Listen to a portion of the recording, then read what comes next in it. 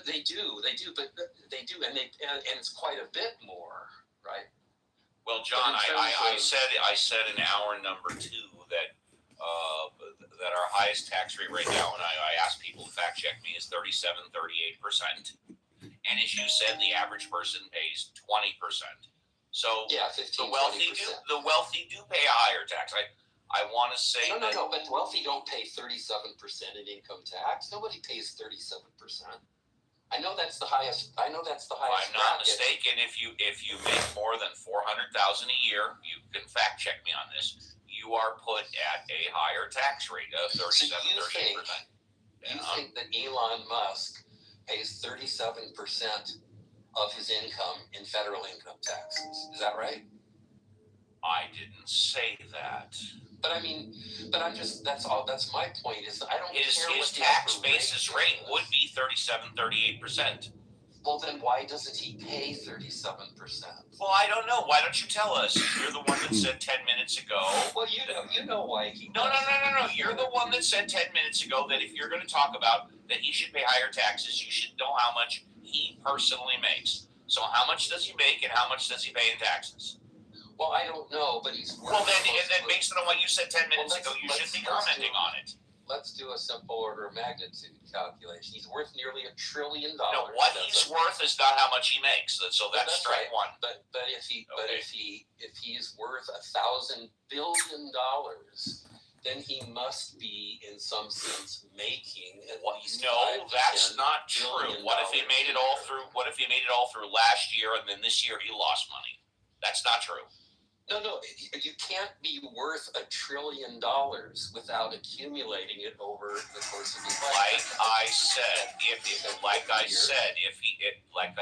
he maybe have made money his entire life through last year and then lost money this year. Isn't that possible? Okay, yes, of course. But if somebody has, let's just make this simple. If somebody has $1,000 billion, $1,000 billion, and they've had about 30 or 40 years to get to that point. By the way, 1,000 billion is a trillion. John knows that's a trillion. That's about what Elon Musk about.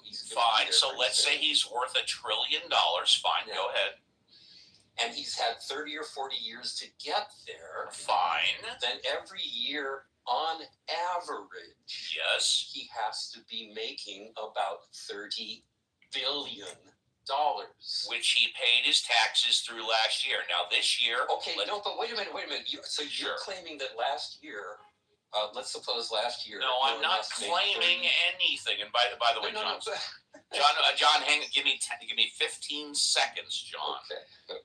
C4T and Jarl, we have not forgotten about you.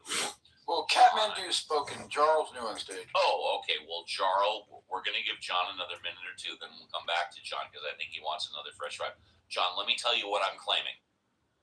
Elon Musk, been in business for, let's just say 30 years, for the hell of it. He's made $1 gazillion and he's worth $1 trillion through today. And let's say every year he's been profitable. But this year, he's lost money. I mean, except for the satellites, and John, you know this, SpaceX has lost money. That being said, so he's made gazillions of dollars for 30 years of his life, and he loses money this year. Go ahead. I think I give up. I think people who I think there are people who understand what I'm trying to say. I understand what you're trying to say. Regardless of how much money he makes in this fiscal year, he's worth $1 trillion, so he should still pay taxes. That's what you're saying. Let me just try this one last thing. If you think that he's subject to 37% taxes, then in order to get to $1 trillion, he has to have made at least $1 trillion. He may have lost some money some years, but he has to make at least $1 trillion through last year, which he's already been taxed for. Okay, fine. So you think that he has already been taxed on $1 trillion? That means that he has already paid $370 billion in federal income taxes. That's nuts. Elon Musk hasn't paid anything close to $370 billion in federal income taxes. Yeah, but you're being somewhat disingenuous, and I'll tell you why. Because you're comparing his net worth to the money he's made, and we said this yesterday. That's fair. That's fair. I give you. We said the following yesterday, that Jeff Bezos purposely capped his annual salary at under $100,000. I think we said $82,000. Now, is he making more than $82,000 a year? Well, of course he is, because of the value of Amazon. He's making hundreds of millions of dollars each year, but it's being put back into Amazon. He's not making it on his personal net worth. And this is where all the loopholes follow. This is why I specifically said 5-10 minutes ago that the Amazon Corporation in the past, what did I say, 5 years, has paid $32 billion in taxes. Is this a fair system? Arguably not. But John, you know how to change the system. Change the tax code. Well, so I will just. I said I was just going to end, but I'll just end. Okay.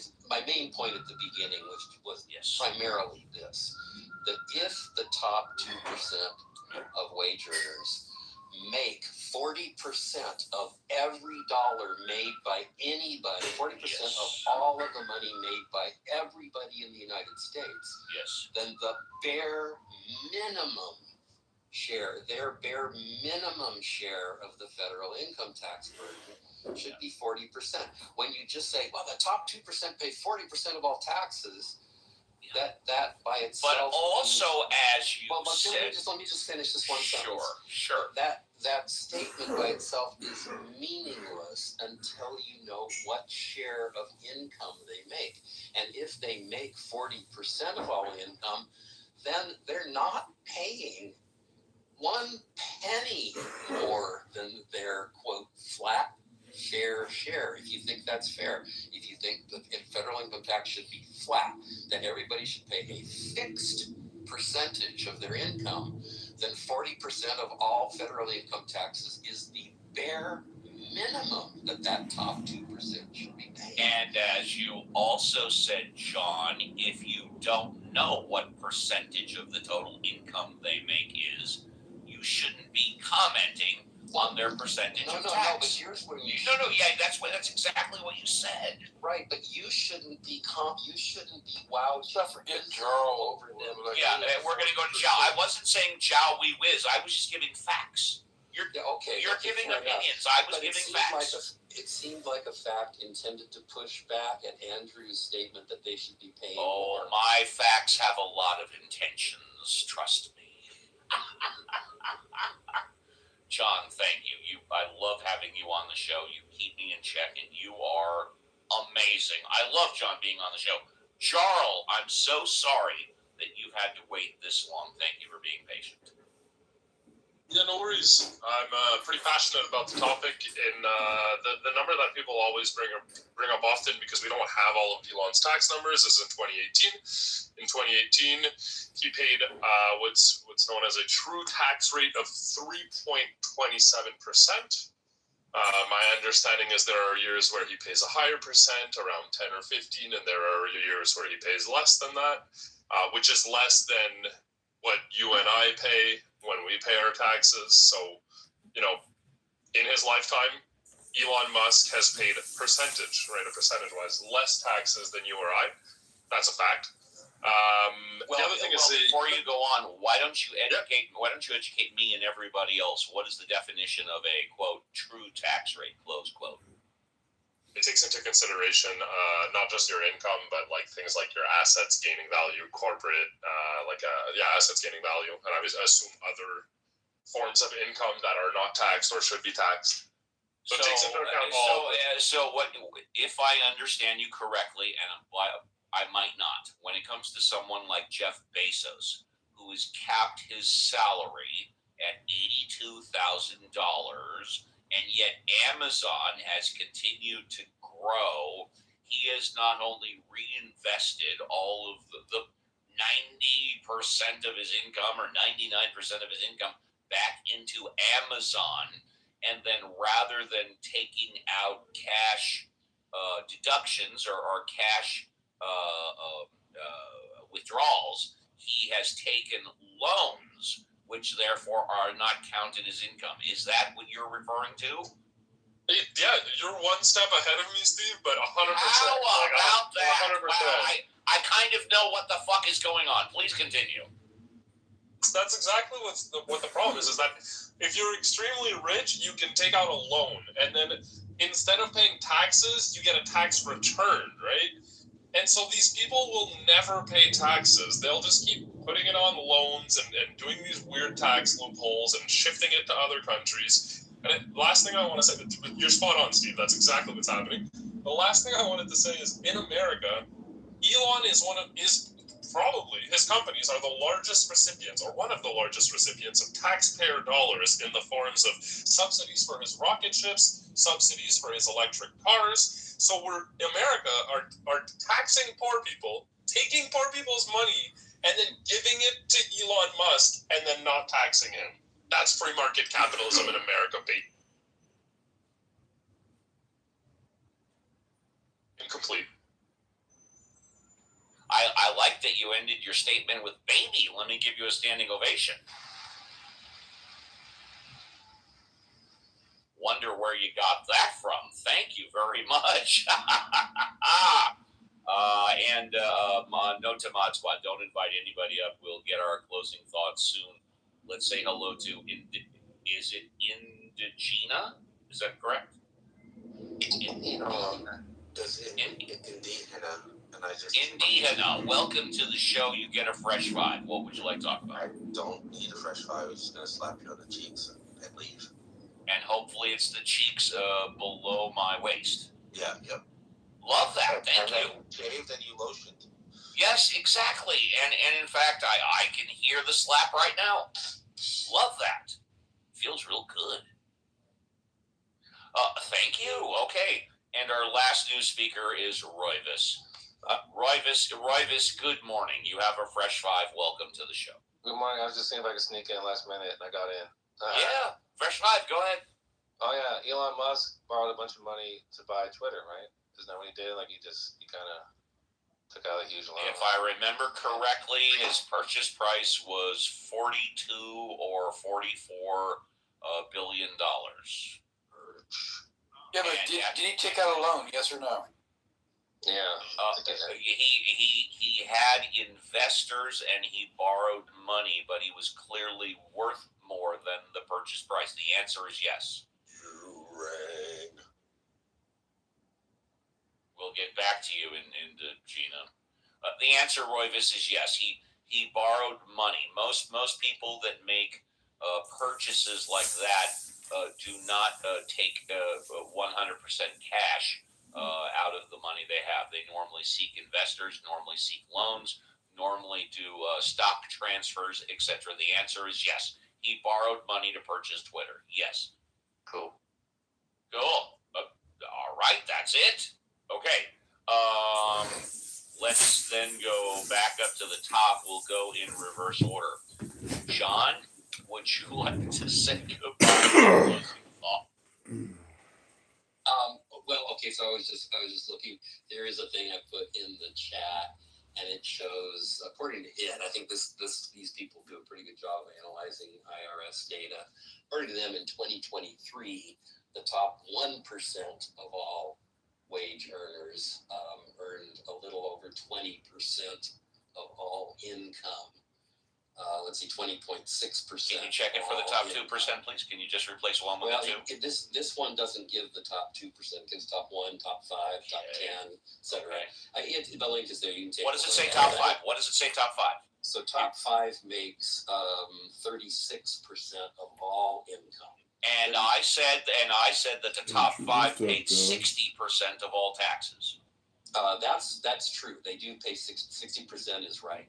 That's so right. They are paying twice as much as they make. They're paying not quite twice as much, but you're right. If they were paying twice as much, they No. Yeah. The way I said it was wrong, but you said that if they're making 30%, they should pay at least 30%, and in Right. this case, they are.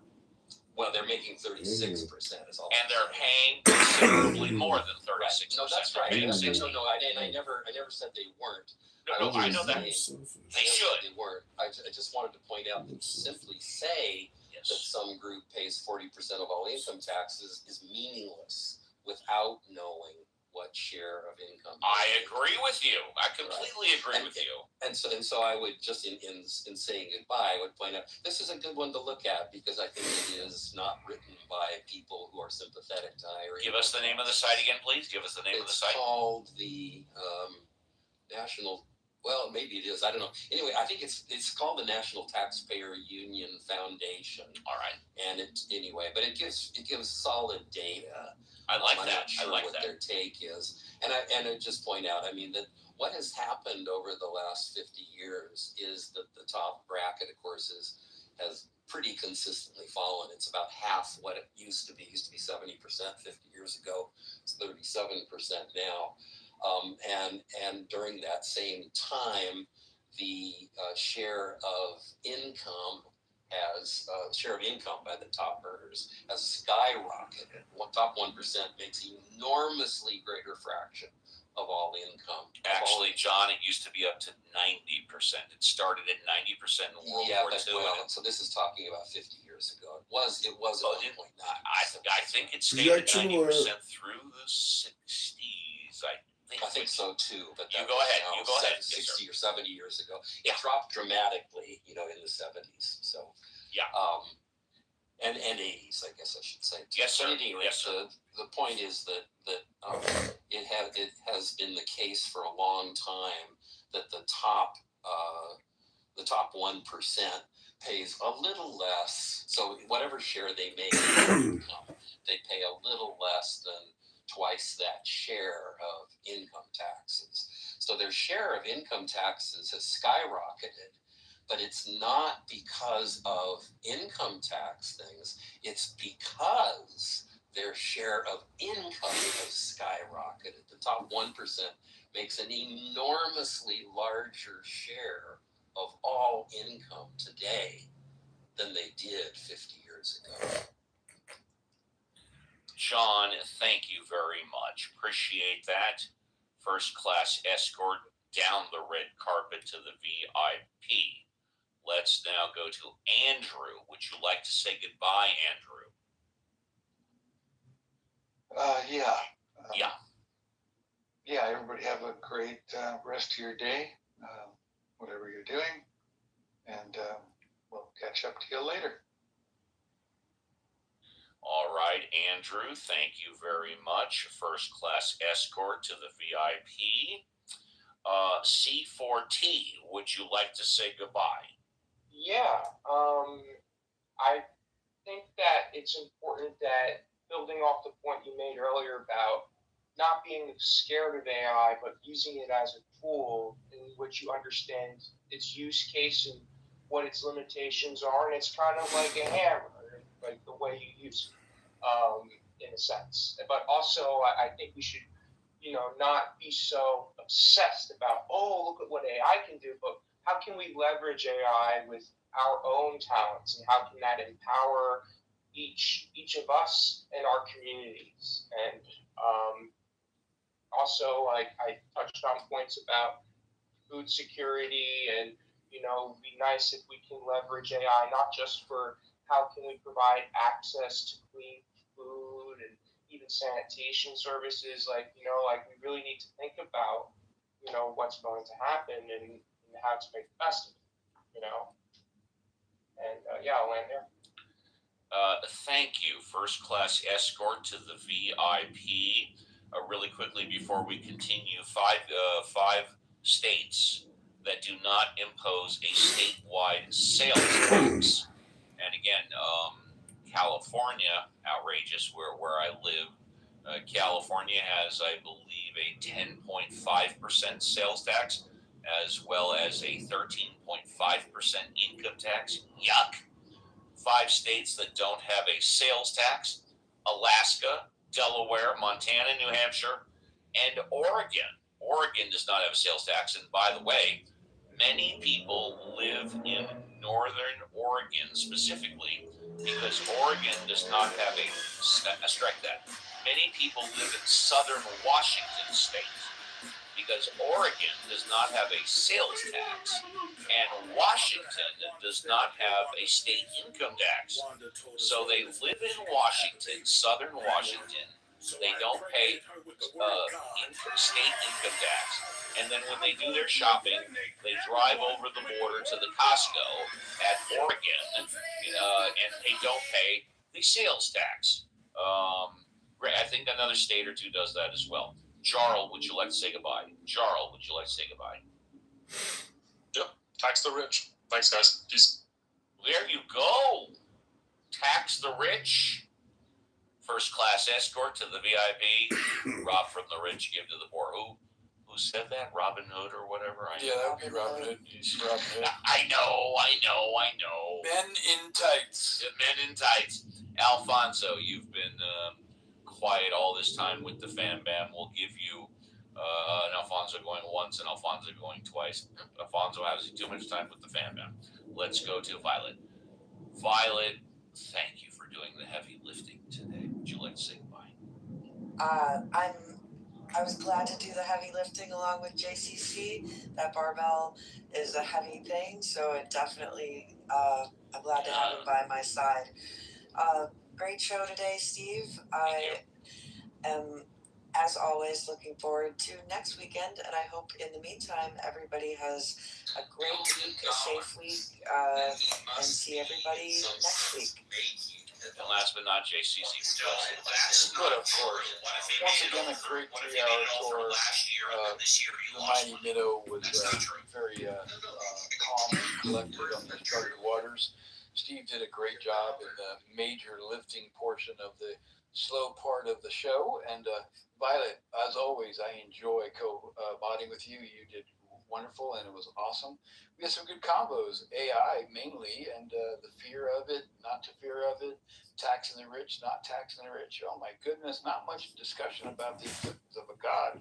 But anyway, it was a great room, great show, and wish everybody a great rest of your Sunday, and looking forward to next weekend's shows. So, to all, happy trails to again. Thank you very much. And with that, we are done on behalf of the Mod Squad. We wish you and your family a great remainder of your weekend, and we will see you back next week on Saturday. Another edition of Ask Uncle Steve with the Mod Squad, and on Sunday, Ask the Atheist with the Mod Squad. Take care, everybody. Today's show was amazing. There's nothing left to be said except be careful.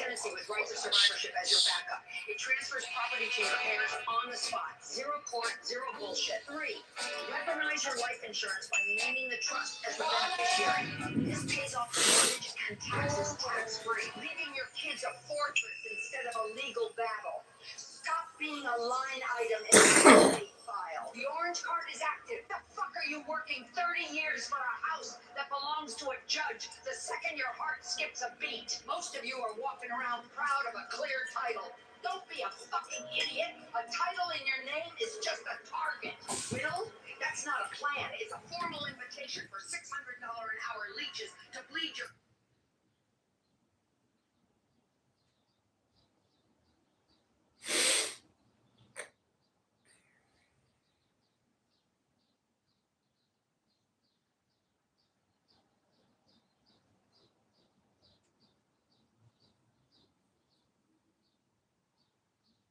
Ayn Rand.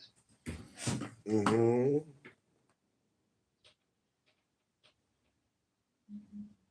Him dying happens like immediately after, like neither text is ruling out that he said other things after this.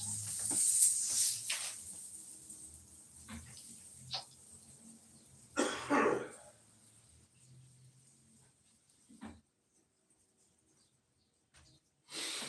getting Sasanova down memories.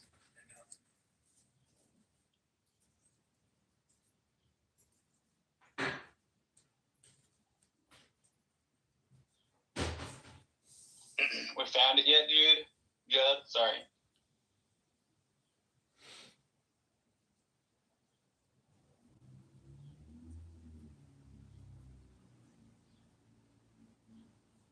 guess we'll take that as a no. I guess so. I mean, look, I know it's not that. Dude, I told you I'm typing. Just relax a second. It's really fucking hard to do with the little button. Oh my goodness. Okay. We've had like 3 conversations in which you're supposed to be typing this out. Like what are you typing that's taking so long? The contradiction. You know, if he's typing in the chat, it is really hard to like unmic while he's doing it. The little button doesn't do it.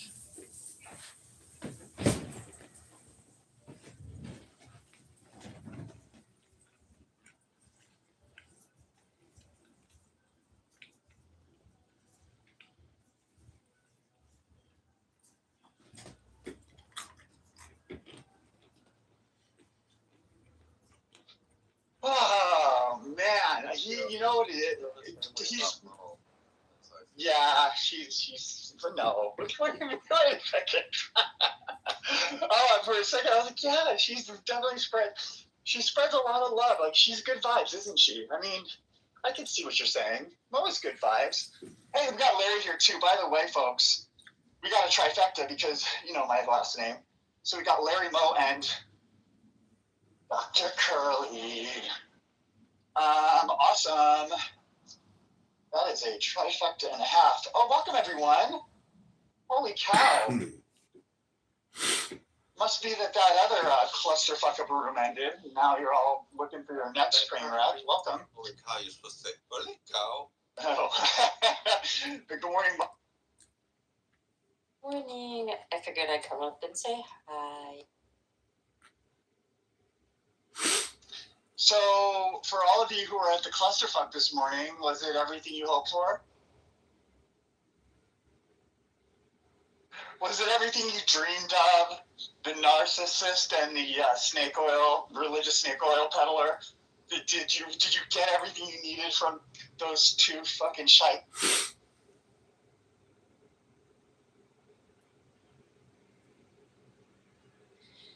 Hey, one thing I was thinking when you said about like wanting to control everybody, I was just thinking how when he goes, okay, unmute right now, unmute, like doesn't give the other mods a second. I'm just like, yeah. I'm like, damn. I'm like, it's like you have to be like at a drop of a dime. You have to be right there. You don't even know what it's like behind the scenes. You don't even know. I'm telling you, because I did this. I was helping him out for like half a year. That's all I lasted was half a year, and I was punished 2 times with like severe consequences for going against the whatever. And then the 3rd time, as I was trying to explain to him how to fix something that he asked for a solution for, I got booted permanently. And I feel really proud that it took me like 6 months to basically just be I couldn't conform. I didn't want to conform. I refused to conform. And it didn't work out for us. But along the way, I discovered that his right-hand man is a full-on liar about his degree. And, that he's kind of like a controlling narcissist. So, it's like, live and learn. Good riddance, right? Good riddance. No, I feel like, weirdly, I sound resentful, but actually at this point, I don't even think about it. I'm much more, I am much more solid in my interpretation of what happened now. Initially, I was like, God, what did I do? This is ridiculous. I was really grinding on that one. But then after a while, you're just like, who fucking cares, man? Hang out with these people in real life. I keep a much better, my circle of trust in real life. They're people that I can count on, who I care about me. You know what I mean? I don't like to have people in my life who try to throw their toxic snot all over me. So people can suck about their dicks. I'm serious too.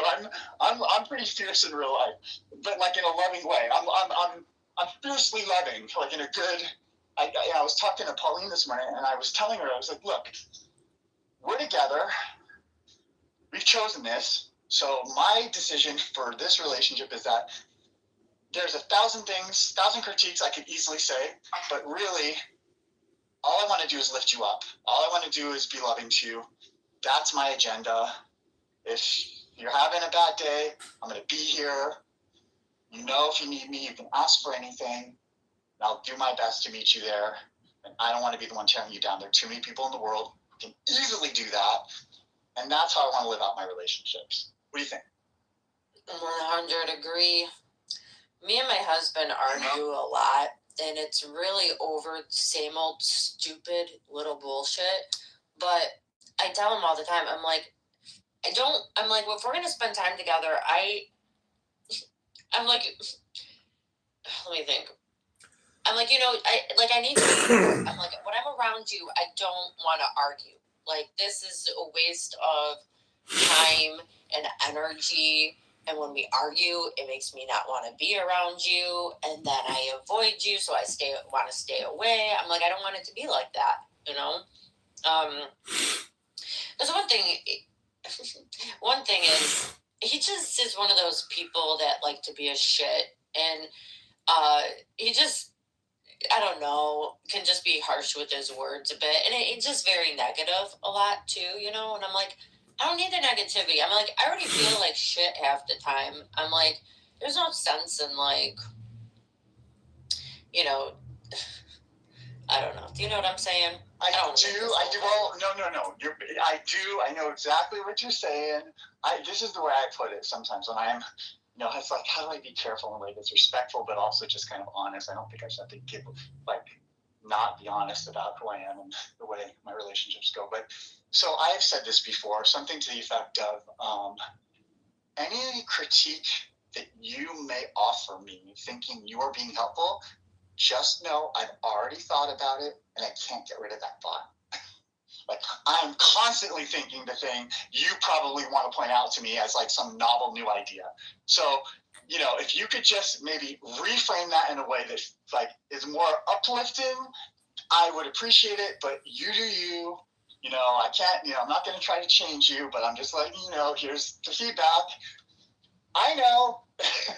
Also, I do not consent to this interaction if it's going to remain in like you being critical and me having to just sit here and receive this nonsense that I'm already aware of.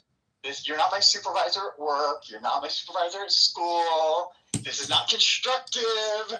This is not helpful. This just hurts. So would you like to continue, or would you like to maybe change directions? What do you think? I think that's great. I mean, it's like, if the approach isn't working the way, then try a different approach, right? Right. And then other times it's just everything feels so light and wonderful, and it just feels like you don't have to sort of be explicit and remind people of all that stuff. But I don't know. Why make it any easier for people who want to just like shit on your day? Why make it any easier for them to have access to you? I think most of us are pretty solid grounded. We know we're decent people. We know we're imperfect. We're not trying to make people feel bad. And there's some people that are, as they say, hurting, and therefore they hurt other people. But it's not for you. You're not their messiah. You're not their therapist. You're not even their friend if it's Clubhouse. You're just a voice. And it's like, I really think I need to give you time in my world if that's what you're here to do. It's like that crazy person that came in yesterday. We gave him his minute of fame with us. I don't know if you were here, Mo, for that guy who was from, where your neighborhood was or whatever, and he was hanging out for a bit. And then the second I was like, the second I mentioned I was a Freemason, oh my God, it's like we triggered his QAnon crazy. He just went fucking nuts and started saying all this crazy shit. And then I was like, I took the pro approach where I was like, okay, let's just see how deep this rabbit hole goes. So I didn't kick him. I just listened. There were a lot of very rational, intelligent people in the room, so they fully handled him just fine. But eventually, it was just like, now this is all we're talking about. So then I booted him. You know, it's kind of like that. Do you remember that guy? Yeah, but I had to leave, so I wasn't here during all that. He went off the deep end. He went like way off the deep end. It was really, it was funny, but I also don't really get a whole lot of pleasure out of the like I'm smarter than you kind of vibes, or we're smart and you're not, so you can't be here. I'm not kind of into that vibe either, which is why I can't hang out in some of those other rooms that even some of our friends hang out in, because I'm not into the like, you know, we're secretly just making fun of you, even though it sounds like we're curious about your life vibes.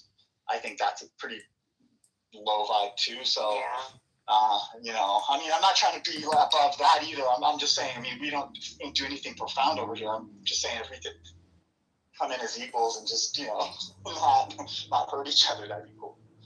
I think that's a success.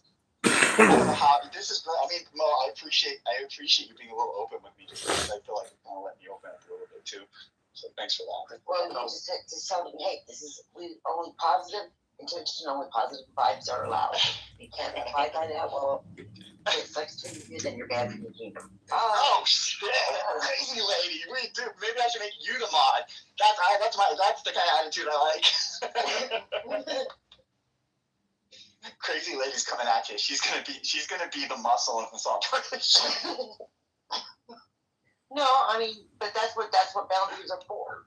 You know. Yeah. These are the rules of and for those that don't understand that, these are the rules of engagement. Yeah. You cannot abide by these rules. Well, then check it out. I'm not giving energy. You know. It's tough sometimes. You know what's tough is when you really care about someone and things just start to twizzle off the deep end. You're just like, oh man. I know, I love you, James, and it's twizzling off. Yeah, that word I don't know where that word came from, twizzle. It just felt like the right thing to say. Twizzlers and fizzles. Hey, I love so hey. Mo is reciprocal. She's good. Reciprocal, that's a good word. Reciprocal, that's the kind of relationship I think is a good, you want to build reciprocal. As long as the reciprocal isn't, the dirty, toxic, yeah. Right. Hey, you guys are just voices in my head, okay? So, and I love that. Yeah. I want to welcome the Anon here. We love our Anons. The more Anons, the better. Come on. If you're on stage, you have a plus, you can just Anon up. It's like a great way to show us that you care. Well, it means they're a paid user, so more paid users in here, the more value we have to the app. You don't have to be a Anon. But it's safe. Yeah.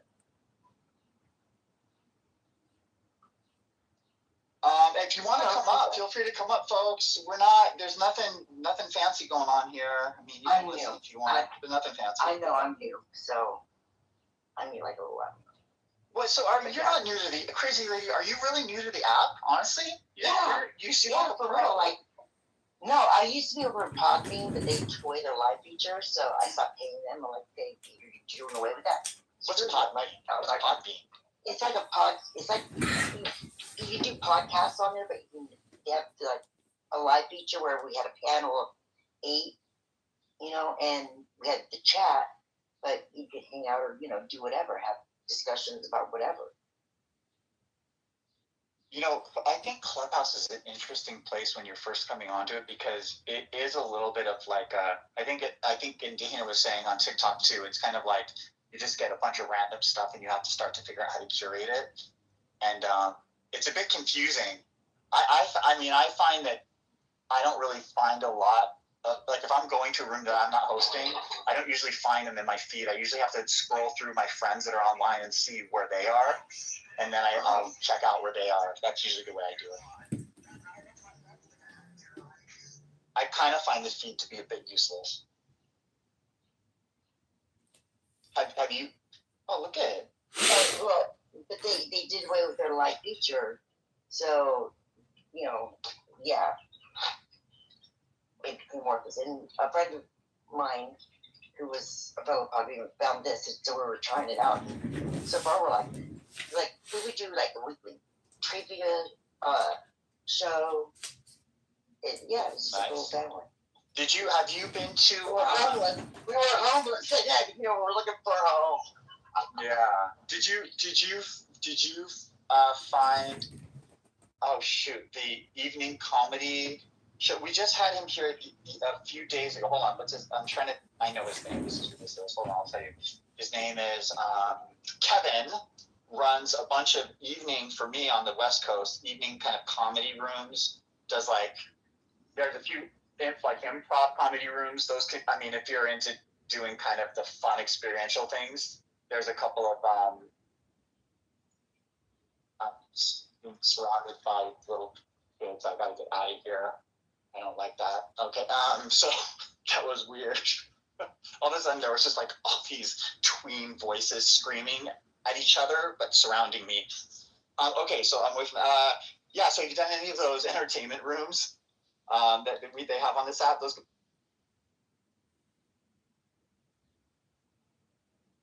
I don't know. I found a music show that where they revisit they choose different decades and stuff. Nice. Oh yeah, that's what's her faces. That Mo was hosting that room up until just like this week, right? What room? Sorry, I was distracted. Music room. What? Oh yeah. Yeah, with Friday nights. It's it's Coalition. You did that, right? Yeah, I did that. Well, I didn't do this past week because Brandy Carlisle's here, and they're just a lot of women that are needy. Oh, that think they're better. Hey John, you like that photo that you have on your profile right now was one of the ones where I was still trying to get the thing to do what you asked for, and it kind of merged her outfit with the disco outfit, so it left her with the fanny pack, which I thought was kind of funny. I didn't even notice that. It's funny. There's one picture. The one picture where it gave me a blonde page boy. It is the best capture of what she actually looked like. Right, because I fed it. You're exactly, because here's the thing: either you get it in the first try or two, or it's kind of like back to the drawing board. So by the time you were saying that's not quite right, fine tune it, it lost the plot, and that's when it gave you her hair. Yeah, I've seen that too. You tell it things, and you have to be so specific. You just have to be so ridiculously specific that it's just not possible. You just have to say, look, forget everything. Let's start over, right? Also, it left beanie on her. Yeah. Your beard and hair there looks like George Carlin or something. Well, the beard, actually, that's not the best. The best picture of me was the first one. The first one he gave was kind of amazing. I still don't quite understand. What did you feed it to get? Was it just that picture of me as a 20-year-old? Is that all you fed? Are you saying the first one I gave you yesterday was the first one? You sent me yesterday. Okay. Really captured, except for the beard being too long. It really captured what I looked like at the time. I was surprised. Hold on. Let me see. I'm trying to remember which one that was. The first one was just you, right? Yeah. The beard was a little long. So, for that one, basically what I said was something to the effect of, make my friend be dancing in a really sharp disco outfit circa 1978 with Saturday Night Fever vibes at Studio 54. I said something like that, and it just did the rest. So I put it in my PTR. I was astonished at how well it captured what I looked like, except for the fact that the beard is just, I never had a beard, and there's actually probably, my hair wasn't quite that neat. It was frizzier and everything, but the beard was the main thing. The face, though, I didn't know how it had gotten the face so accurately, because I didn't think you had anything that, would give it that, except for that picture of me, that grainy picture of me, head on. If that's what you fed it, it did an amazing job of... Right, that's the only thing I fed it. That's amazing. Yeah. So, sometimes I notice if there he is back. Oh, look at him, now he's showing his muscles. He wants the attention back on him. No, because the thing that you built for me with this Chinese sequence disco suit, I was a big chubby guy, so I chose the muscular brain. Okay, so are you asking me to make one for you? Because I'm going to do it now that you've basically given me fodder. I can make my own. Thank you. Yeah, but Good though. I like that. of all the people on Clubhouse, you're the one person that just basically violates people's consent around doing things like this. So I think I'm not going to wait for your case. Now we're in a war of sorts of PTR pictures. I think you started the war sometime ago. Oh, you want to play that way, eh? Look at 1, 2, 3, 4. I declare thumb war. Look at my PTR, George Carlin's face. It looks so much like John. Yeah. Yes. Totally. Yeah, there's that resemblance. Girl, you know which. And it gets even better when he loses his hair later on. That's Yeah. we're kind of twins that way. The question is, I am a type with the bald head and the beard. It is a type. There's a lot of people who have that. the question is, can John sing like a Bee Gee? That's the question. Yeah, True. because it does. A couple of them really do look like a Gibb brother. One of the Gibb brothers. The original photo though does look a bit more like a cult leader, in my opinion. I think it's got more of those like Helter Skelter vibes. Totally. It's like the quasi Jesus. It's the quasi psychedelic Jesus look. Yeah. Come get love bombed with all the like 10 women that are just outside of the photo. But that was the thing. I was constantly in those days. I simply never got a haircut. That's as long as my hair got before it would fall out, and it was always frizzy like that.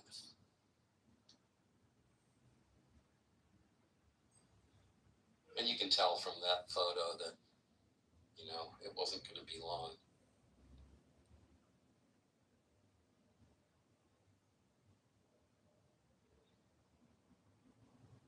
Well, hey, I just wanted to say that I'm new here, but I just looked at the name on your house for Castellas. It's so funny. Like I went to the description. It's so funny. Whoever came up with it, I believe, was it you, Dr. James? Yeah. It's so funny. Yeah. Welcome. Yeah, I mean the name alone, but when you read the description, it's just like a real cult kind of vibes. It's so funny. Yeah. Hopefully it's not really a cult. I mean, at least that wasn't the intent. The intent was just a little bit of silliness, a little playfulness. The cult stuff comes from the Masonic vibes, I think. Oh, right. Well, yeah, okay, that's true. But whatever, it's fine. Don't worry. No one's gonna try to induct you into anything. No one's gonna keep you. I'm really happy to be inducted into such an interesting cult. It's so funny. Yeah, well, I mean, basically the idea is if you're late, you're on time. And I don't know how. I've tried to do I've actually built out like a whole coffee table book out of it. Not that it's really a book that's being sold, but more just like in my personal notes, just having fun. And one of the things was I built up all these degrees, and I tried to have something be serious at the end of it, but I realized that was not possible. So there's pretty much nothing serious. But anyway, it's so funny, and I just wanted to come up and just say it out loud, and you're so creative, and I love it, and I just added you. Thanks, Mary. Thank you. That's nice. See, this is why I'm really reconsidering my block list. I mean, the fact that there are still new people like Mary that we've just met that have made it through my block list means I haven't blocked every single person on Clubhouse yet, so that's good. I also blocked people, and I asked my friend not to mod me. It's just, oh my god, it's so funny. I'm glad that I'm not on your block list. Yeah. That is a warning, though, Mary. Oh my god, shots fired.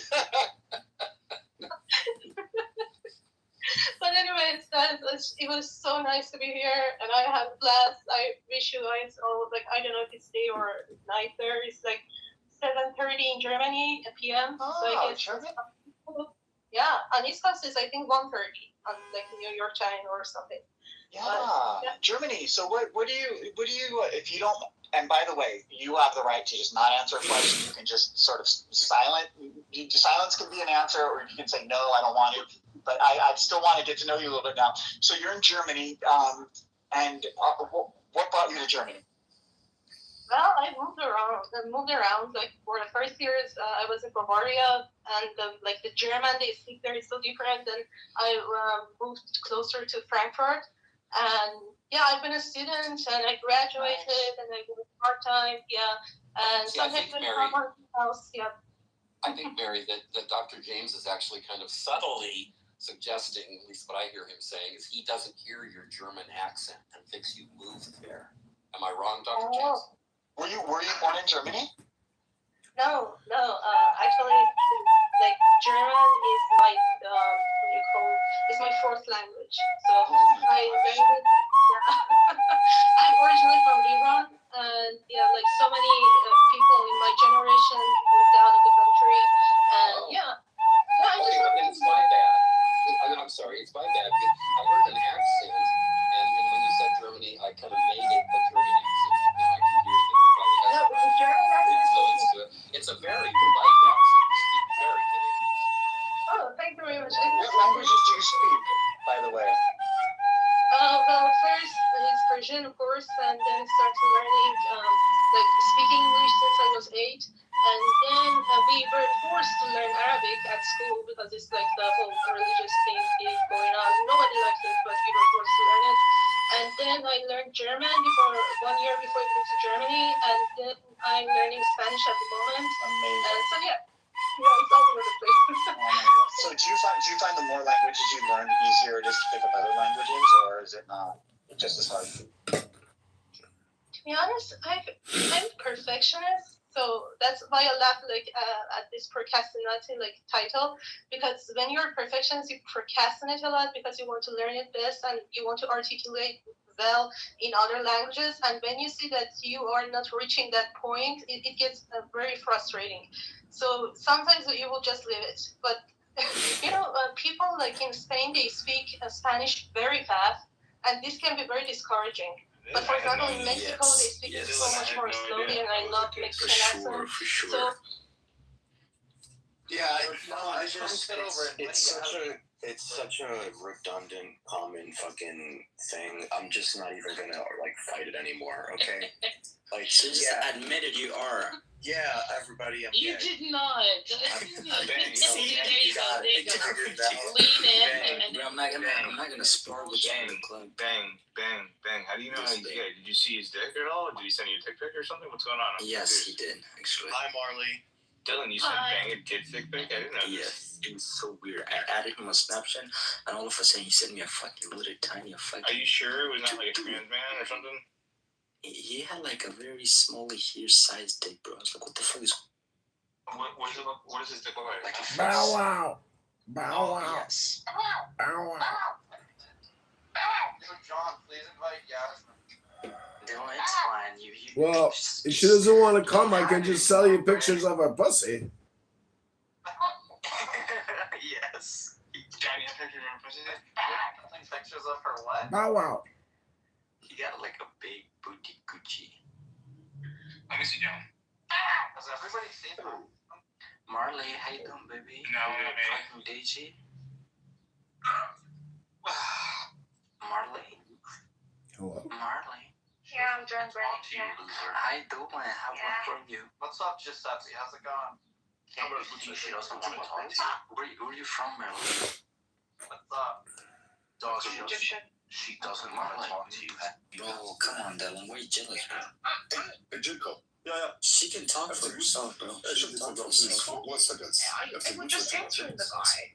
Yeah, exactly, Dylan. What's your problem, man? I'm trying to have a conversation with a beautiful DG girl. Look at her. She's cute. Are you jealous? She's not interested. You're not interested in Marilyn? I just answered his question. Exactly. I'm not trying like to rob her or just to catnip. What the fuck is going on here with you, Dylan? Just you better just because it doesn't let me talk with a beautiful girl. Merely follow me, please. It's because he's the one who's gay. Because he's Bro,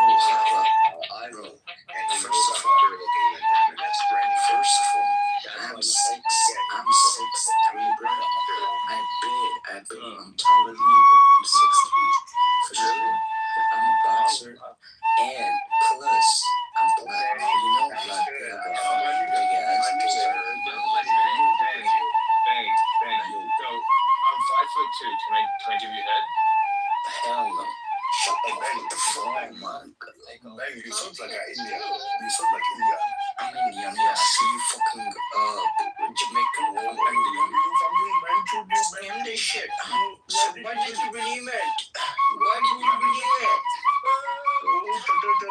Alright, anyways, Merle, hey, I'm 5'2". Merle. Who are you? Okay, Merle, sorry. I'm over you, Merle.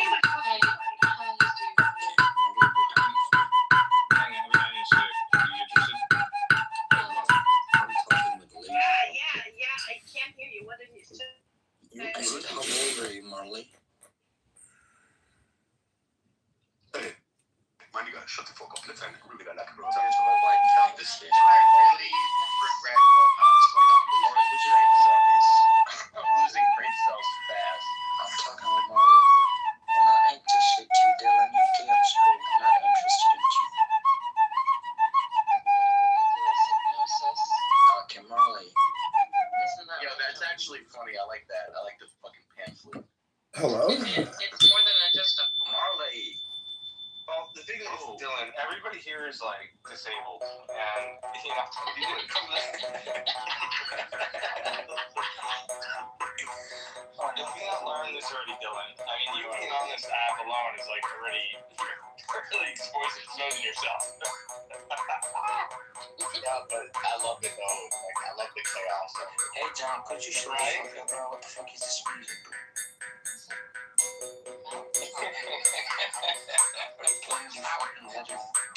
That's the funny thing is that legitimately like people are fucked in the head.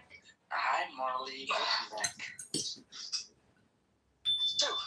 In the land of the disabled and the mentally R-word, I am king. Please don't upset Marley. Bow wow. Marley is not upset. She's Bow wow. Like, Dylan, nobody asked you a question, bro. Do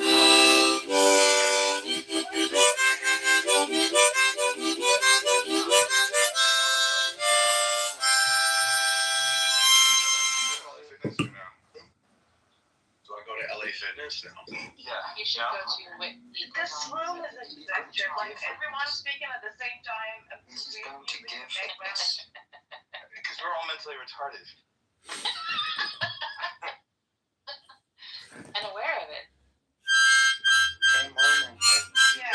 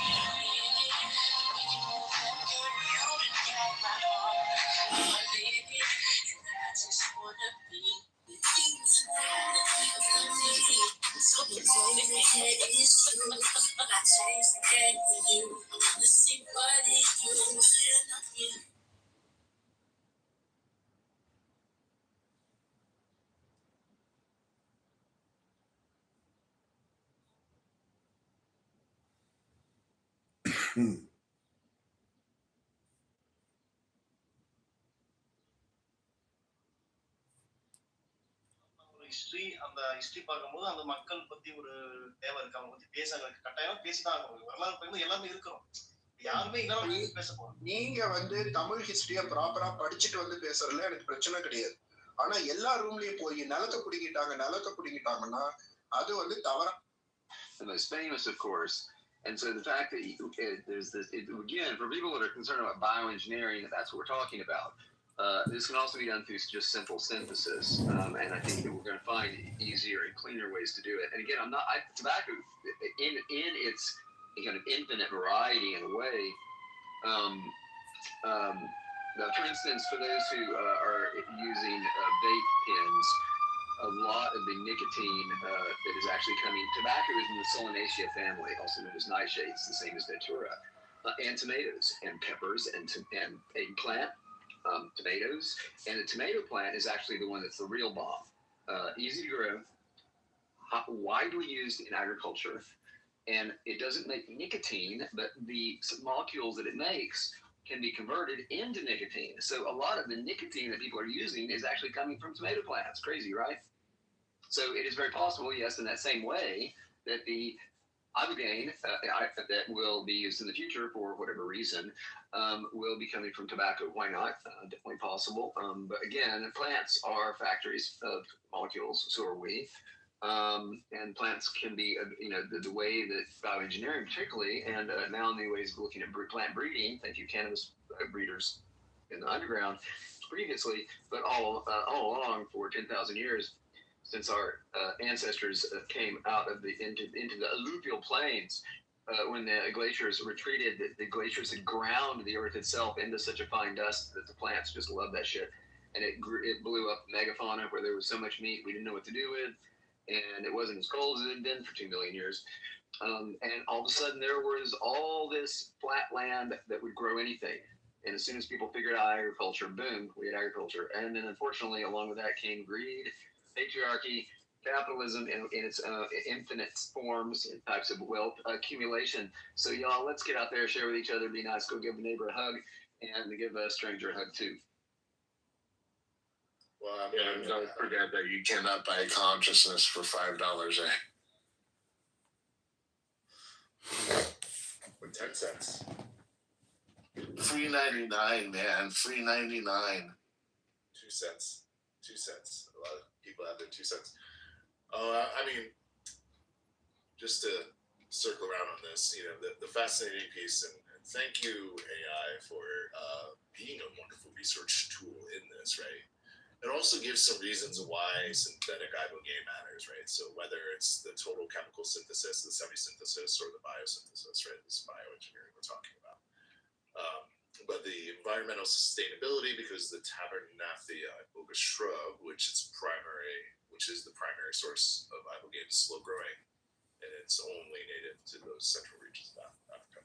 I still believe in the power of the plant medicine. So Gabon, the primary producer of this, has created a big export market for it. So I hope that they can continue to create and harvest sustainably there. I hope that that while they've been harvesting it, and now they're realizing that they need to. And I can't remember my poor brain thinking of all the different things I saw, but I remember watching a documentary about a guy that went to Gabon and was brought to an iboga field, and it was just thousands of acres of iboga plants, in this one field where it was. So it will be fascinating to see that, but I hope that the sustainable plant medicine and proper preparation and harvesting is still accepted. I hope that when we talk a lot about laws, and we talk about research, and even this byline that there's an ibogaine shortage, and when we dive into it, we look at no, there's not an ibogaine shortage. There's just not enough people doing the chemistry and agriculture behind it to actually make it readily available. So all those chemists out there, geez, you're in a decriminalized zone. This is a natural substance, so it falls under those decriminalized methodologies. Start making it, and let's get it out there. There's got to be some different ways with the correct chemical building blocks, as stated by the PTR. You know where you are. Hanging out. We got Michael James up on top, hanging out with the Michael family in the Hate Street Shroom Shop. Another beautiful day in the Bay. I'm gonna have to say hey pretty soon, because I gotta get outside. It's just gonna be a beautiful day outside for a look around. I heard it was raining a couple days ago, so I'm just gonna get mushrooms before it turns. And then we'll if anybody has anything else, things they want to say hello. We appreciate you, yo.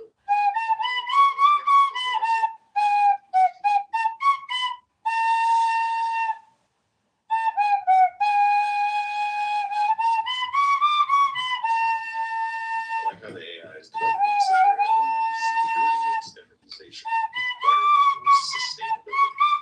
They're all important factors when it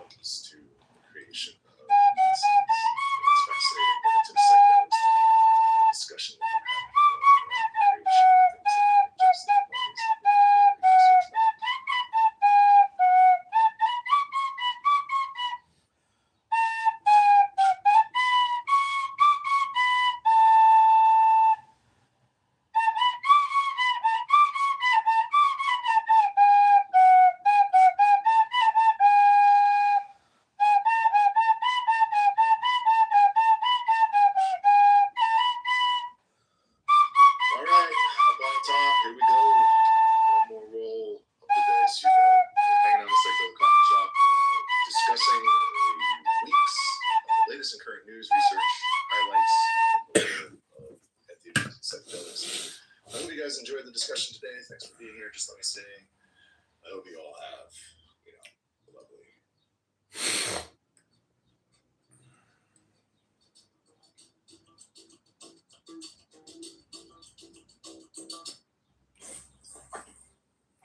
Whatever, man. I just say I express my feelings to you.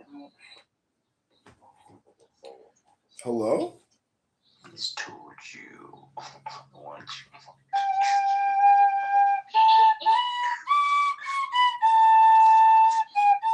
But you know what you mean, little bit. You know how That's his favorite song. Hey, John, can you send me and stop, please? More than stop. He doesn't know how to play the flute. Playing with the flute report right now. Johnny's leading us to get food. Yeah, that's what it's like. Jinx. John, I can teach you to be blowing, not blowing as a blowing, like blowing my the dick. flute much better. Mm-hmm. I'm not talking to you, I'm speaking to John. All right. John, Which do you know the John? rules? Which John? There's a John therapy. The John that's playing with the recorder flute. Who's interrupting? Wait a minute. Could you put your second foot, Marley? You cute. Oh my god. Second picture. Shit. Man, he's going on. Please stop him, babe. John, I'm gonna beat your ass up. Stop that. Jacob, can you remember this motherfucker? No. Bro, he's annoying. Fuck. See, everybody's leaving.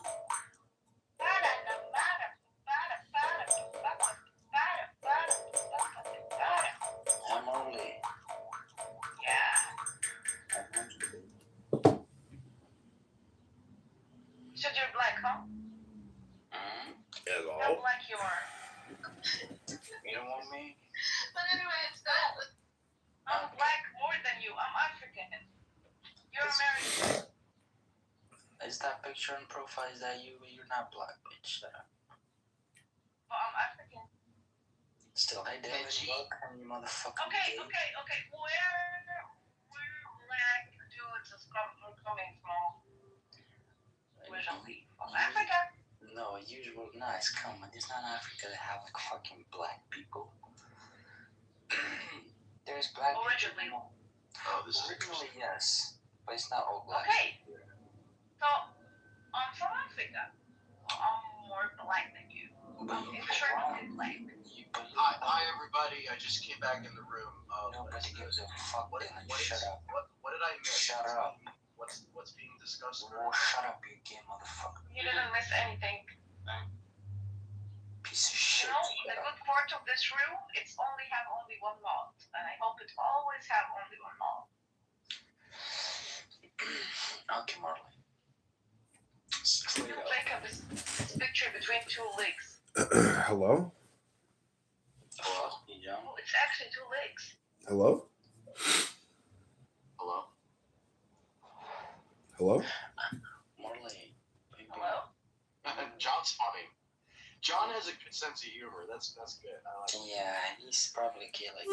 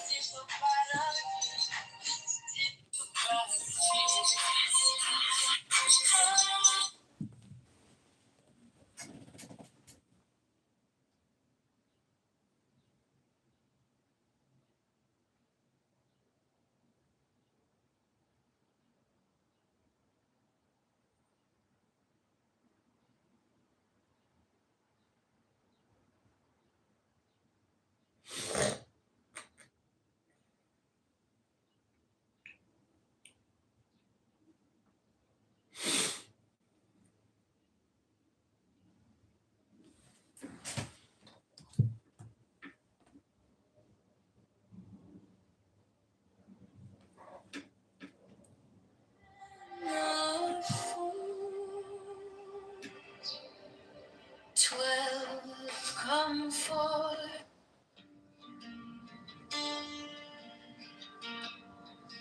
Now ye shall know that the chosen priest, the axle of infinite space, is the prince, priest, the beast,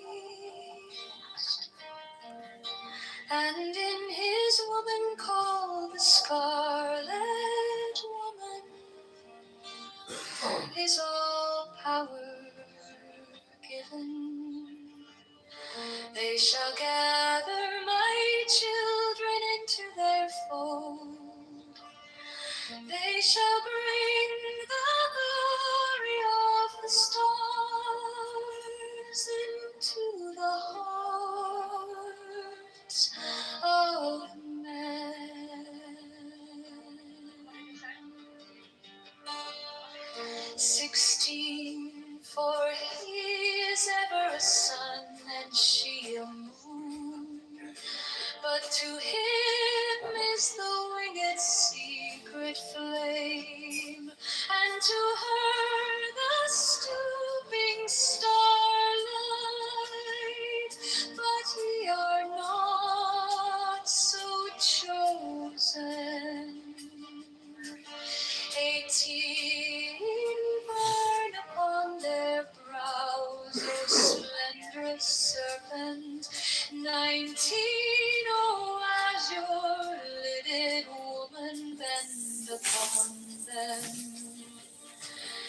20, the key of the rituals is in the secret word which I have given unto him.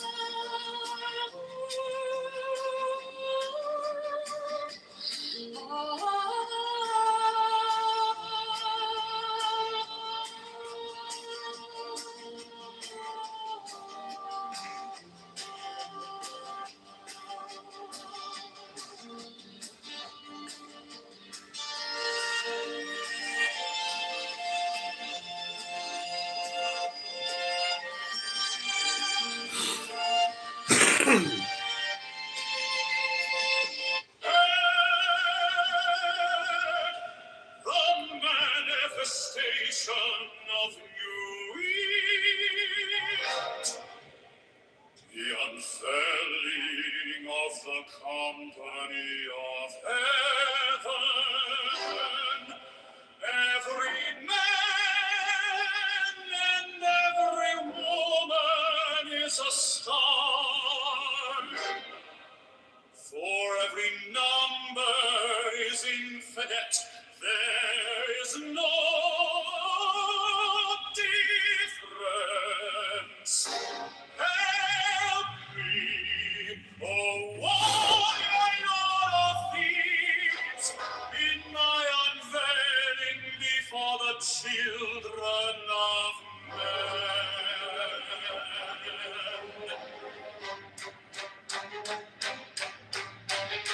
6 feet deep, my secret center, my heart and my tongue. 7, behold, it is revealed, my Iris, the minister of poor Parchment. 8, the couch is in the cool, not the cool in the couch. Because I feel like the reason why it is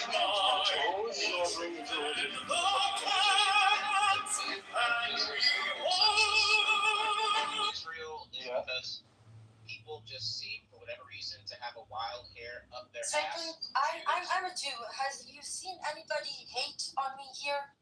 Seriously, in the past hour that you said. No, I'm not talking about people in this room. I'm just saying generally. But you don't think that the Islamophobia and the xenophobia also makes it easier to watch people that are Arab and Muslim being killed overseas is just like a consequence when we saw white people being killed in the Ukraine and everybody lost their fucking shit. So the same can be said the other way around. Your argument is mute. I think that anti-Semitism has a much longer history than Islamophobia. No, sorry, but anti-Semitism. Hold on. Sorry, guys. Well, anti-Semitism started in Europe. We didn't start it, okay? So this anti-Semitism problem that you have it in the U.S. Solve it for yourself, okay? Solve it there in Texas, New York, wherever the fuck you want to solve it. Just go there, fix it there. Now, regarding what's happening in the Middle East, it's not anti-Semitism, okay? What are you talking about? Islam is anti-Semitic. Have you read the Charter of Muhammad in 660? The Charter of Medina? It's anti-Semitic. One dumb fuck at a time. Okay, so our fight is not with Israel, just to be clear. Like, if we, Palestinian, we have to take care of Israel, I don't know, within 70 years, we could take care of our fight with America. Like, literally, our fight with the dog and the master. So, you're part of the fucking problem. I don't care if you want to call it anti-Semitism. We got to a state where we Let me hit my projection bell. You are the problem. You're the problem. Because you're supporting You're projecting that you're the problem. You're the problem. You. That's you projecting. Take your medicine. Yeah, keep projecting. Keep accusing other people of being the problem while you are simultaneously the problem. Can I remove him from the room? Yes. All right, I'll be back in Anonymous. See you all soon. Bye-bye.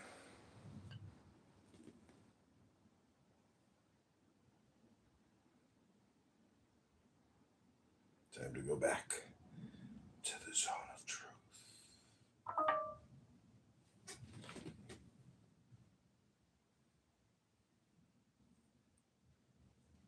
We're the Palestinian people, and the Republicans are. I don't want your fucking sympathy, man. Sorry. We don't want it. Wait, we don't?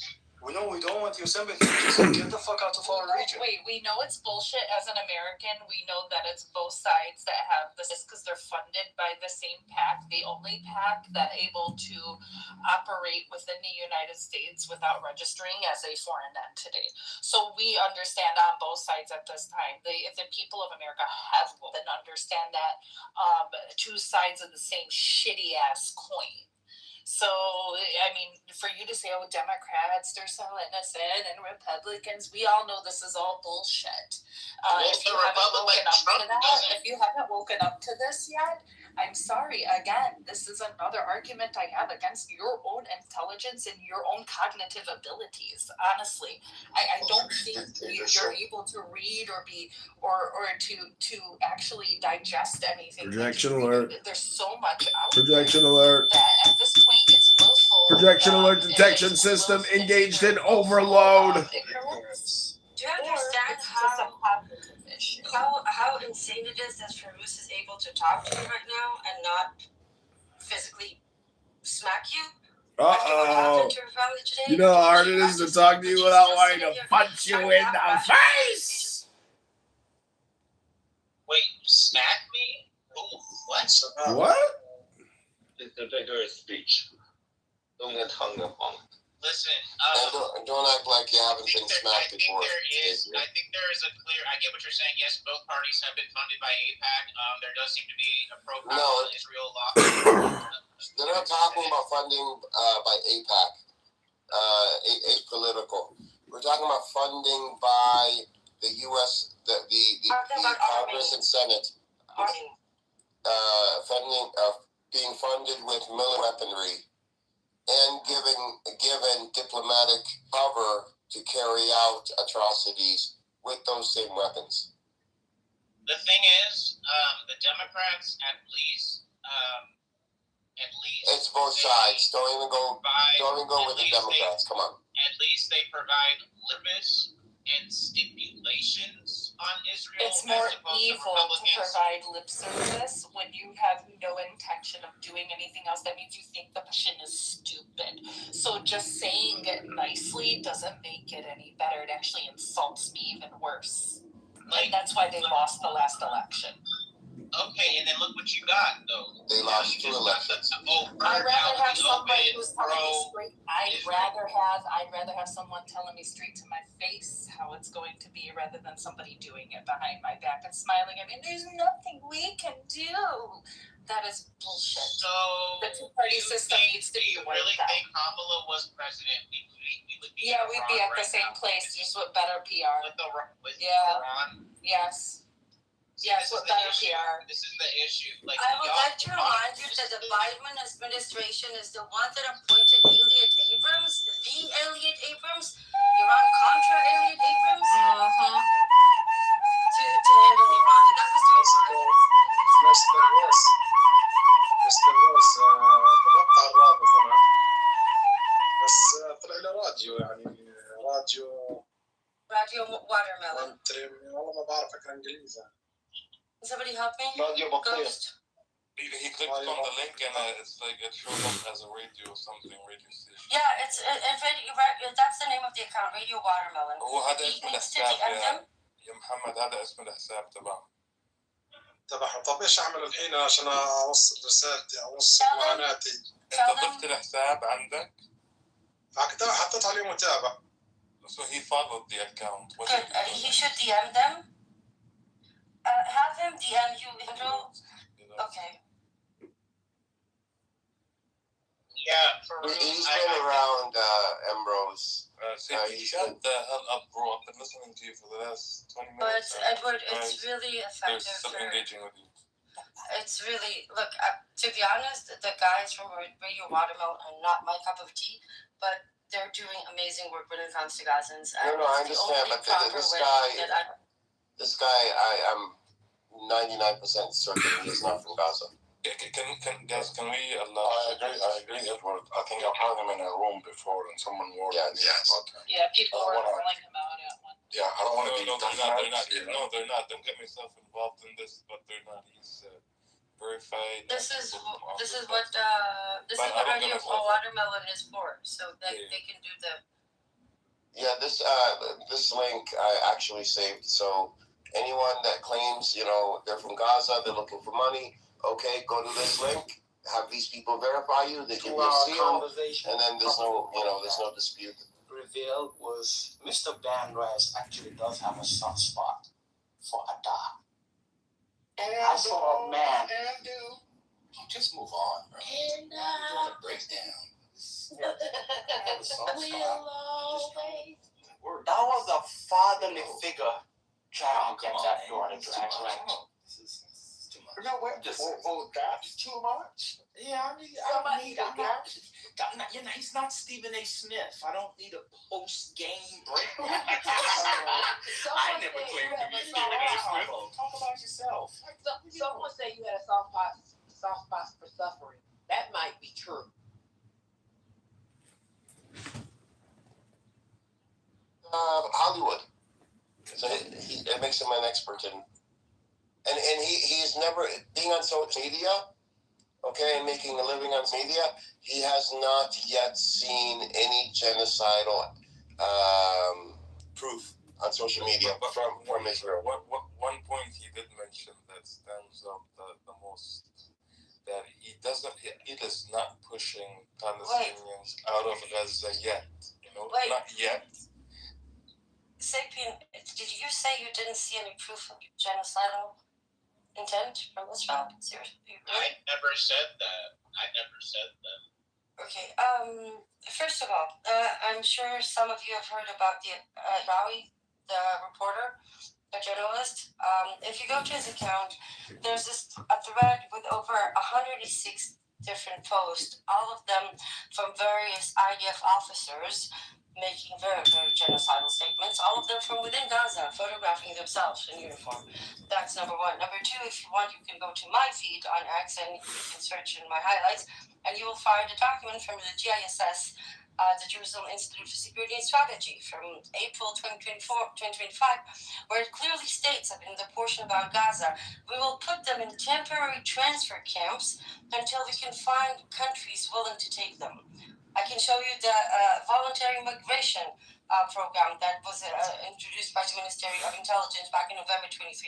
There is absolutely no lack of evidence. None. And I can show you testimonies by IDF soldiers, by high-ranking officers. I can show you former prime ministers and former IDF chiefs of Israel that are saying that was Israel is doing his ethnical cleansing. So there's lack of proof. You're just not eager to. Yeah, I never said that, and I have actually seen those quotes that do give me pause from the Israeli officials. They've said Sapien, I'm glad you have a little pause. I'm talking about people like Bogi Alon and Ehud Olmert, staunch Zionists, both of them former IDF chiefs, one of them the former prime minister, both of them calling, unfortunately, only what's happening in North Gaza and the West Bank ethnical cleansing. Yes, they didn't go as far as genocide, but when it comes to expelling Palestinians from their land, this is good enough, even though just for this specific argument. But yeah, Bogi Alon, for one, Ehud Olmert just last week. I can give you more. Ani Ayalon. Sapien, like, you haven't been here for a while. You're still a Jahash, bro. Like, what's going on? What? What is a Jahash? Like a very good person. Like, you haven't changed. You're still that good person. You know, Ghost, your sarcasm is not very appreciated. Why? To me, I don't appreciate your sarcasm. You asked me what does Jahash mean. You asked me what does Jahash answering. Listen, Ghost, whatever. But anyway, Farouz left. I was just gonna say that, you know, there is a difference between the two parties, and I think this whole reductive of I'd rather be told to my face as opposed to you saying something behind my back, I think that's like very short-sighted. I think that often in politics you have to vote for the lesser of two evils, and you can't get everything that you want. And I think that's one of my big beefs with like the Palestinians is that they seem to not, if they don't get every single thing that they want, like they just paint everybody as like Zionists. What do Palestinians want? What do they want? They literally they want a one-state solution. They want to abolish basically the state of Israel as it is. They want to go back to the homes that they were expelled in. They want the right of return. I mean, that's kind of like a non-starter. So what's wrong? What's wrong with asking for that? You literally said they want to go back. What's wrong with it? It's not realistic. Wait. You said they want to go back to the homes that they were expelled from. They want a one-state solution. They want their lands. What's wrong with asking for something? What's wrong with it is that Israel is never going to agree to that.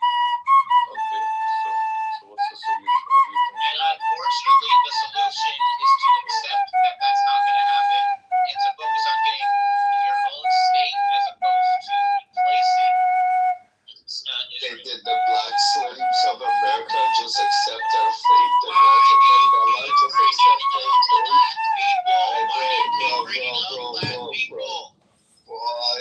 Look, the point is that it may look hopeless right now, but people are not going to give up on their lands. This has been proven in history over and over again. Freedoms cost lives. And when there's a tyrant in town, when there's an occupier in town, people will stand up and fight at any cost and every right to do so. So what do you think the Lebanese people should do, Sapien? Get Hezbollah up out of their shit. What about the Syrian? Syria needs to get all the Hezbollah, all the terrorist people, all the people that are trying to attack Israel. They need to disavow them and push them out and just not allow them to be there. They're not in Syria. They're not in Syria. Syria a long time ago. What about the Egyptian, Sapien? The Egyptians have signed a peace treaty with Israel. They're cool. I mean, on paper they are, but I mean, they kind of do a little underhanded things, like allow certain things to go through their tunnels and stuff. What about Iran? What about Iran? Egypt? I just want to say on the Egypt front, that peace treaty is not an actual peace treaty. It's a bribery. Egyptian military gets something like $3.5 billion a year in order to keep that peace treaty. So it's a bribery situation. And that's America's paying for money. Yeah. Weapons and monies. Yeah, it's like, again, I don't know what to tell you guys. Like, I don't know. Like, I don't know. You guys want everything. And that's really the problem, Sapien, that you don't know. And you should learn. We're just kind of at a loss at this point, because it's just sort of like, You're at a loss. you want everything, and you don't get everything you want, then it's the moment you lost the sexuality of yours, you're at a complete loss. You have no clue what the hell you're talking about. Okay. To be honest with you, Mr. Sapien. So Iran has made Lebanon a focal point. It sounds like for movement to happen with Iran, with the U.S., Iran has made Lebanon one of their red lines. And I think this is why Israel is going all out in Lebanon now.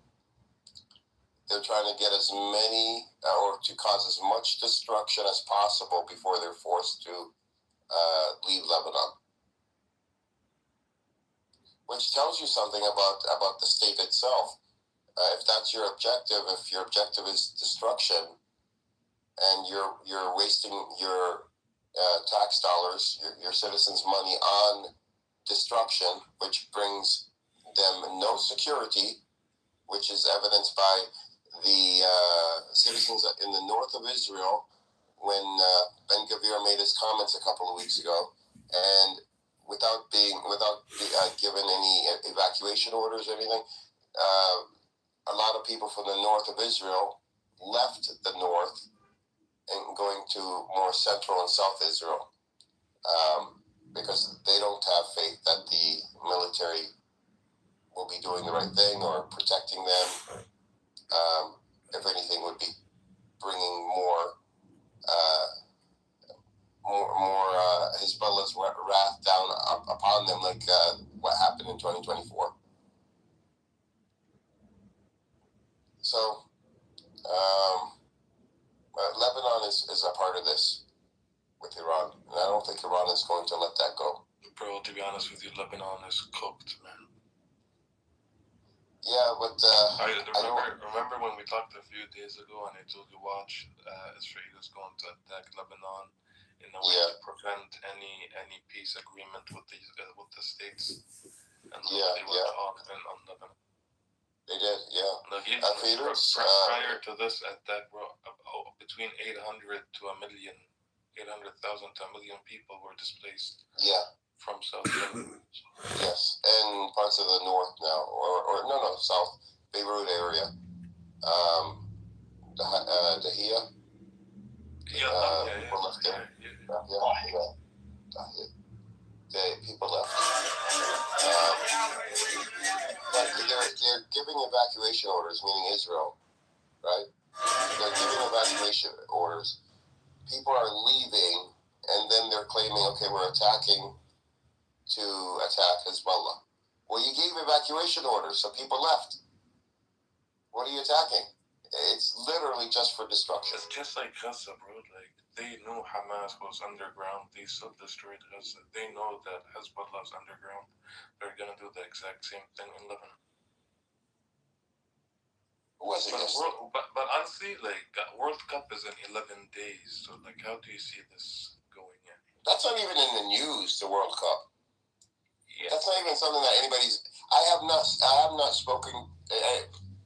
You telling me it's in 11 days is the first time I found out that it's in 11 days. Yeah, but the only reason I'm saying this is because it's happening on your side. It's happening on the U.S. I know.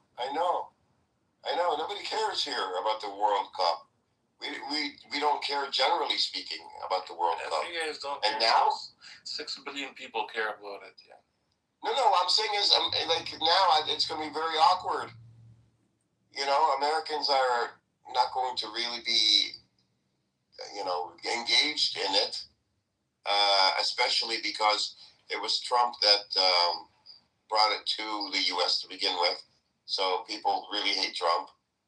A lot of people will just boycott it for that reason alone. But there's a lot of people boycotting it because of what's happened,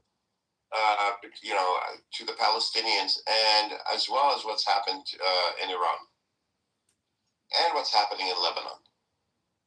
Because Israel's involved. I think Mexico said, what did they say? I think they said, Mexico says that if the U.S. is not hosting the Iranian, yes, they are willing to.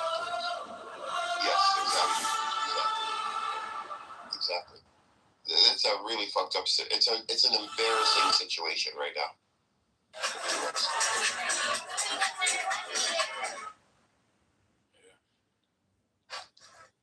I mean, what do you know? Rose, I have a question.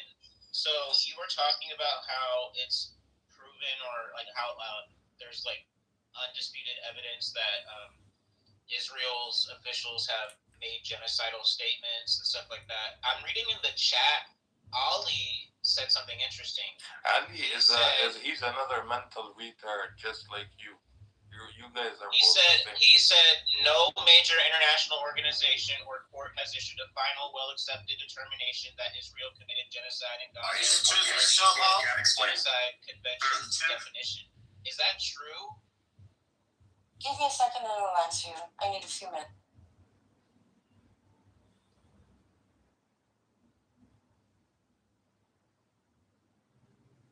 Even if that's true, that doesn't negate the genocidal comments. Well, the case is still going on.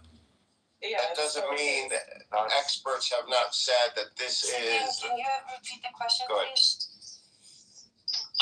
So Ali said something very interesting in the chat. He said, no major international organization or court has issued a final, well-accepted determination that Israel committed genocide in Gaza under the UN Genocide Convention's definition. There's no legal ruling, but there's an independent UN committee that found Israel guilty of 4 different counts from the genocide definition. I have a list of 58 Jewish/Israeli lawyers and human rights lawyers and academics, researchers of Holocaust and genocide, all calling it a genocide. You have Amnesty, Humanity for Children's Rights, Physicians for Human Rights, B'Tselem, and more, all of them calling it as genocide. Do you want all the reports, or just one is enough? Oh, I was just asking you what you thought of this comment. I mean, I believe you, but I was just wanting to hear your thoughts about. You misunderstood him. Sounds like you were trying to school her and you got schooled, so we're back. I was not trying to school her. I was just asking for her. You were, yeah. Well, you all know what you were trying to do. Take a better the question. intelligence of the room. Actually, Favors, the one who is schooled is the Ali down there. Maybe he can come and talk for himself. Yeah. You know, Ali also said something else that was interesting in the chat as well. He said there were never a group of people called Palestinians. It was an area called Palestine resided by Arabs, some Jews and Christian. The term Palestinian people is a new made-up term. Okay. That's not even worth respecting with an answer, seriously. It doesn't matter what the people that are indigenous call themselves. We can call ourselves Martians. It doesn't change the legal status. Before Adam says he likes poodles. Poodles? No, I step on poodles. It doesn't matter what those humans it doesn't call matter. themselves. They still existed there. They belong. They have been here for centuries. And actually, there's a museum of Palestinian artifacts and historical documentation. It's in a Palestinian community called In Hod, right above Tentura. If you ever visit Israel, I recommend you go there. There's some beautiful tattoos that you can see all the way back to, I think it's 1700. So yeah, they were here, bitch. And Rose is such a classy girl. She always ends up her finishes her sentences of a bitch. Like if you're asking what do I like, I'm trying to be vulgar, and it's not my strong suit. So don't mock. Bitch is Hebrew for period. You know, just put a period at the end of her sentence. I hear you, Emrose, but one thing I do notice is like when the conflict was happening, and even like before, like in the 20s, 30s, and 40s, when like in the newspapers they would describe the conflict, they never referred to the Arabs as Palestinians. They just used the term Because everybody Arabs. there was Palestinian. Everybody was there. That's also true. That's a good point. Yeah. Well, there were the publications at the time. I think. But for reasons, right? Even Golden Mayer had a passport Palestinian. Yes. Exactly. And there were newspapers that were called Palestinian, whatever the exact name. I mean, have to say. But do you know what else? But for a second, do you know what else the newspapers really loved to quote the Zionists on? They really loved to call themselves colonizers. They were like super proud of it because colonization was all the rage. So everywhere you see Zionists reporting in the papers, it's all about colonizing, right? So do you want to talk about was it the papers back then? That was all the rage. It was super cool to colonize. Yeah, I was gonna. To be fair, the oldest reference to like Palestine is Herodotus, I believe, one of the oldest. And he called them Syrians. He said the Syrians in Palestine. Syria meant something different back then. It meant Palestinian. No, Syria. Well, Syria referred to the whole area. As Syria. I'm joking. Not Assyria, Syria. Yeah, but like As Syria, I said, not Assyria. I said as Syria. Yeah, Assyria, exactly. Yeah. So like the people who were there were even the Lebanese are Syrian. Yes, exactly. All right, we have Syrian supremacy. Listen, I am 100%, 100%, and I know it's going to be a not popular opinion, and one that I share with Bani Adam because I am an Arabist, that we should go back to all being Syrian. Of course, keep our own identities, but we should all unite under Syria because it would give us more strength. One great country at a time. That's the thing, is like the whole region, because it's not working out, this little independence shit. Okay, stronger together. Of course. Does this Syria have Can you name a period in history in which Palestine was prosperous but Syria was not, or vice versa? Oh my God, is this a Syrian? It wasn't Syria, it was Damascus. Okay, this is officially a Syrian supremacy space. Yes.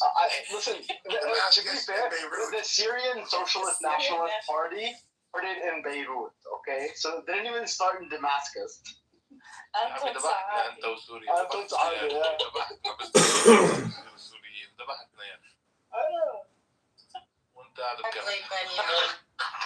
It does sort of seem though that like the term Palestinian kind of started to come on the scene around the 1960s. No, that's not true. We've always called the Philistines. No, that's not true. 1960s is when the Palestinians collectively became a national movement. But look how interesting is this? Like everybody from the Middle East sitting on this panel, the only person creating strife and division is the American. And we're literally telling you the word Palestinian has been around. We've used it for a very long time. But he knows better, don't you know that? I was just reading what Ali put in the chat. Bro, you just shut the fuck up for 59 seconds. We have already debunked Ali so much. Why are you using our already debunked? Debunked. We have debunked it way too many damn times for you to be using it. Why are people like Kleindlach in this homosexual sapien, whatever the freaking? Why are these people even being allowed on stage?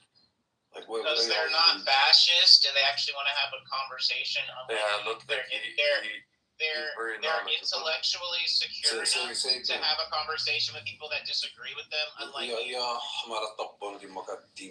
come to Amsterdam, we'll have an intellectual. Come. We do instant threatening violence again. Who said threatening violence? Oh please. When did I even say I'm gonna break I your don't face? want him to come to Amsterdam. I just want him to leave the region. Can you just get the fuck out of the Middle East? Come to Amsterdam.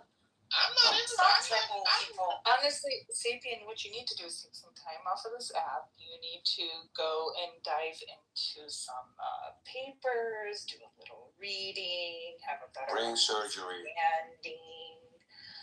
If you're having cognitive issues, I help with that, and really guide you into. I'm starting to how love do Fruit it. Loses trolling. I can do like a whole teach you the whole SARS method, in order to analyze and see what the biases might be on papers, how to at different pieces of information. I mean, if you really want to come and have a more well-rounded idea of what the region is like, because like I've told you before, it's a very complex situation, and it takes more complexity to understand the different moving parts and historical context. I know it's complicated, but also it's not. Like, if you remove the human interest in it, then you know what I mean. It's just isn't it just basic? It's basic equality, justice, freedom, humanity. Isn't it that simple at the end of the day? For some people on rolls, it's completely understand that why. Just notice the bitch never said the word law once. None of these people ever talk about the law. No such thing as the law, because they know that you'll be accused of violating the law. Don't talk to me about the law. Don't talk to me about the law. Maybe I would be hurt less. Well, if you're a goyim, it's okay for that to happen to you. I know, but at the end of the day, you can talk about resistance. Goyims. Resistance is. We're not going to get too religious. But that. It's not a religion. Yes, it is. Yeah, that's a little. We're not trying to do that. Is it religious though? Yes. Does religion say that we, as in the Torah? Well, you can look via Islam or Christianity, and you can find some very problematic. That's actually not true. I was about to say. And every Okay. religion. No, yeah. Islam. That's not true. If you're interpreting it a certain way, yes. I mean, we can't do it on our own. Like, you can just read the book and say. What striking your wives means. Striking means it's, from my understanding, it's withholding from them affection, right?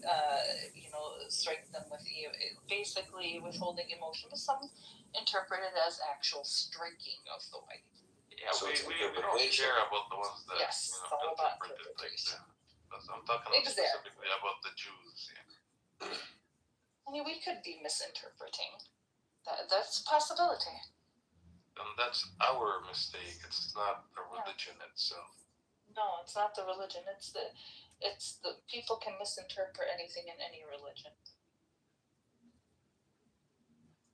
Yeah, I'm sorry, Sapien, for interrupting your lovely conversation. Sorry. Can we go back to unboxing and makeup stuff? Go ahead, Tess. Unboxing and makeup stuff, you said? Yeah, that's what he does on YouTube. What do you unbox on YouTube, Sapien? Is it the same? Do you go to the store and get something and then unbox it and then return it? Did he leave? Edward, I've never done an unboxing video, but bro, shut the fuck up. I'm talking. you go back to meowing. You go back to meowing. Retard Zionists. You Zionists don't learn how to have manners, bro? You support the IRGC and you're lecturing. Shut the fuck up. Fuck the IRGC, bro. Fuck the Zionists. Fuck the IRGC. And fuck you, bro. Hey, Sapien, fuck you, okay? Specifically you. Edward, don't you get annoyed when this motherfucker talks to you? Who is Sapien? Yeah, this Zionist bitch-ass nigger. Oh, whoa. No, none of that. You're not allowed to do that, Bob. What is wrong with you? You go from meowing to racial slurs? Bro, this guy... No, you can't. You have to apologize. If you want to stay in here, you apologize to him for calling him that name. Alright, apologize. Alright. Apologize. So I use others as human shields. to interact with him. So we have Ambrose and Feiruz and Ghost. Betty Adam. You use me as human shield? Bro, what? No, listen, Sapien, I've known for a couple of years. He purposely does not want to learn anything, and he comes into these spaces just to be able to tell us, to make little snide comments towards Palestinians or Muslims or brown people in general, because he wants to feed into his own racist ideologies. Okay, so don't you get annoyed when he does this? I'm racist. You are racist, Sapien. We have the recording. And John Kitover right now is recording you, by the way. Just FYI. Sorry. Hey, Sapien, really quick question. Has Israel... Has Israel ever returned the 200 tons of enriched uranium that they stole off the boat? I don't know what you're talking about. Perhaps you should I'm ask. talking about your Sharmuta mother. Oh, I'm muted. My bad. Did Israel ever return the 200 tons of enriched uranium? Operation Plumbat. Maybe you should ask Meatlock about that. I feel like he knows more about I what's should going ask on who? in Who did you say I should ask? I didn't misheard you. Meatlock. He probably knows more about that than I do. I don't know. Meatlock, is that? Who's Meatlock? Why don't you look into there's something I don't understand about this guy, okay? Like, I do understand some Zionists, they are just born in Israel and just want to be Zionist, okay? This guy, I don't know what is his objective. And after Edward said he's been here in this platform for so many years and still does not want to accept the truth, that makes me more like, come on, bro. What's wrong? What is the truth that I need to accept? Like, I don't know I feel like I know what you guys want me to believe. I just don't. How do you mean what we agree want with you to everything believe? that you said. Why do you support baby killers? That's what we want to know. Yeah, why do you support? They're not baby killers. They're not baby Well, killers. If you kill 3,000 babies, that's a blood libel. Listen to me. If you killed more than 3,000 babies that never reached the age of 1, let alone the babies that all died after the age of 1 before reaching the age of 2, how would you call that? If you killed more than 100, I think you're purposely what do you using mean that purposely? as like to mask your own antipathy towards Jewish people. But you're not Jewish. You're from Poland. I know. What? You're from Poland or something. Like I'm not from Dude, Poland. I'm not Sapien, Jewish. you keep saying Jewish. Because that's what this really is about. This is really what it boils down.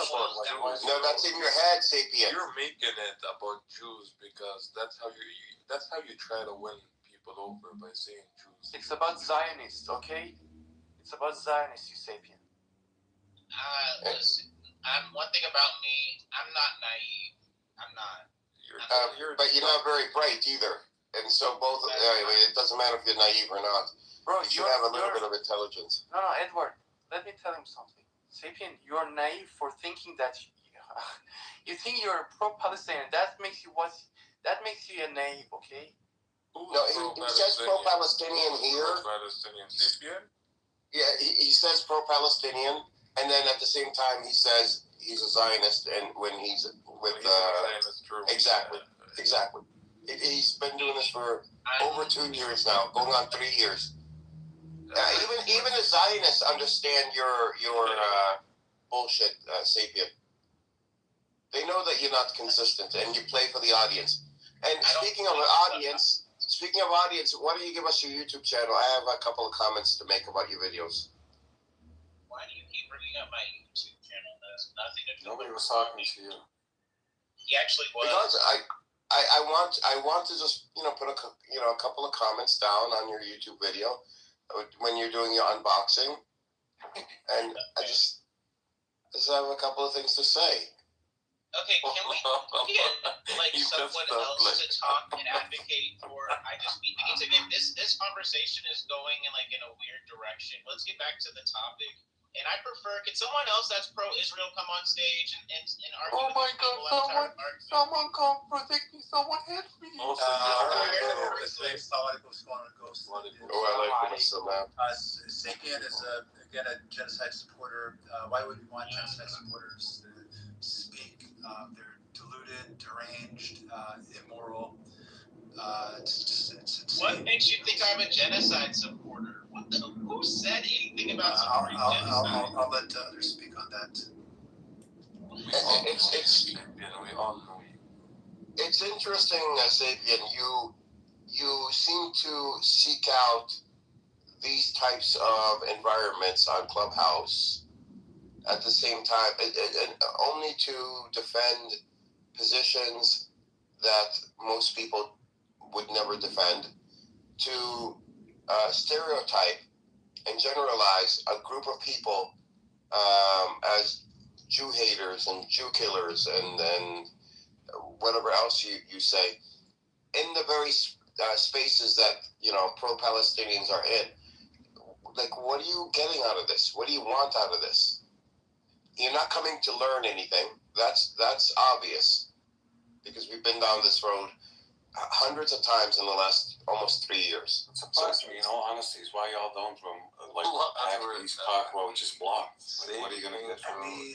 It's like in 1 year and out the other. In 1 year out the other. Sapien is in 1 year out the other. We've schooled him less than he actually acknowledged that we've taught him many things about what's happening. References provided and everything, but it goes in 1 year and out the other. I don't know what's the thing is, I'm a very open-minded person, and just because I hear you doesn't mean I'm not opposed to hearing what the people on the other side have to say. It's about time. Almost 3 years. You should have your own position by now. I do have. He does have his own position. He does. Yeah, and the position is what? Palestinians are want to murder all Jews, right? I said Palestinians. They're very uncomfortable. Go ahead. Palestinians need to accept that the fact that Israel is there, they need to drop this right of return. I disagree with you. What I think should happen. I'm a pro-resistance. Yeah, I don't give a fuck what anybody thinks about it. But what I think should happen is that all these resistance groups, resistance fighters, they need to change their strategy. Instead of having these attacks happening, one time from Palestine, for example, one time from Lebanon, one time from whatever, they need to all, join together, become one big army, and just fuck Israel up, dude. That's what they tried that. They tried that in 1948. They tried that in 1948. Let's ask Sapien. Let's take a moral stance here. Let's not talk about what you think they should do, but let's take a moral stance here. By the way, Ali is another deluded person. Ali, I expected better. Hamas, the baby killers? No. It's actually Israel, the baby killers. They specifically Dean, let me tell you something, Dean. He's a Hamas supporter. What do you expect from? I expect more from Ali. Ali is fairly intelligent, but he's very off the mark on some things, which is. Bro, what do you expect from the Hamas supporter? I know, Ali. So, baby killers. First of all, that was debunked. Even President Biden had to backtrack on Hamas killing babies. Actually, eyewitnesses said, there was on October 7th, it was Israelis, their own people, who were firing at us and them, Hamas, indiscriminately. They're not baby killers. Hamas specifically does not speak. They speak about targeting combatants. They talk about people on IDF. They talk about taking hostages. They don't talk about killing babies. They don't kill about innocent people, women, and so forth. And this whole rape propaganda was also debunked. Anyhow, the baby killers are the Israelis. They have killed tens of thousands of children. That's a proven fact. They have a starvation campaign, a proven fact. It's stated. Intent is proven by their ministers, by from Midbar Gavir, Smotrich, and all these extremist, deranged, terroristic Israelis. You want to talk to him? Not all over. He wants to come up. You want to talk to him? Well, let's do a Sapien first. Okay. Sapien, I'm not talking about what you think should be done, But what is the moral position, you think? Who is in the right and who is in the wrong? Who is the oppressor and who is the oppressed? Number one. And number two, is it a genocide? Because you've been learning and studying this for about 3 years now. Who is in the right, who's in the wrong? I mean, essentially, who's the oppressor and who's the oppressed? And do you think it's a genocide? Let's hear your position. What's the moral position you take? That's more interesting. I don't think it's that simple.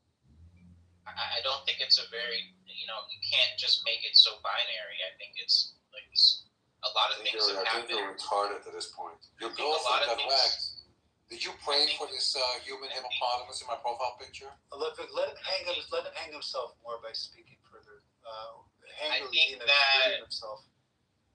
I don't think that the world is not in geopolitics. You got to kind of take morality out of it because that's just it's not. It's nice to talk about. I'm not letting you cop out. I mean, look, it's slavery, the transatlantic slave trade.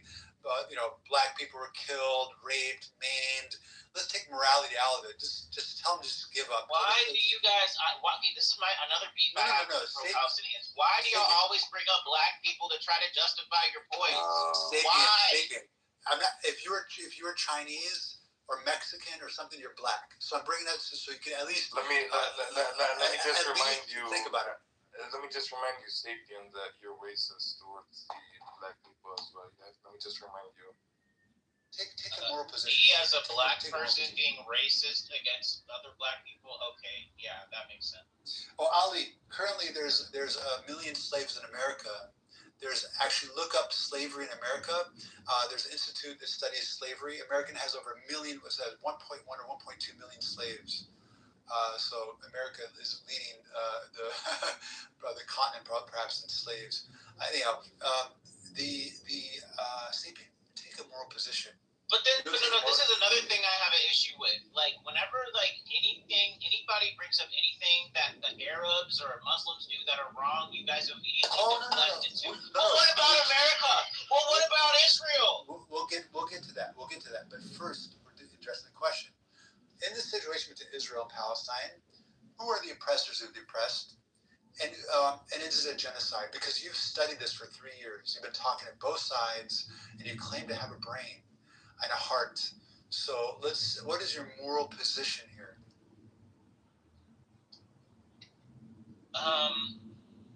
Clearly, Israel has the upper hand. They have more power. They're definitely a more powerful entity than the Palestinians.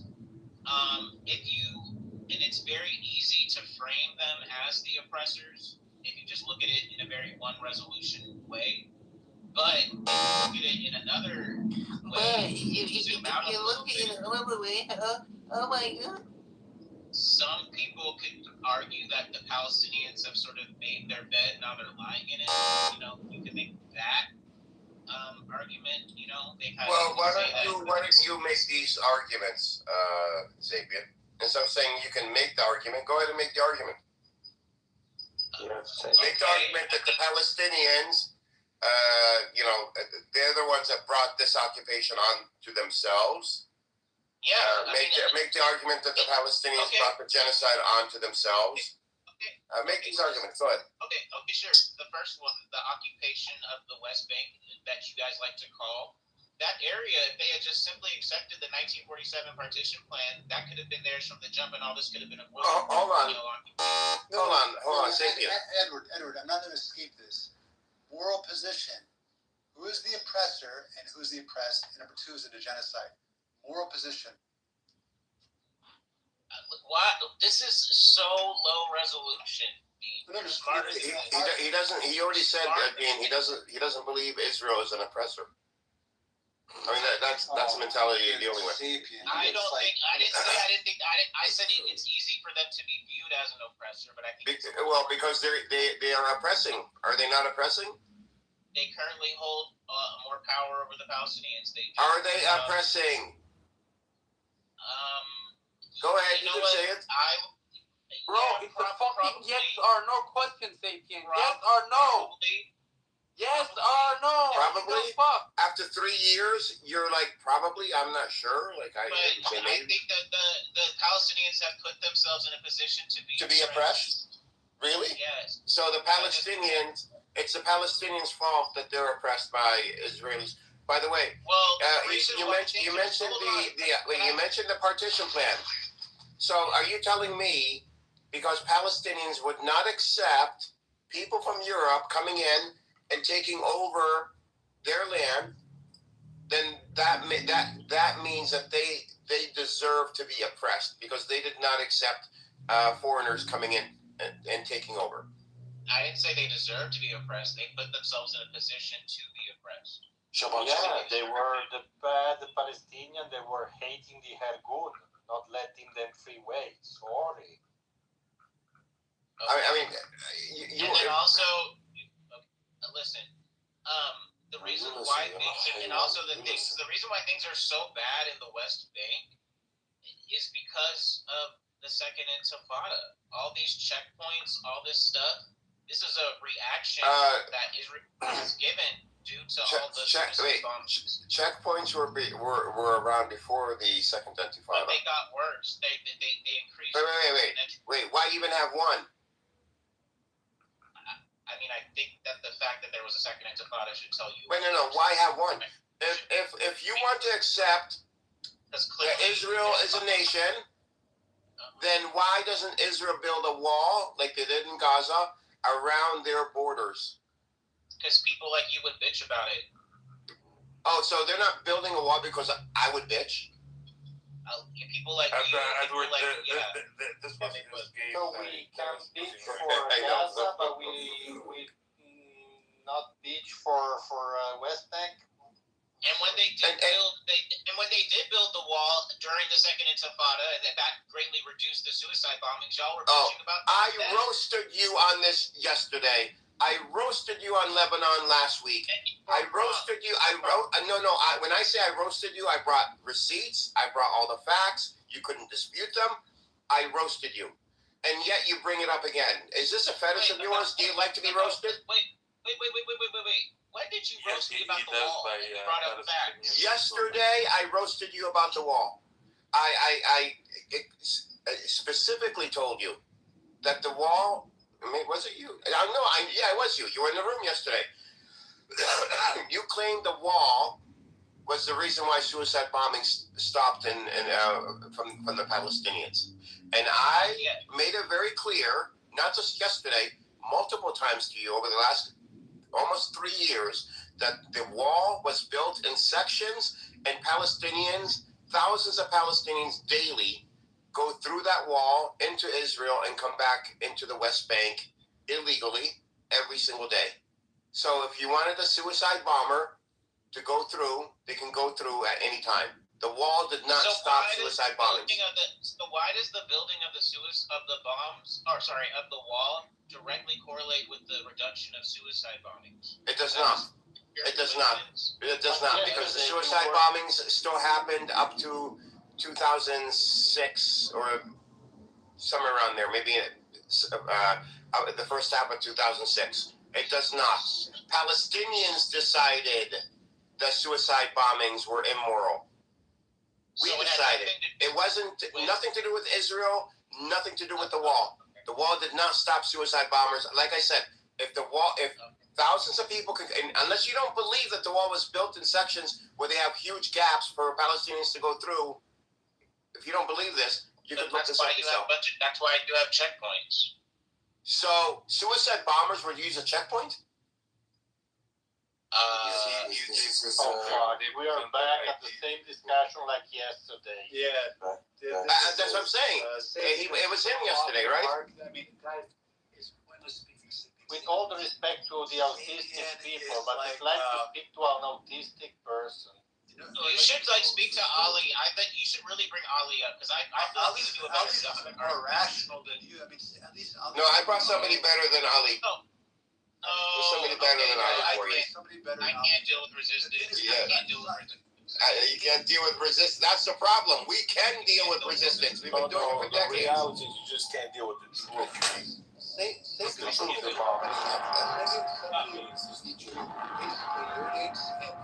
it's constantly incontinent.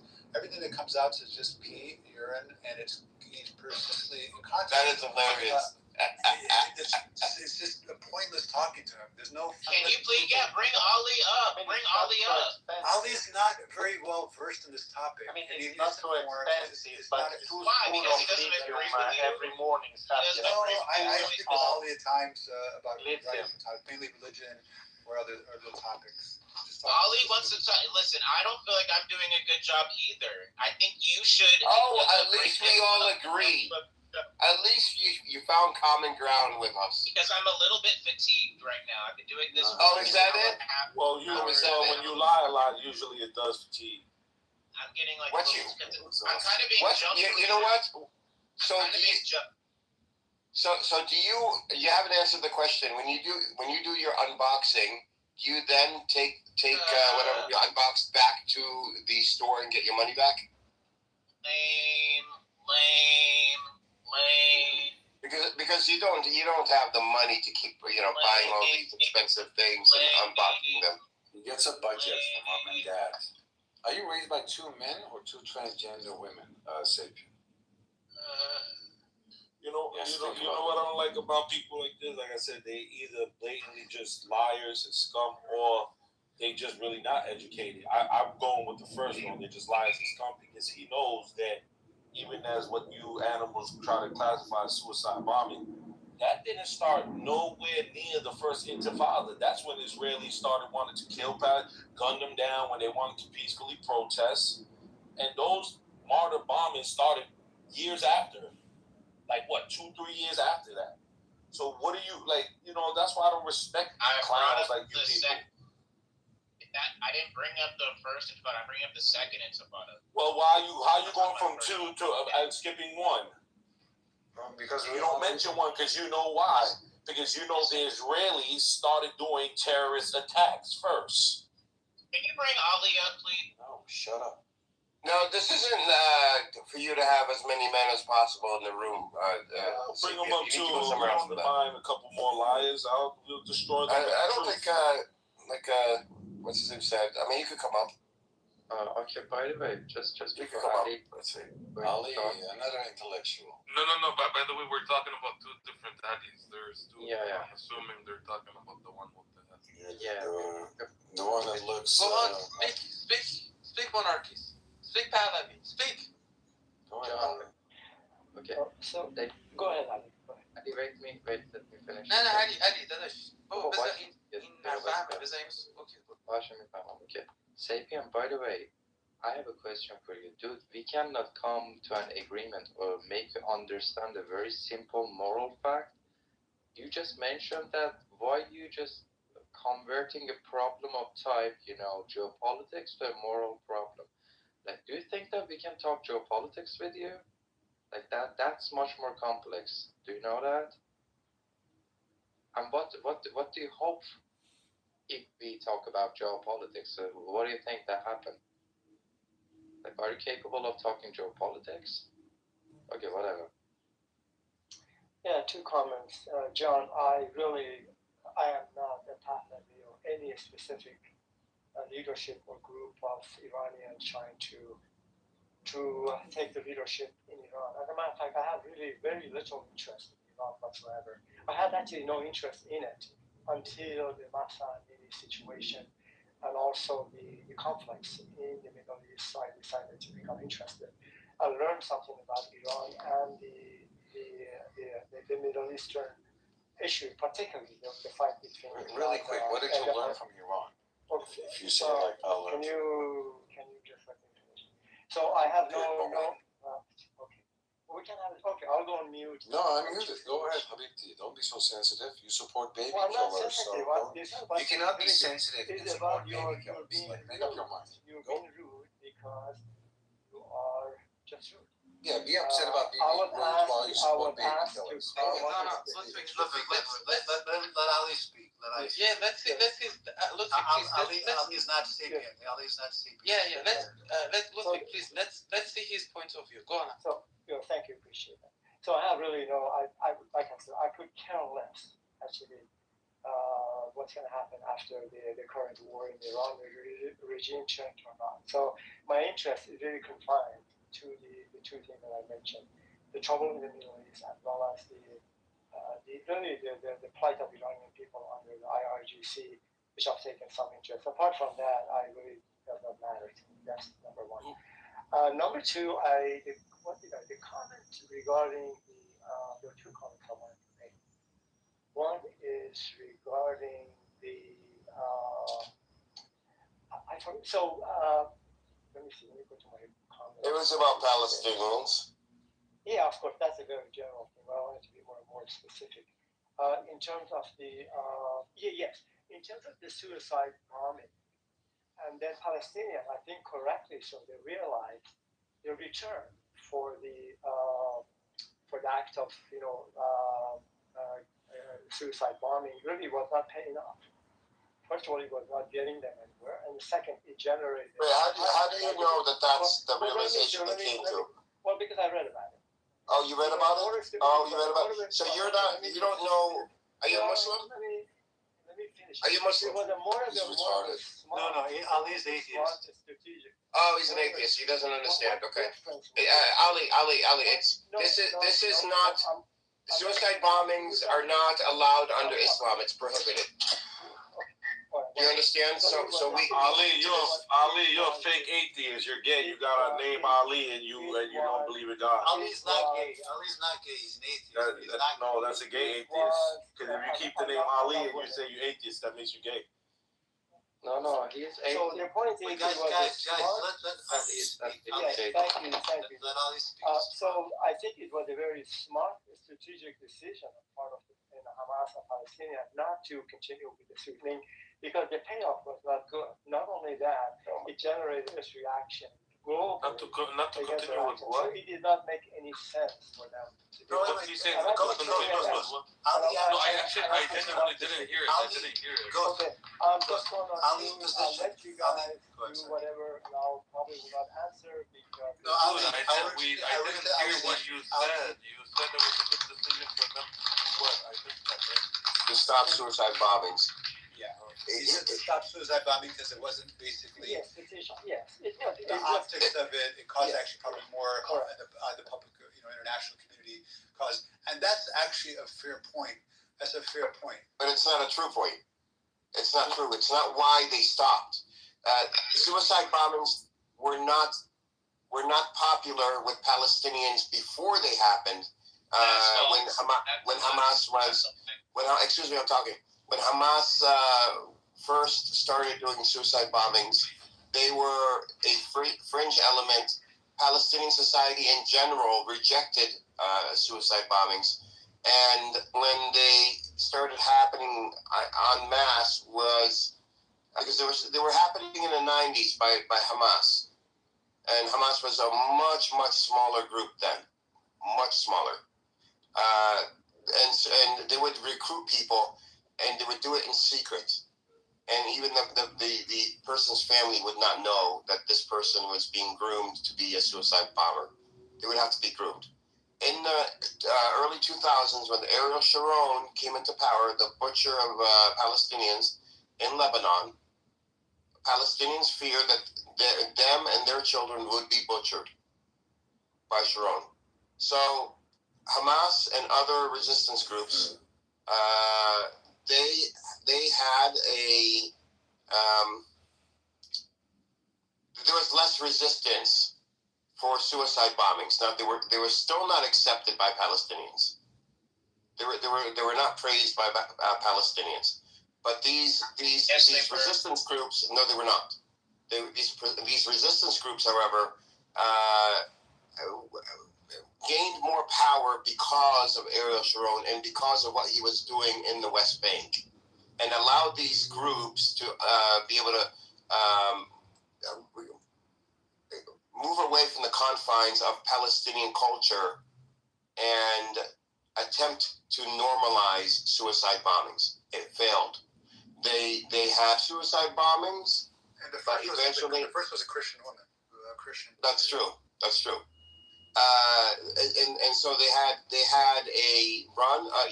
They had a phase of suicide bombings where Palestinian. It was. We had them going off all the time in Israel. Palestinians did not know who the suicide bombers were. They didn't know who the group. We knew the resistance but it was a small part of the resistance. We didn't know who exactly was doing it at the time, meaning we knew Hamas, but we didn't know, what part of Hamas.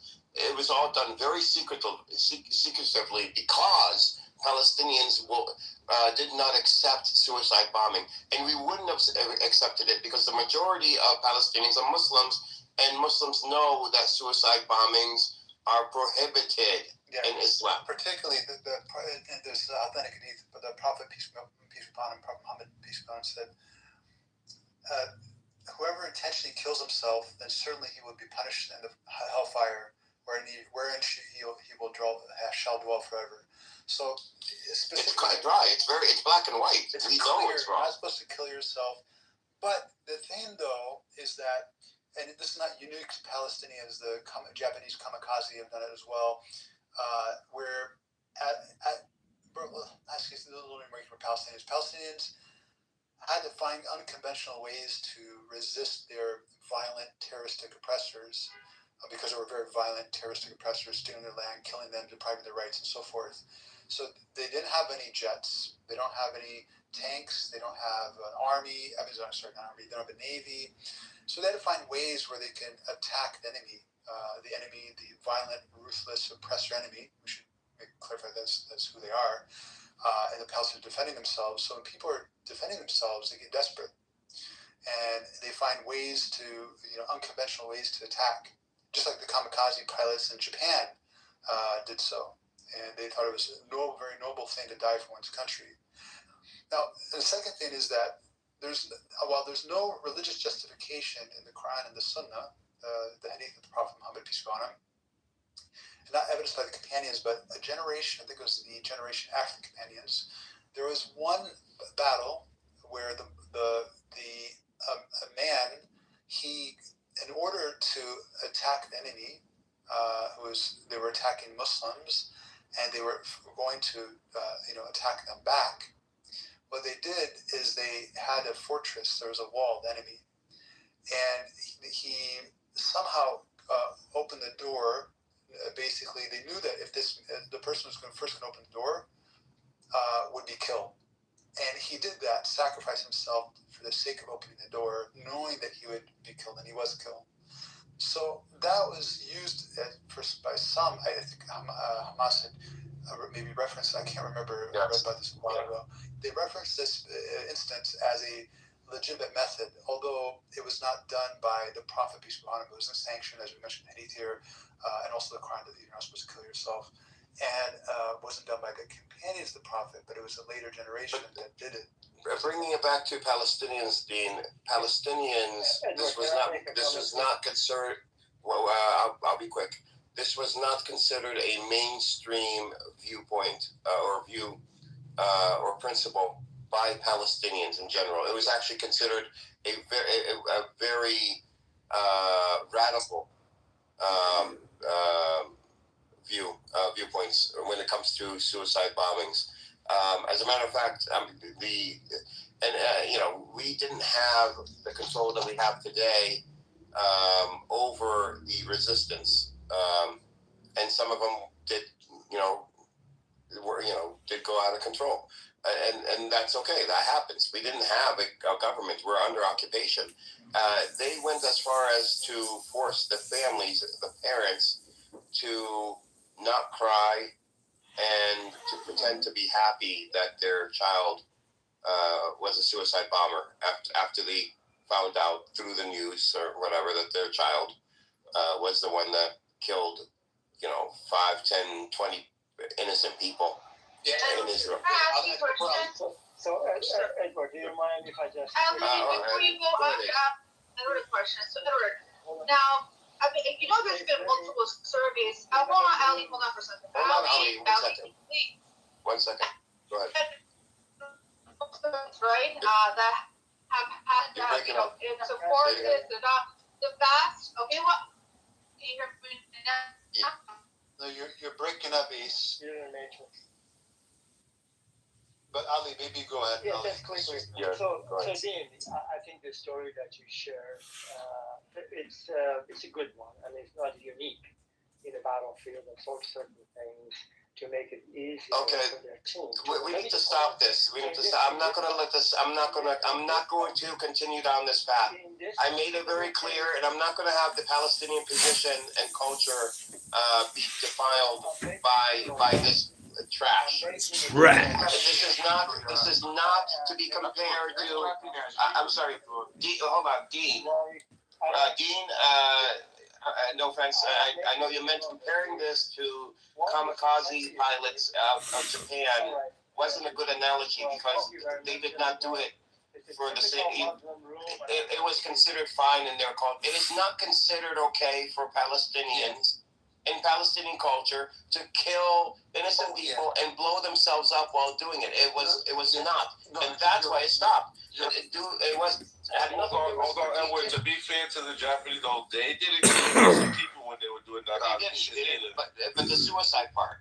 Well, that part, yes, they believed that if they did it, they would give them a blessing or whatever. Muslim, is what I'm saying. So Edward, my intendment was actually because Ali likes a lot of Muslims. Yes. So I want to mention in almost everything.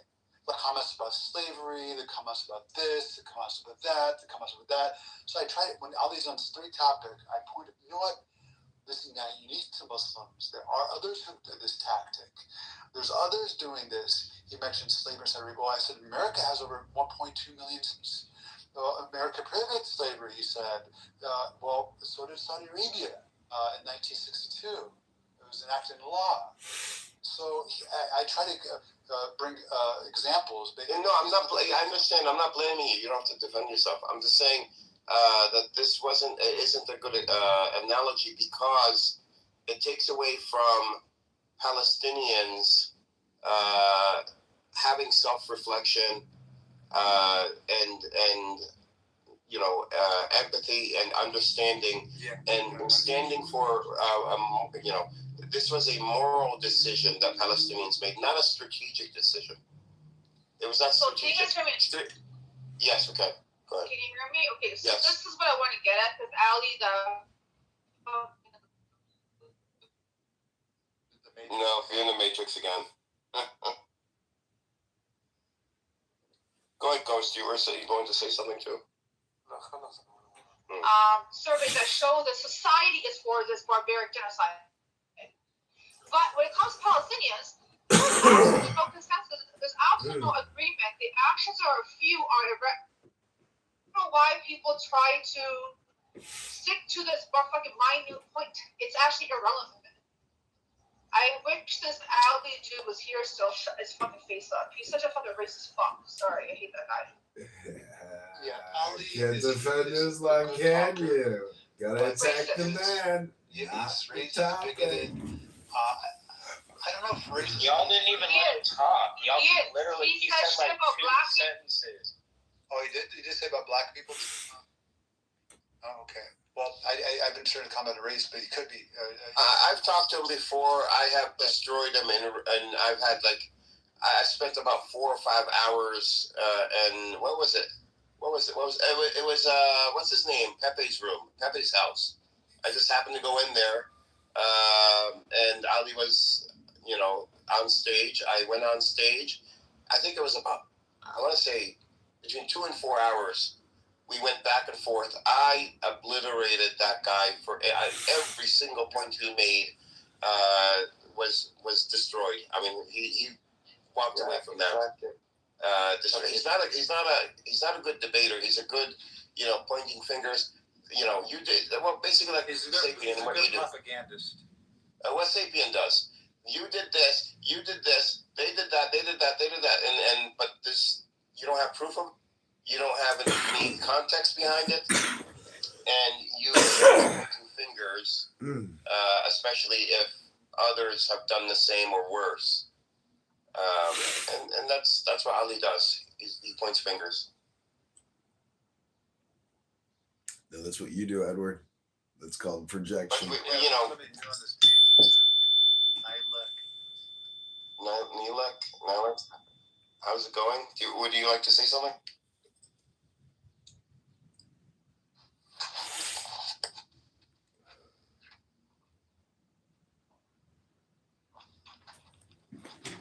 Andy? Needlick, are you there? Needlick just came on stage.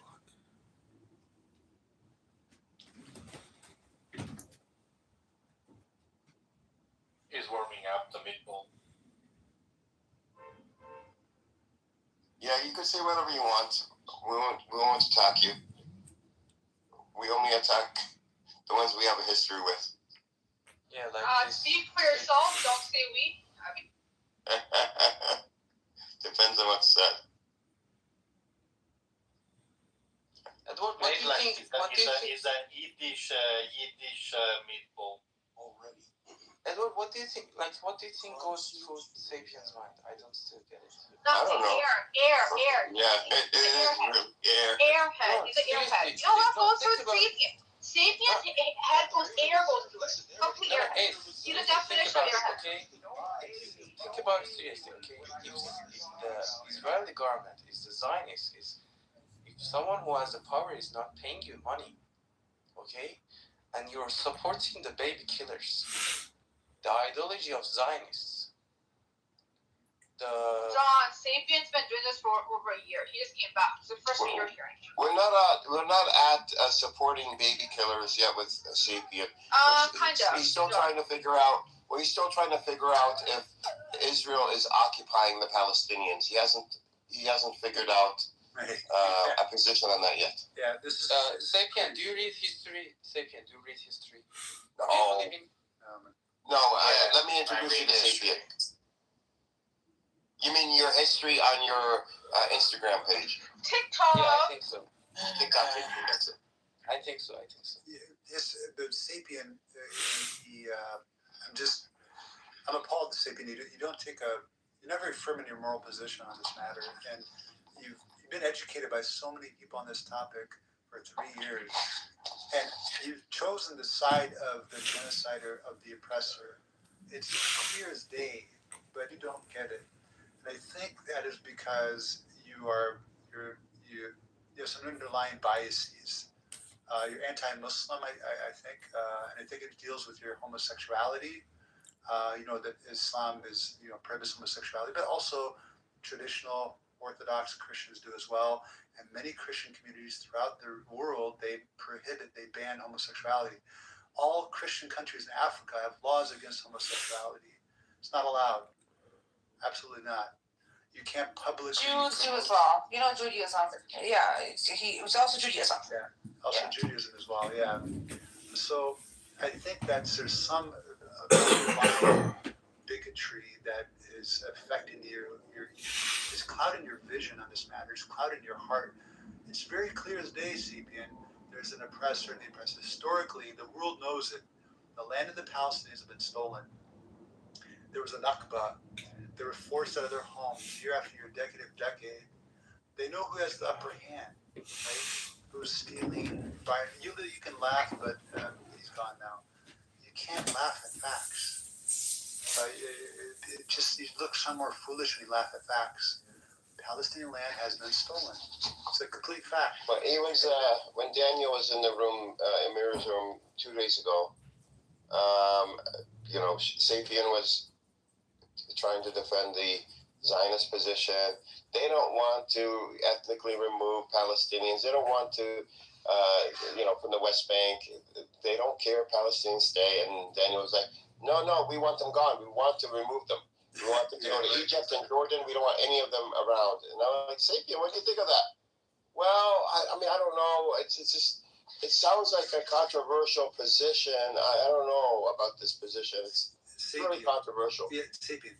The prime ministers of Israel, the cabinet members, Knesset members, from generation to generation, from year to year, from cabinet from term to term, have all, at least several of them, have openly stated this position. Eretz Israel, our goal is to take over the land from the Tigris to the Nile to the Euphrates. That's on the Likud Party charter since the 1960s. It's pretty obvious. Yeah, the Likud charter is from the river to the sea. They say the same exact thing as the Palestinians. But the Palestinians don't mean to kill all Jews. That's a lie. It's been promoted by Zionist dominated media. They promote this lie that Palestinians want to kill all Jews. If that was the case, Jews would not be living there at all. But actually, historically, and you don't need me to say this, but many Jews, historians, rabbis, have attested to the fact that Jews have been protected under Muslim rule. The Muslims haven't genocided Jews. You don't see anything like this happening when Muslims are in control. Were there instances where Jews were killed? Of course. The Hebron massacre is like that's a topic we could talk about. 75 people were killed. That's they were traitors. It's not as simple. But there wasn't a genocide. There wasn't a goal of extermination of Palestinians exterminating Jews. Right. But so the thing is, you see people. You've had so much time to really reflect on this matter, and I think there's just some underlying biases that are prejudices that are clouding your heart on this matter and your mind. Sapien believes that if you believe or think the possibility of you not succeeding in liberating yourself, then you shouldn't even bother resist. You should just stay under the thumb of the oppressor. So basically, God forbid, someone's being violated physically. If you believe the person is bigger than you, stronger than you, don't even bother fight back. That's his position. It's pretty pathetic, actually. I think it's based in cowardice. Yeah, no, I said you can't fight. I said you can't fight back, but once you lose, I think you should accept your loss. What's lost? What's losing? What's losing? So if somebody gets away with harming somebody, they should get justice. They should just accept the loss and say, "Hey, listen, this happened to me. I'm just gonna let it be." Try to get justice, but okay, let's say somebody kills your family member, right? And so you end up pressing charges, and the person goes to trial, and for some weird reason, the court finds the person not guilty. Okay. You can't double jeopardy the person because that's against the law. But wait a minute, but we haven't even got to justice. But this is the problem. We haven't even Palestinians. I know I should be saying we. I just feel this is so fucking gets me as a person who gives a fuck. Palestinians haven't been given the opportunity to seek justice, and when Palestinians have done things like doing the peaceful means of, let's say, protesting at the border, but the IDF shot the knees out of the Palestinian protesters? They weren't peaceful? They weren't peaceful? How were they not peaceful? How were they not peaceful? There were cameras all over. It was on video. Their kneecaps were shot off by the IDF, and they were protesting peacefully on their own land. Peacefully. You know that, right? Their knees got shot off? I've seen Daniel. Do you know that? Do you know that? Hold on, statement. Do you know of that? Of instances like that? Do you? Yeah, I've heard of that, but yes, but there was also bad actors in those crowds. Oh my God! Hold on for a second. What do those people do in those crowds? Did the so-called bad actors fire at the IDF to get fired back? No, they weren't. They never did. What bad actors? I honestly don't know. I'm not too read on that. Yeah, so don't say that then. Don't say that then if you don't know. Yeah, you just made it up. You fucking made it up. You justified people's knees getting fucking shot off. Anything on Iran or any news? Any new news? Oh, it's so kind of weird, the back and forth. It's kind of there was Iranian. What's the name of this person from the government? He basically said that it seems like it's this is 2-3 days ago. I think Al Jazeera quoted him that it somehow seems to be almost like a game that's going on here. None of this is really being done in good faith. It's pretty interesting that Trump, the fact that even that in this agreement, there's a $300 billion that the U.S. government, Trump administration, is willing to give Iran for reparations, technically, for all the damage over the years. Do you know? So they have $6 billion assets frozen. They don't want to give that. But $300 billion Do you see this as a very interesting? I mean, if people don't believe that Trump wants out. I know, but And I people. think- Yeah, they don't. If you see this, we Americans, America is in a very weak position. I don't know why people don't see it as that. Yeah, if we have to pay. And the thing is, Iran is holding out, and I think why Trump wants, is willing to pay so much money. It's not just to end the war. It's so that Iran doesn't retaliate against Israel. If Israel, goes and destroys Lebanon, or goes and destroys the Palestinians, or attacks Iran. Yes, I dislike those kids. So he's trying to find a way to keep Israel safe while still safe. Could it be more so the midterms? How his ratings looks like shit in America. It's not. Even if you look at some of the things that Trump's been getting away with, even that's less fun. True, but if he wanted to, he could just say, well, let's you can dilute the uranium down as long as we witness it, which I don't think the Iranians would have a problem with, and we'll lift sanctions. He's saying we'll lift sanctions slowly. He's already made that. But then But it's not a win, that would be enough for But it's Iran. not a win for America, right? So he also needs to make it look like somewhat of a win. But Just the think about uranium this. would be a win. I know, but so JCPOA took 22 months to negotiate. 22 months. And this is not something that can be done overnight, especially the way that the U.S. has done this, right? But the point is this: there was a thing that did occur.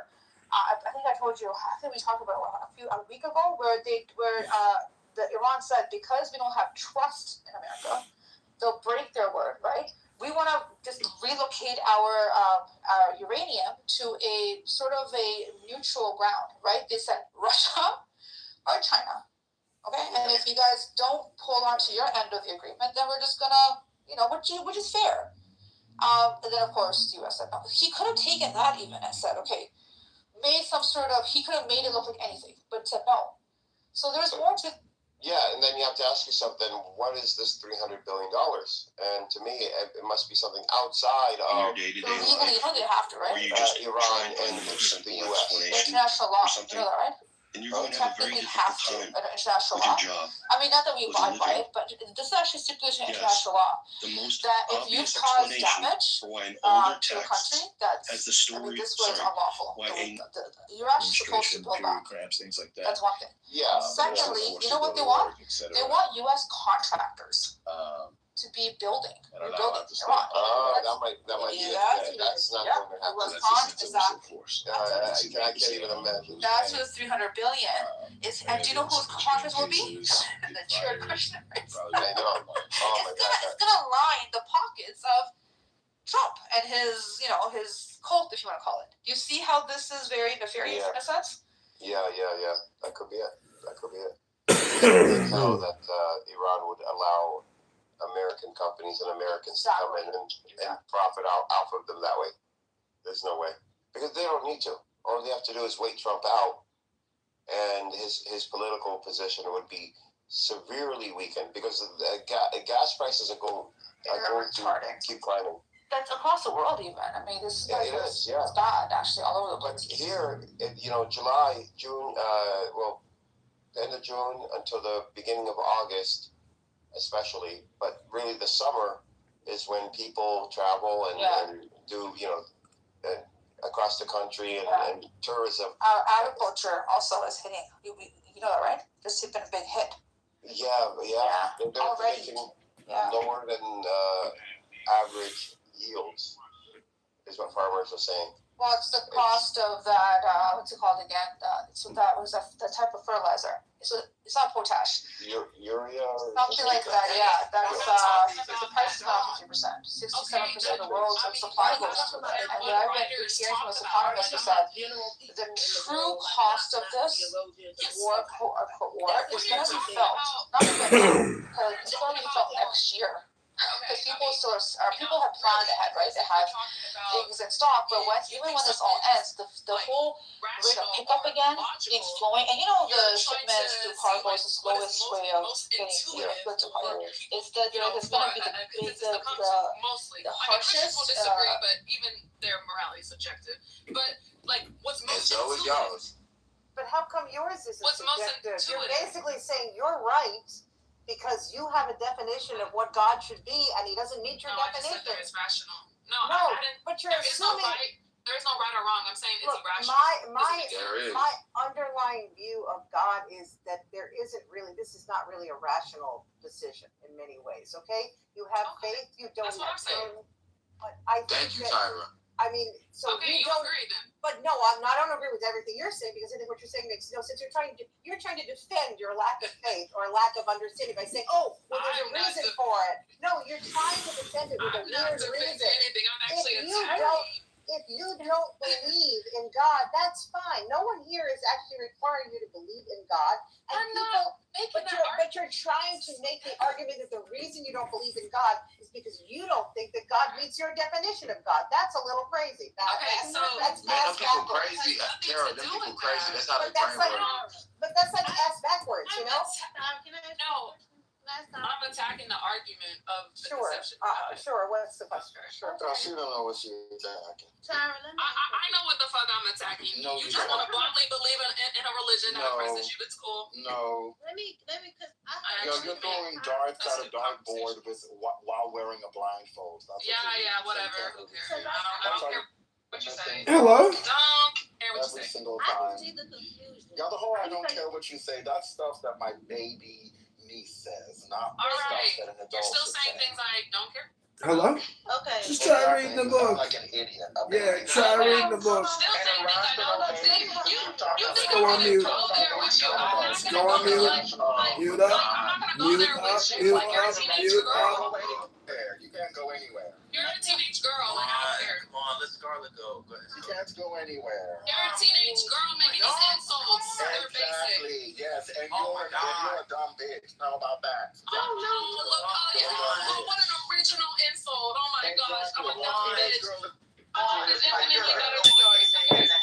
Projection alert. Projection alert. Go ahead. Come on, let the girl go. Okay, Tyra, I heard what you said to JB. You said something to dealing with that you don't feel like God is. You said something about God is not real, or God is not. You said it's subjective, and you said something else. I was washing dishes. Because it's confused. Because I can see why JD can get confused. If people don't understand the definition of God, they don't understand what it means. All religions are all the same, it's just they praise them different. No, what I think I said was that in order to believe in God, there is some element of faith.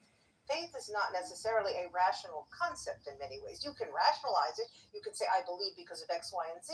But underneath it all, there is this unknowing, right? Or this unknown faith that basically, and you can say, because I believe in everything the Bible says, because I've seen miracles. There are lots of things you can say, but it requires an underlying faith. I do not think she has that underlying faith, but in order to not have it, she's trying to pretend. I'm sorry, I shouldn't say pretend. She is justifying it by suggesting that God has to meet her definition of good, and if he doesn't, then he can't be God. That's nuts, because I think it's really the underlying issue. People who are atheists generally sort of feel like that, this, or at least that's where they start off generally, that it's a concept that came up because people were scared of dying, right? Or things like that, right? That's what people do. But she's coming up with, no, there can't be a God. She's trying to rationalize our underlying irrationality in a way. Some people don't read Yeah, books. it's called intuition. Like They know people, difference Christians between do the not even subjective think that and the God meets their objective. definition of So God. do you believe in how do you breathe? Let me ask you a question, JD. How do you breathe? What is the truth? JD, If you can't even breathe are you calling me and you were JD? born at I don't your know. birth, Her name is Ada. what's the truth It's gonna a, be it's in a your dog, death? actually. A dog, It's a dog. sorry. Yeah, I'm not. Let me. How do we breathe? Yeah. With our lungs? Like, why is this relevant? You gotta suck it. What do we breathe? We breathe in oxygen. Breath. Okay. So who did it? How did you? Science? Okay, so can you see? Hold on, I got you. Can you see oxygen? No, but you gotta suck it to get it in your lungs if you want to take a breath. That's the truth. Can I see oxygen with the naked eye? No. Oh, okay, cool. Okay, so you don't believe in God. Why did they kick me?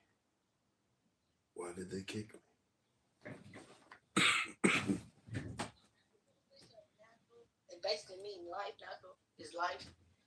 Natural, that's life, right?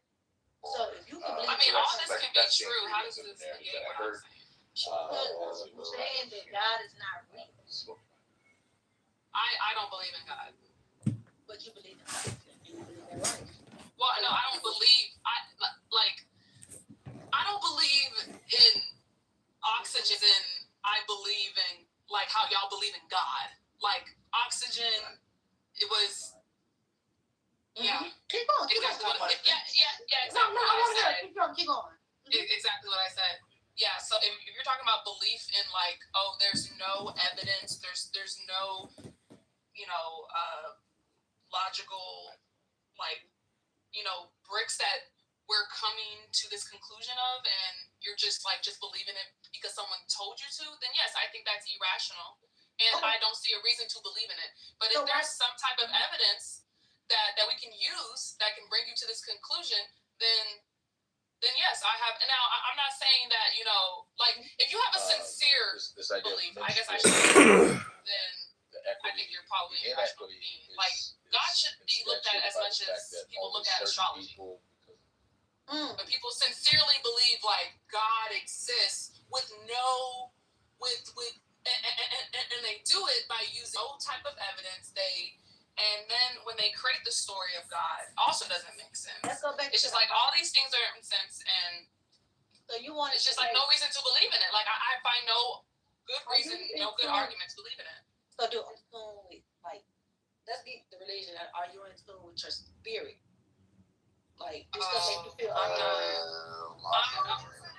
not gonna do that. Like no, I'm just asking because you're trying to say she don't have a spirit. Hold on. Yeah, I'm spiritless. I'm spiritless.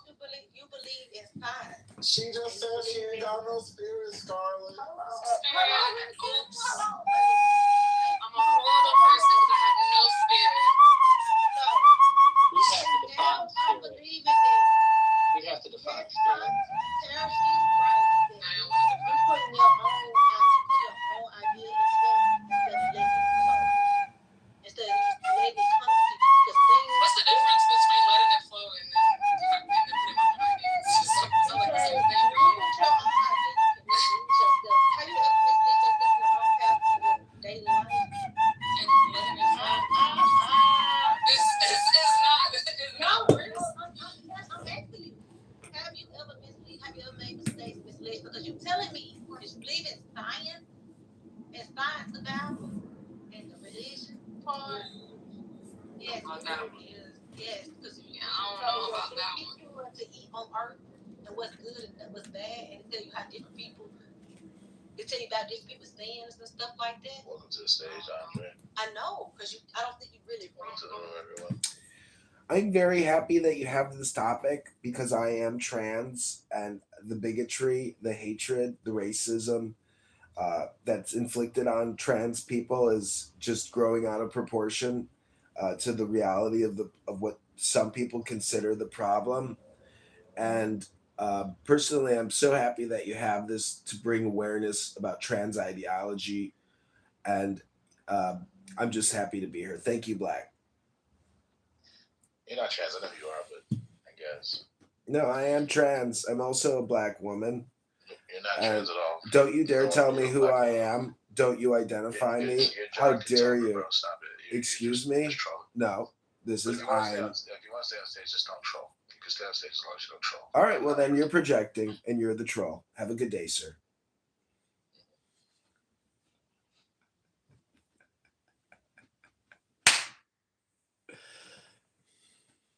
Shut up. Listen, let me tell y'all something. Let me tell y'all something. I'm about to end this bitch because I'm tired of hearing this at this point. So So either find another subject, or we all just gonna leave and part ways. Because this is done and done. What a good God you are. Anybody else who doesn't want Hello? What a mighty God we serve. What a mighty You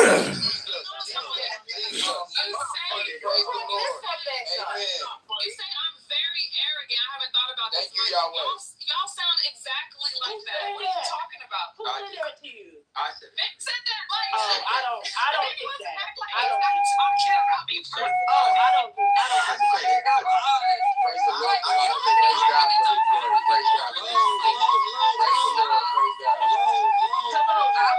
Just because you disagree, Hello. I watch you change the subject. Hello. I said it because as I listen to it, when there's a question, the question is frequently batted away. So when she asked you, and hello, when she asked you and she said, sorry, First Lady, that the people usually don't use such arguments, they begin with a cosmological argument. You don't know what that is. That's why. Yes, I do. I'm trying to explain to you why I'm not having an argument right now. I got it. Like, Let me just we're finish. having, Let me just finish. like, you're saying this like it's relevant. Okay. It's different. And it's odd when someone is using, as Kira has now said 4 times, a set of terms from the Christian God to disprove the Christian God based on those terms, but you don't believe in God. And if you don't bring in the entire part of the equation, because you still have never dealt with the notion of free will, you still never dealt with the revelation of the gospel. I know. That's all. I don't think you're trolling. I think that you just don't want to actually think through the concepts individually, which is why when somebody says free will, that's like a loaded term. Free will is not a loaded term. Yes, it is. It is where? Because you used it in the context of God committing or allowing bad things to happen, and then you're like, well, that's a gift He gave us, and you imply it as if it's something good without even defining it. I did not. What I said was that free will, as I've said many times, is that separates man from beast under the problem of evil. And if you don't have the capacity for, you would not have the capacity for good, therefore, you're not human. If we don't have the capacity for good and evil, are simply beasts.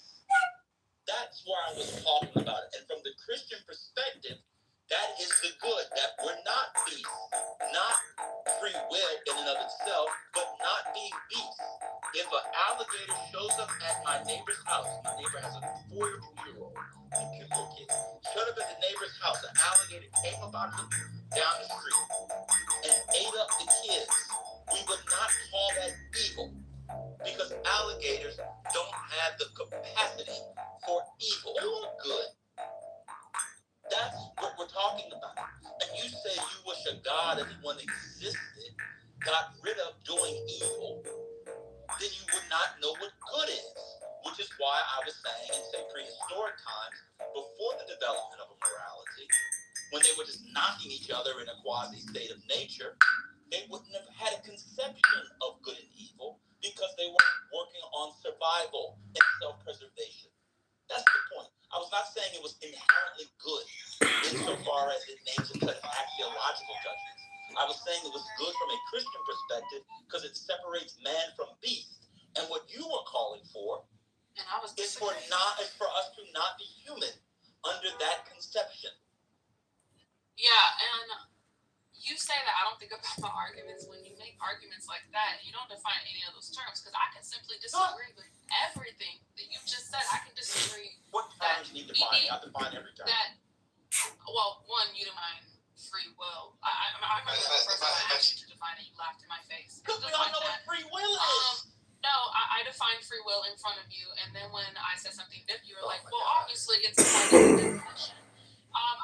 I also disagree that your version of free will is what is the only thing that makes us human, and if we don't have it, now we're beasts. I would simply disagree with that. Under the problem of evil. Like, you haven't thought about any of this. Okay, you have to define that. Your definition is fine. So my definition we're talking about the problem of evil. Okay, that's fine. You still need to define your terms. Evil? Can alligators commit? I mean, it depends on how you define evil. You have to define your terms. You're talking about, I haven't thought about this. Y'all clearly haven't thought about that. Y'all defending this bullshit. Y'all been defining, and that's what I'm talking about. That's what I'm talking about. If I actually, hold on. If I actually broke it down with Christians about what they think is good and all good that God is, they would not agree. They'd be like, oh shit, this actually that makes sense. Commit evil in the discussion that we're having. In the discussion that we're having, I would say yes. Evil, I would say yes. Let me just give you a question. I would say yes. Under the okay, an alligator can commit an evil act. But no. An alligator. Wait, can I just do this? An alligator can commit what we view as an evil act. They can eat a person, right? But are they knowingly committing evil? That would be the issue. Do they have the requisite intent? I just asked you. Yes. I would still say yes. They are knowledgeable of what they're doing. Wow. What are you talking? No, they're knowledgeable of what they're doing. Oh my! Yes. An alligator knows that they're eating a. It's time to boom it. Yes. You know, and you reacting the way you do without actually thinking through it doesn't mean that you know more about what the fuck you're talking about. You doing oh my gosh doesn't mean you actually negate anything that I said. So So you said it can be evil. Explain how it could be evil under the problem of evil and what we're talking about. How can it be evil? Maybe you're right. Under what I'm talking about and what I consider evil, it's committing evil acts and being aware that you are committing evil acts. And so alligators have a sense of morality. I didn't say that they have a sense of morality. Then how can they know they're committing evil? You don't have to have a sense of morality to commit evil. Huh? Can I help you? What the fuck? Can I help you? Wait. You can be simply there's plenty of people who don't have a sense of morality that commit evil. Wait, you have to have actually, she didn't quite answer that question when you asked it about the baby. What do you mean? In that case, the baby that picked up the gun unknowingly shot someone was committing evil, just like the alligator, right? Wait, you said someone who that commits. Remember, if you go back a while, you were a little hesitant. Somebody said, if a baby picks up a gun and shoots someone, not knowing what the gun can do, they just press it and it happened to not have a gun. No, that was an accident. But yes, I understand. But we asked you, did the baby know what they were doing, etc. And you sort of were hedging a little. The baby doesn't know what they're doing. The alligator does. But the alligator is doing it. He doesn't have a moral compass. You don't have to have a sense of morality. You don't have to. Oh my God. You're really conflating terms right now. So you think you think having awareness of a thing means that you have a sense of morality? No, what I'm no, exactly opposite. I'm saying Ben said that. No one brought up morality. No, he did. He did. Let me answer the question. You ask questions, then when I'm answering, you start speaking, and then you say, "I'll answer the question." So for it to be evil is to violate. If it's to violate moral standards, that's evil, and especially in this discussion, because you said all good, all knowing. That's suffering. It's dealing with human volition. Obviously, an alligator doesn't commit evil. We don't say. Now you might say, a hurricane comes through, or that was horrible. What happened? Yada. I might use it metaphorically, but in this one, it has to be a contravention of morals, a deep one.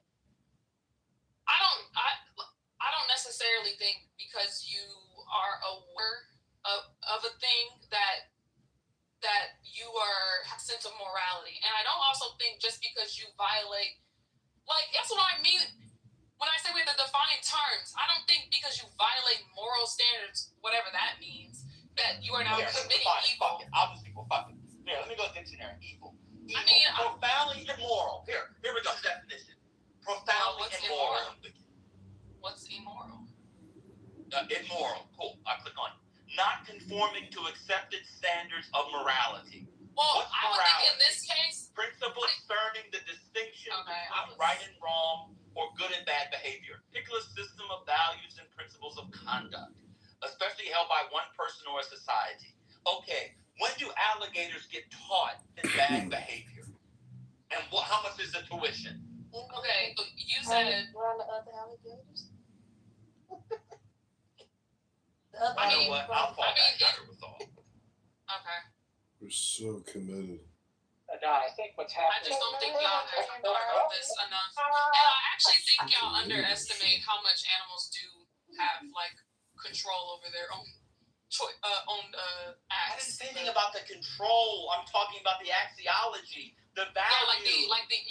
No, not the. I mean, value. The moral value. We're talking about moral. Come on, you cannot be serious. Man, can I say something? Bro, stop saying like. Go ahead, Brian. You haven't thought about this. Just bow out. You haven't Brian. thought about this. Don't ever say I'm trolling. I haven't thought about this. I don't think I've thought about this. I don't think you're trolling, but I you haven't thought about this. Moral sense. Hey, you Say that. You see that? You I didn't say that. That's not what I said. I said I don't think you need a moral sense to commit an evil act. All right, go ahead, Brian. You said that. So wait, how and now you're gonna go around and say tell people that I said that. Then? Because in this particular case, evil be the intent, which it can be awareness or purposeful causing of suffering or harm. In this particular sense, is causing purposeful suffering or harm. Yes, when they eat a baby. And it knows that hungry. Yes. My God. Yes. They're trying to eat food. It's an Alligator animal. hungry? Alligator Okay. That alligator hungry to eat. That's not purposeful. Trying to create harm and take the baby away from the family. Do you think? Because I mean, that can simply be defeated by a simple hypothetical. It's so you're saying that someone. So. I mean, are you saying that for someone to commit an evil act, they must have a sense of morality, basically? Is that what you're saying? Start again. For someone to commit an evil act, or for them to commit evil, whatever, they must have a sense of morality. Someone's right and wrong. Like my nephew for stuff. My nephew. This shit comes from my ass. I'm going to start. That's not what take it back. No, that's what he's saying. No. Yeah, I asked the question. He's answering the question. Not finish what you were going to say. Well, I forgot already. And don't forget. So I can't not notice that he's Why y'all talk to me like that? He was hard to bust down like a license to steal. What's he throwing you away? I don't give a Who guys? I'm talking to Ben. It's a garbage He's thing? the one who said it. It's already taking you as planned. Now he's fucking my mind. What am I supposed to do about it? I don't think someone insulted me in the chat is on my side, so No shade for disharmony. yeah, I don't care. Yeah, I don't need That's my nephew you're talking about. How dare you? I'm my own troop. No, I don't need help. I'm telling you, I'm so evil. I know. I'm fearless. Let her talk. I'm fearless. Talk to me, I need.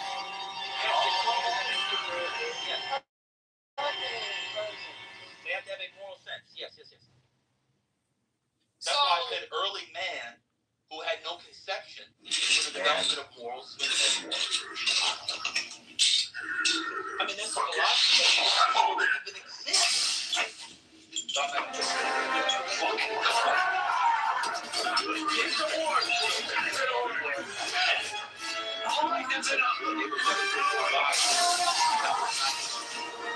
Warning, atmospheric decompression detected on deck 8. Environmental compensation sequence has been initiated. Oh, shit. I think there is a strong case for evil, but it does not extend to the point that there is a possibility of God. You are a criminal. You've been apprehended invading one of our secret facilities. The least that will happen is for you to stand trial and be punished. What do you want, an apology? Fucking witness here? What? That you're aware of the incision in your chest. While you were under the influence of our drugs, you were implanted with a small device. It's a remarkable invention.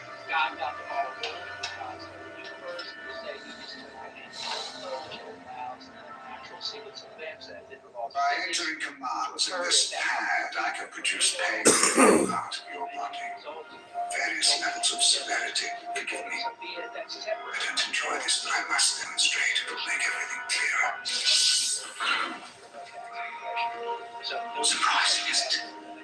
Most people feel at first they can't steel themselves against it, but they're completely unprepared for the intensity of the pain. I got food poisoning. You think this bothers me, you fuckhead? It doesn't extend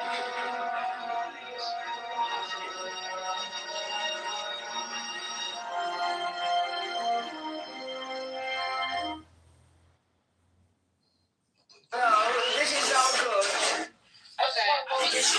Close your eyes. You got to help me.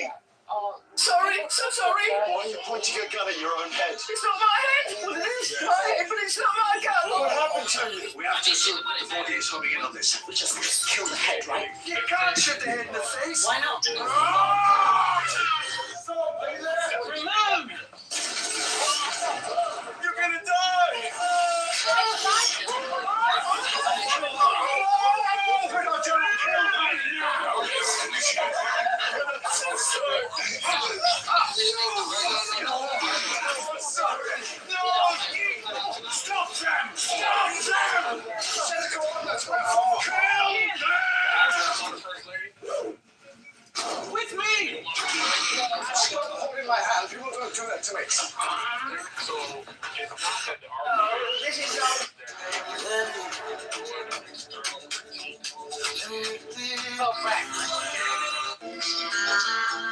people hearing, she's saying that we are irrational for believing in it because the triune God with all the omni properties cannot exist. Correct. And, We and agree, Brian's we response agree, we is, agree. and Brian's response We all is agree. 1 second, let me say you didn't want to speak. Brian's response is apropos because even if everything she said was true and God didn't possess all the omni properties, doesn't mean that he would that means he doesn't exist. Right. It just means that we would. Come on, your mama, don't take it out on me, bro. I said correct. She didn't say you. Oh, y'all sound the same. Y'all sound the same, my bad. Listen, you know how y'all are passive aggressive when y'all don't get y'all fucking way. So, Ain't nobody passive aggressive. Give me your address. Yeah. Who passive aggressive now? Yeah. Pull up. Shorty said she gonna pull up for the day. With overnight back? You know, No, if what I'm saying is so stupid, you wouldn't have to lie about what I say. But you know. Yeah. So you look at the definition of evil. It says, I'll say it again, profoundly immoral and wicked. So at the core of that, the first adjective here is immoral. So in order to be immoral, you would have to have a set of moral standards and a consciousness of such standards, right? If an alligator can commit evil based off this definition, they would therefore have to have a moral sense. Maybe people are using evil, I don't like the natural evil thing. There's actually a version of national evil in Christian theology, which is different. I understand what Brian was doing, but that's just like happenstance, instinct, tragedy, we use these things. Obviously, in a discussion on the Christian God and the allotment of suffering, vis-a-vis human will, we're talking about having a moral sense. That's why slavery, rape, and that's why murder, rape, and genocide have been the primary examples. Those have been the primary examples. Not a rhinoceros running his horn through my chest. I mean, that doesn't negate. Can I move it along a little? You literally said that alligators can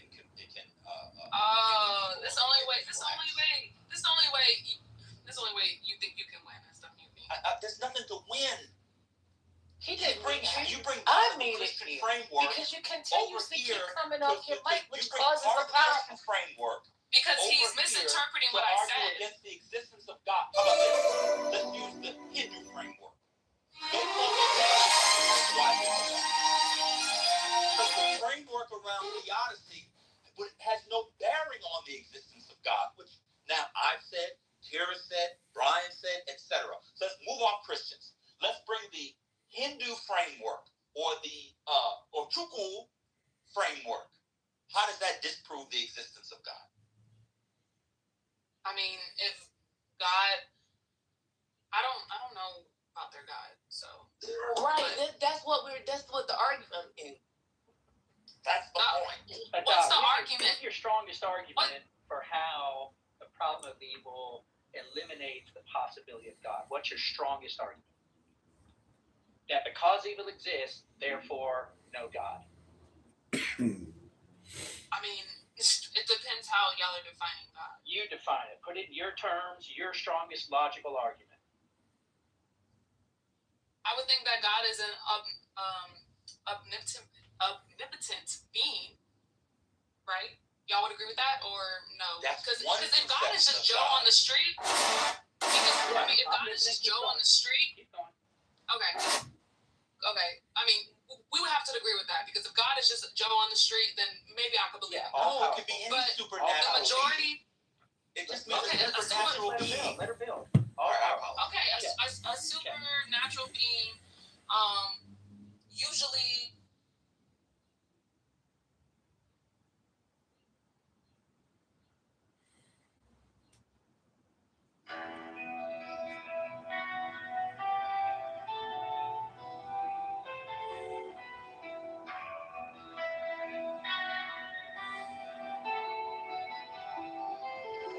I am the charioteer of the east, Lord of the past and of the future.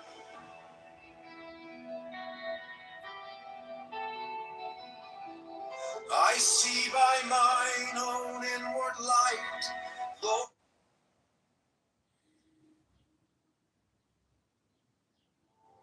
Who cometh forth from the dark,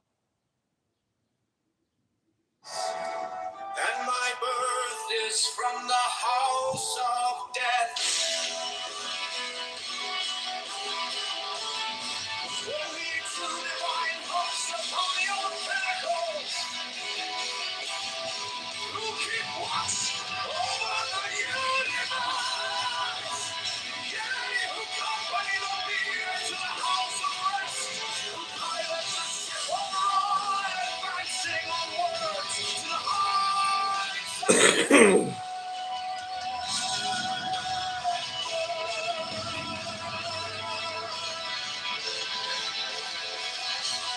Lord of the stream which standeth in the center of the earth.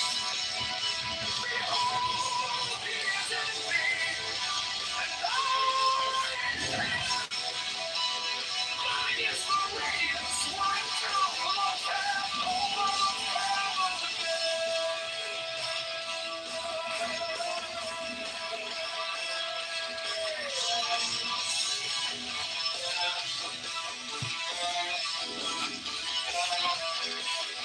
I travel upon high, I tread upon the firmament of new. I raise a flashing flame with the lightning of mine ever rushing on in the splendor of the daily glory and power, giving my life to the dwellers of the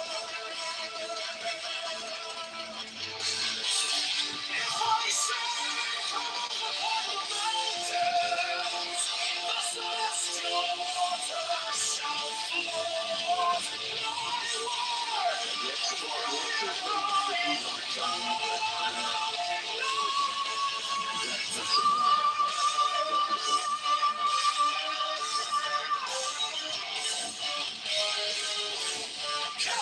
Created in the flesh. I am the idol of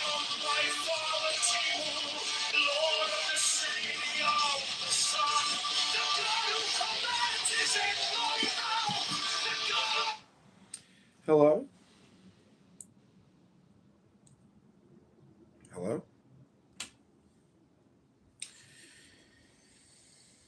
I want to say hi to my friend Honey Badger down there in the audience. I saw Honey Badger at the bar I was at last night on the wall, and I thought about you. Does he live in Chicago? Oh.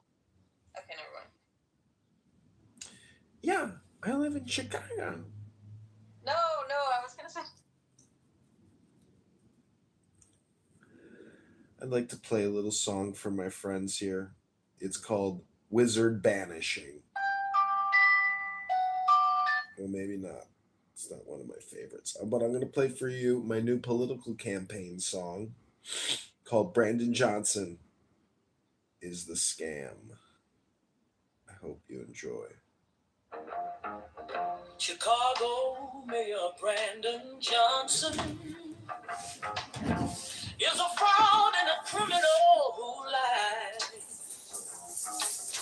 Republicans and socialism for black slaves. Free buses for abortions from out of state. Allow teens to take over streets and cause chaos. Borrows $1.3 billion to give out to his crony nonprofits. The FBI needs to arrest Mayor Brandon Johnson and his C2 Mafia propaganda. Affordability is a scam. Brandon Johnson is the tax. Brandon is a scam.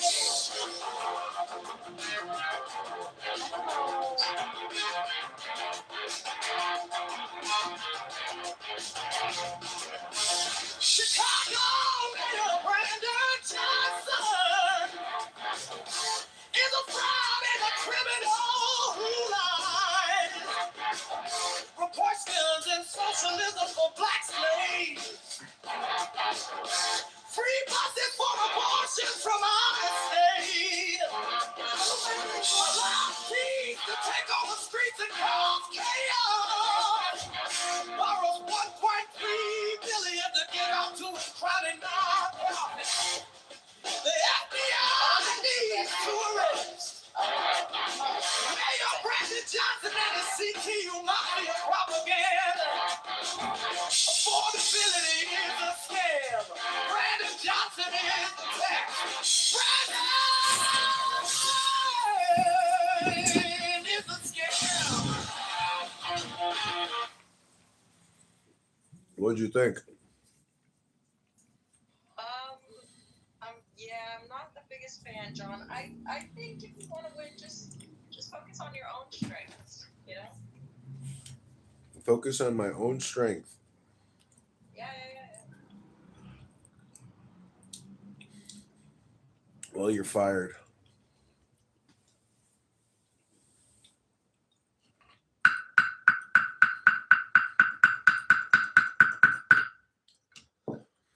All right, I'm going to focus on my own strength.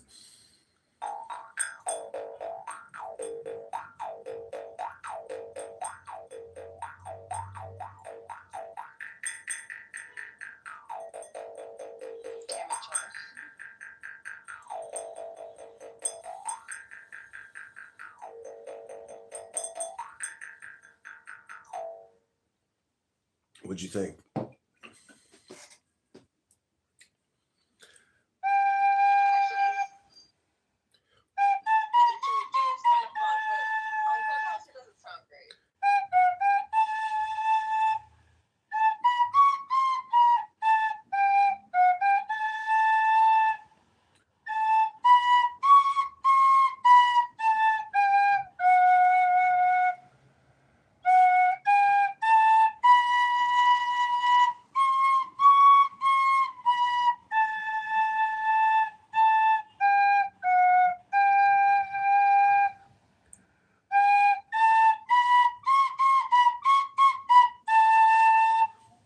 I want to dedicate this song to my friend Daniel Nero.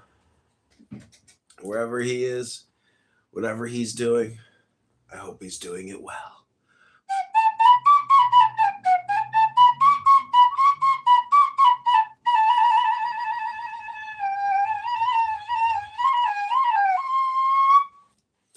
Never had one lesson. Raised in the catacombs of an opera theater.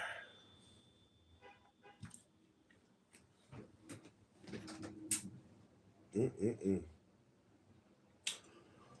Mm-mm-mm-mm-mm.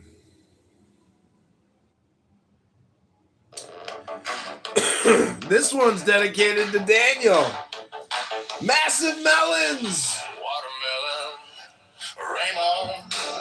Melon rainbow. Melon rainbows.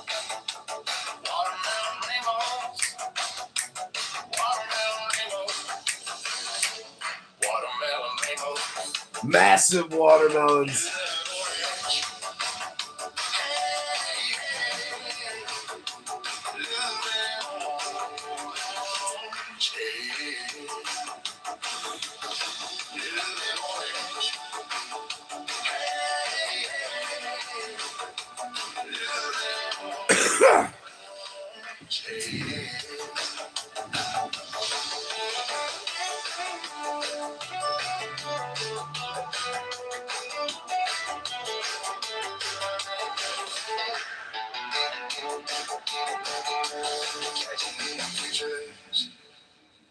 Catching neon futures.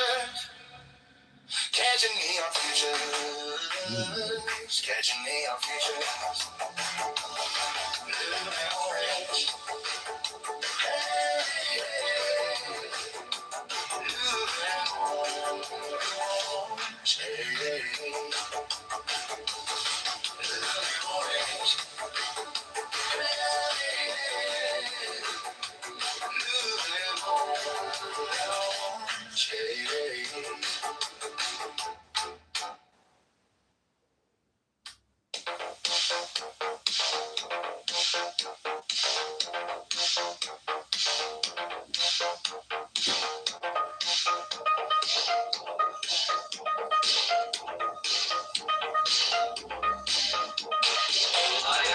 Serpent that destroyed the destroyer of humanity among us. Lion and a serpent that destroyed the destroyer of humanity among us. Lion and a serpent that destroyed the destroyer of humanity among us.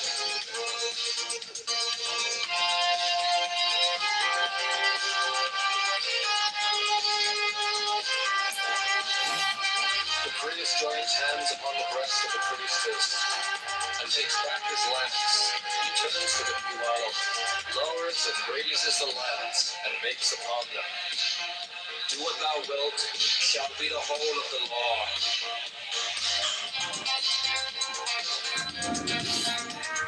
Love is the law. Love on the will. He lowers the lance and turns to east the priest. Takes the lance in the right hand, the left hand is the office. The priest kneels.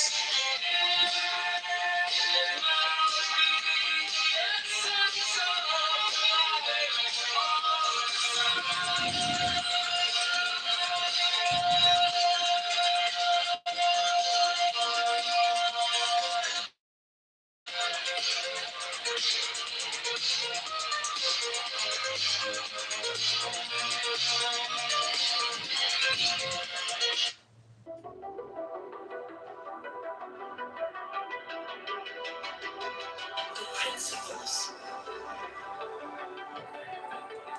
the diakin, mysterious energy, treefold, mysterious matter, in full-fold and sevenfold division, the interplay of which things weave the dance of the veil of life upon the face of the spirit. Let there be harmony and beauty in your mystic loves, that in us may be health and wealth and strength and divine pleasure according to the law of liberty.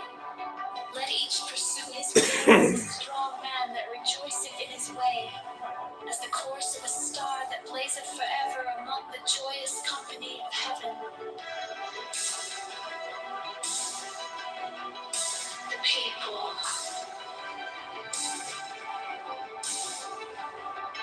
So motivated.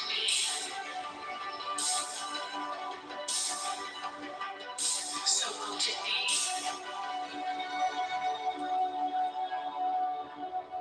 The people.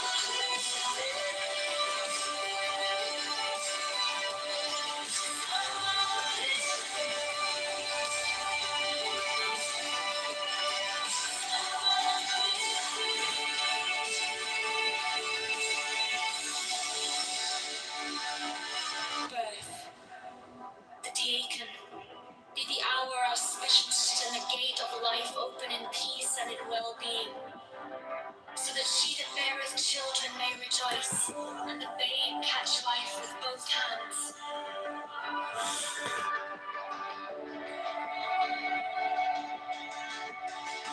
So mote it be.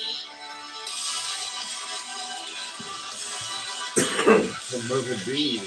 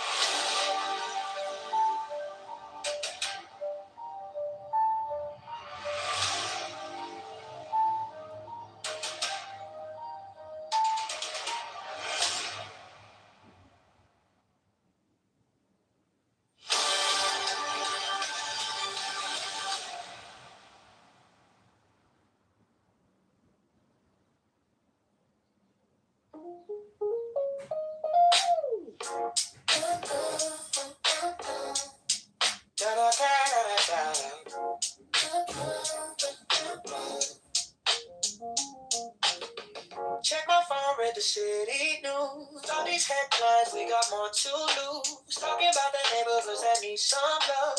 Dreaming about a leader we can be proud of. On the south and the west, every single block. Time to build it up, time to talk that talk. We're trying to move on, trying to find our way. Lift the whole town up every day.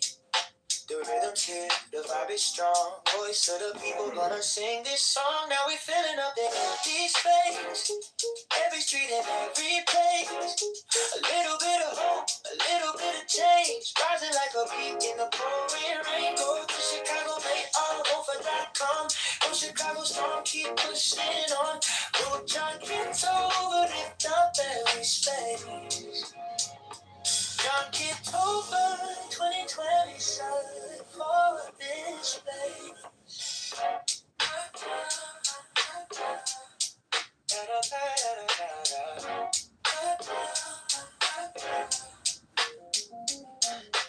One step, two step, marching down the road. Every single ward in election mode. Future of the city in the people's hands. Time to back a vision with some real plans. Tax reform talk, make the burden fair. More for the schools and the homes right there. So bold, so bright this year.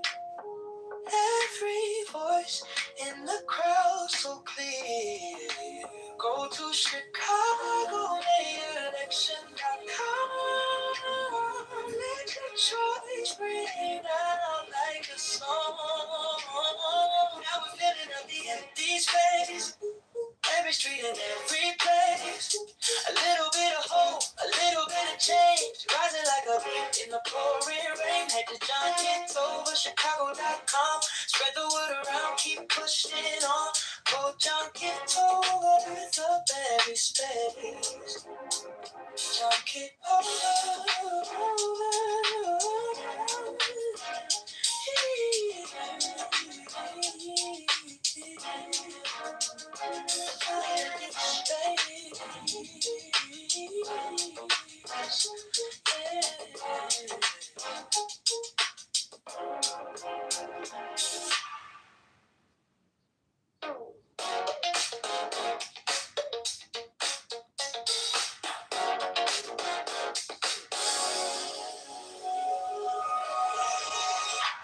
You log in, like the countdown just begins.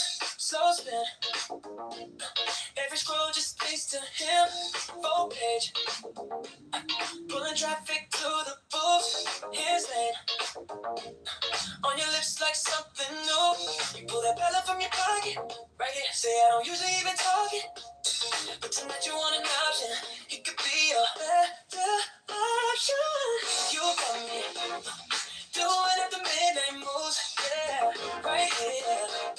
On the screen inside my room, click on his name, tired of his name, ready for changes. We're breaking the rules. You got me, oh yeah, doing at the midnight moves, popping like I'm stuck on truth. If this is the moment, I don't want to blow it. Only these after midnight moves for you. Real talk, about the taxes on my mind. Scroll line, junk it over, it's your time. We laugh at the chaos in the mix. One vote for a city we can fix. You let his message build the drama, so real, but we can heat up every dollar. Said tonight you want an option. He could be your better option. You got me, doing at the midnight moves. Oh yeah, right here. On the screen inside my room, click on his name, tired of the same, ready for changes. We're breaking the rules.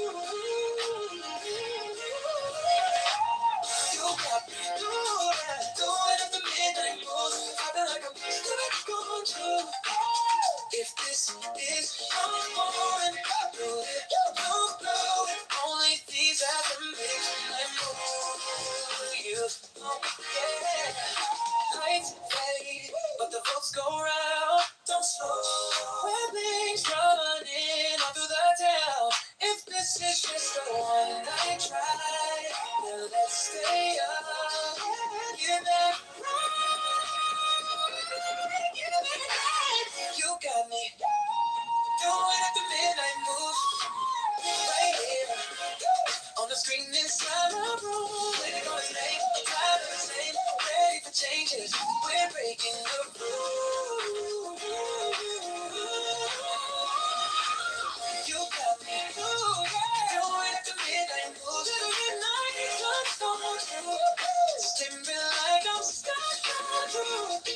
that moment. I don't wanna know it. Only these that remain. I'm moving for you. Oh, you. Yeah, you. Chicago Mayor Brandon Johnston is a fraud and a criminal who lies. Red questions and socialism for black slaves. Free buses for abortions from out of state. Allows teens to take over streets and cause chaos. Borrows $1 billion to give out to his crony non-profits. The FBI needs to arrest Mayor Brandon Johnson and his C2 Mafia propaganda. Affordability is a scam. Brandon Johnson is the tax man, is a scam. Chicago Mayor Brandon Johnson is a fraud and a criminal who lies. Red Christians and socialism for black slaves. Free buses for abortions from out of state. Allows teens to take over streets and cause chaos. Borrows $1.3 billion to give out to his crony non-profits. The FBI needs to arrest Mayor Brandon Johnson and his C2 Mafia propaganda. Affordability is a scam. Brandon Johnson is the tax. Brandon is the scam.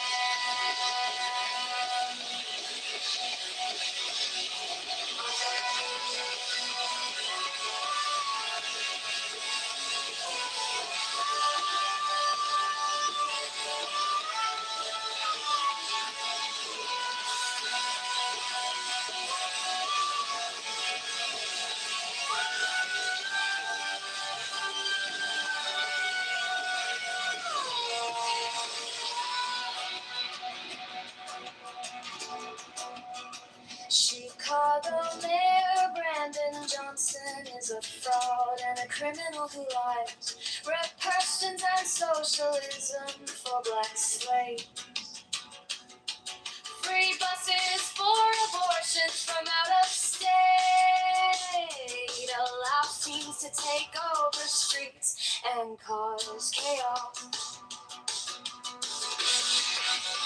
Borrows $1.3 billion to give out to his crony non-profits.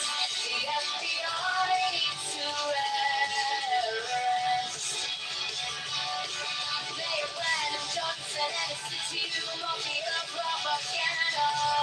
Affordability is a scam. Brandon Johnson is the tax. Brandon is the scam.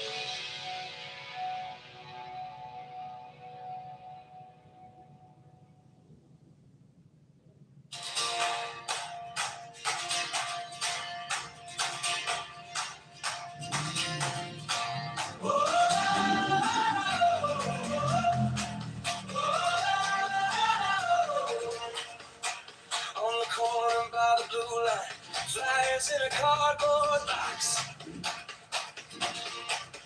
He's shaking hands on Milwaukee, listening more than he talks. Intelligent and steady, got that twinkle in his eye. Graded in the details, you can see it when he smiles. John Kitover for Chicago Mayor. For every neighbor on every block. For the mothers, for the workers, for the dreamers who love this city and never stop. He's strong, he's brave, faithful to the labor. From the lakefront to Cicero he walks. John Kitover for Chicago Mayor. For Chicago is taking back our shine.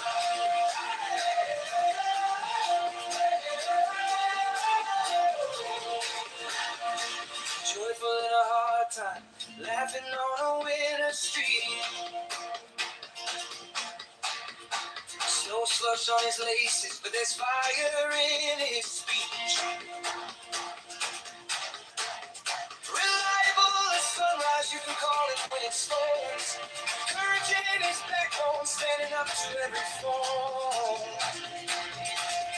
John Kitover for Chicago mayor, for every neighbor on every block, for the mothers, for the workers, for the dreamers who love this city and never stop. He's strong, he's brave, he's faithful to the labor. From the lakefront to Cicero, he walks. John Kitover for Chicago mayor, for Chicago is taking back our shot.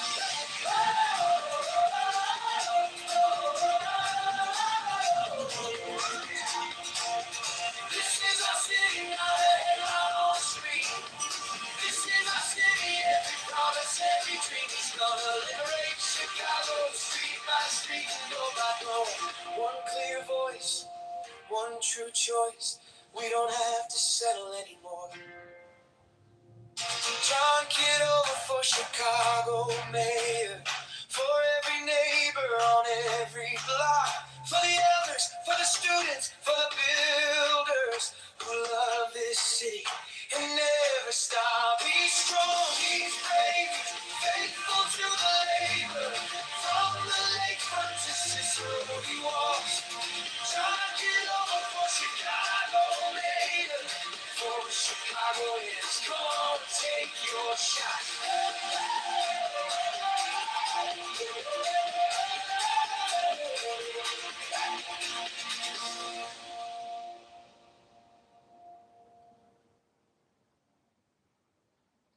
But to love me is better than all things. If under the night stars in the desert thou presently burnest mine incense before me, invoking me with a pure heart, and a serpent flame therein, thou shalt come a little to lie in my bosom. For one kiss wilt thou then be willing to give all.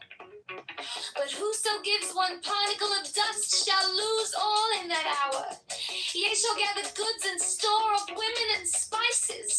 Ye shall wear rich jewels. Ye shall exceed the nations of the earth in splendor and pride, but always in the love of me, and so shall ye come to my joy. I charge you earnestly to come before me in a single robe and covered with a rich headdress. I love you. I yearn to you. Pale or purple veils will belong to us all who are all pleasure and purple and drunkenness of the innermost sense. Desire you. Put on the wings and arouse the coiled splendor within you. Come on to me. To me. To me.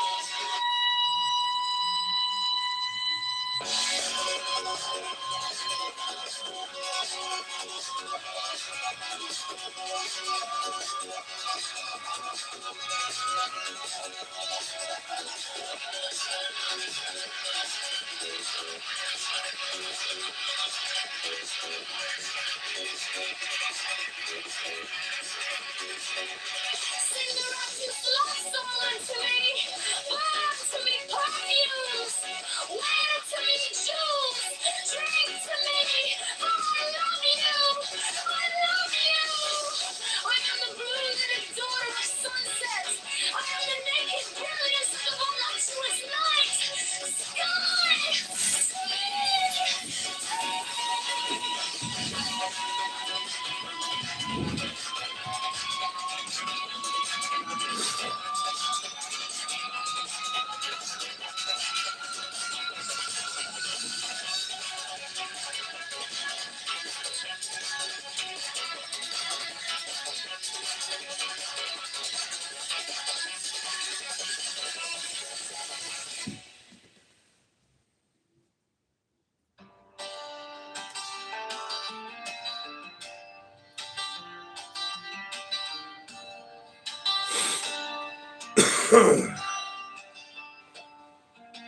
The letters around the rim are Enochian letters, facing outward in the illustration, including the corner letters facing toward the outer point of each corner.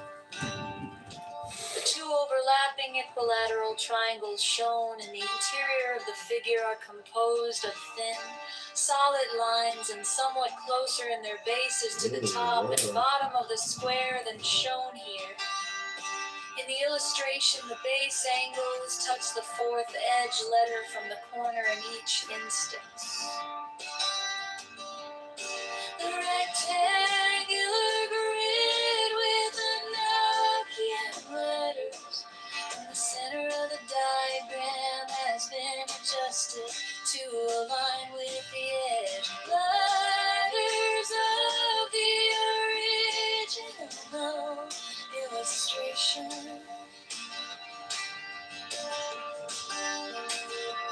This rectangular grid has its corners overlapping the lines defining the hexagon in the original illustration.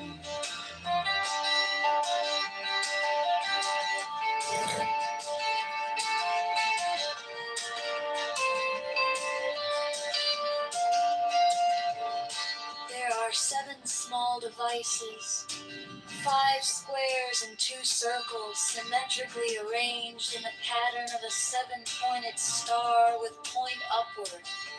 There is no actual 7-pointed star drawn. These devices are all oriented to be viewed from the center of the figure. Their size is about that of 3-edge divisions vertically and horizontally, and their text would be at right angles to any straight line that might be drawn from the center of the figure. These devices have been represented by the numbers 1 through 7 in the approximation above. They are separately approximated below, not to scale.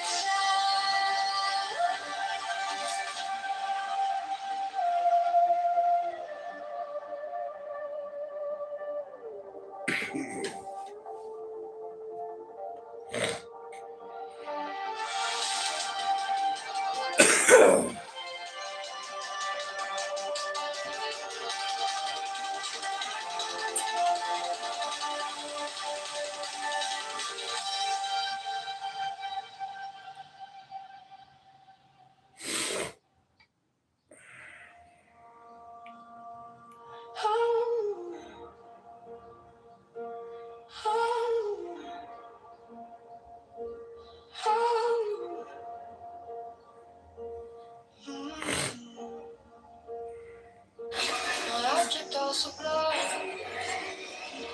I keep it in my mind.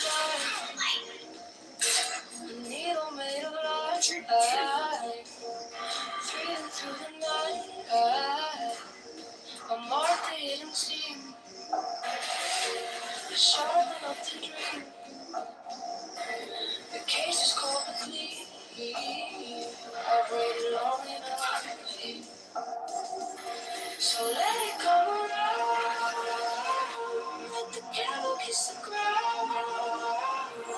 I want the scales to see on the edge of everything, to make the punishment fit the crime. Fit the crime. Make the punishment fit the crime. Fit the crime. My object of supply. If this video gets one like, I shall achieve in time.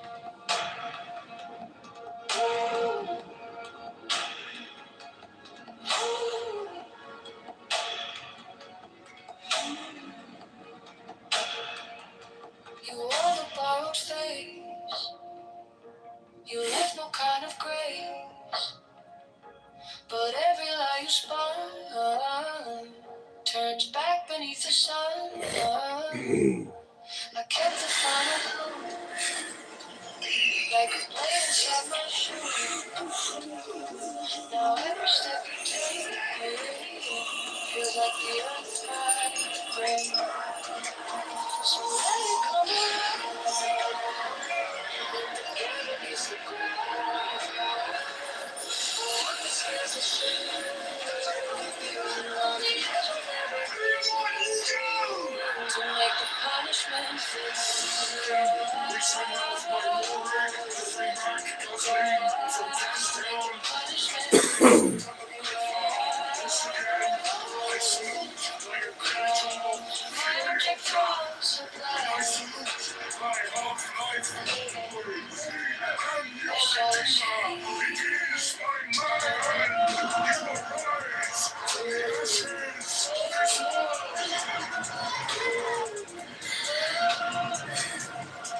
Y'all keep chasing something. I don't have anything funny to say for this video.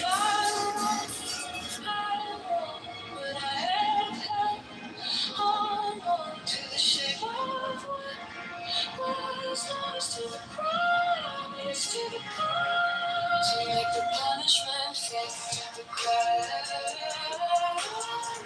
the crime. Make the punishment fit the crime.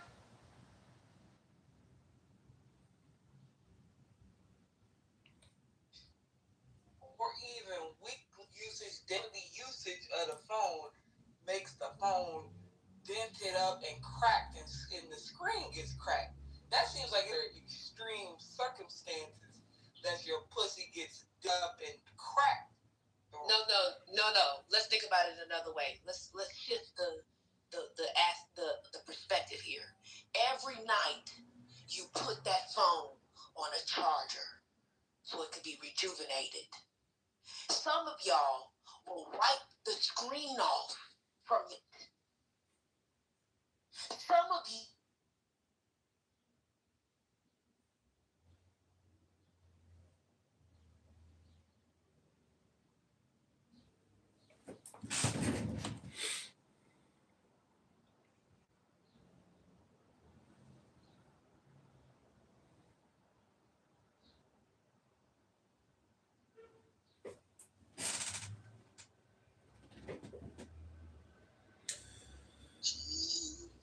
When I found Jesus, he was who I out to be. I was down and out, living on the streets. There were times I could have died, but the Lord was by my side.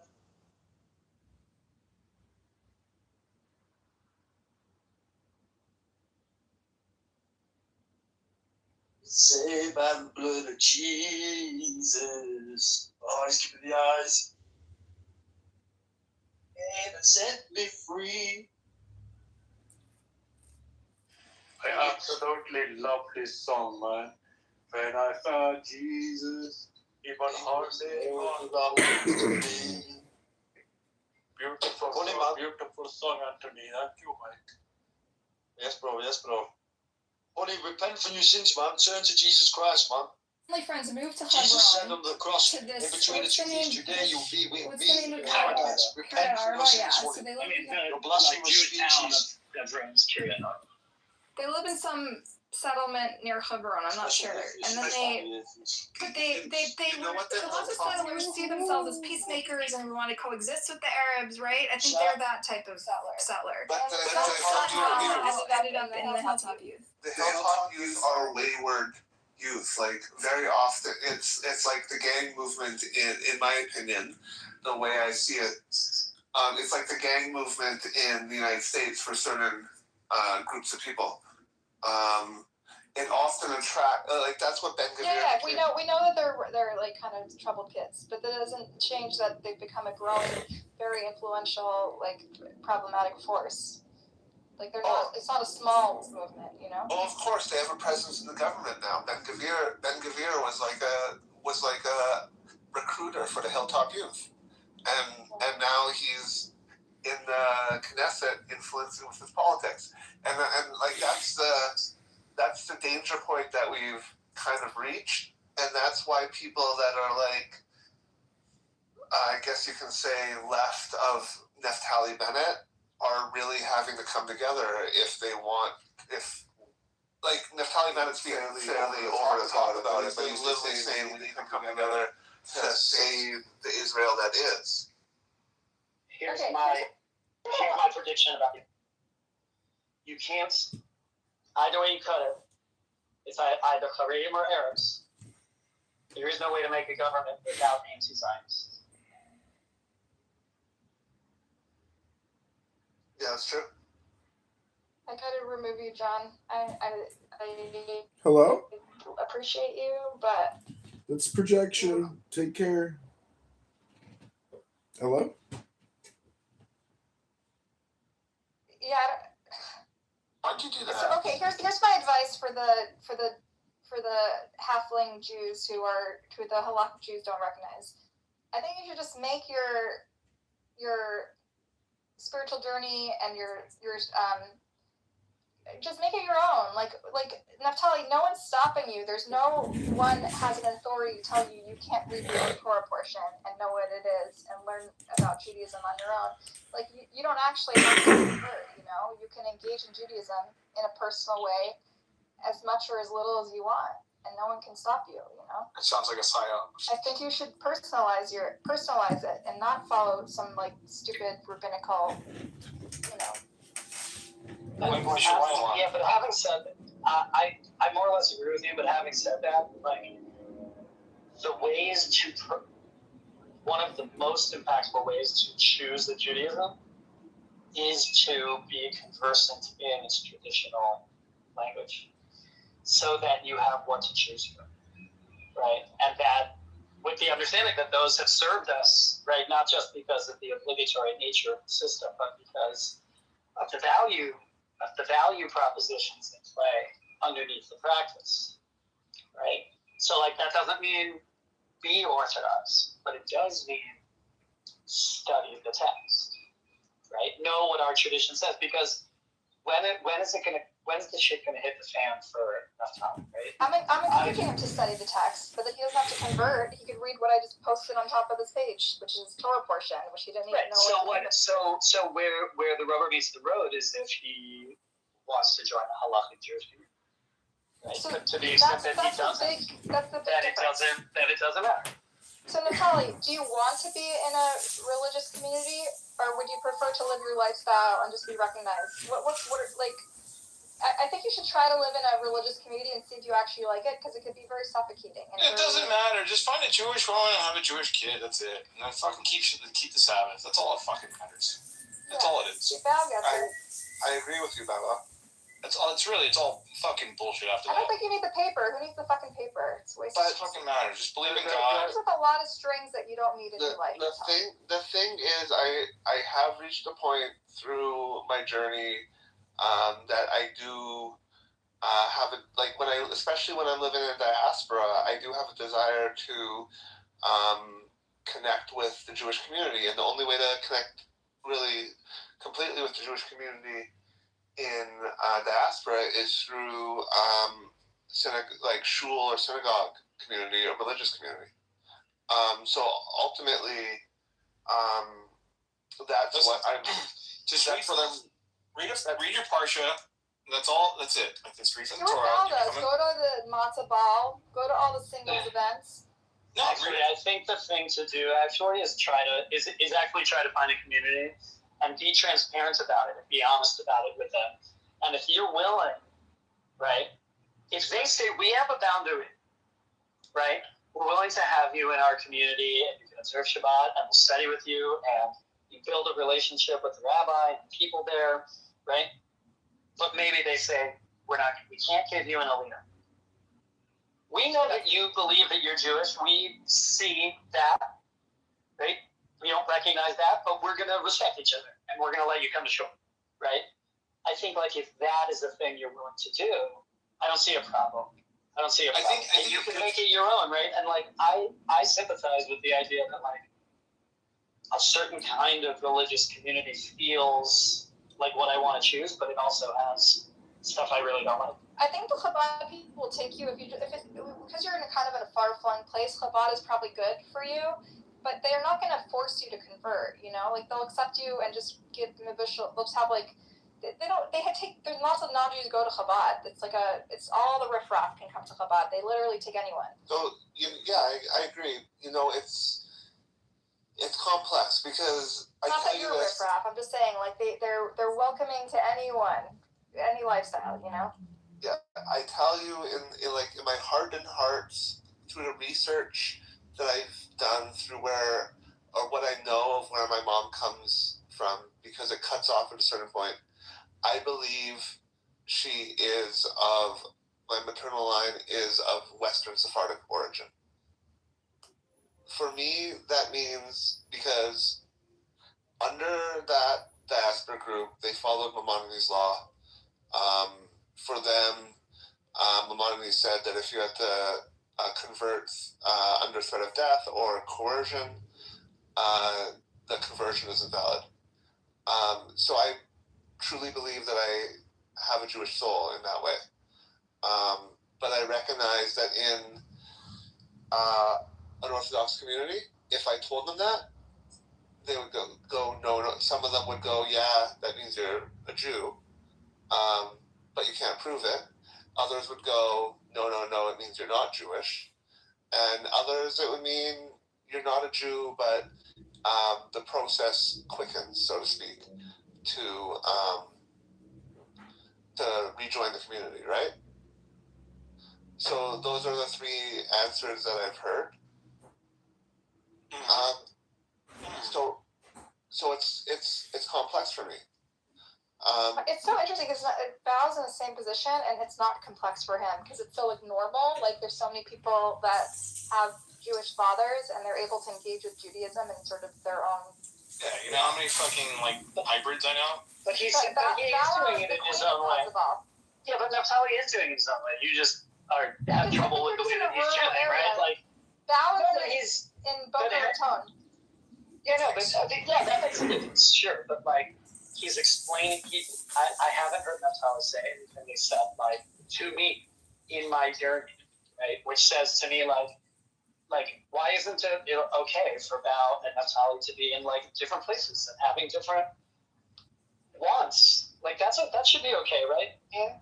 I don't think he knows knows what he wants, Kali. If he doesn't really want But that's not up to you. That might be true, but that's not up to you to be like bar mitzvah. That's judgmental why we're about helping him figure out what's right for him. You know, Chabad might be.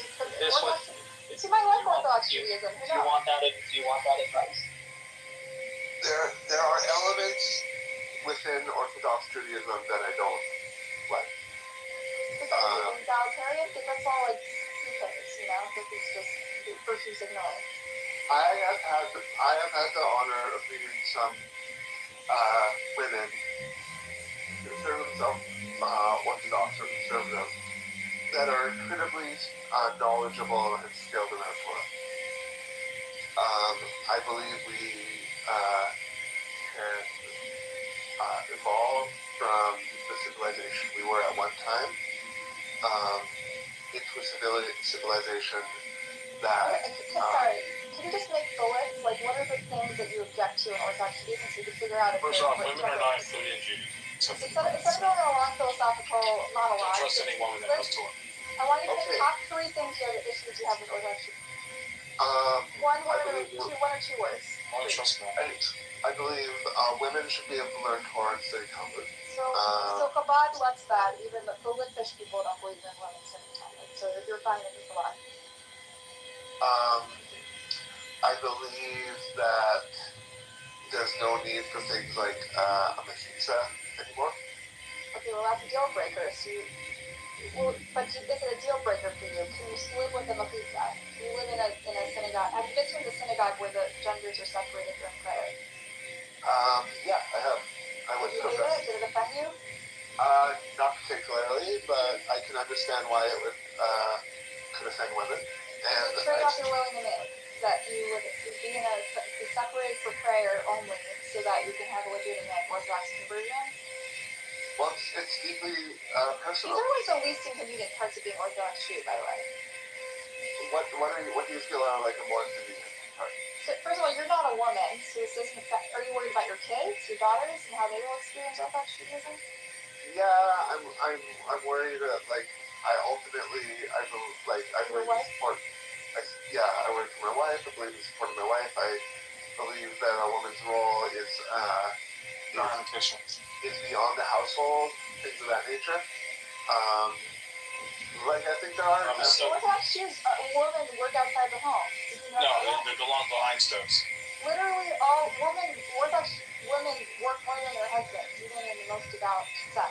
What I'm seeing right now. If you go to Toro College, it's all psych and speech majors because they're all speech therapists. There's no such thing as an Orthodox woman that does something. Like, even in the really, really ultra Haredi circles, they're the ones who make the money. Like, so I don't know where you're getting this from. I mean, maybe I haven't been around enough like Orthodox people. I know it. I want to know.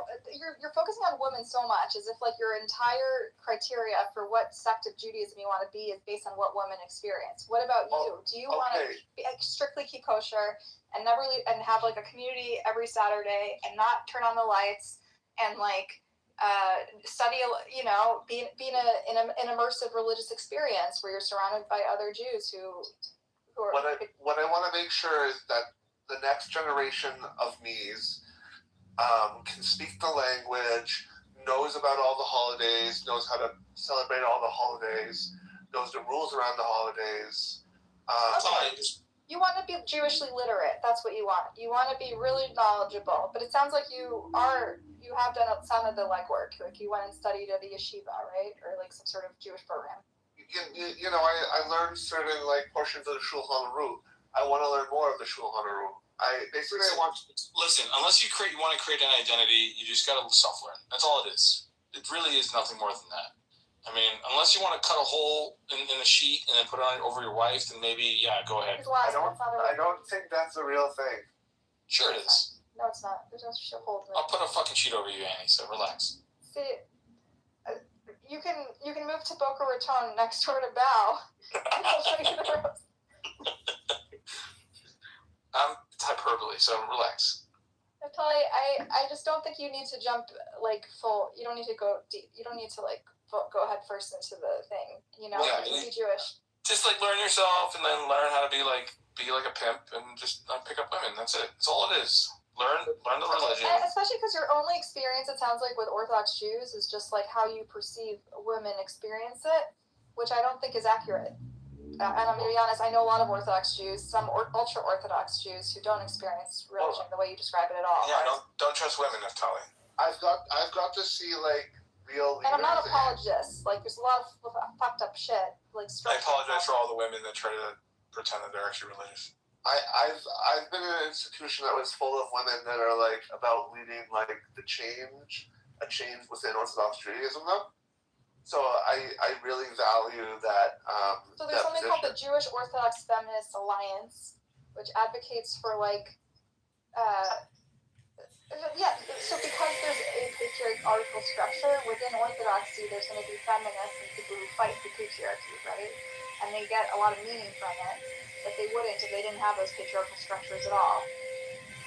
And it becomes part of their life, like it fuels them, it fuels their practice, and they get to rage against the patriarchy as part of their religious practice. You're so fast and loose with your terminology and with your description of these communities. Like, I don't think you've really come in contact with these places or these women.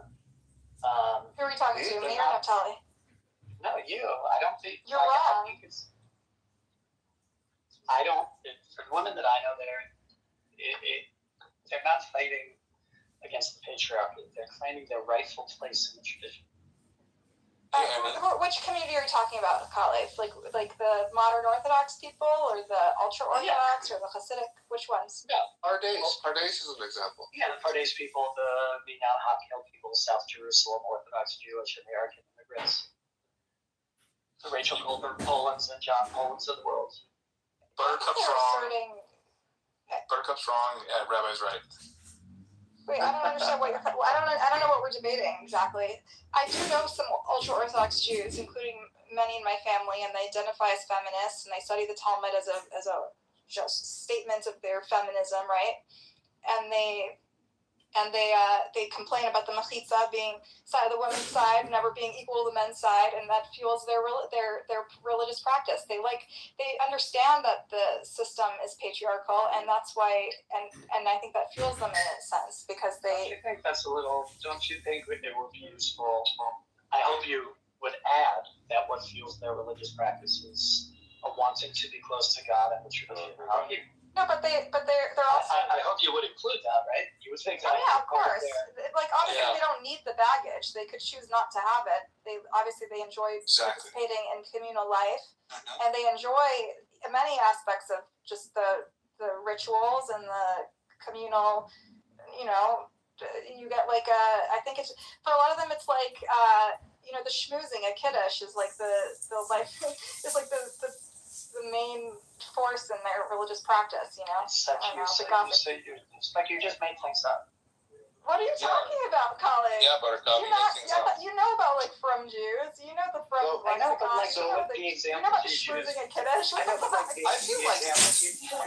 examples you choose, they're so anecdotal. They're only one kind, right? Yeah, there's the Kiddush Jews. Yeah, there's the Torah study Jews. Yeah, these are aspects of religious life, Colin. Why are you undermining it? Yes, I'm not undermining it. And they're You are beautiful. presenting it. They are beautiful. You are presenting it as if it's a monolith, and this is the way that it is. This is the one that this is the only way. And I'm just saying. I never said it was the only way. I'm trying to help paint a colorful picture for Naftali here, who's thinking of joining. Yeah, it sounds like you're trying to make it a monolith. I don't think you're helping. Buttercup. What I think Caleb is trying to say is, through Caleb, I've been exposed to some very,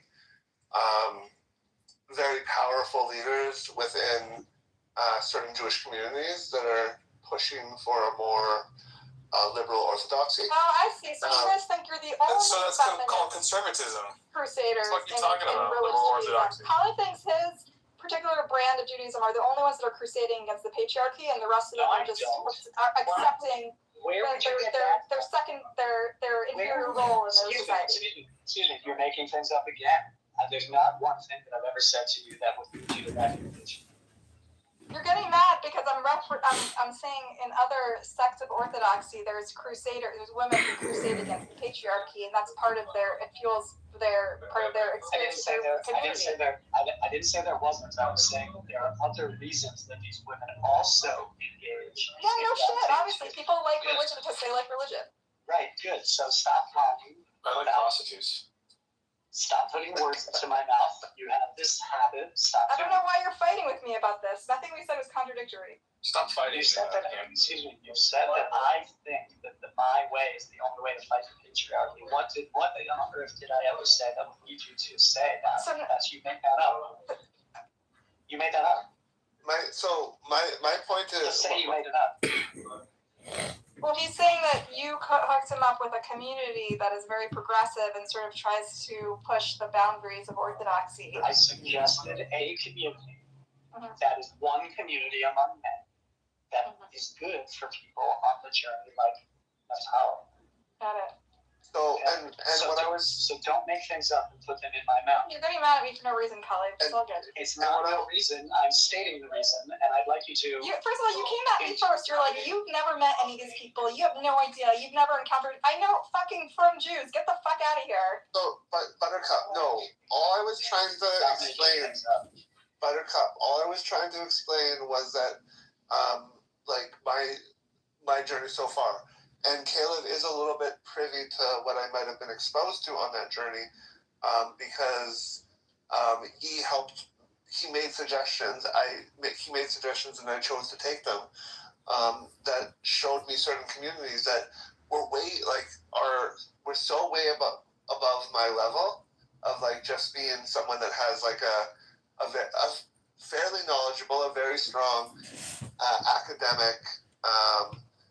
Knowledge of Israel and Jewish history in the diaspora, and is like really interested in the development in it. And he basically placed me in this community that is reading these religious texts in a way to some of them to connect it to the archaeological history.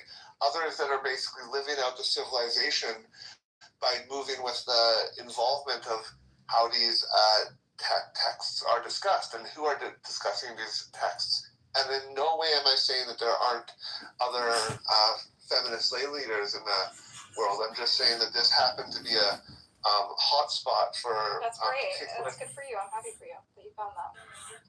Like one really cool woman that I met. It's from an ultra-Orthodox community in Long Island or New York or some 3 towns or the 5 towns, wherever that is. And she comes from like a really ultra-Orthodox family that is like not gonna come to Israel until the Messiah comes. And she went from studying Harvard Law to going to Pardes because she wanted to study Talmud. This is a woman that is like representing a very distinct community and is trying to evolve within this community. And there were a lot of people like that at this particular community. That's cool. God, what are we talking about? I don't know. Oh. I mean, okay, so you're seeing that there's many different ways to get closer to Judaism for people who have Jewish dads or aren't considered halachically Jewish. One way is by powwow, going to matzo ball and singles events, and living in Boca Raton. And the other way is by joining this intellectual, community of progressive Jews that are sort of pushing those boundaries. I'm on a crusade and fuck as many And another way is just go to your friendly Chabad and just eat a free meal. They're getting kind of cheap these days, actually. There's not a lot of money. I think a lot of money got spent through the psychological operation to disseminate all this bullshit that's been happening.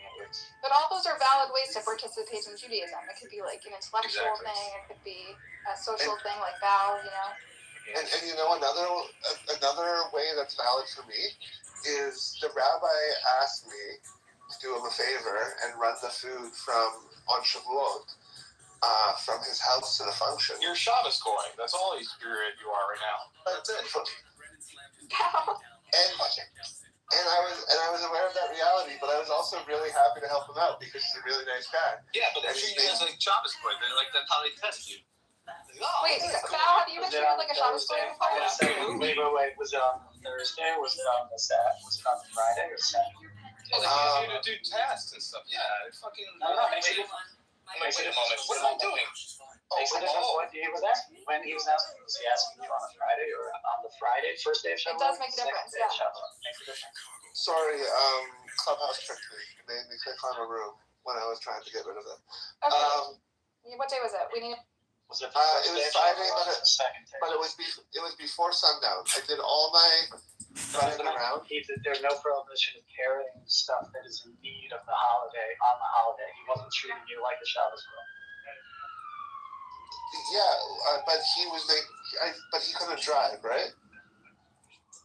Most of them are retarded, so yeah. It's funny. I mean, you had to drive it. Yeah, I had to drive it. I drove it. So then, yes, he was treating you as a Shabbos girl. Okay, but the That's thing not is, nice, actually. Bao has a point. I gotta say. No, seriously, it's not that. Yeah, no, that's what they do. They're like, oh, you want to be us? Okay, like, well, you're not. You can turn on and off some lights over here, right? Yeah, hey, it's a little cold. It's a little hot here, don't you think? Yeah, it's a little hot. Oh wow. Oh, okay. The devil. Yeah, That's should I very turn weird. on should I turn on It's the very exclusionary. No, that's up to you if you want to turn it down. Okay. But it is Yeah. hot though, right? Please don't react. honestly, I didn't mind it. Okay. Yeah, okay. We're not gonna force you to be offended by it. I just feel like it's Hello. you know, it's an exclusionary. He didn't have anybody else to do it. Okay. So if basically his choices was if he What do you want to say? wanted, like, if Fresh he 30 seconds, okay. was gonna have to ask someone from the Jewish community that's not observant to do it, or he asked me. No, he's not allowed to do that. Fresh 30. It's against the rules. You're not allowed to make a Jew do a crime like Yeah. that. Yeah. So that. Thank you for my fresh 30.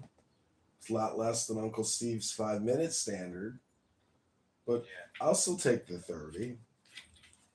Let's read to you a little something special here from my magic book of Jewish wisdom. It says, in Hebrew, the root kedem implies both the East and ancient times. The Jewish people trace their origins through Abraham to Ur of the Chaldees, which is today Iraq.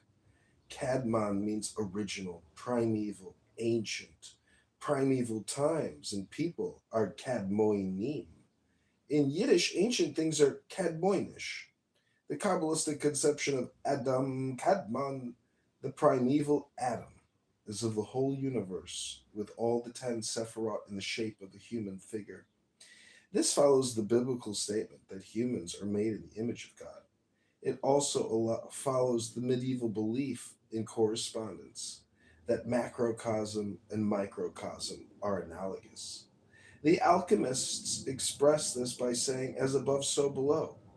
When we look at the figure, we should imagine Adam Kadmon from the back, so that the Sephirot are in the correct right and left positions.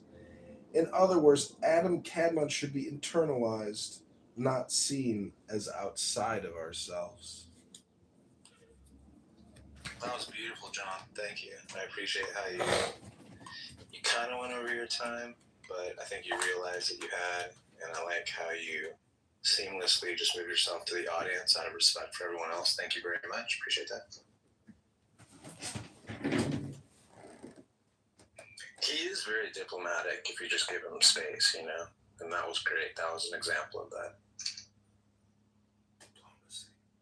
He got his point out, and then he, went back to the audience on his own accord. That was wonderful. Thanks, John. Appreciate that. You're a great example, actually.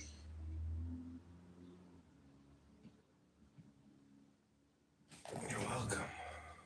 Oh, it's being nice. Like, all of this fucking scribblings from these old dusty dudes. I know, that's a lie. Some of the writings remain, and we're all like enamored by it. I just love my life so so how much. easy it is to scrub history right now. But sometimes I think he doesn't care about me, and I don't see him often. So, like, I find it interesting that we're still so fascinated by all this old literature, and we like expect it to hold some kind of magical value or something. It's really interesting. My beautiful begonia. Begonia, be gone. That's what a begonia actually means. It means was be cool. gone. Thanks for sharing that bit. Next time, come up with like maybe some Bhagavad Gita information or maybe some Scientology. I don't know. Anything else. Buddhism's fine. I like when you do the Buddhism, you know. He does all religions, to be fair. Well, it's He's something so consistent about like his mysticism. And Yeah, I mean, all it takes is here's how you're consistent in mysticism. Just do a lot of what you do, and then you just read a bunch of stuff and then reference it like incessantly.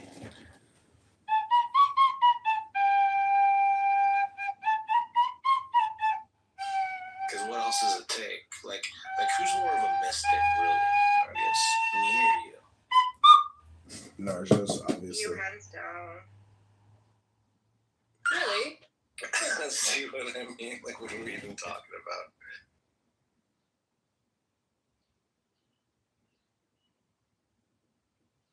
I don't know. Nargis is, she's gonna get there. I think she's already kind of there. Long way to go. Truth is, like, with mysticism, you can just mostly make up any shit. I just have to meet you, Nargis, and then it'll, you know, it'll grow exponentially from there. Hey, Hannah. is that they're all franchise model and they're trained on fundraising to support themselves, right? There is no money from Central Chabad to support any Chabad house in the world. There's no such thing. So what's interesting, Caleb, is so I live in like a place, a ski resort town, right? So the Chabad is trying to serve a need like they do in Cancun or Palm Springs for a lot of the community from outside of the resort. So I've heard through the grapevine that Chabad Central is actually putting in a lot of money to support this particular Chabad. How old is it? Like 6 months old. Right. They give money for 2 to 3 years, and then in that time, the rabbi is supposed to have their own revenue streams. And some do it in different ways. Some open a preschool, some, obviously donors, all kinds of ways. But in those 3 years, they're supposed to have developed their own revenue. Oh, interesting. It's very interesting, actually. So some of the stuff he's doing is like he's doing like holiday dinners and things like that, which have been really nice. And he's like even invited people in with like a grandparent.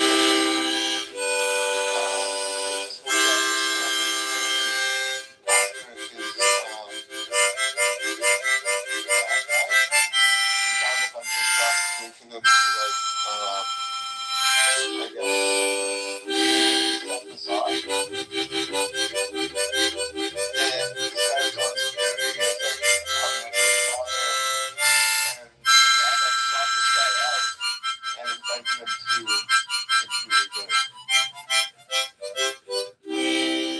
It was quite interesting. In a lot of places a lot of ways he was out of place, but he was still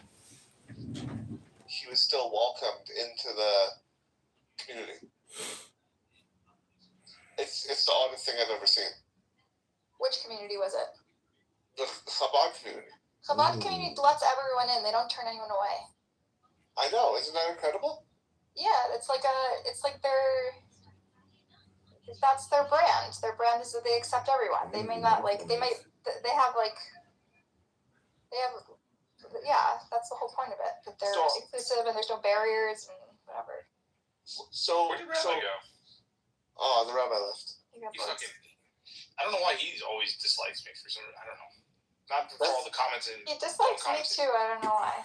He has a bad rap on here, unfortunately, because he fought all the crazy Zionists, right wingers. So, but I think he thinks that I'm like lumped into that group, and I'm like, I don't dislike him. I like him, but.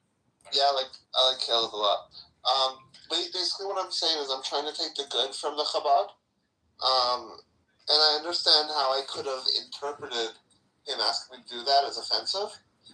but I chose not to. I just chose to do in my I mind. respect that. I respect that. Don't get in his head, Val. Like, it's fine. In my personal journey, I did a mitzvah for him, right? Yeah. And I mean, I'm an outlier. I'm someone who, like, is impressed by some of the things that Shabtai Tzvi did as a rabbi and a messianic figure. Do you know Shabtai Tzvi? Shabtai Tzvi? Yeah, of course. So, people know him now as the guy that influenced the Frankist movement and stuff like that. And that gives us a pretty bad rap because, like, the Frankist movement is associated with all of these weird, crazy, anti-Zionist conspiracies. But, you know, another thing that Shabtai Tzvi did was allow women to study the Torah. And he was quite a feminist figure in those actions. Oh, so you're pro Shabtai Tzvi? Well, you know, it didn't end well. I don't think Jews should... He was a false messiah. That's all I knew about him. That's what I learned about him in Judaism. That he's seen as a false messiah that misled a lot of people and, I don't know, disappointed them.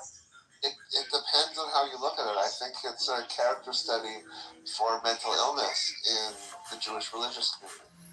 So he's mentally ill. Yeah. I can send you a great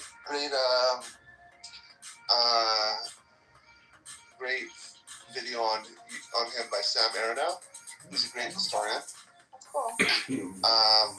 But his hypothesis about Shabtai Tzvi is that he was a mentally ill person. I want this Baruch guy to come up. I want to know who the fuck he is. Come on, Baruch. Alright, fine. He's for sure a troll. It's probably BB. He has like 3 followers. BB. Yeah.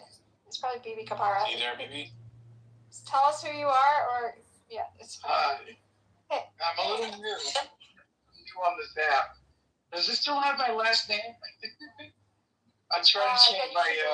Oh no, it's still in your screen name. You should change your username. Mr. Grossman, it's okay. I changed it to Bro.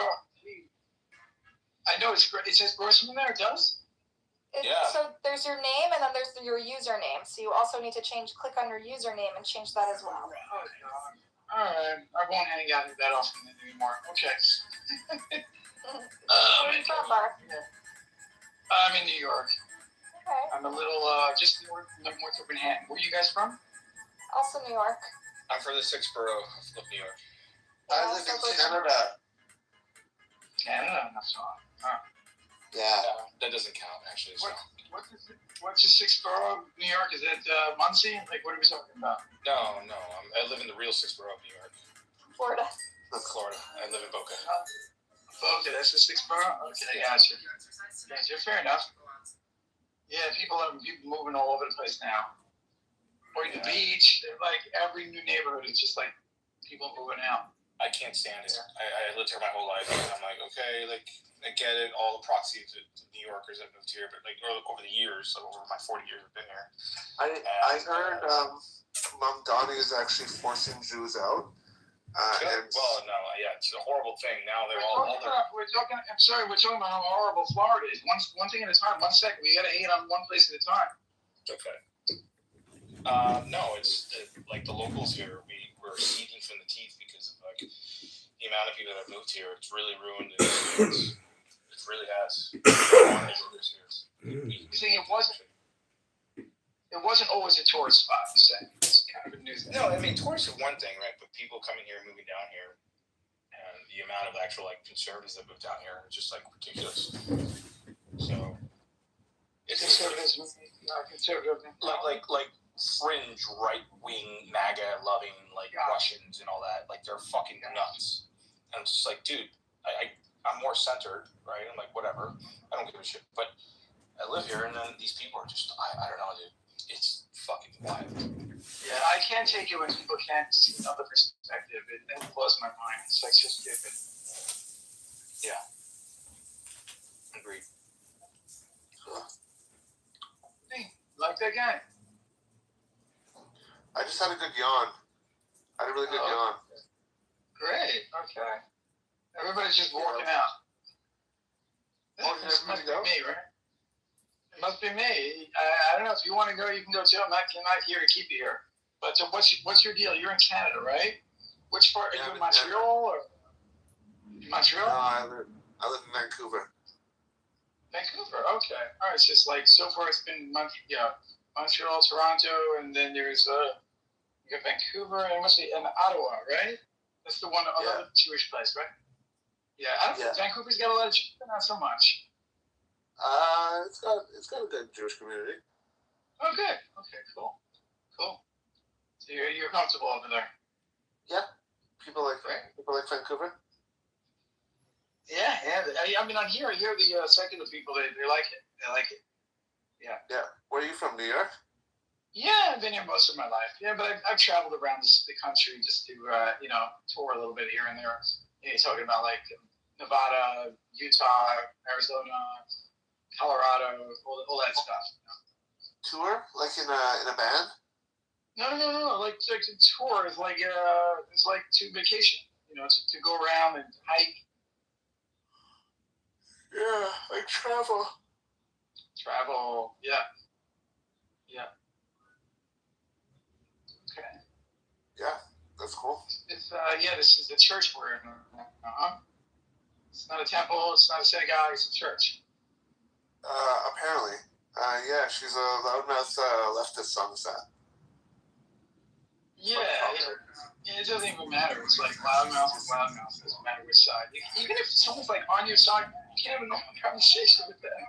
Like they'll just argue in every point because they're right. Yeah. It's an immaturity, but hopefully we'll all grow out of it. Yeah. Maybe not her, but that's okay. Everybody, I think, will. They'll all mellow out eventually. Are you like a younger person, older person, middle?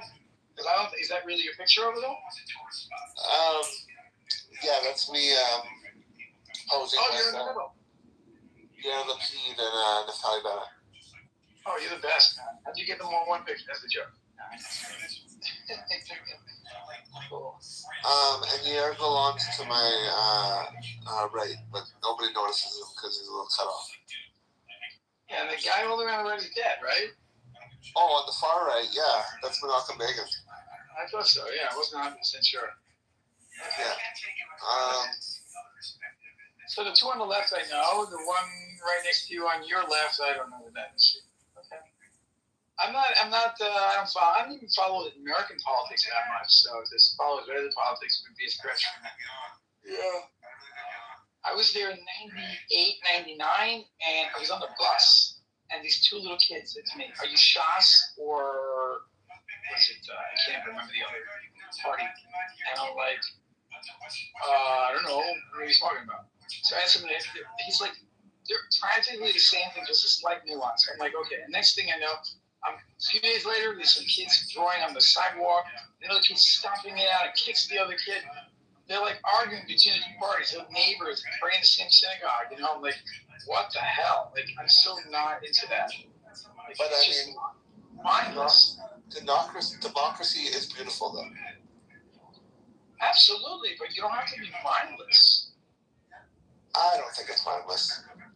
When little kids are beating each other up because they're in a different party, not even knowing that the parties are almost in line. Yeah, I don't know. I've never heard of two kids beating each other. I'm just telling you what I saw. What I actually saw on the street. It was, I can't remember what the other party. One was Shas.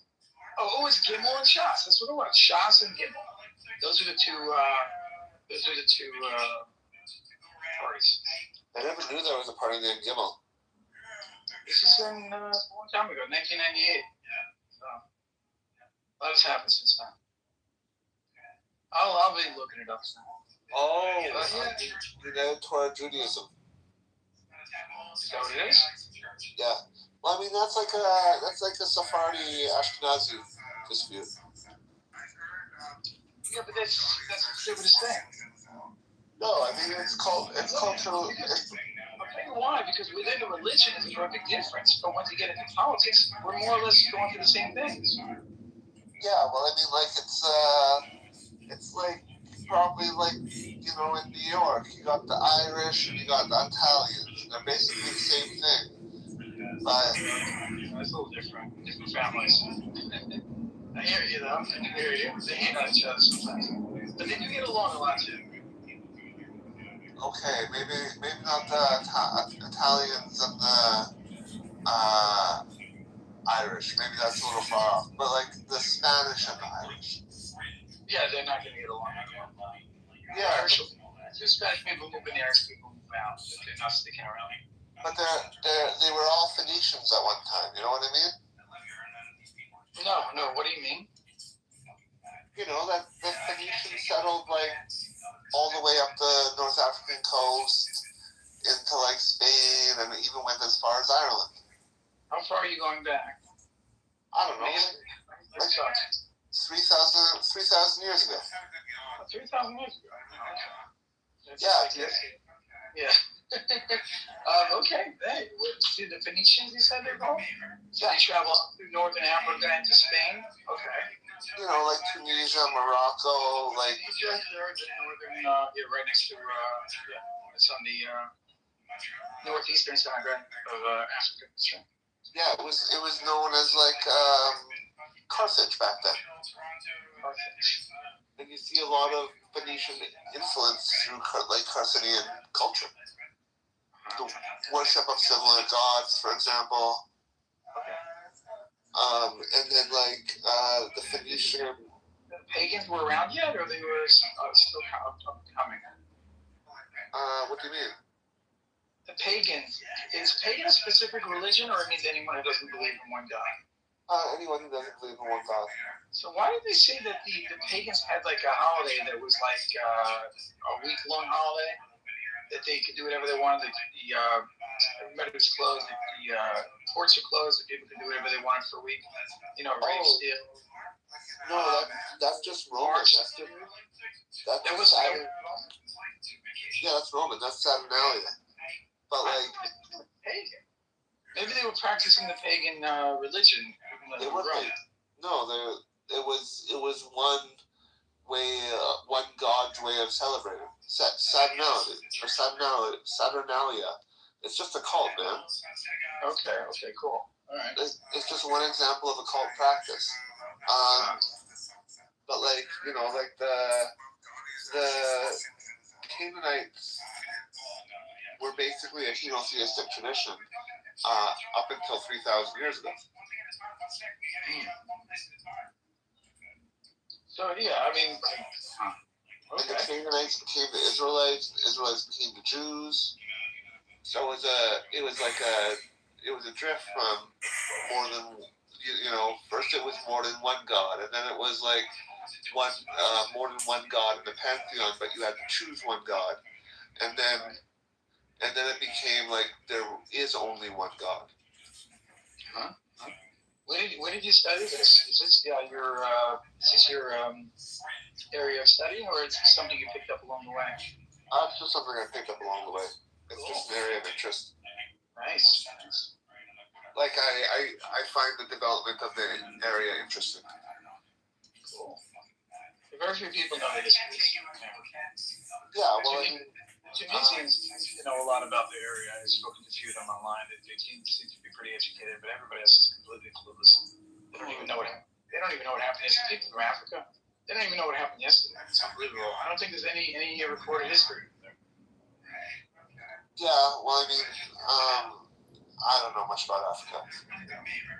I can't speak to that. I'm not saying it's bad. It's sad, whatever. But like you see, what do you call it? If you want to call it Levantine influence, all the way to the North African coast. North Africa, Middle East. Is that Levantine? Yeah, Middle East, North Africa. Right, together. Yeah. But that's being a culture. There's a connection between those two cultures, and then that culture intermingles with the Maghreb culture. So, like the Maghreb culture is considered to go all the way up to Spain. Going back really as far, it's a little hard to relate. Okay, cool. All right. Now, any of the history that I know doesn't go pre-1400s. Like, I don't know nothing of your numbers. You're talking about the Dark Ages. There are people that know a lot about those times. I actually read a book.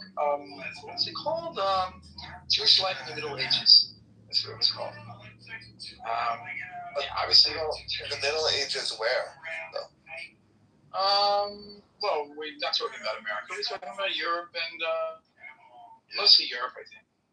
Maybe Spain, Europe. I don't think he talks about Morocco. Well, I think where Judaism stayed alive when it was being very badly treated in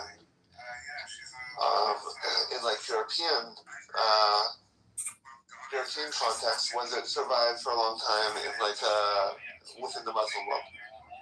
Right. I think that's why we became merchants, because we couldn't hold positions within society. Yeah.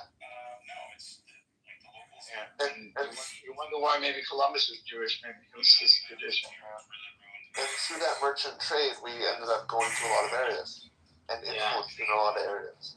It's mind-boggling that people can navigate the seas. I don't understand how you can find the same place twice in a lifetime without proper equipment. You know what I mean?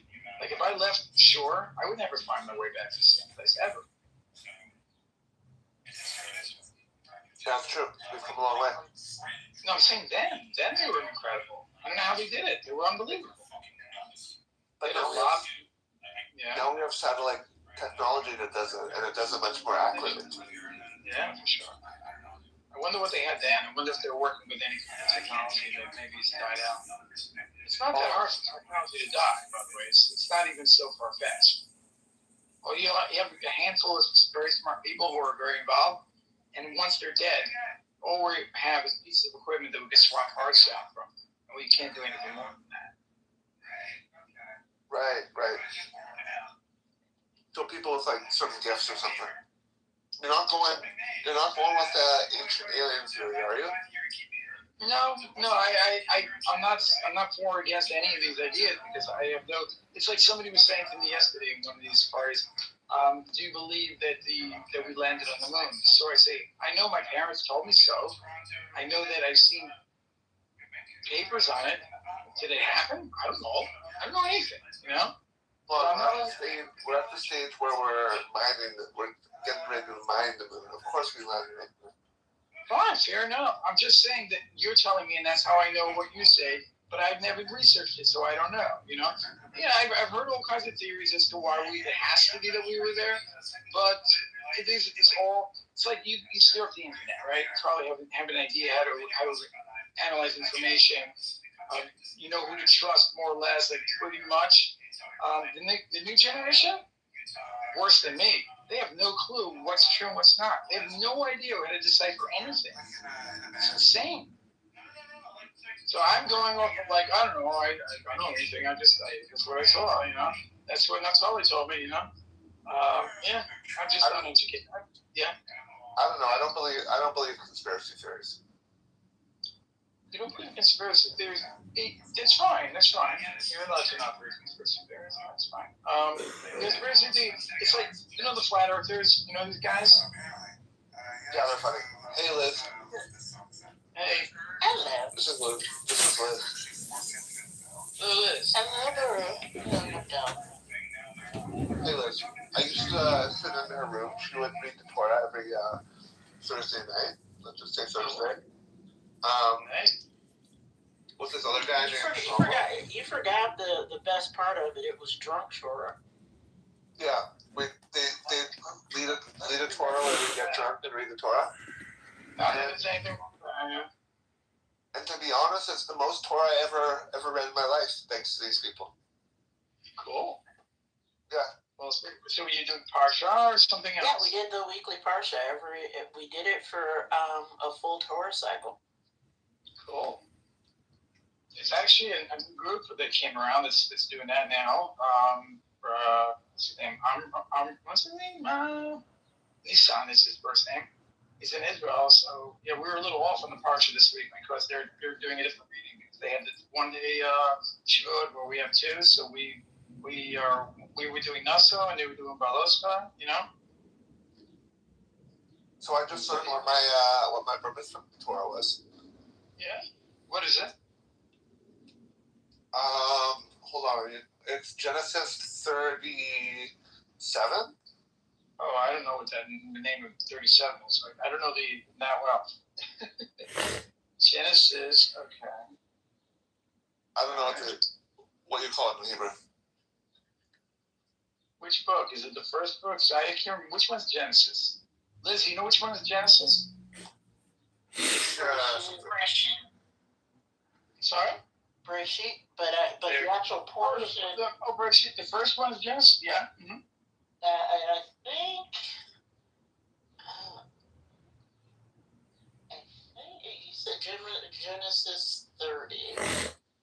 Do you know what the subject matter is, not Charlie? Joseph.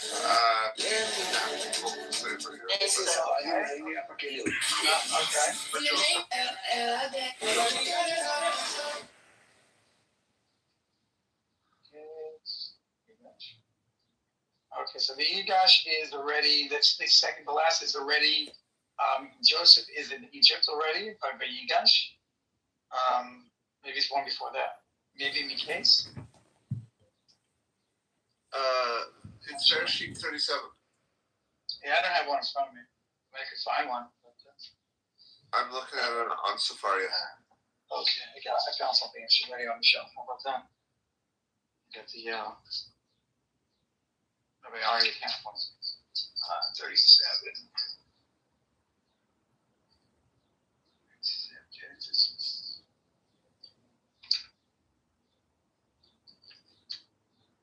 No, they can't be. No way. All right, I don't think the numbers line up properly.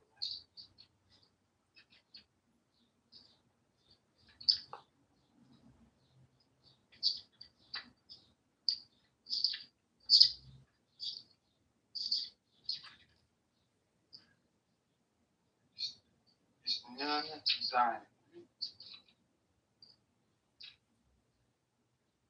37. How many Jews does it take to find a Torah portion? Oh, that's funny. That's very funny.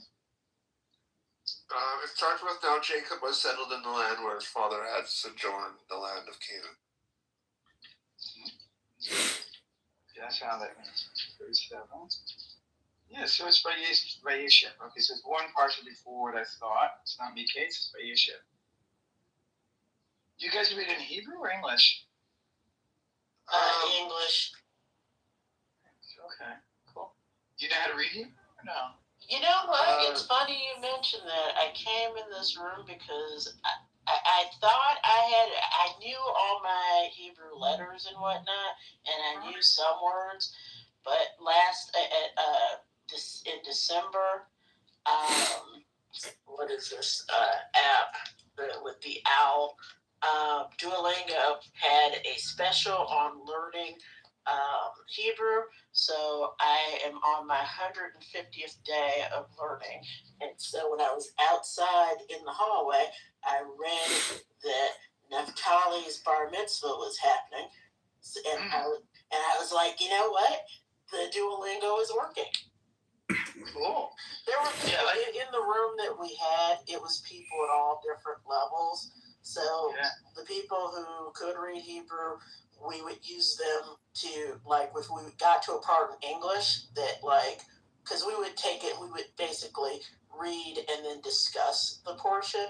And if we got to something in English that, like, could mean something one or two ways, we would defer to the Hebrew readers. Oh, okay. Yeah, we were a team. We took a team approach to learning Parsha. That's how everything should be. You know? Instead of fighting and killing each other, right? And that's great, Liz. I used Duolingo to learn a lot of words. I did a few Alpons. I have learned a little bit to read Hebrew. I still struggle with some letters like Zedek. I can never do the the pronunciation of Zedek. Yeah, so I think of TS. It's actually not. It's more like, you know, when you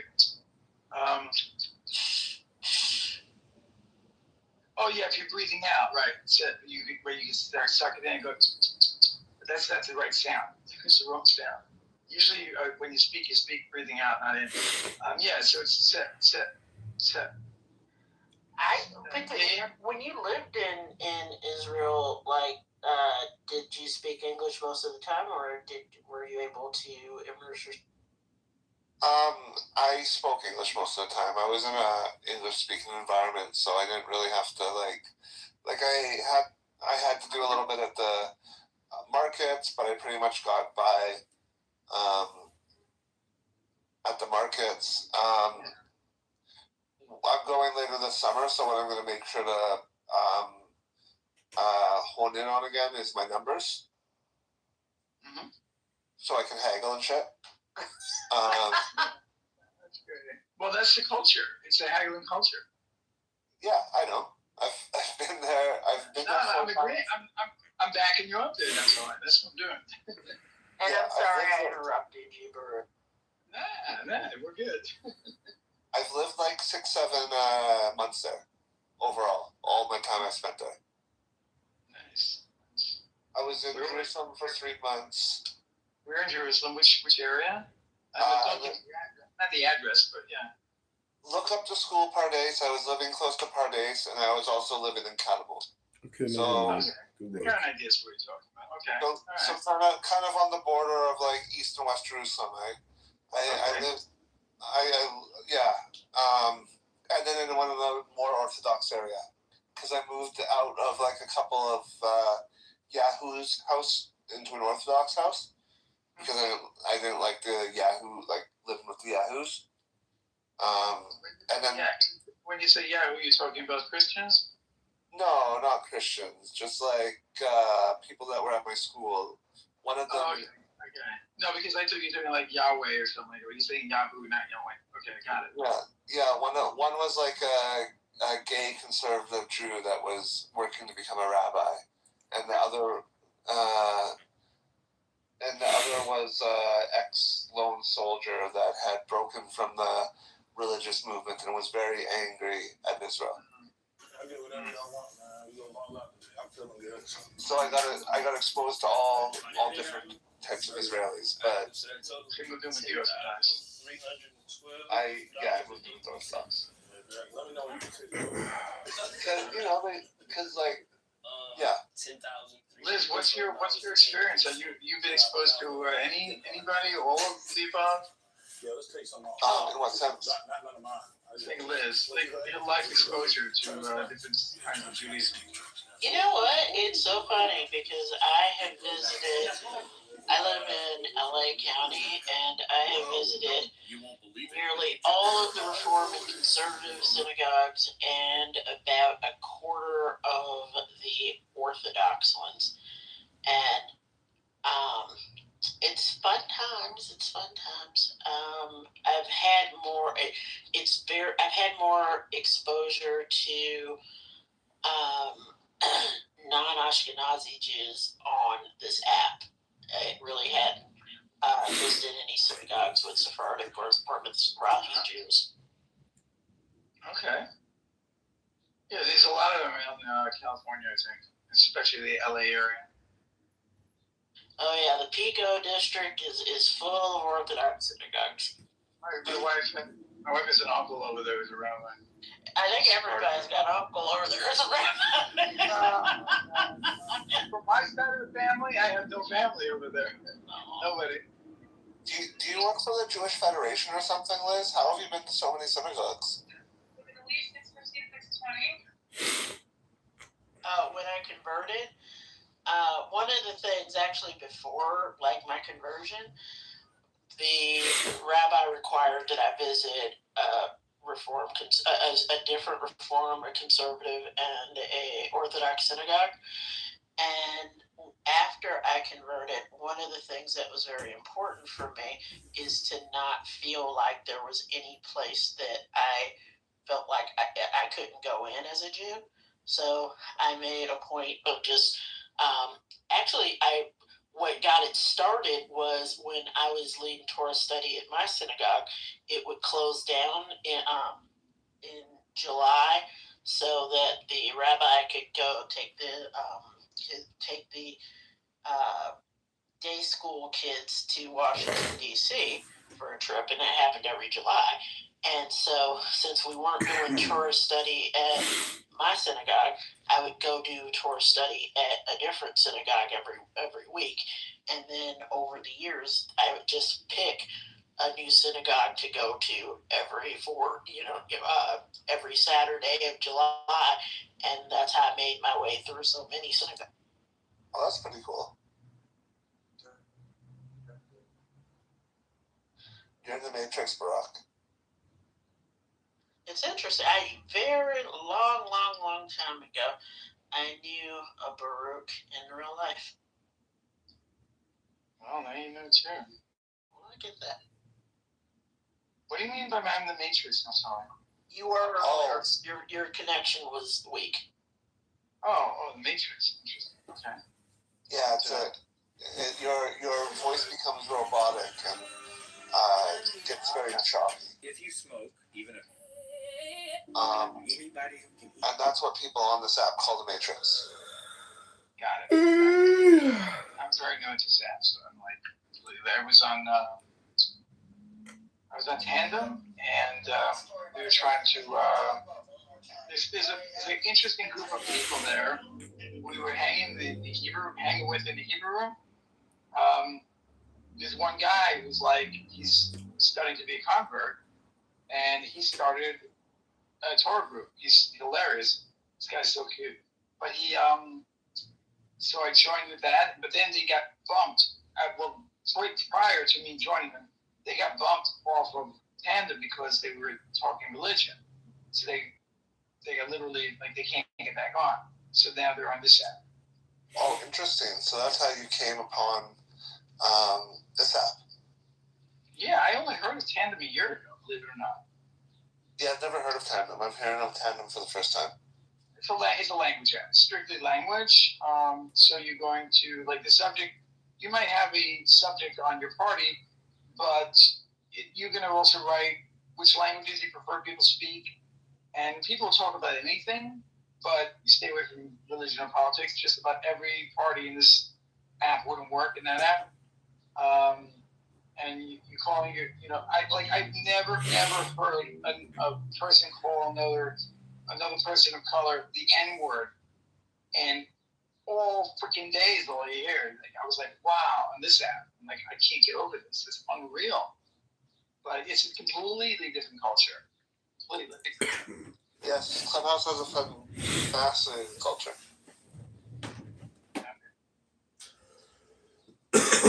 A lot more angry people, I think. Tandem, you'll see if you hang out with the Spanish crowd, they're so warm and so patient. It's great. Oh, love it. Oh, that's cool. Well, how long have you been on this app?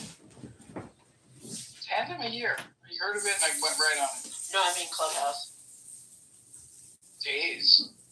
So, unfortunately, I mean, we're glad to have you, Berg, but we are in season 6 of Clubhouse. Seasons 1 through 3 were awesome, and season 1 was unmatched, but those first 3 seasons, excellent. There have been some trials and tribulations on this app, and what you have left, present company included, are the bastards, cripples, and broken things. So you're gonna, as you go through a lot of rooms, you're going to witness far more dysfunction than was here early on. I'm not judging the app by what I'm seeing. I'm sure there are parties. This is the vast majority of what I'm seeing is pretty chaotic, But you know what? Sometimes I'm in parties on Tandem, and every other party, people are killing each other. I'm like, what? And it comes and goes, But you're saying there's a lot of the pretty serious people who are taking turns talking have gone elsewhere, maybe to another app. Absolutely. Like there's been a mass exodus. Jewish Clubhouse used to have multiple houses and multiple rooms daily. We're down to 1 or 2, and it's only a handful of people. Wow. Yeah, it's mostly people like me and Michael Brown's team talking shit. Yeah. You guys are pretty angry earlier. It's good. It's good. Oh, I'm not. I wasn't angry. Not you. No, I'm saying you guys, the group. They would because people were bringing up, the whole Palestinian thing. And right, yeah. when anyone brought up an opinion, instead of saying, "Well, what do you mean?" they would just say, "No, there's no freaking way," And they were literally choking each other. It's like, oh great. So I lost everything. I'm not having this anymore. That's true. Oh, yeah. So you're saying, Liz, that the good days are gone. Whatever I'm enjoying is, it's not that they're bad people. It's that I'm just seeing all the worst. Yeah, you're seeing the people who really just, I don't know. I call it a bit of the tism. The tism, the OCD, the alcoholism, the I can't stand my spouse, so I'm here all. That's what I hate about these apps. You can't tell if someone's sober or not. Yeah. A lot of people here are drunk. I hate that. I hate it because I can't figure out if I should take something as the norm, or say next time maybe it'll be better. Should I even bother giving them a little chance, or it's hard to know. But some people will tell you that they're not sober. They'll tell you straight up. Yeah. No, I mean, and I think that at this point, with what's left on this app, it's not hard to tell who's not sober. But I'm still here because I hold on to things far longer than I should. So there's a couple people I still like who come on here, and I'll pop in a few times a day just to see if there's anybody or anything interesting going. I don't see Naphtali that often. That's why I was like, oh, let me go see what's going. What's this about his bourbon? I'm sorry? Oh, no, go ahead, please. No, it's fine. No, I just said that I saw Naphtali's bar mitzvah and was like, oh, what's going on? Oh, that was referring to him. Yes. I didn't realize the title of this room is it's Naphtali's bar mitzvah. Yeah, I'm getting it. I was asking where people are going from here, from this app. You know where a lot of them are going? What's the next top spot? A lot of people went to Spaces, and then Spaces on X, formerly Twitter. Oh, okay. It's a similar. I've yet to be on any of these apps. This is really a stretch for me. Right now, I had to call my filter company and allow this app because it's social media, and I cut out all social media. I don't want any of it. I don't have Facebook on this device. What do you think? It's very nice. Yeah. Well, I will tell you. I just followed you, so if you look at the app and you go into your hallway, which is like a little house at the bottom of your screen. Well, I'm not seeing it now, but okay. Maybe depending on the device, you can maybe get a different view. Hallway. Well, anyway, okay. So basically, since I followed you, if you follow me back, you'll see probably houses that I subscribe to or rooms that are on my interest list. Some of them are gonna be crazy, but if you actually see me in a room, it's generally somewhat normal people. I can't vouch for normalcy. Can't vouch for everybody. It's funny. Well, Yom Haledet Sameach, even though it's not your birthday, that's fine. He took off.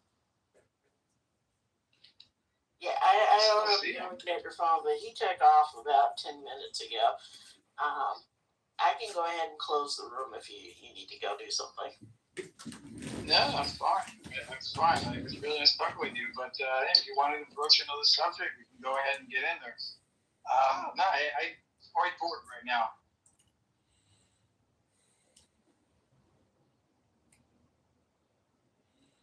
Briefly, like said, tell you know what I mean, your address or whatever, or your Cappuccino. Exactly. Oh, you stupid ass. And then people thought that was my burner.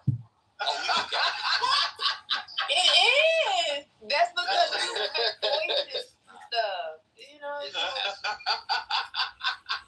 They imagine they desired goat, and that's what they thought of. Absolutely not. How do you explain otherwise well-adjusted people? And I'm gonna name names. NL, CEO, King Nani. That spend 6 hours in chillism every day. How do you explain that? CEO was recruiting the other day. He said we should join it. It's very intellectual conversation. Oh. This app is amazing. I tell you, every time, and then something happens, and then there's a crash, or Matt Cool say, how do you explain Monica? How do you explain Monica? How do you explain John Kitover? He was dreaming his meeting with a lawyer the other day. It's not AC Freedom no more. AC Freedom is out the door. No attorney work products here. It was insane. Wait, where is he? How do you explain Matt Goliath? Oh my God, steroids.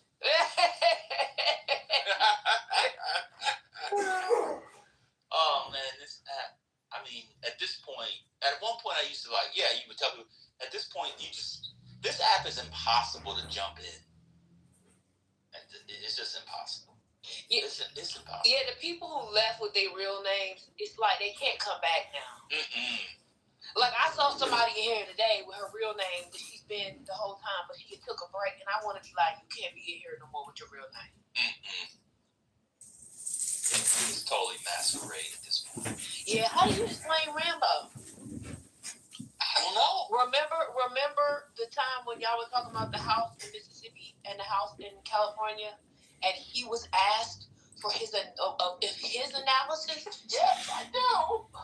It happened 2 weeks ago. I was driving, and we was talking about Roth IRA. I remember very well. Which is close to the nude beach. How do you explain Rhonda's But it was mostly like gay guys that would come and like hang out, have so much fun. Like there'd be a lot of free willies all over the place. That's right. If we're gonna free the nipple, we better free the willy. I saw a lady freeing the tampon string. Ooh. Yeah. In France. Come on. Medical check. It wasn't a nude beach. It wasn't like a nude beach. Like, I was wearing trunks and everyone I was with was wearing clothes, like whatever, just normal stuff. Listen, when the pad is full, you gotta pull. Yeah, there's like 6% of the people out there had like no tops on if they were women and whatever. It was like pretty mellow, but one lady, that's the fun of the beach. Like, it's the edge of law. What are you gonna do? one lady had a string, dude. It was funny because she was wearing, she was changing because she was wearing a bikini bottom, but then she had her towel kind of on short or something, and then she was changing like 20 feet to the right in front of me. And I just happened to look over when she's like, and boom, I saw a string and I looked away quick. I'm like, oh shit. Right. That was pretty funny. Holy shit. Threw up in my mouth. Hey, some people just don't care. Some people don't even like. Yeah, it's the beach. Give a fuck.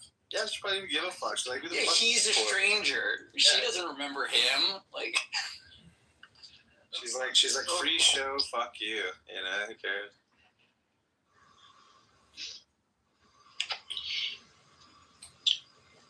No, but the waves are no joke, bro. I remember me and my friend were swimming in the ocean, and both of us were getting whipped around, and like his willy popped out, and there's a bunch of ladies on the beach. Yeah, that's fun. The ocean pantsed him. It straight up did, bro.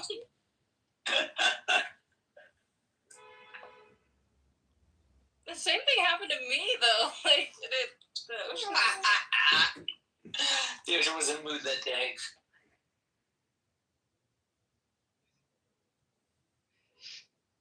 Usually I wear trunks though. I think we're just wearing our underwear or something.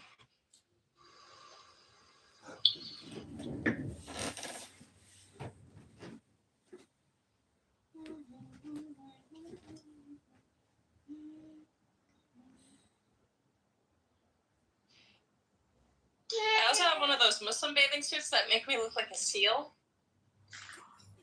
The burkinis? You mean like a burkini or a surfer suit?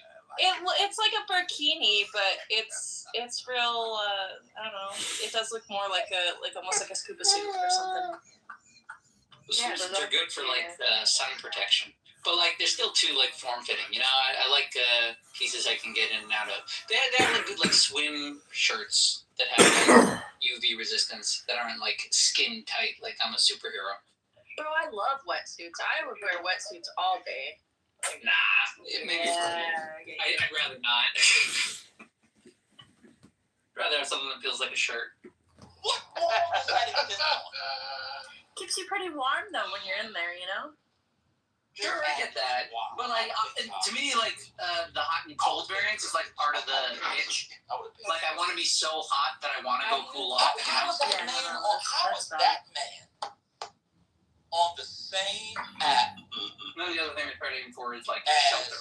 You know, if you can The make man shade wanted for to yourself at the beach. That's Honey Shakur. Why are Steve Crone and Honey Shakur on the same app? Yeah, that's a good one. Thank you, MG. Why is the CEO of T-Mobile on an app arguing with a woman who calls herself Kalisha, who says she'll piss on you? What's going on? Oh God! Dan, explain Isaac Hayes' son arguing with people. Why is Isaac Hayes' son? About his son coming. On the app, starting his own competitor app to compete not only with this app, but another app by a Nigerian who was with a Somali, even though what? Netflix not. Like, what are we doing? Y'all don't remember all these storylines? Certainly do. That's why I love this app. This dirty, clean app. I think we are insane. I'm realizing now. Yes, we are. For sure. How do you explain a 500-pound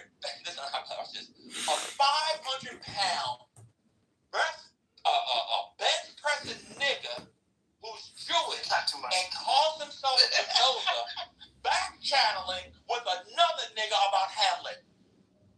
This nigga been back channeling about Hamlet. You grown ass niggas. That's fucked up. That was This insane. nigga was like, oh, I remember Polonius' quote. Hey, don't put our words together. I can read Spinoza and Plato. I said, what the fuck is going on?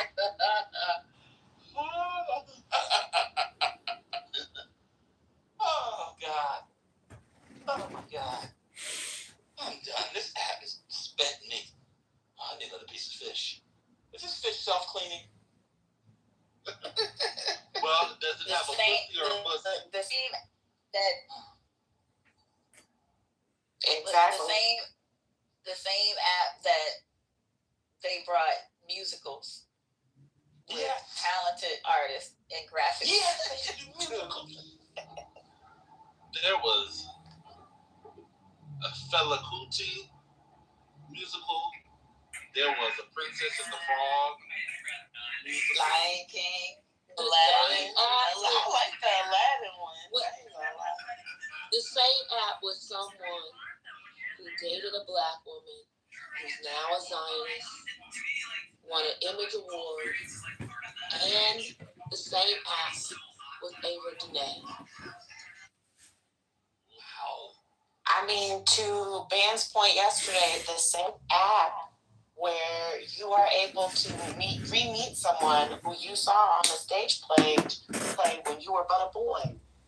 It's crazy. So I just want to say that was nasty that you said you were but a boy maybe 10 times.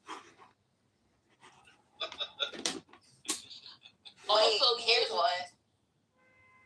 Oh, go ahead. Yeah, you got it. Go ahead.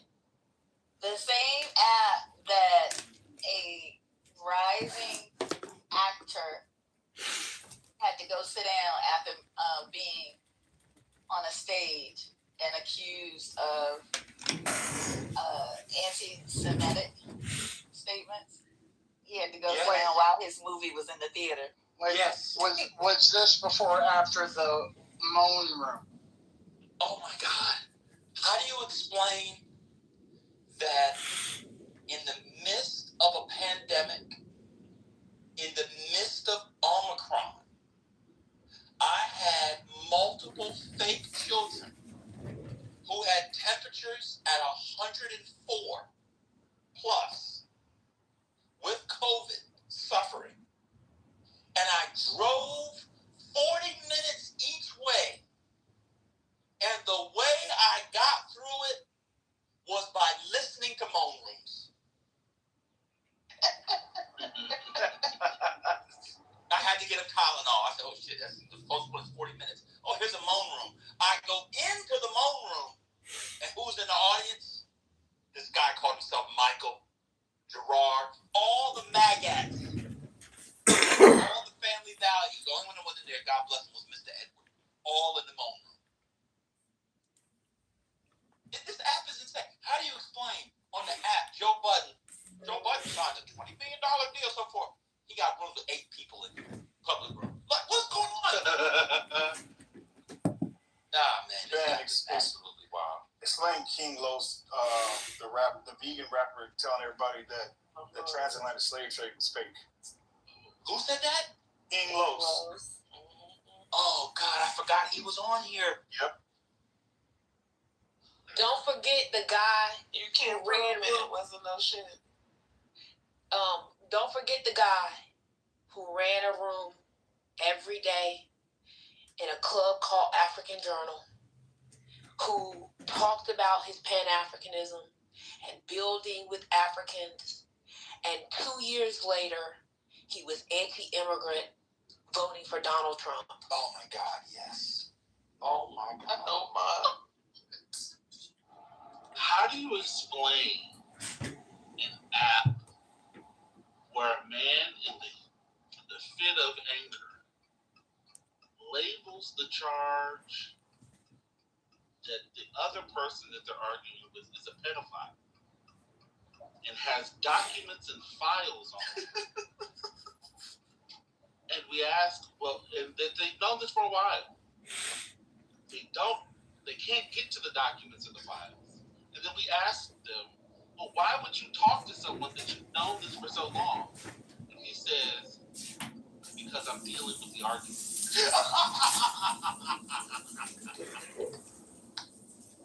I'm being child rapist. Why are you still talking to him? He said, because I'm dealing with the argument. I remember that. That was amazing.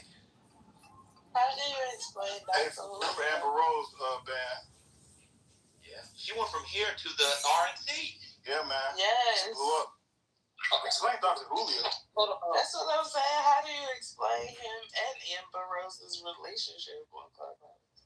Oh, I think they became friends and they went to the White House together. Yes, they both turned MAGA on Clubhouse. God damn. Some people definitely made a little bit of money, and I gotta give them credit. I give it to them. How do you explain a woman with highest doctorate that you can get from a one institution with a family member who everybody probably knows from his stage plays, screaming and hollering at people on the app about big dicks? What? How do you explain that? Not the big dick deviants. How do you explain big balls and Falls asleep on that. That's a good one. Great. Oh, it's at boy. Boy, oh boy. What a blessing. True laughs, man. Nobody can say that the laughs were like, we got true belly laughs. I don't think we learned much, to be fair. I don't think anybody really learned much. Except for when your mom and them used to actually do spaces where people could read books and stuff. So bracket that. But we had good laughs. Good laughs. I disagree, man. Y'all give me a lot of books from y'all's talk, so some of us, we got some out. That's true. That's true. Oh, boy. I got some, too. I wasn't the only one, but definitely got some.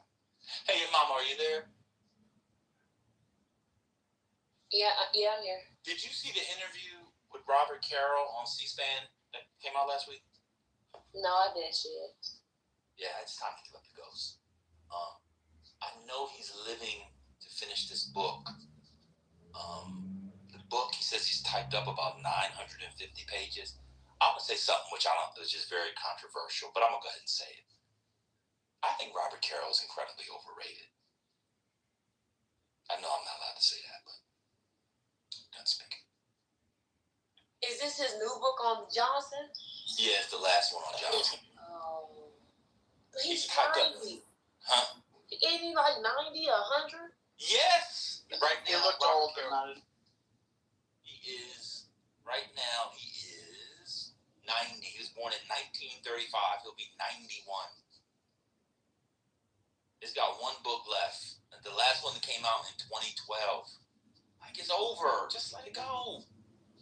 Let somebody publish it posthumously and clean it. Yeah. He was like, I typed up. And you know it's going to be a long time because his editor died. But I watched the interview, and it's just like, I'm still upset about the Barney Frank interview. He died like where's the key? We're talking about that. First Lady, are you there? First Lady, are you there? Remember when me and Hakima were upset about that guy interviewing Barney Frank? He was like dying. Remember that interview? Yeah. He was on life support cancer. Yeah, he was in the hospital. He died. Oh, he did? Yeah, he died. Like, he died 2 weeks later. I remember you crashed out about that. How you mad? Why did you crash out? Instead of doing, I don't know if the audio. Yeah, they put the camera in there. Did you see it? No, I ain't see it. Jake Tapper's ashamed of himself. He looked like he died, went to heaven, came back because he forgot his keys, and then it's going back to heaven. Oh my God. Oh yeah, Kima, he died. He died 2 weeks ago. He died. Hold on, Barney Frank. So we listened to it. Barney Frank died 19th. Yeah. I was like, why is Jake Tapper? His face was sunken in, the spit was coming out. You could tell his brain was on the. Me and Kim were like, what are they doing? He died. We shouldn't be laughing at this. So I would prefer you not continue. Yeah, I apologize. I made the noises. I'm sorry. I don't want to laugh. Yeah, that's fair. But yeah, I apologize. That's fair. But yeah, he died first. He was on that morphine. Your mama, he was in pain, and at first, like he was propped up, and then I guess the medicine started kicking in, and it wasn't good. And perhaps maybe if they wouldn't have turned the camera off, just spoke with him, did an audio, it wouldn't have been so horrific. But to see it was painful. If that makes sense.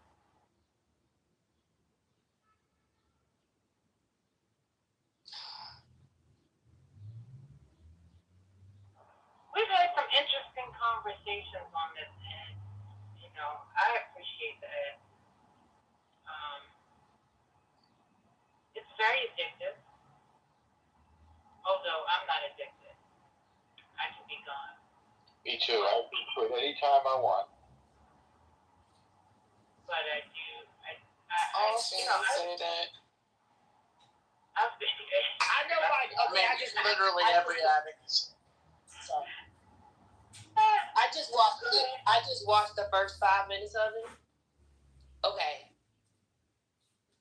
Tapper is a failed journalist. Thank you. Who looks for every opportunity to go after the left The only reason he's interviewing Barney Frank in this interview is because Barney Frank is shitting on the left, knowing how progressive his record was when he was a member of Congress. It's insane. Disgusting.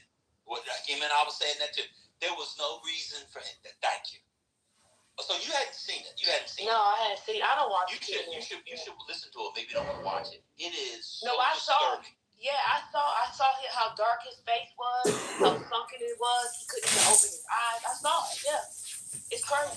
Jenny Tapper, what's going on with him? That book, that's why when they came out, him and Al Thompson, when they came out with that book, they are hungry seekers. They hate Democrats and they do everything to try to undermine them.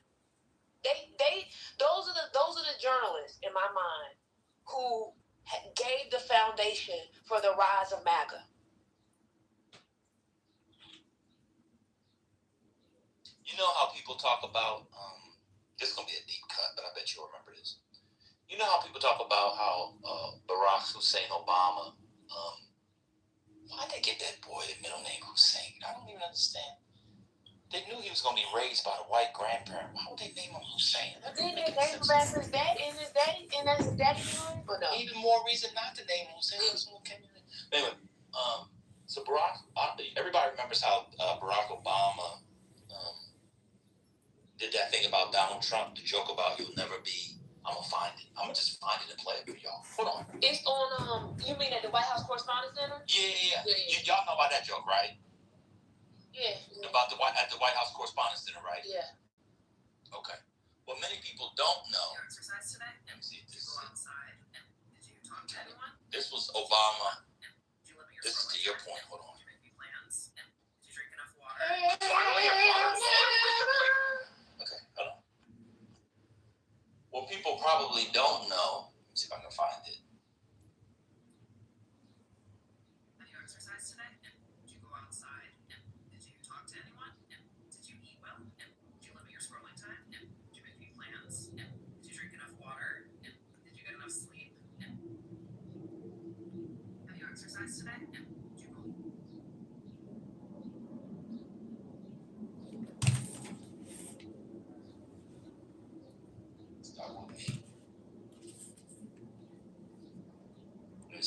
Incredibly fast change. On television. Let me see that kind of thing. I'm gonna find it.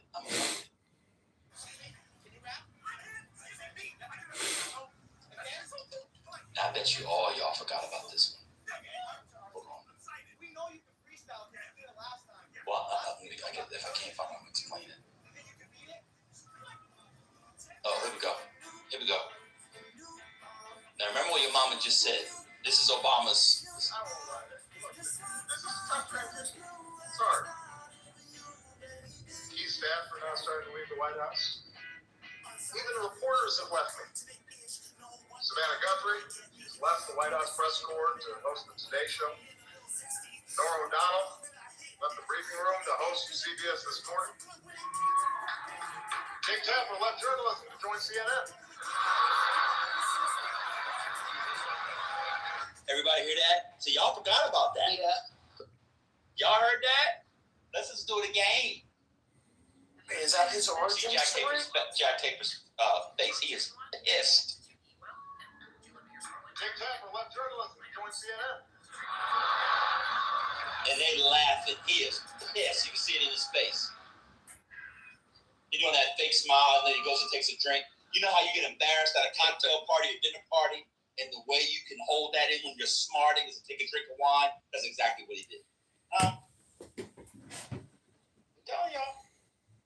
I'm telling y'all. Wait, is that Jake Tapper has added out for Democrats for some time. It's pushed him over the edge. I'm telling you. was that his origin story? Now, he was already sort of being anti-Democrat. He knew where the money was. But that's where I think he really went. I think if you trace it from there to, what's the name of the book? Betrayal? What's the name of the book? Yeah, Betrayal. Betrayal, yeah. I think that's an arc in his career. Yeah, I think the irony is like y'all we were talking about roast not too long ago, and like the idea there is some truth in this, right? So the reason why the joke hits because everybody knows that he was already not covering the Obama administration fairly. It was always a tilted angle at that moment, even before he joined CNN. So the fact that he would call it out is why it's funny, but it has some truth into it. But I do think that's the case. If you guys just listen, I mean, if he did that, I saw the Barney Frank now, but the fact that he did that, and the sort of the question was around what the left is doing and how badly the left is flailing. It's insane. And I mean, he didn't have to put Barney Frank on the camera. They could have just said. But Israel, because Israel has gets a lot of their weapons from the U.S., also a lot of people donate to Israel, they have become spoiled in terms of their military doctrine. They are willing to waste money and waste resources on tactical victories that do not bring them closer to their strategic objectives. For example, when it comes to their fighter jets, when you take a fighter jet out, you have a whole crew of people that get it ready to make sure it's ready. The pilot, and then when you bring it back in, that whole plane has to be checked, paint, everything, the avionics. It's thousands, and the fuel. It's thousands of dollars to do a run. They, during Nasrallah's funeral, did 2 low-flying passes over the crowd to intimidate the crowd. They were like, a couple of thousand feet above them. Very low during the funeral. There was no, military reason for this, or objective. No military objective at all. And it cost them thousands of dollars. No. So they're willing to do this. Because their doctrine is, intimidation, and taunting people. Because they're getting, the jets. They're getting they're getting so much help from other, not just the U.S. but other countries as well. They get so much help that they don't have to worry about the money for these kinds of antics. So they're just spending indiscriminately then. But yes, exactly. And so when you say a mere tit for tat, that sounds good, but when it comes to war, that's a great way to lose, because that's not how you should be fighting a war. You should be fighting a war the way Iran fights a war, which is don't react to the other side. You control the other side. They take out, your people. It doesn't mean you take out theirs. No. That's not controlling. Wait, controlling. It's like the classic definition of escalation control for military doctrine. It's the reason why Iran came out on top. It's the only reason. And for example, so they didn't go after Assad people in Israel. However, when Israel threw missiles or dropped bombs close to the Bashar, was it Bashar? I forgot what it's called, the nuclear power plant in Iran. I think it's Bashar. Iran immediately dropped two missiles right next to the Israeli nuclear plant. So that's an example of what you would call tit for tat, because that would, if Israel went further, then Iran would have went further and hit the nuclear power plant itself. But in this case here, there was an objective behind that tit for tat. It was to stop Israel from thinking that they can hit our nuclear power plant without consequences. If they do it, we also have the capability of hitting theirs, and we are going to show them that we have the capability. And Israel did not hit their nuclear power plant. Wait, I did read that it's true, you guys. What is true? The hit. What? You read it? Something about the Iranians putting $80 million. Bounty. Yeah. I don't think there's credibility behind that. Iran is. It sounds like nonsense, but it was more like that they would approve it, something like that. Well, maybe. I mean, Iran has the upper hand right now in the U.S. when it comes to the political spectrum here in the U.S. They wouldn't need to do that. They wouldn't need to. But they have us in an escalation trap.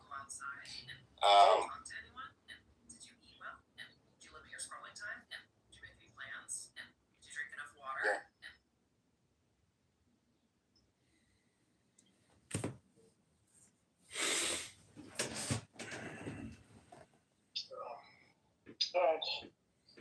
Let's see. I mean, I don't agree with. He's married to that young lady. In America. Listen, he hit all the like that. Did y'all see that? Yes, he hit all the notes he needed to hit on that one. So. Tim Scott? No, Cory Booker. No, she's Jewish. Her mom is Jewish. But Brother Messi was moving on to the other black man who married a white woman very quickly, and Tallarico's girlfriend's kind of cute. Yeah, she's also, from what I read somewhere, she's also another generational Texan with ties to a man who Maynard County is named after. So.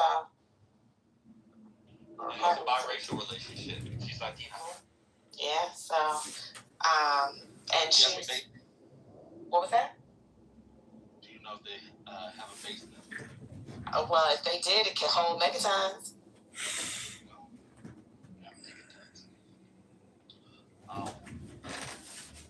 Sounds like a perfectly well-market researched girlfriend. Yes, she's cute, slim. They look good together in the picture I saw of them together. I agree.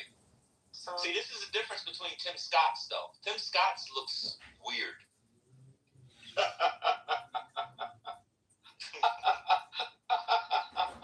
It don't look right. When it was the pause before you said weird that made that submission even funnier. All right, so somebody tweeted, amid swirling allegations of homosexuality, James Tallarico's campaign has finally revealed the identity of his girlfriend, who was a vegan and dancer at a local gay bar. How many men out there meet their girlfriends at a gay bar? Something's not adding up. Well, whoever tweeted this doesn't know that. That's actually one of the defeaters. If you're a straight guy, is to go to a gay bar because you'd have to pick up the litter of the women that are there. Wait, I thought she was on his staff. Didn't say he met her there, just as he works there. Oh yeah, that's true. Oh yeah, why would they say that? She might go to staff now. Yeah, they're trying to imply that they met at the gay bar. What's wrong with meeting a lady at the gay bar? I know some straight guys that like the attention at the gay bars. Yeah. I mean, well, Tim Scott wife, she kind of looked trans to me. No offense. I mean, I don't know, but her face kind of it looks like Mayoral. Hello, what's going on with you? I heard that she's like Texas royalty. Like she's like descendant of one of the guys that signed the Declaration of Independence for Texas. Wait, you were talking about Tallarico. Sorry, Tallarico. I was mixing women. Sorry. Yeah, Tallarico's girlfriend. She's like descendant of one of the folks that signed the Declaration of Independence for Texas. Yeah, that's what Britt was saying that she was Texas royal. I didn't know they had a declaration. Yes, we had a constitution before we were annexed into the United States of America. So yes, we have such foundational document. Constitution or a Declaration of Independence? Really and truly, we have a Texas Constitution, and then we follow the U.S. Constitution. Yeah, Tim Scott. Go ahead. This guy's asking me for money like every 30 seconds. You getting this too? He comes up every minute feed asking me for money. I just Googled it because I had never heard of it. Yeah, 1836. Fascinating. Was it Sam Houston? No, who was the guy? Who's talking about? Sam Houston? Yeah. Is he one of the original? Yeah. No, definitely by George Kitover. I mean, he's the founder of Sam Houston, isn't he? Yeah. Yeah. Yeah, I mean, he signed it. Yeah. Yeah. He wasn't the president. What's his name? Yeah, I saw Tim Scott the other day. I think one of his stepkids graduated, and he called it his kids. People were very confused. But he has 3 stepkids now. She had 3 kids, and so he's got 3 stepkids. So it's okay for him to call them stepkids, but not for mama. Correct. Exactly. And Tim Scott's been married how long to this woman? I think 3 years now. But when was the election? 2014. He got married in 2014. Yeah. Wait, we meant to say 2024. 2024, yeah. 2014. Yeah, it'll be, it's almost 2 years. Was he married before then now? Wasn't he married during the primary? They were just dating. Engaged. They got engaged on Kiowa Island, which I love. It says here on 2024 in January. And to your point, Kamala was already married 10 years, I believe. Is that right? At least, yeah, I think so. At least 10 years. Now Tim Scott's the longest serving black senator in the history of America. Oh shit! I heard that he made calls on behalf of Clyburn's district. That's what I heard. I believe it. I think lots of things might have been burned down at that district. But that district gone down. When that didn't pass, that didn't surprise me. There's lots of buried bodies, and they're not all because of Mr. Murdoch. Who just got out of jail, although he'll be going back. That's crazy. That was crazy. I haven't watched the documentary. Have you seen it, Mom? Many of them. Oh, that's right. This is your genre. I forgot. That's right. I met the assistant DA like maybe last year. I don't know where I was, but he was there talking about the investigation. I feel bad for him. He was very pumped up about it. And the mistake was not his for sure. That's crazy. But he still will be in jail for a very long time. Like, he'll still be in jail for a very long time. Well, are they going to retrial that one? I don't know. I mean, the state put a lot of money into getting him. You know, like, it wasn't like the way I understand from the talk, it wasn't it was a very circumstantial case. So, unless they come up with new evidence, I don't know if they will put that kind of money into it. But maybe the assistant, it wasn't assistant district attorney, the deputy AG, that's who it was. He's in the documentary, he's in the HBO one, I think, the Netflix one, he's in the Netflix one. Maybe he will, I don't know. I misspoke. Ellie was correct. He is, in fact, not out. Thank you, Ellie, for the correction. Oh, okay. Yeah, I said he was out. I was wrong. He was not out. Yeah, I think he's pretty much in there for, like, the rest of his adult life for what the other crimes. Yeah. The fraud and so forth. Circumstantial evidence is not less dispositive than direct evidence. I'm not saying that. I'm just saying that it was like a very hard case for them to try. As I understand it, it was a very hard case for them to try with a lot of circumstantial evidence. I don't know if they want to spend that amount of money to retry him when he's already going to be in jail for a lot of time. That's all I'm saying. Did you catch what the technicality was that had the case thrown out? Yeah, the clerk that was overseeing the engagement between the judge and the jury. She basically gave too much information to the jury. To the jury. Yeah. Yeah, but it wasn't anything that like it's not like they found any other information like the AG's office was involved or anybody else was involved. Like basically this one woman or one person rather that was involved. Too much information to the jury? Yeah, essentially trying to like tip them to vote for conviction. Wow, that person is upset. I wonder if they lost their career. All the money that goes into a prosecution like that?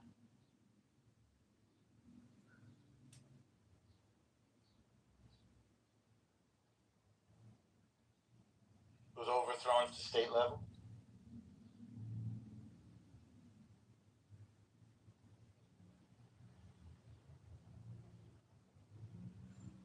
Yeah, the state level, yeah.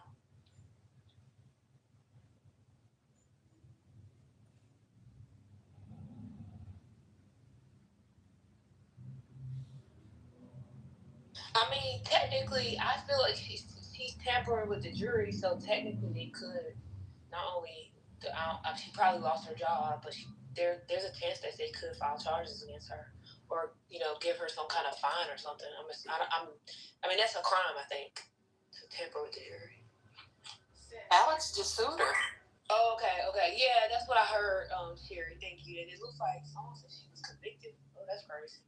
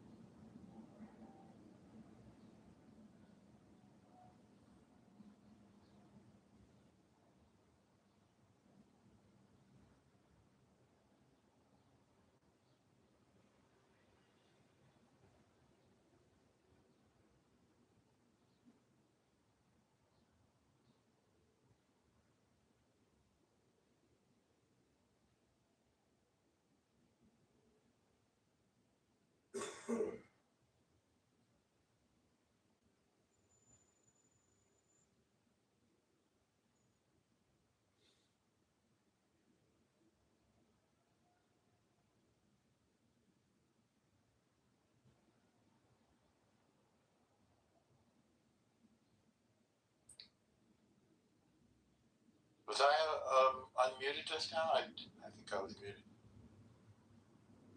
Big Israel Day parade today, the biggest Israel event outside of Israel in New York City. Of course, Mayor Mamdani, first mayor in New York City known history to not attend the Israel Day parade. Jessica Tisch, the commissioner of police, marched proudly, in her words.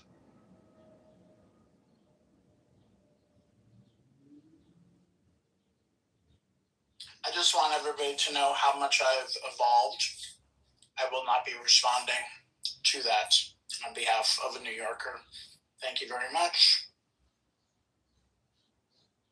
I guess you didn't go. I'm probably I would never go. I'd go to maybe protest the right-wing assholes who are actually marching in there, but then that would be a response. I admit it was a response, so I'll shut up. It's not partisan. It's not partisan. It is left, right, everybody. Nothing partisan.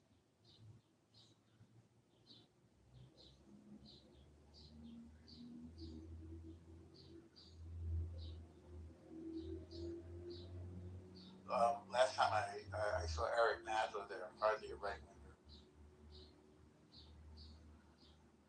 Not they left TT for dead in here. So when's the next game? And that's even worse. You came back and now you're here by yourself. Hey Arthur, you're here, right? Arthur? Where's Divine? Yeah, In the goo. Next on Wednesday. No, yeah, but when is the first game at MSG? So I can just, make sure I prep for that. Wednesday, isn't it? Isn't it at the first game? No, it's the first game. That's what Divine said in the chat. It's Wednesday, and as your mama said, the first game will be in San Antonio. Oh, shit. Oh, so... Okay. Yeah, you won't have to worry until I think Game 3 for anything to be played in New York. Yeah, let's hope that it's so bad. Let's hope it's so bad, James 1 and 2, that you don't have to worry about it. I'll have to see when the first game in New York, because I'm actually going to be in D.C. So... I just have to say, before Spirit is can say it, I just have to say Knicks at 4. Spirit Tooth, are you meeting with Hurricane? No, I will be seeing my niece graduate high school. Oh. You could do both. Bring Hurricane. I have a good relationship with my niece, and I want to send her off to college well.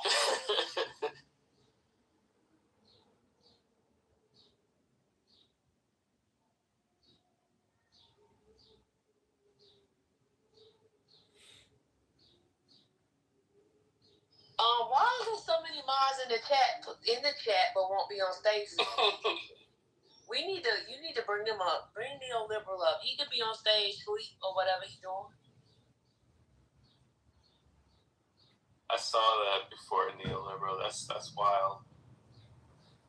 Hey. Yeah, that's a wild anti-American article.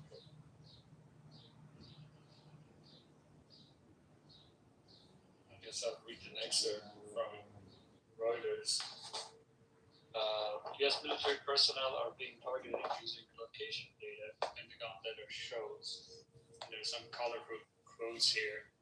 Commercial location data can be used to identify U.S. troops congregate at their patterns of life, which can be exploited by adversaries to target attacks such as missiles, drones, and roadside bombs, as well as for counterintelligence purposes.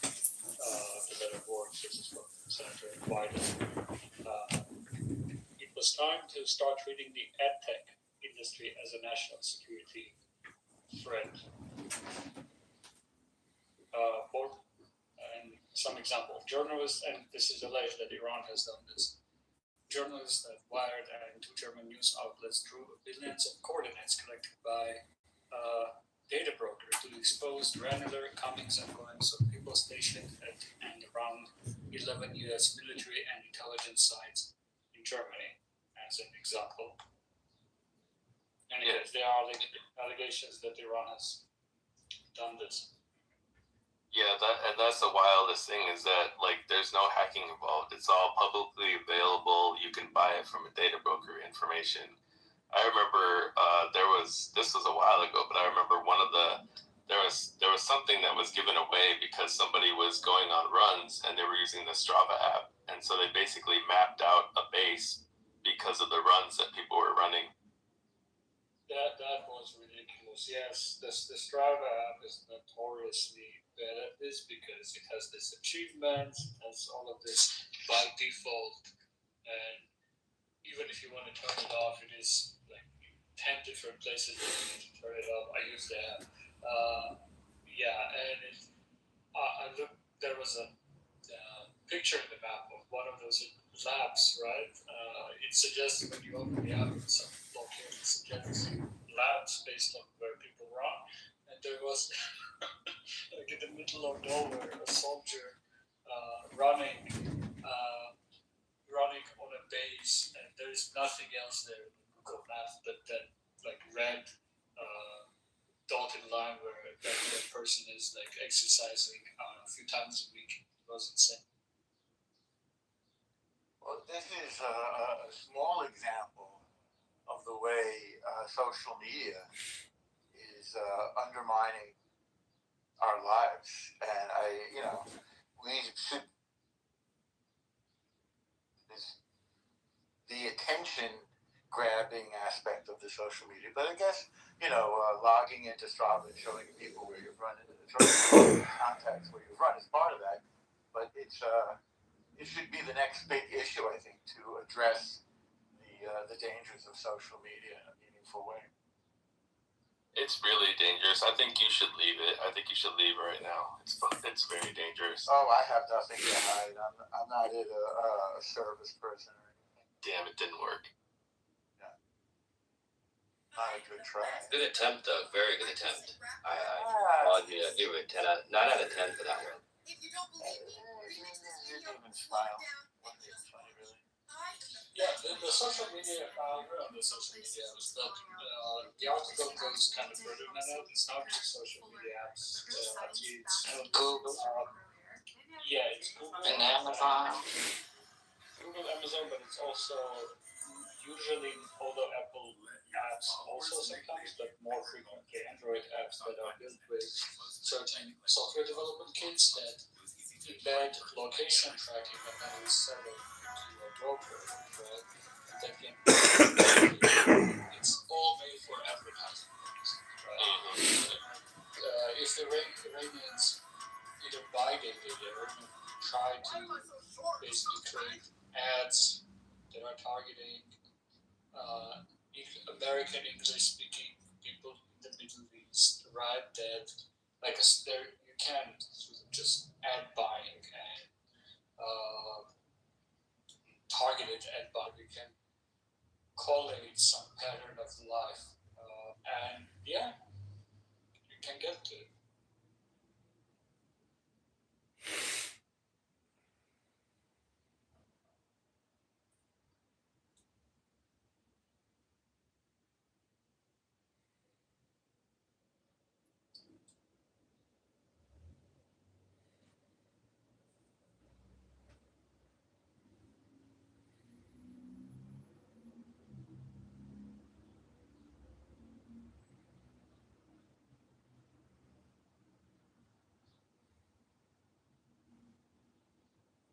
What's up, Neo?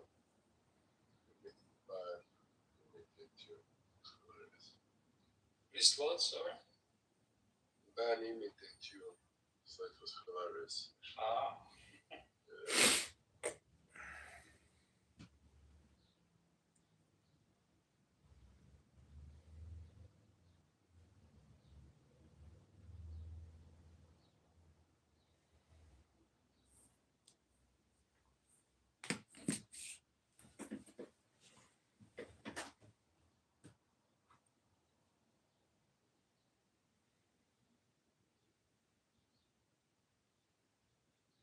Example, I came across an individual on here, right?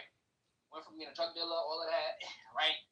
Took that information and decided to become a baker, a baker, right? He took the street smarts and just applied it in a different way, right? Learned a little bit of chemistry, right? Drawings on rods and in the Gulf of Aqaba, which is in the Red Sea, closely connecting the Egypt and the Sinai Peninsula, is where they have found petrified animal bone remains and a gold covering that is in the shape of a four-spoked chariot wheel, which in terms of physical evidence, we do have them. But I mean, if you're going to hold the standard of evidence to the point where we today would say, give us proof that this person did such and such, like in a court of law, whether he committed a certain crime, then no, we wouldn't be able to do that. But if you do that, then you also compromise a lot of the other historical claims from that far back. And we're talking almost 3,000 years ago. So over 3,000 years ago. And so I don't think that's exactly fair. But at the same time, I don't think it's unreasonable. But if you're going to be skeptical to that degree, I don't think it would be helpful to anything else that you want to. We wouldn't be able to affirm anything going that far back. So I would contend with that because there's plenty of things that we definitely have been able to affirm within like ancient Greek history, and like I said, I mean, absence of expect to find, like there's a massive civilization, you would expect to find some remains, is what I think. So like when you had these people who were in the desert for 40 years and they were carrying pots and, you know, pottery in their clay jars, you'd expect, you know, that there would be remains, as well as like 10 remains. But that's just something that we don't see anywhere. Yeah, but then again, they were a relatively small group of people. What is it, like just except 2 there million were people? hundreds of thousands of people. Okay, well, I guess it would have been somewhere in the range of several hundred thousands to maybe between 1 to 2 million. Whatever the case is, I mean, if you're talking about physical artifacts, there have been things that have been found, but again, I'm not sure exactly this is a worthwhile avenue of inquiry to pursue. The reason why I say that is because if they did find something, it would only follow to the question whether those artifacts belong to the ancient Jews wandering the desert for years or to someone else, because it's been that long time. But by the same token, anything that was left for that long period of time, it would have been scavenged, destroyed. You know, I mean, if you're talking iron objects, bronze objects, highly corroded by now, and I mean, maybe skeletal remains, but you know, again, anything that is produced, you would have the rational grounds to question: does it really come from there? And then if it doesn't meet your standard of criteria for establishing that those artifacts belong to the Jews, then you would just rationally say, rightfully so, that you don't have proof that it belongs to them. So, for me though, I think it's more than fair to say that if someone has produced physical evidence suggesting that the Exodus never happened to any capacity, is what I would take as, yeah. Have you seen the hieroglyphics? A few moments ago, you said we know. Have you seen the hieroglyphics of the Egyptians and their chariots buried underneath the water on the insides of the pyramids? We know. Hello? That it's actually open to. Oh my God! What did I do? What did you do? Mahdi here is a racist, bigot, anti-Semitic scumbag, Racist extraterrestrial. a piece of trash. Yeah, I know. I'm just scum. I know scum. Pure and utter scum. Anyway, so regarding 2 points you mentioned. You mentioned we know earlier that archaeology confirms the Bible. Now you seem to backtrack, which is a good. There's also things in the past cannot be confirmed, and what can be found is open to debate. And I'm glad you noticed that. The second issue is that when you talked about the chromosome fusion, I think you missed the point. This idea. Or someone's not good enough. I mean, it means that kind of. Like, it's okay. Yeah, exactly. It means what the word means, right? It's in the middle. Yeah, I've been on this set for so long now. Okay. No, you don't. Sometimes, like, when the Italian Americans speak, it's for me, I don't understand, or the New Yorkers. No one does. Too much for me. Oh, you okay? You have the same struggle. Yeah, it's very listening. Yes, exactly. I don't understand that. They always sound a bit accurate. Yes. It's fast-paced life. Hey, yo, forget about it. All that mafia, Sopranos, Yeah, exactly Sopranos. Yeah, very Sopranos. What makes the Sopranos so good is how authentic it is. Yes. It's very good. Well, but I like Tendrils better. But the talking, the dialogue is so good. Yeah. But yeah, it's very similar. Boston, New York, New Jersey, Philadelphia. Yeah, because there are a lot of Italians over there. A lot of everything, really. But yeah, every 5 miles you have a different community of immigrants. There's a little Italy, there's a little everything. But yeah, Irish. That's what I read. I read this John Kitover. Yes. Thank you very much. I also have this story about Chicago when I just entered there. So I was there for a conference, so me and my colleagues were going to Mayoral, and we had to take the subway and from the airport. So I remember like every stop of the subway was previously John Kitover's clubhouse name. I was so nervous. I was like, oh fuck, what if he steps in the same subway as I am? And I got so nervous. We were at the Central. It's Clark or something. I forgot what's the name of that stop. We had to change the subway.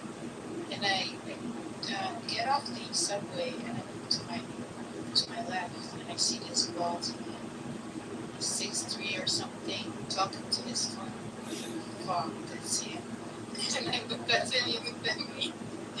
And I just turned around. I was like, girls, let's go. You're all these clubhouse people, John. Yeah, I'll bring John up here. He says, for me, it was like the biggest shock. It's the first thing I saw.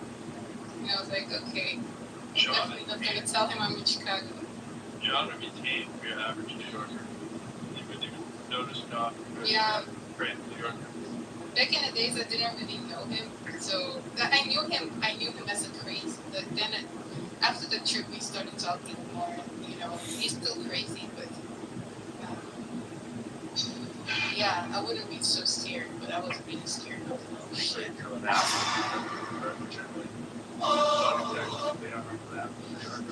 True. But come on, he's crazy in real life too. Understand?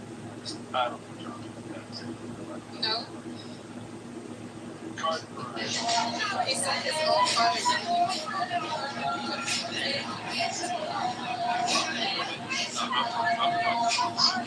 Someone that was kind of the same way. No, he didn't say that. My dad's not on my close to say that. Check out my conveniences. If I we should, okay.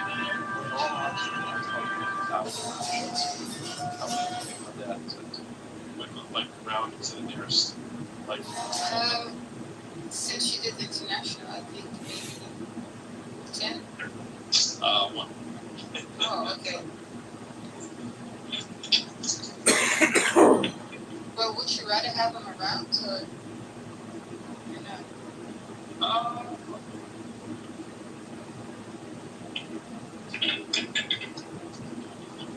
Sorry, it's James Wilson. I was trying to get my last little bit through here. Okay, yeah, you do it. No, I have to leave in one thing. I just didn't realize that I was in my pocket. I realized the mic was still on. And I heard the thing bang and trying to be quiet. No, I mean, it'd be cool if you'd been more than one. And that's one more than my mother's been to. So there's that. But I've probably done close to 1,000 shows. So with that perspective. Now, most of them, no, there's no way I'd work with them. So, I mean, I'm wearing a t-shirt right now that says Battle Rapper. Like, a lot of these shows, rap battle at some point. No, it's no place for your parents to go. But I've performed with all kinds of very cool events. They moved about 15 years ago, so they've missed everything the last 15 years. They live on the other side of the country. But there's probably been way less than half of the shows I've done within the last 15 years. The most shows I did in my life was probably from 2000 to 2008, and they moved probably around 2012ish. Yeah, I think they did move in 2012. But even then, I moved like 35 minutes from where they were, and I was doing 100 shows a year. But yeah, most of them. There were quite a bit. Like, I did quite a bit. Like, what are we going to do at your rap show? I was like, oh, sure. I'll tell you what, if my son invited me to it, it's definitely Yeah. Sorry, we have to say no too much of stuff. Yeah. It's unbelievable.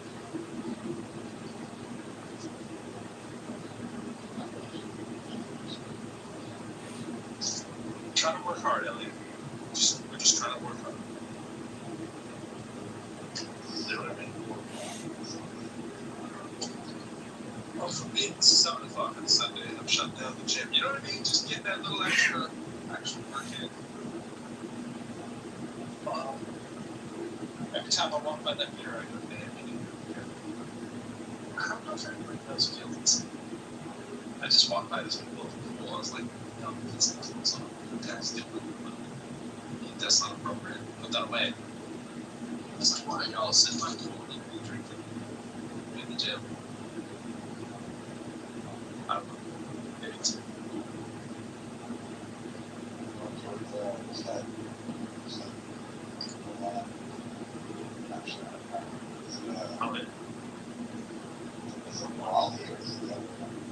Wallet doesn't grow up. Oh,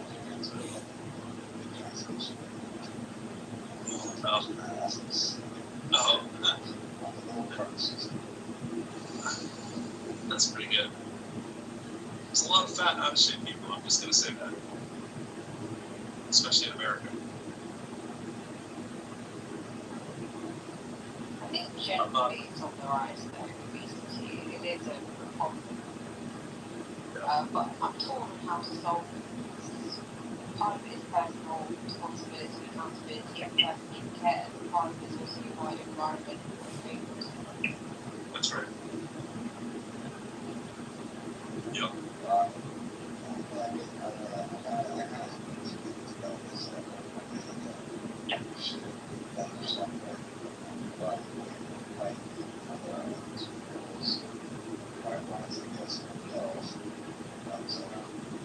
Those are kind of just things that goes in that. Like if evolution wants to take us, back, provide our facts. Evolution doing that. I mean, quite often it's happens to begin with. It might be in the future that people's body shapes do naturally change. But a lot of people probably started off lighter than they actually are, but over time they become less active for different reasons. I've become more sedentary. I need to lose about 25 pounds. That wine, I also completely. My mother's side has diabetes, so it's like particularly important to lose weight. So I had a knee problem about 2 years ago, but my left knee is bad, and I can't do as much as I could when I was in college, and so I've become like far more sedentary than how to be healthy. Those are good reasons. Those are good reasons. Like kind of history and things. It's just the mere fact that like at the war, like it just pounds on possibility you're gonna have more health problems later in life. Like that alone should like but on the other hand, like I'm also in favor like optics that that's serious. They're on the body. It's literally a business.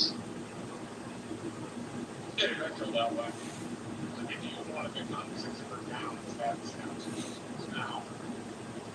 Like you start applying medical services, you're gonna have not me, but you're gonna have a group of people that go, well, if you take care of yourself, people aren't big for you. I think that's also kind of a valid argument. Again, not one I personally make. I think people get fat, and then you have diabetes, and you don't have enough money. Well, you're just not have enough money, so there should be some coverage for that.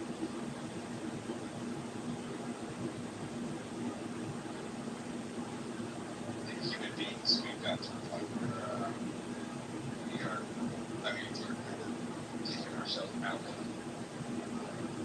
a lot of natural selection. There's some mechanisms we've kind of created artificial selections for ourselves.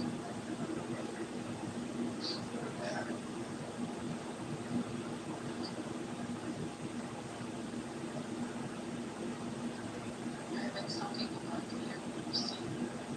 There's all the comes back. We all have like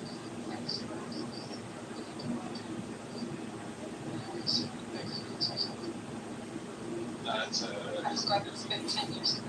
Oh, it's a movie? No, I read something. Tongan, it was based on that. No, I'm not that complicated. It's a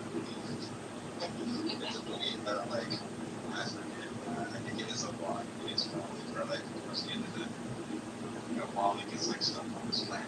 Which, I mean, he's a little robot, and he gets sent back down to Earth. This Earth is going to be devastated by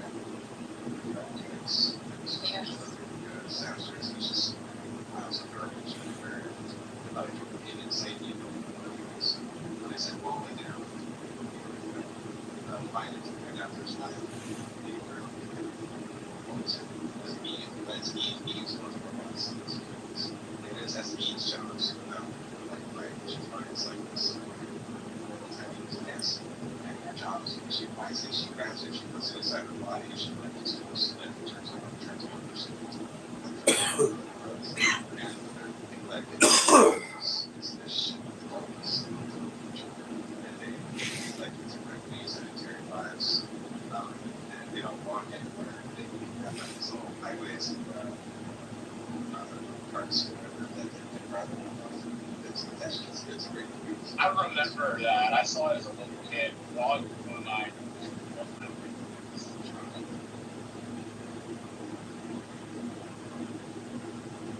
I was full of milk when I saw Wally. I was full of milk when much older.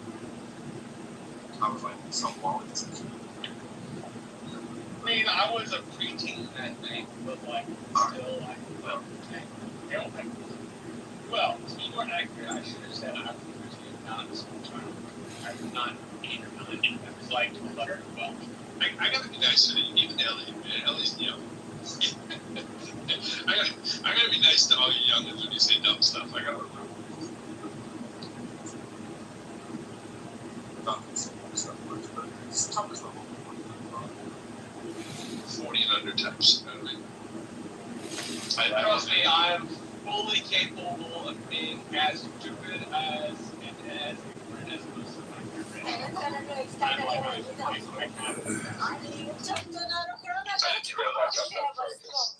on the other side of that, like, experience. I am not telling you are wrong, wisdom. That's right. But that is also true. Language words in the different because Marco Kannada Kannada Telugu mix Roger Penrose. He's just got his fucking ridiculous ideas, and nobody pushes back because he's just a really old guy. A lot of people respect him. He has a fucking Nobel Prize. Push back against them all the time. You just don't know it. Yeah, there's lots of old people like that where they need a little. Yeah, they do. On this app, you're just like, oh, Roger Penrose, like they heard about it last week, so people are all excited. It's like, bro, the real circles, people like, yeah, he might be time for him to hang it up. I'm gonna fall off a cliff though. I can tell from me, definitely looking younger for my age, it's gonna catch up really fast. Like as the grays start to come in, it's just gonna be a wrap, you know. Because when you have all your hair, I think it keeps you looking artificially younger. You know what I'm saying? And so, but then it's eventually gonna all be white. You know what I'm saying? And once the hair goes white, there's no turning back. You know what I'm saying? I think I only got a couple of years. And we used to fuck a lot. So I got a letter one day, and the letter was like, yo, we're gonna like tell you to leave the country. And so she was like, no, I don't want that to happen. So we ended up getting married. We was together for like 6 years, and we moved to another state, which she ended up asking me. She ended up wanting divorce. So I was like, all right, you know, we did our thing for that amount of time, and we don't talk to each other any longer. So you have kids, and how long ago was this? No, she had an abortion. She aborted when she was. Yeah, she aborted the kid. So, I was young at the time. All right, it's too much information for my albums. Yeah, we don't talk about this. Bow wow. Bow wow.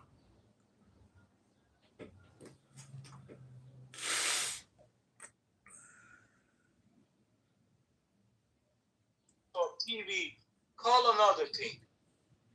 But why? No, you're not understanding that. Before that, I had a big problem in life, and I didn't believe in Jesus. One time I said, if Jesus is the true Son of God, I believe in that. If it's not, I just ignore that. And after a couple of weeks, then I fuck you. What happened? True Son of God. All of He just debated Daddy. This is how I imagine Benny Adams' conversion to Christianity. What happened? No, Benny Adam has a good reason. He would converse to for utilitarian reasons. He's very honest. don't Wait, so from the topic that we were talking. Yeah, let's go back to topic. Damn, man, concrete left, bro, because of people lives. Well, Let me call him back. still here. Yeah, go ahead with the debate. So, open your you heart. guys can just sit in the, yeah, thank you very much. Open your heart. Sit in the audience for 2 minutes. Okay, go ahead with the debate. Let me call back concrete. Gosh. Yeah, I mean, essentially, it's like, heard somebody say that the academia adheres to naturalism as a methodology. It's like, well, yeah, because I mean, the only evidence we have is the natural world of, what we have for explanations, and so we have no demonstration of the supernature. We've never had it where, we've seen people be created through breathing life into clay objects. Jewish spell, like it says in the Bible. So I mean, meanwhile, evolution is the only explanation that has been demonstrated for the creation of different species for speciation, and so I mean, it doesn't violate Occam's razor in any way, like inserting a person who breathed life into clay objects as to how living beings originated. And so, and so the way science works, though, is that we, say, demonstrate that there's a supernatural and we'll include it. The belief science demonstrates an ancient mythical fictional ancestor originating how? Did you tell me? Let me give you the 4 hypotheses and tell me whether these even merit actually a hypothesis in the first place or random mere speculation. Remembering that hypothesis is something, a part of a phenomenon that has some loose data to point to it, and so you build a hunch. So which of these tell me is scientific about the so-called ancient mythical fictional ancestor originating through blind forces of nature? So panspermia, this is so-called life being seeded from outer space. Is there any evidence of this? Or is this blind, wishful, so-called random thinking that I've actually made it with a hypothesis? Oh my God, I can't believe I actually gave this notion of a hypothesis. Or is it so-called the origination of life from a clay wall? Is there any evidence to it? Or actually an icy wall? That's the third one. Or is it actually so-called the primordial soup? All of these are blind speculations. Absolute hocus pocus. Sorry, abracadabra. I apologize. That sounds too blatant. This is not science. It's pure charade. An absolute charade. Now, some people have faith, and they should go and take their faith into a church of so-called atheism. They shouldn't masquerade it in so-called in the name of science. Science is a brutal, cold, hard, and uncompromising subject that demands demonstration. But sorry, we've been funded by the Epstein Islanders, and they've done an entire sham on the scientific discipline when it comes to these subjects. Luckily, there's still some hardcore empiricists out there that tend to do actually proper scientific investigation. Sorry, Matthew, you don't think this is like hyper skepticism? No. It doesn't allow for basically the laying down of anything. Madhichan, it doesn't allow for the grounding of anything like Crimson Eye was saying, right? This, or maybe, I don't know. I belong to a school of science, which is to do with empiricism. If you come and say something and you can't demonstrate it, they will make you into a laughing stock. However, in the school of the theorists, everything flies. These guys should be philosophers. I don't know why they masquerade as scientists. They don't produce anything. blind theists are very cute. Some of the parents find them exceptionally cute and tell them, look, go and publish this stuff in the department of philosophy. That's where you have these cute ideas, speculations, abstractions, and so on. Very cute. Some of them may even in future somebody may even roll up their sleeves and actually demonstrate maybe someone one or two of them and possibly from the hundreds of speculations. That's not science. It's pure and utter dogma. And this happens to be one of those dogmatic subjects. But when you're talking about science, there is a method. And the summit of that method is called demonstration through reproducibility. Not so called wishful reading. That's what explanation could explain the data in so many ways. You could even invoke pink spirits in the woods as explanations. You just don't call them pink spirits. So far, evolution has been, hands down, I think, the best explanation for outliers, right? Compared to what? Compared to what? Compared to freaking ex nihilo. Compared to God creating man in clay with his hand. Yes. Let's just slow down. So, body intelligence, that's all powerful, creating man, a walking, talking human being, versus blind environmental processes creating a walking, talking, conscious human being. Really? Sure, could you show me the explanation? Other than wishful reading. And Mahdi, as much as as much as scripture can be appreciated, right? For its metaphorical significance, right? For the creation of man. I mean, it's just, no way. You found my channel. Ex nihilo is a very hard position to defend. Sorry, my friend. As a theist, for me, ex nihilo is a very, very hard position to Text defend. video. Something cannot come from nothing. That's an atheist. I don't think theists believe something comes from nothing. That's a daft theist. I don't know what kind of theist that is. I don't think the atheist that fraction of theists that operate on faith. So, if I could ask you, didn't Allah say that somebody that he was Okay, there is a siren. Let's just slow down. That bee, by the way, is an entire opposite of display in the universe. Yeah, All that's of that a was a completely bee. different explanation. This is how To you me, that do it. is like a timelessness.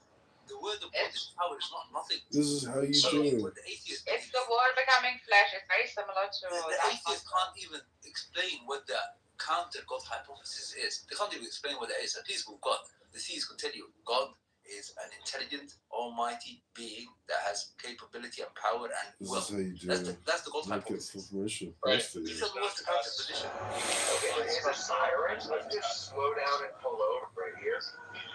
Nicely done. Pause. The universe itself is Bro. The universe itself. Right. So therefore, it can't be a scientific theory. Science would track causal origins. It's not meaningful to actually explain them. The universe itself, you believe in a Big Bang. If you do believe the science actually points towards a Big Bang. Well, I don't know about how big or bang. Nobody had this. Yeah. But the science does it. That's not the point. And that's by a law of causality. That's a law that we observe everywhere. It's not a fact. The law of causality is a law. It's pervasive I'm everywhere. not gonna watch it. And the universe itself has a cause. That I'm not cause, by gonna watch definition, it. is super. I'm not gonna watch it. Physical. I'm not gonna watch it. Is the universe, and the natural one is the universe. That cause, whether you think it's God or not God, is supernatural by definition. Ultimately, isn't what the claim is between science and religion, or atheism, or belief in God. The ultimate claim is the beginning of the universe was a conscious effort, or it was a completely random happenstance. Now, scientists, as far as they can go back, as Mehdi eloquently put it, was the Big Bang, the complete start of all matter. Now, their argument. He doesn't believe in the Big Bang. Actually, does not. He never grant you that. I mean, that's fine, but there is. No way! Bro, but there's the one inarguable thing that both sides have in common. There must have been a beginning to all things and all matter.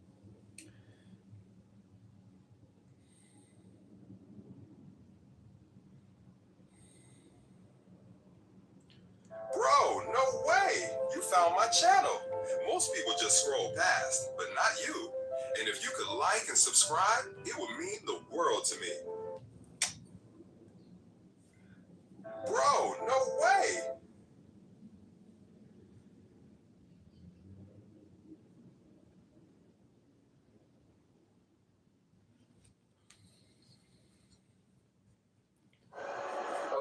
siren? Let's just. I'm not gonna watch it.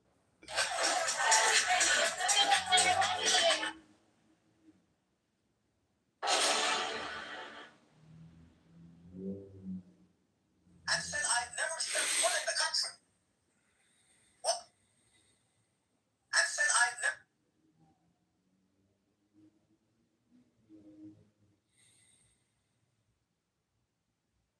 Bro, no way! You found my channel. Most people just scroll past, but not you. And if you could like and subscribe, it would mean the world to me.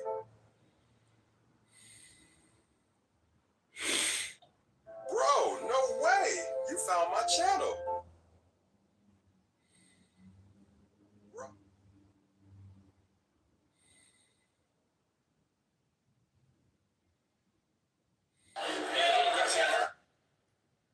Walk right on the right side.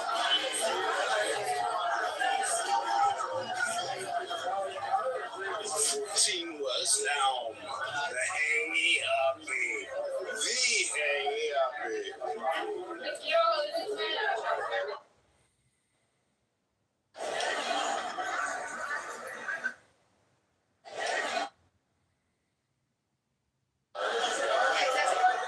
Are you guys friends? Yeah.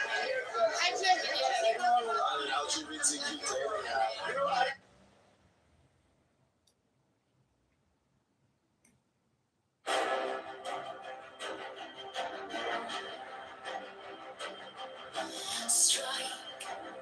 Strike a master chord.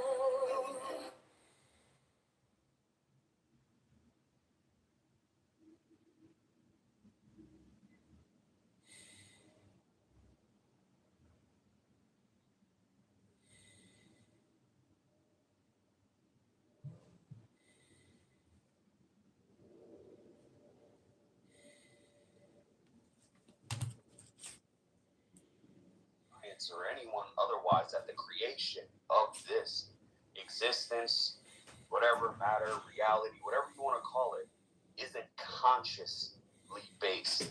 The counter argument is it's unconscious, it's random, it's a force without a will. And that's really what we're arguing as theist versus atheist. We're arguing whether or not it's, the universe is exploitative of whether God is the best explanation for the beginning of the universe, or whether something that's dependent on God. No, but that's what I'm saying. Is that beginning conscious or unconscious? What is that thing before, and then is there any evidence to that thing? So what is that thing? Could you explain to me what that thing is? Because I tell you that a theist can tell you God in a number of ways. Is it I understand they can say that. I understand they can claim that they have an explanation, but that they don't. That's not the same thing as demonstrating it. Do you believe you have demonstrated the counter God position? Do you believe you could even explain what it is? I'm not the one claiming that we have an explanation for it. He is saying that they do. I take it that you're not a theist. You're an atheist. I take it. Yes, is that correct? Yes, I don't accept theistic explanations. Okay, and you accept the atheist explanation. Could you tell me what the counter God proposition is, first and foremost, and what evidence points to it? Yeah. Why do I have to demonstrate that? You don't. You got true dichotomy. That is the beginning of science. That is the core of science. An actual Hold on, dichotomy. God, why do I have to have proof to show? You said it's not God. I said I don't see any evidence that God. Do you see any evidence for the non-God hypothesis? Okay, there is a siren. Okay, and it looks like love. They're saying that there is evidence for theistic explanation. Yeah, but there is you are claiming God. And you are claiming God. So, but the proof is on you. Okay, not on him, right? He's negating it. Yeah, I'm 100%. He's saying I'm not actual integration of the dichotomy. It's not 50-50. This is not 49-50. So it really isn't. Money. I'm saying that explanation for the then don't claim you're atheist. Just say you're agnostic. No, but there's the beautiful part. Exactly.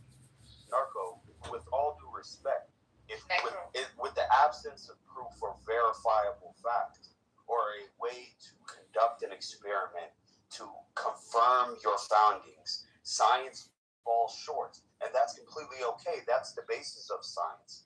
And it's relevant, right? However, for example, we need to acknowledge that a lot of modern science, as we know it, are based off of leading theories rather than concrete. Bro, no way! Why does my hand not fall through my, we know everything's comprised of matter. We know, according to science, that the vast majority of material things are mostly empty space. Why doesn't my hand go through a wall when I touch it?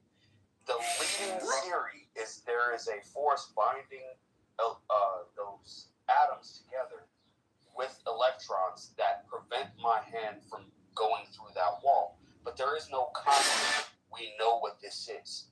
So there are leading theories. And there is a I hate theists who say that science itself doesn't have any merit, because you must be blind. You must be stupid to say science doesn't have any merit. And in antithesis to that same claim, you have to be blind to say there's no merit in the belief that there is consciousness beyond physical being, which is really what all religions argue, that there is something outside of consciousness. I mean, there is something conscious outside of physical reality, right? So the claim is the beginning of the world, like really atheism is a religion in itself. You have to have faith that there's no God, because you can't disprove it. Bro, no way! You found my channel. Is faith. So if you don't have ways, it looks like love. Explicitly yourself. It feels like love. And I confessed it. It's a religion. You have a faith that there's no God. And I don't need faith to say I don't know. No, but that's fine. You can say I don't know, but you weren't saying that. Does God exist? If I asked you that question, does God exist? Do you believe God exists? No. He may or he may not. Then you're agnostic, and that's fine. Okay, but I mean, I don't know, and I don't believe it. So therefore, I'm agnostic, and I'm also an atheist. Atheist means there is no God. There is no way, there is nothing you can present to me that will prove God's existence. It is actually a positive thing. Just as theism, we actually have a burden of proof. When I say I'm a theist, I have a burden of proof. Remember, burden, yeah? I can easily explain that. Yes. When somebody says an atheist, they have a burden of proof. If I said 1 + 1 is 2, and you say it's not 2, you actually have to prove it's not 2. You can't just say, no, I just don't believe 1 + 1 is equal to 2. You have to demonstrate be faith. Yeah. Which would be faith. Which would be religion. Truth. Yeah, so you're taking something that is axiomatic. Bro, no. Something. It looks like love. Dichotomy where it's like yes, that we can't, that we don't know. It looks like love. It's actually a dichotomy. Like the better analogy is so the better analogy is specifically is that you're saying that you're claiming that your God is guilty of being the person who like exists, and I'm the person saying that I don't see your God guilty of doing that. Or even what's this guilt thing? This is an emotional thing. I don't know. I'm some emotions. So the thing is that to me is that I'm on the side. I'm saying that I haven't seen you make your burden of proof.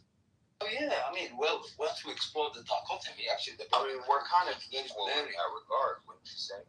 Well, you could do this dichotomy at any point. God, if He's the creator of the universe, then everything out in the universe should, if we had sufficient data, be able to allow us to draw this dichotomy.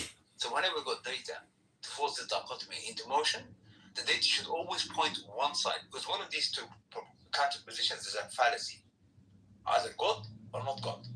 So whatever is responsible for the universe, even if you find 1% of the evidence, it should point towards that thing. By the moment you find 1%, 2%, 3%, and it points one direction, be rest assured the remaining of the evidence they haven't yet found will always point to that direction, because that's the causal background. The side is a fallacy. Now that's the nature of the dichotomy. You could start anywhere from a protein structure to DNA to the inanimate world. Actually force the dichotomy. The science can easily do this. The Epstein Islanders do not want this to happen because they want to secularize the entire planet, produce individuals, drones out there that have no sense of anything. Literally, that they could just be played around now with ideas and wordplay. But science can easily tackle this question, God or not God, easily. We have sufficient data out there to tackle this, and the answer is not pretty whatsoever for those who are atheists. So that's why it looks like love. It feels like love. And I confess it. It actually forces the dichotomy out the window. You just go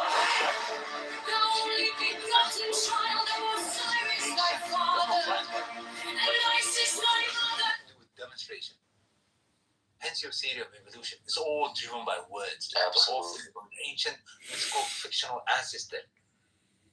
I think the biggest like spear in the side of the claim that there is no God is the explanation for the creation of life in the first place. As far as science goes, if I ask any scientist, the most rational atheist scientist with all the information in the world, that is, how did life on Earth begin before there was life? How did dead things, dead matter, dead atoms, who were no different from rocks, become what we currently call life?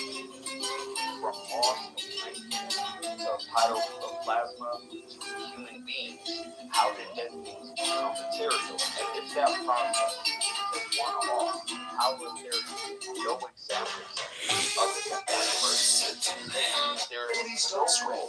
I'm just directly other than a conscious force. There is no way. If dead We're listening to an extremely stupid housewife named Steph, a Christian who believes everybody's going to hell unless the mechanism of cleanliness, aka Jesus Christ, saves them from eternal damnation. The nuclear process within suns or stars to create new atoms. That's not a one-off. There isn't just one star in the universe. There's multiple examples because the laws of physics allow it. So it looks like love. It feels like love. And never again.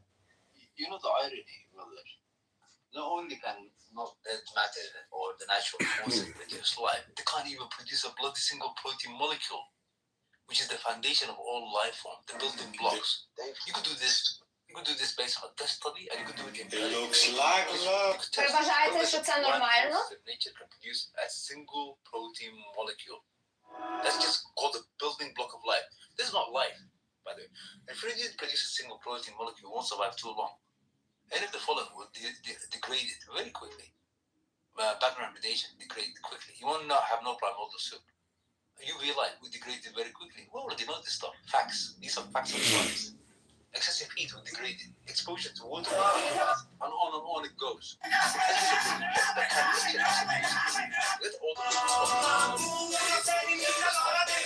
It is. Which is compared to a protein molecule, it's like you're comparing a matchstick to a liquid. You know the simplest one, the actual living cell that we know out there. You compare it to a building block. I've fixed hundreds of bars in my career, and when it comes to mine, I don't take any chances. I chose SkyTag as my POS. Building block of life.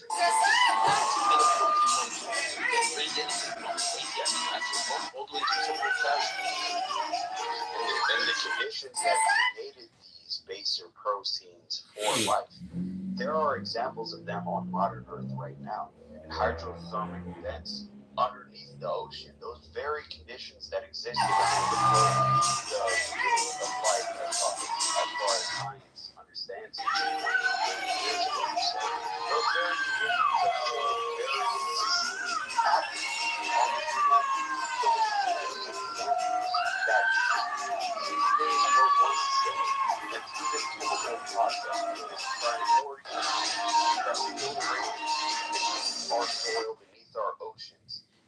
mental core. We have examples of dead things becoming living, but there is no such example. It only happened once, and only once. Guys, I'm in downtown right now, checking out a couple properties. How the dogma has crept into science. If somebody was a true scientist, they would actually look at design and non-design. There are 4 speculations for non-design. Called panspermia, so-called guidance from outer space, wishful thinking. Sometimes, not one single shred of evidence to indicate this. Some people claim that there's some comets and meteorites that actually landed in the Earth. That there's so-called amino acid traces. Amino acid of life. Like you find the free floating both right and left hand.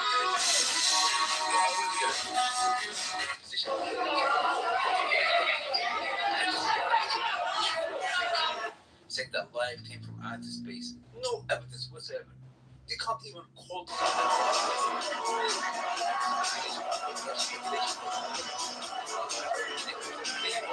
no single evidence for this. Pure and utter speculation. Another so-called hypothesis. Just actually, it's not a hypothesis. It's another random speculation. There's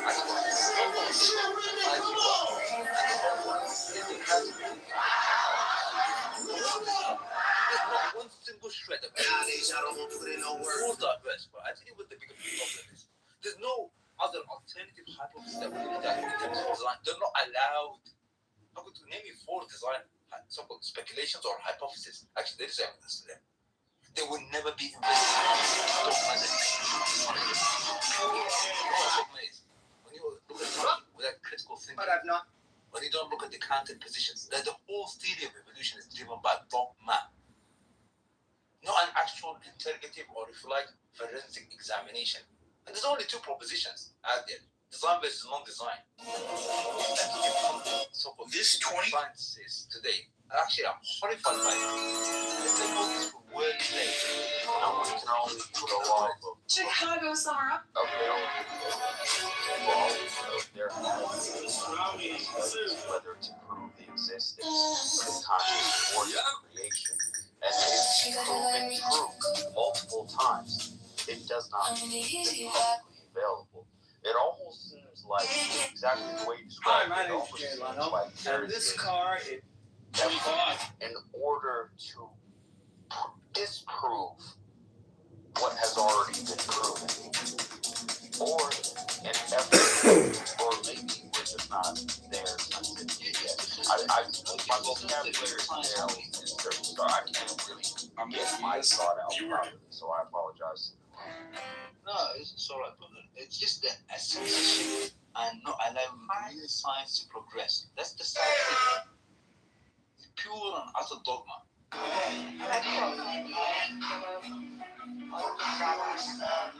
James Z, hello, Megatron, little controversies are also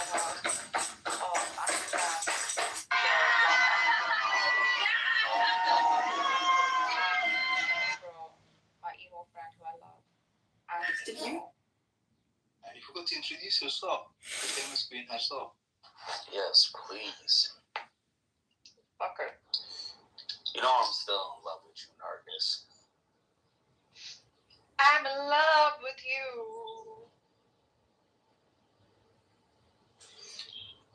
Are we not friends anymore?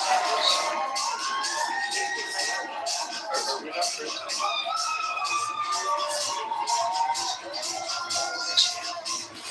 I just wanted to interrupt the post PCs for having about science not agreeing with them.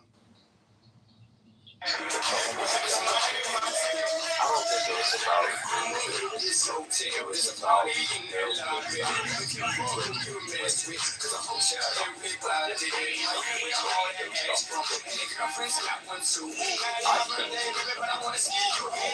I came to the claim that atheism in itself is a faith.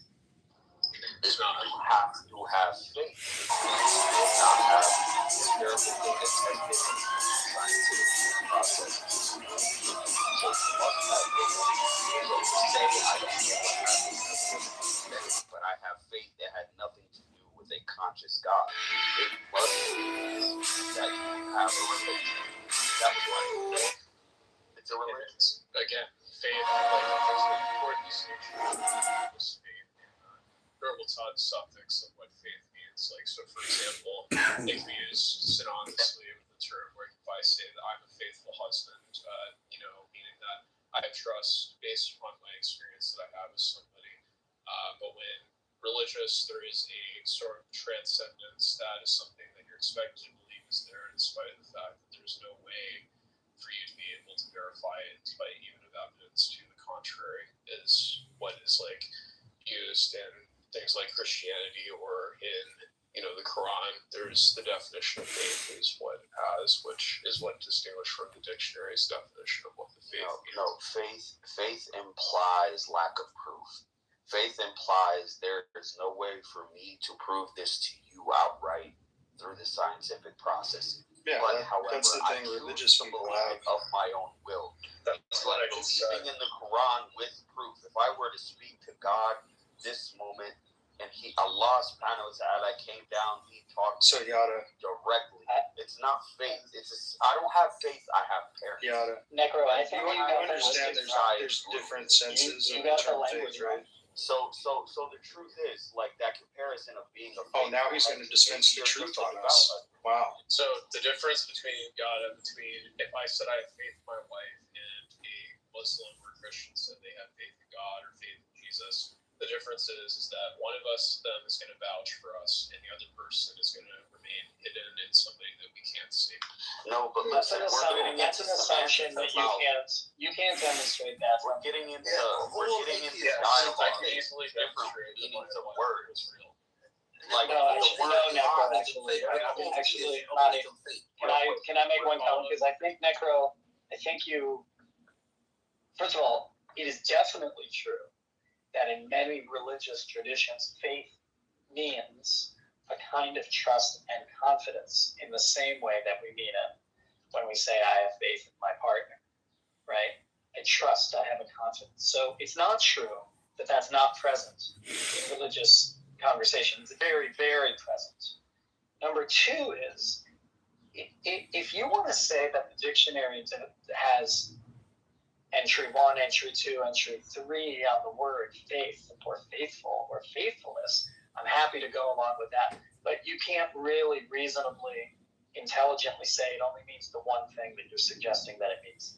Third, and I'll finish here, the reciprocity you imply is part and parcel of the definition. You are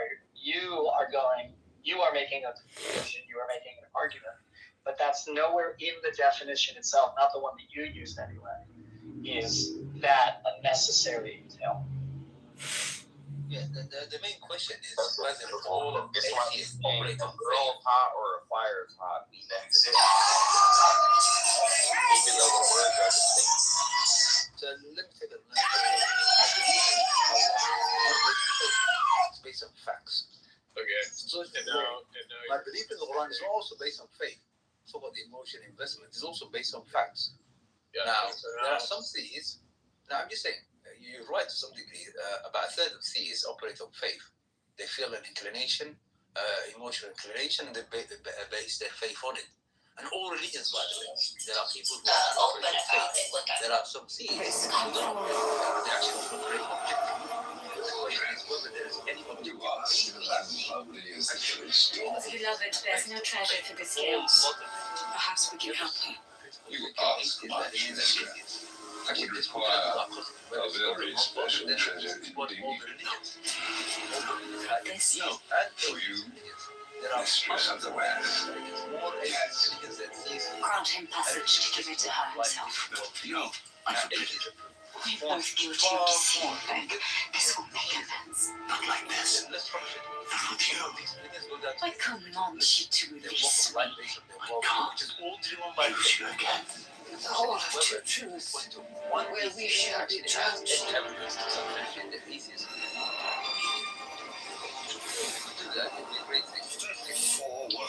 Yeah. What do you offer? Why do you still put... That somehow, like, religion is based on evidence specifically. That's something that I definitely hear all the time. And it's something that I wish, religious people would, not go to using it anymore because it is really it just doesn't work on people like me who understand the distinction and the fallacy of it. One quick pushback, sorry for taking the mic again. Necro, I don't know why atheists relate to science or mention science or logic. Atheism is not founded in anything scientific or logic. So if you could actually show us something that's scientific that actually points to atheism, or something that's logical that points to atheism, you'll have maybe started. But I don't know why he brought in science. Science is not the domain of atheism. It actually kills atheism. So That's not true. That doesn't kill atheism. It is true. Could you show us one thing that's science that points to atheism? Body, there's been no scientific demonstration of the possibility of a God existing. Everybody, please rise in the presence of Honey Badger. Yeah. So there's been no sort of experimental test that possibly indicative exclusively concords with the idea of a God existing or the falsity of that. Looks like love. It feels like love. And I confess it's got me rocking on my heels like love. The line and census this investigation.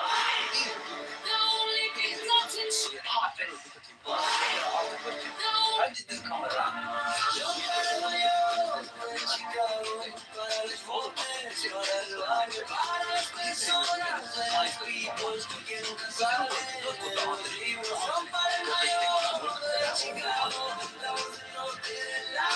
Body, you're a funny guy. You gotta space it out. When it's just once in a while, it's really funny. But when you talk too long, it just becomes boring.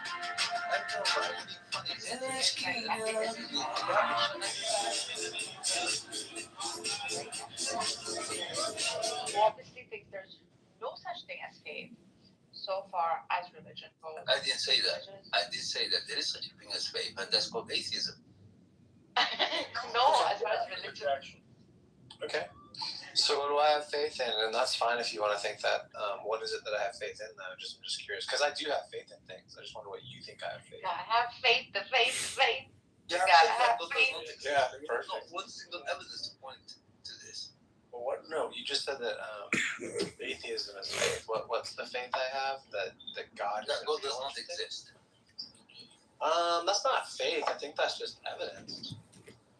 Could you give me one evidence, please?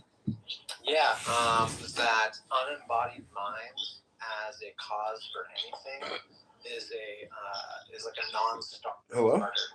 What is that? Hello? Is that Unembodied mind is some sort of force that has conscious thoughts and ideas and preferences, like your God does, like Allah does. Maybe we He could. has desired outcomes that he Hold on, Mahdi, hold on, Mahdi, hold on, Mahdi. You asked me a question, so I'm answering. So it's also unembodied. I didn't say disembodied, because that would imply that it already had a body, and the body was somehow removed, or it was removed from the body. This is just unembodied. Now, maybe it did have a body. I don't know. Maybe it did have like some kind of like material essence or some kind of like association with an ontological physicalness, right?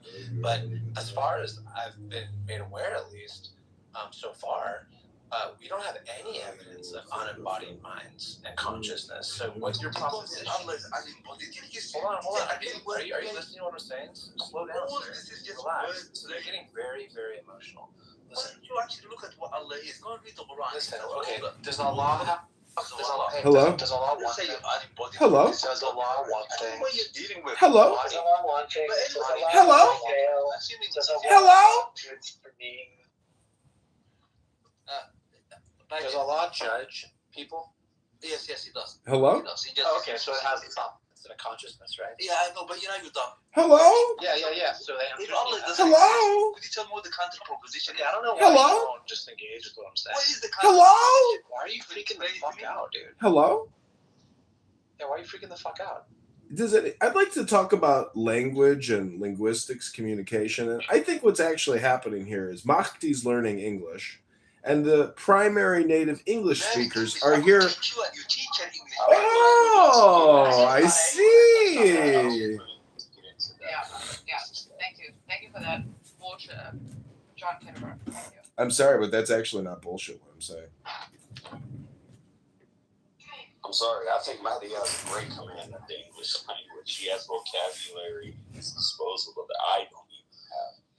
Oh, Yeah, wow. he's good. I wasn't thinking of language barrier at all. Well, he can teach us all, obviously. He's the master teacher. Everything he knows is the truth. I mean, he doesn't even possibly doubt his beliefs and opinions. It's 100% true to this man. Something that is counter to his argument that is viable. You know what I'm saying? And I don't agree. I think he does doubt his position and his claims. I don't think he really believes it. Can I ask you guys something? What does doubt mean to you? What does it mean to you? Well, to me, like taking the example we had earlier, if you have faith that your partner is faithful to you or isn't fucking around on you, right? There is a hint of doubt there. Because you don't know. I know my partner. We don't say I have faith in you. We don't say. Do you know? Can you give me an example of something you know, like with certainty or whatever level you're considering here? Like, well, what is something you do know? Well, there's a bunch of things I do know. For example, I do know I have parents. Otherwise, I wouldn't be a human being living on this planet. I do know I'm made of matter. Or you could just be having an experience. Because I interact with it on a daily basis. I do know air is necessary for my survival. Yeah. If I hold my breath, I do know that I pass exist. out. This is the only thing I know with certainty. Yeah, I know I'm having an experience. Yeah. I know I'm having an experience. I believe it's a human one. You said you believe. You didn't say you do know. Yeah, I know I'm having an experience. I believe it's a human experience. Okay, and that word human, what does it mean? It means as an animal, biological function of the natural world. Now, I could be some kind of other conscious state that's experiencing something unbeknownst to me. Right, so that's what I was getting ready to ask. When you go to sleep, when you go into a dream, I'm assuming everyone had a dream. Are you a human then? I assume in what?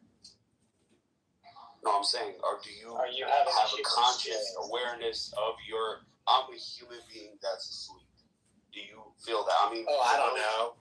Being in a sleep and dream state is kind of a trip. I'd have to think about what I think then. Okay, so Do you know that it's a dream? One second. Do you know that it's a dream state? Yeah, I think I become aware sometimes. I wouldn't say I'm lucid dreaming, but I think many times when I'm dreaming, I do realize I'm dreaming.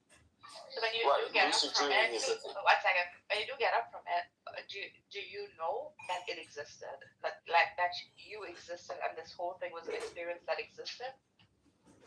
Like I said, I'm aware that it's a dream. Right. Did the dream exist? No, but I'm dream saying existed in my mind. Yeah. How did it feel when you were? Okay, so the only thing we know with certain of is existence itself. Yeah, that's what I'm saying. I know I'm having an experience, and I believe it's a human experience. What other experience would there be? I already explained you. It could be another kind of. I already explained you right out of the gate when you find my terms. I'm sorry.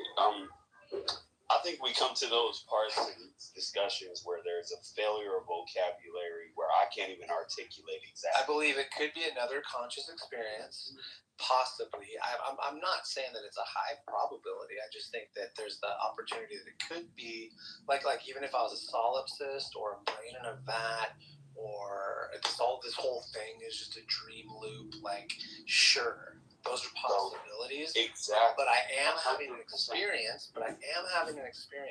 and I believe it to be an animal experience. Okay, so there's exactly what you say. You say, I believe there's a possibility. I don't think it's a high one, but there is a possibility. Like, I know I'm having an experience. So that brings in that sense of doubt. So where does doubt I know I'm having that means without having full proof. Like, when I touched the stove for the first time, it burned my hand. That told me fire. It doesn't matter. What he's establishing is existence itself. That's all that matters. So yeah, I know I'm having an experience. And in what condition I am as an existent being is still on the table, I guess. But I believe it to be an animal one.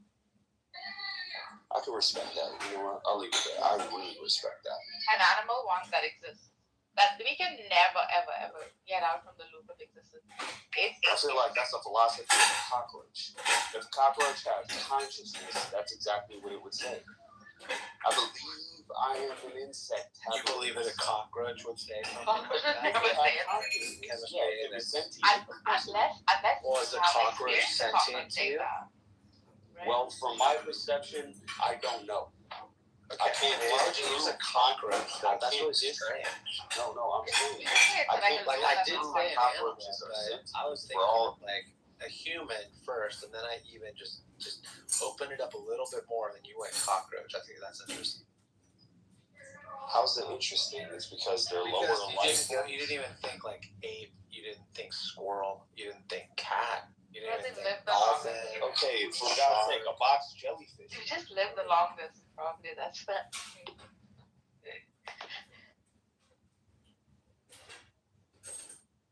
Those mofos can survive anything. Like, I mean, cockroaches are like freak. It's a freak situation. Yeah, I've heard this sort of thing about consciousness with cockroaches. I haven't wanted to look more into it. I tried to understand it specifically. I mean, we can always say they have like low level consciousness, right? I believe lions and cockroaches are conscious. They wouldn't be able to move and function. I mean, they build off of instinct. I think we're talking about sentience, the ability to know you are experiencing something. However, you can't do anything about it, and you have to stay a slave to your biological processes. You know what I'm saying? No, I don't understand what you're saying, because I honestly think a lot of these conversations are actually political and not religious in nature. And they're really just, the undertone is really political. For example, I heard Mahdi in a room saying horrific things about Jews, saying they all want to start a war, take over the world, detonate a nuclear bomb, take over Lebanon, take over Iran, take over this country. Like, it's just fucking delusional. It's anti-Semitic. Literally have stated out loud in front of the world, I want to take over Lebanon and nuke the world. Have there been Jews that have said that directly? No Jews have said they want to nuke the world. Oh, really? Yeah. Okay, just checking. Netanyahu might have said it once in a while. I think it could be projection. I mean, not publicly. No public Jewish officials. No, private crazy people. Sure, maybe. Yeah, crazy people there in the ministry of Israel. I'm sorry. When Ben Gavir. Here we go. Here we go. Just tickle the toes a little bit with a feather. There it goes. What does that mean? Bring evidence that someone said that from the office. Absolutely. Okay, so I should go onto Google and look up this empirical fact to prove to you someone. Yes, please. You made it. Yes, please. You made the claim. But please provide the evidence. But you know about this claim. You want to send me on a goose chase to go to Google? Fine. Okay. Yeah. I don't know. Really? I don't know this claim. You made the claim. Please provide the evidence. Minister that suggested nuking Gaza. I'm not saying it didn't. I'm not saying it didn't happen. I'm simply saying stay off mute just so we can finish. No, that's great. Yeah, I just want to clarify. I'm not saying it didn't happen. The Israeli simply saying suggesting a nuclear bomb on Gaza Strip is Amichai Eliyahu. Oh yeah, that served as the Minister of Heritage, not Health. Right. At the time. Okay, thank you. Thank you for bringing that. Thank you. Okay, do you feel good about just making me chase down an empirical fact we already knew about? So Yada, the way that it works, right? So Yada. So people in the Yada, government please. People for no other reason. Yada. Thank you for providing that. I was not aware of that. When we have a conversation, please don't interrupt. When we have a conversation, and there's something that I don't know, and you say that you do know it, I'm going to ask. That's not unreasonable. Okay, so what was the claim you made? Nobody made that claim. Would you be prepared to retract that right now, as an intellectual? I will retract the claim that a minister of Israel ever suggested nuking a civilian population. Go ahead. I want to hear you say it, Cal. Yes, it appears, if I'd like to see the link, but it appears given your Google search that a minister of Israel indeed said that. Okay, then. So why were you both making the claim that no one in Israel would ever make that claim of nuking Because the reason civilian population? because the reason you bring it up is to demonize the entire Jewish people. I'm sorry. It would be hard to demonize the entire Israeli population. Caleb, you're talking about his mental states, right? Maybe that's no. Real quick, I'm sorry. Stop saying Jewish. I was talking about the Israeli government. It's like if I demonize the Saudi government, which I absolutely do, and I think they're barbaric, that doesn't mean all Muslims are being demonized as well. If I demonize the Chinese government, that doesn't mean all Chinese people are being demonized. So yeah, let me give you a reasonable. Okay, fine. I accept that. Okay, but let me just say two things. Okay, one, yes, it was a despicable thing to say, and I'm sure it was racist. Do you know what kind of power the Minister of Heritage has? Zero. But he's the Minister of Heritage. He has what was the first thing I said? Doesn't matter. He still said it. We can. I understand. But listen to what I'm saying, right? I'm on your side on that. He's saying he has no power, so it's like somebody on Clubhouse talking shit. Hello? Yeah, someone on Clubhouse talking shit is equal to the Minister of Heritage, right? Yeah, it's so imagine bringing it up. He's probably bringing up this point. Equal to the Congressman from Florida. If a Congressman from Florida said, kill everyone in Mexico, it's equal if I said it. It's the same exact thing. Okay, let's just move on to the different topic because this is redundant and pointless. There's a nuance between positions of power and Hello? just regular civilians. Let's just see, Yada. If you were the president of the United States of America, what would your top 3 priorities be, sir? Absolutely. Number 1, I would federalize the Federal Reserve. Number 2, I would absolutely force AIPAC to become a subsidiary, or not subsidiary, what the fuck kind of words am I using? To be a signatory to FARA. I would absolutely force all of the banking cartels that have used their power to bankrupt American families into oblivion over the last 50 years to pay reparations to the American people. I would absolutely defeat real estate cartels who buy. That was 3. He said 3. He said 3. Okay, Okay, that's 3. my Those are your top 3. I promise you those. Do you think the American people have the AIPAC thing as a top 3 priority in terms of their life? No, absolutely. We have cost of living as the number one grievance. So why wouldn't you put that as the top of your priority? Because I would cut the roots at the source. I'm sorry, cost of living. You think our cost of living is because of Israel? Fam, if I get a nosebleed because I have brain cancer and I say, let me fix the nosebleed by plugging my nose, am I fixing the problem? No. So you have to address the You haven't identified where the problem is. Ourselves. You haven't identified where the problem. It seems to be there are those who see the root. Both of us see the root of the problem, the grievances of the United States people. It's only one of us that says those causes to our ailments. This is all word. Hey, Yada, this is all word salad. What do you think is the cause of the high cost of living in America? Absolutely. Predatory business practices. Okay, awesome. Why wasn't that one of your top priorities?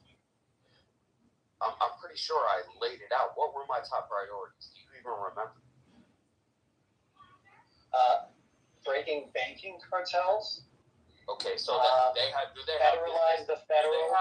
Banking cartels have predatory business practices against the United States people. Can I answer your question? Can I answer your question? I know all 3. Okay, so please, the first one you just listed. Do banking cartels in the United States have predatory business practices that drive the United States people into debt? Yes or no? Yeah, absolutely. Okay, so by breaking Just wait a second, man. Why are you fucking so excited? Please go ahead. Fucking relax. Jesus Christ, man. Well, I'm waiting for your rebuttal. I'm not. There's nothing to reply. We're just having a conversation. Fucking relax. Nobody's debating anything. Okay, you're a clown. All right, Ayan, you heard the first claim that I made. All right, so please give me a counterpoint why it's okay for me to not focus on the predatory business practices of banking cartels in the United States. And this is the hypothetical where I'm president, right? You created the hypothetical, dude. I'm going down the fucking mountain. Nobody said that was not a good thing to focus on, you fucking moron. Okay, so articulate why that shouldn't be in my top 3. Nobody is articulating that. He just asked what your top 3 were. That was it. Okay, but that's all that happened.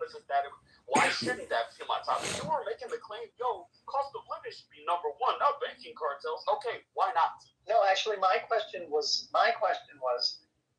do you think AIPAC is a priority for the American people? And you said no. And then I said, what do you think? Excuse me, can you shut up and let another person finish a sentence? You interrupt every single sentence, okay? I was summarizing the argument. What happened? Yeah, that's a Zionist tactic I'm taking. What happened was, I said, do you think AIPAC is a priority for the American people? You said no. I said, what do you think it is? You said cost of living. And then I asked you, why was cost of living not part of your priority list? Now, if you're telling me that is included in the predatory lending practices, that's great. That answers my question. Thanks. Why do you have to be such a fucking moron and think people are attacking you when no one's attacking you? I'm asking you to clarify your position so I can understand it, so we can have a fucking conversation. Look, don't paint it as if you were asking that question in order to get to a point of understanding. You were asking that question to try to derail my point in hopes that I would stumble on my words and my conviction. Don't bullshit, motherfucker. I'm not that. Okay? So just be reasonable and honest. Would my first 3 policies not fix a great amount of debt that United States people are under currently right now and would improve the number 1 cause, the number 1 grievance that the United States people have, cost of living? If a fucking 21-year-old suddenly doesn't have $300,000 of debt for a goddamn art degree, would that improve their cost of living? For fuck's sake. Yeah, I think it would. I think so. All right then. So I addressed the main cause by getting to the root. That's fine. That's fine. Thank you for sharing that's what you meant when you said, that's why I asked you. Fuck's sake. That's why I asked you. That's why I asked you. Do you not know how to have an honest conversation? Are you that insecure?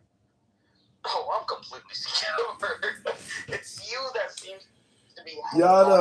Yada, thanks for answering with those 3 very important opinions and ideas you have. What would you do to the state of Israel? Would you attack them? Would you disavow them? No, absolutely. How would you not. treat I think Israel? Is a nation that should be allowed to exist. I think it's disrespectful and diabolical for anyone to claim that they shouldn't be a nation state of their own. I think I would temper Israel a little bit. I think I would forego the policy of backing them regardless of what they want to do. And in place, I would enforce 67 borders. I would say Jerusalem is half and half, Palestinian and Israeli. I think I would put boots on the ground, UN peacekeepers in Gaza to monitor the heinous, murderous Israeli terrorists who burn babies in their home because they don't want them to have that land, right? And I would instantly enforce that policy of coexistence in Israel as the largest one. Wait, I'm sorry. Did you say IDF soldiers are burning babies in homes? I'm sorry, Yada, but did you just say that soldiers are burning babies alive in their homes? I had no idea that was happening. Do you have a link to show that soldiers are burning babies in homes to steal the land? Oh my goodness. Yeah, please, Yada, please, I really gotta see this. Please, I gotta see this. Please give me a link. Sure. You want me to send you the pictures of the parade where the Israeli settlers literally just a link. Paraded? Yeah, you can update your PTR if you want. A link would be really helpful. Thanks, Yada. Burned down by Israeli settlers and said, this is for a good cause on it in all red text. Do you want me to put that up and make you look fucking retarded? Yeah. I think so. Ad hominem projection alert. Ad hominem projection alert. Ad hominem projection alert. When you called me a retard, I think we first identified a ad hominem projection. Retard alert. Say you were retarded. Retard alert. You look retarded. There's a difference. Oh. Yeah. Well, thanks for putting the link in the chat about the soldiers burning the babies to steal their land. No, but I'm just gonna do it. I just have to say, I sadly gave this guy $15. Yes, and I thank you for your money. I had a nice little snack as I campaigned. Thank you for your contribution to the campaign to liberate America from retards like this. Yeah, I'm glad you enjoyed it. He took my money from me. Well, I didn't take it. It was given, and you donated it through a portal. So I didn't actually take your money. Talking, I just looked it up. October 31st, July 2015. Israeli settlers firebombed a Palestinian family home in the village of Duma, killing 3 people. 18-month-old Ali Dawabashi was burned alive in the fire, while both his parents died in injuries within weeks. January 16th, 21-year-old Israeli settler Amiram Ben Ulila. I can't pronounce these names. Forgive me for me butchering this. Right? Was indicated in the murder along with the Israeli miners. Right? So let's go on to where it was in 2020. Ben Ulila was devil fruit. Oh my God! 3 counts of attempted murder. 3 counts of arson, and was violent racially motivated crime, part of the terrorist attack. However, he acquitted of the charges of commemorating terrorist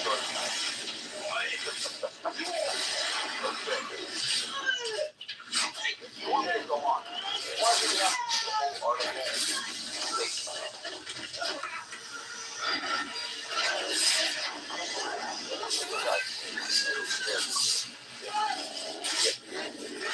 Diograph, like I couldn't say anything, I never fucking will. They're cancer twice. You? I got this. I'm very sorry. I'm sorry for everyone else. This is just a topic that pisses me the fuck off here. I know that's my big deal on this. But anyway, like, I'm sorry for everyone else in the room. I'm sorry for my emotional state, but this is a topic that I can't abide by. That's fine. I mean, me and Honey share the same sentiment that you do. Oh, you can't abide by the law. Because no one ever brings up the law, do they? Firebombing a house and getting acquitted. You abided by the law? Well, we could talk about the law of warfare. Hey, little man, or the war of law. Oh, you're done? Okay, thank you, little man.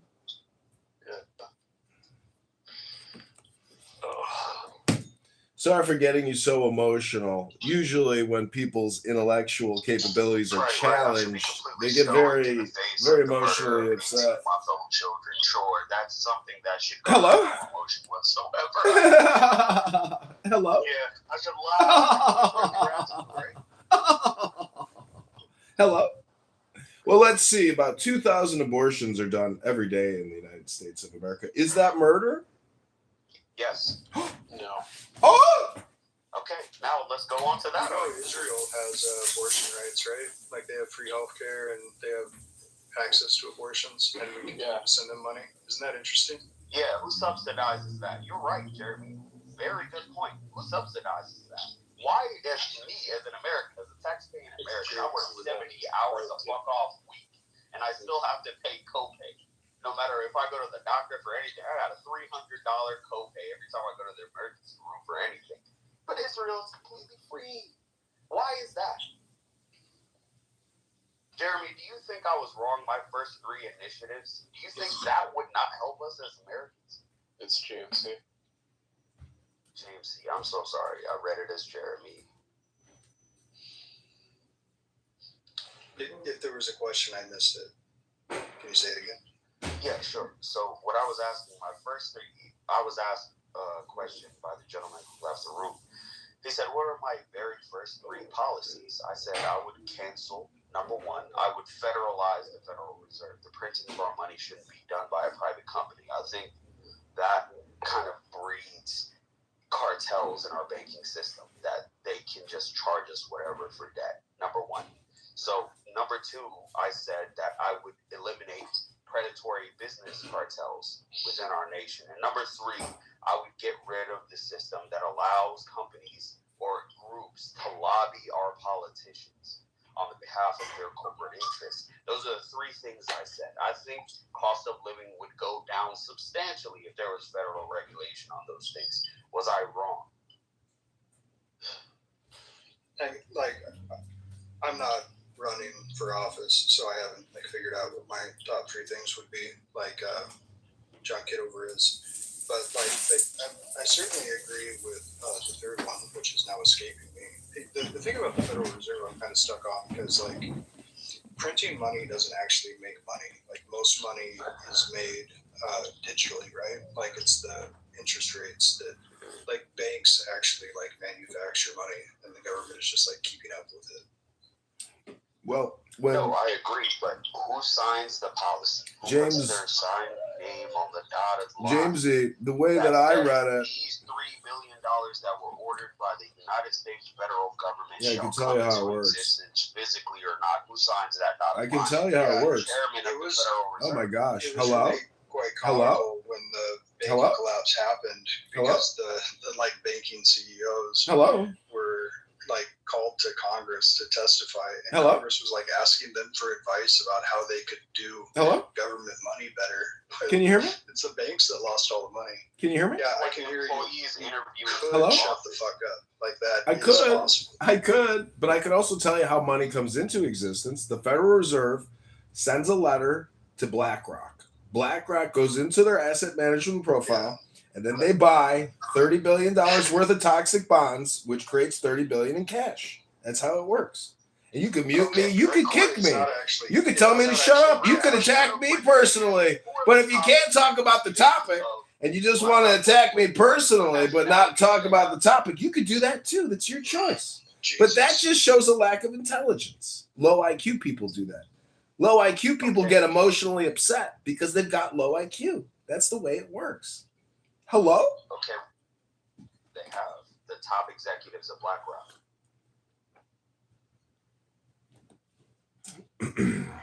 The top executives at BlackRock and the Federal Reserve. See, when I asked you what your three priorities were, you combined the deconstruction of the financial network as well as banking and Federal Reserve. That's actually one category. Your second was APEC, and so you really only gave me two reasons. What could be your third reason, Yada? I think I articulated it clearly. But for you, I'll do it one more time. Articulate, please, sir. Third thing I would eliminate the practice of lobbying in politics 100%. Yeah, that was the one that I 100% agree with. NAACP, that means APAC, that means the big pharma, that means the gun regulators. I don't care who you are. You're not allowed to put money in the pockets of prospective politicians to further your corporate interests. There's no more lobbying. There is a ceiling to how much money you get for your campaign. And I think it should be $20 million on the congressional level and $100 million on the presidential level. Federally provided by the U.S. people. Let's be real, you're only going to be loyal to the people who pay you. So as politicians, if your top donor is a pharmaceutical company, if your top donor is a goddamn lobby group for the Israeli government, you're not loyal to the American people, you're loyal to your top donor. So to eliminate that, I would eliminate lobbying in its entirety. That's my third claim. I defy you to tell me what's wrong with that. Yeah, because we operate off of this fake laissez-faire capitalism, and unfortunately, the business of lobbying, aka influencing politicians to create HR acts, you could keep muting me, or you could possibly grow a scrotum. It could be a thing for you. You could grow your dick out. You could actually read a book. You could have some patience and listen to people. But the fact of the matter is, lobbying isn't going anywhere, and your priority, it's fantastical, and Why isn't it will going never happen. anywhere? Because it's called America. That's the way we do business, baby. Why? Because that's just the way the system exists. Can you explain I'm reality sorry, to I don't me? want to live in a system with no explanation. You don't It's want to just, live in it? this is what it is, deal Ding, with ding, it. ding, ding, That's not a ding. good We got system to live somebody under. who thinks they're in the Matrix. Can you imagine if your Hello? electrician came to your house and said, I can't fix it until you pay more? Why? Well, that's just the way it is. This is the way Fuck, I'm like, it can you is. explain what the cost of material Look at is? Jamesy's What the beard, for cost of example. labor is? What kind of man Ask him grows why out a exactly. disgusting rat These tail? billionaire Look at the politicians size tell of me, that bro, thing. just deal You with could it. use his head as a mop. James, has anybody ever used your head as a mop? Because you got a bucket for a brain? Is there anything in there, Jamesy? I was waiting for your terrible joke to like marinate in the room real quick. But anyway, let's just be honest with ourselves. How would it be bad for a U.S. president to say, no more lobbying? I'm the last U.S. president that will be lobbied to. Well, it's It is like now Liar's literally Poker. a crime if a corporate interest or foreign Hello? interest wants to put money in the hands of politicians. Like to further Kamala their Harris, interests. who raised Their $300 interest should million only go overnight to the by American Google. people. How fucking dare I, How right? dare you? How dare you? How dare I? I can't argue with Suggest you. such a You fuck off angry. I'm option. happy. Leave me alone. You angry. I'm happy. I can't argue with you. I can't argue with you. You angry. I'm happy. Leave me alone. Well, Yada, I think the things that you said are what a lot of people say. But generally, the first response is wealth redistribution. That's the first one. You said we need From to where? federalize the Federal Reserve. That's what you said. Wow. I mean, you know, it would be great if the Treasury Department just took You know, over. the Federal Reserve is a private company and not Yeah. subservient to the United Yeah. States government, right? I know. And they pay their own pension and they pay their own salaries in dollars that they create. Isn't that amazing? What a privilege. I wish I could When just you were in do high the school, shit that did I your pay my career employees. counselor ever I'm say, saying, what's maybe wrong you'd like with to that? work for the Federal Reserve? Did your career counselor in high school ever tell you that? Articulate the claim. Why Articulate? the I'm trying to Federal Reserve ejaculate. federalized? I'm Are trying you to battling ejaculate, anything I'm sir. saying, or just agreeing and throwing ad hominems? Ad hominems? You called me a retard. That was the first ad hominem projection that I detected. That's how I knew that you were a retard. What the fuck? What How the can you fuck? look like what you're not? You called me a retard. That was a projection. I'm not retarded. You're not retarded, dude. You clearly have like average cognitive ability. You choose not to use it. Hello? And I'm defying you on that term. So for fuck's Defying sake, me? how can you battle with any of my points? Hello? With any facts? Well, you know, I just want to know if you were to ask me what my three priorities would be as the president. Narco's right. This is getting boring. His name is Necro. Embarrassing. I'm cool. Like somebody who has sex with dead bodies. That's the kind of guy he is. That's how he likes to brand himself as a necrophiliac. What the actual fuck are you talking about? I'm talking about his name, Necro. He's one of my top campaign donors. What a dork. Yeah, I sadly gave you $15. Oh, Jesus, dude. You gave him $15 for what? I know. He took my money from me. I received it. Hey, you might be smarter than I thought, dude. You Oh my fucking God, about bro. $15, that's a whole quarter of a tank of gas in today's Trump America. Yeah, dude. Yeah, Get a pack of imagine fucking I could have cigarettes spent on a instead. quarter tank of gas. Could have bought a few sodas with that. So Fuck yeah, dude.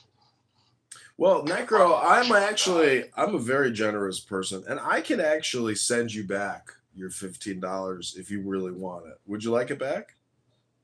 yes, I would. I would have to demand that you do. You played him out of his money. You're gonna demand it? You're not even involved in this transaction. You're just a third-party No, observer. it's just the principle. I feel like you did Necro so badly. Why? He helped launch my campaign. We actually created real change. What? For Congress. We don't just talk. We do. You're just a talker. I'm a doer. There's a big difference between talking and doing. Yeah, I agree. There is a big difference between talking and doing. So what do I do? I don't know. You talk. That's what I've detected. Big talker. I mean, that's fair. That's all I've ever shown you, so it's fair. Exactly. You're like a girl on a dating app who says, I'm a huge yapper. Yap, yap, yap, yap, yap, yap, yap. Very little doing. But you're talking to a man that has done and keeps doing. Hey, you know what? Necro, you know what? Your $15 is well placed. This man is entertaining, if nothing else. It's cool. I mean, he gave us a little stimulation. It's cool. It's fun. Yeah. We're back with who always tries to alpha male me. I introduce you to Mikhail. David, I was going to ask him about mixed. But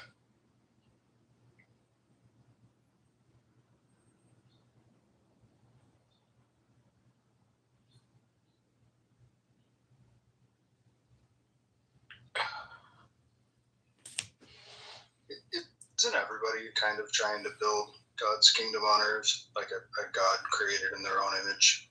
No. Like, how much can we really fault the Jewish or Islamic or Christian people for trying to create God's kingdom on earth? Hello? The earth is God's kingdom. I think that's a good question. That's the whole story of the Bible.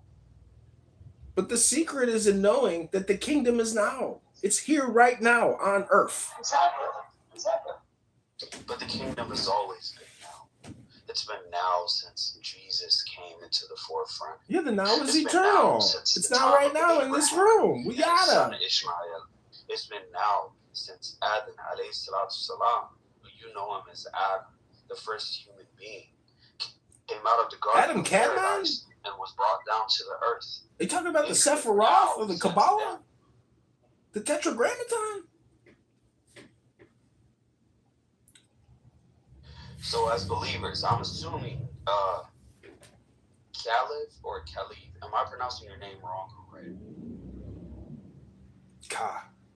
Lev. Do you speak English, Ada? Is English your first language? It's a Hebrew name. Yeah, so I'm asking if I'm pronouncing it correct. He left. You could try to sound it out. Like, how would you pronounce my name? Ayn. How would you pronounce it? Ayan. You know, Ayan is a woman's name in my culture, but I'm gonna say Ayan. What's your culture? I'm a Cushitic East African. You're a what? A bullshitter from East Africa? Ethnically, I'm a Cushite. Tribally, I'm Somali. Do you smoke or hybrid, or do you smoke sativa? No, not anymore. The I haven't Kushite smoked kingdom? in many years, honestly. It's just, you know, the strains, the way they're grown, it just doesn't agree with my body anymore. What was the last book you read?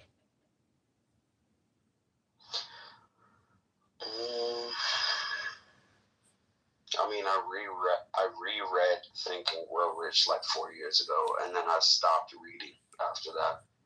It's just not a reading kind of world anymore. Everything's consumed digitally, so that's what I do. I consume all the facts digitally. I read all my articles digitally. There's no point of reading books anymore.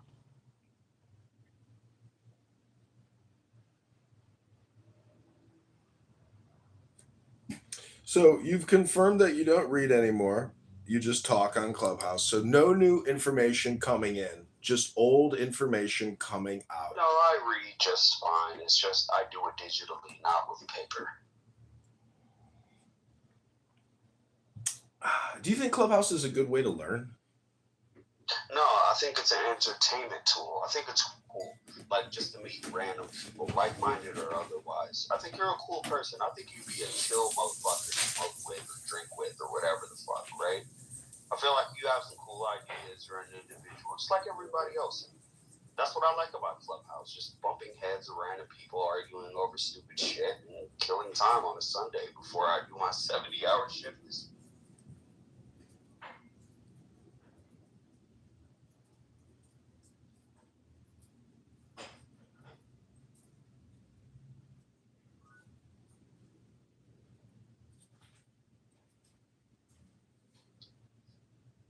Somebody please stimulate me. Somebody start another argument over nothing.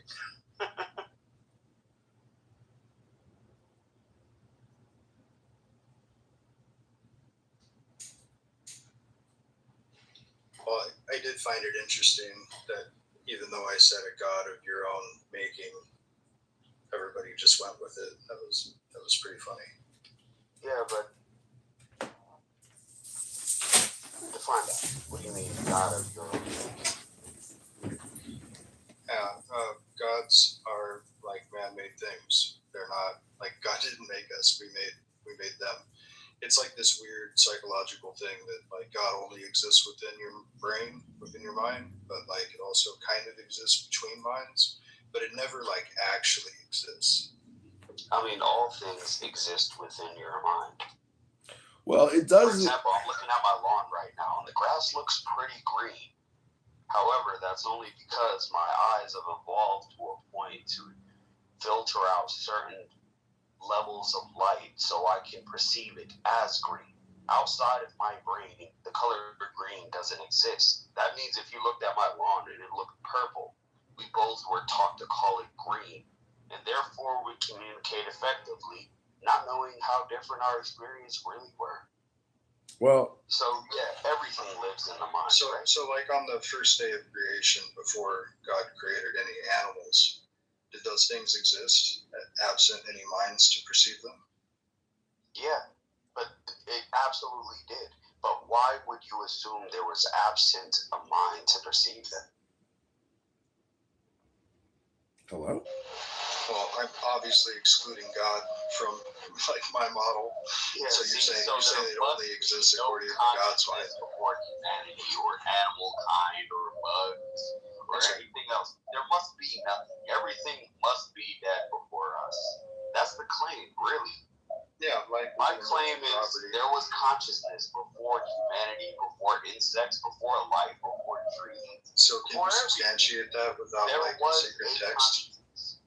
Can you substantiate that without like an ancient text? Okay, no. I'm not going to go to an ancient text. I'm going to go to a modern scientific experiment.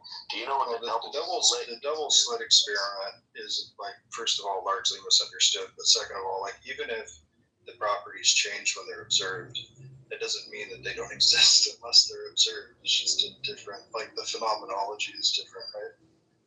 Like you agree that something is still happening when there's no observer, right? I'm saying there was when there's no observer, something is still there.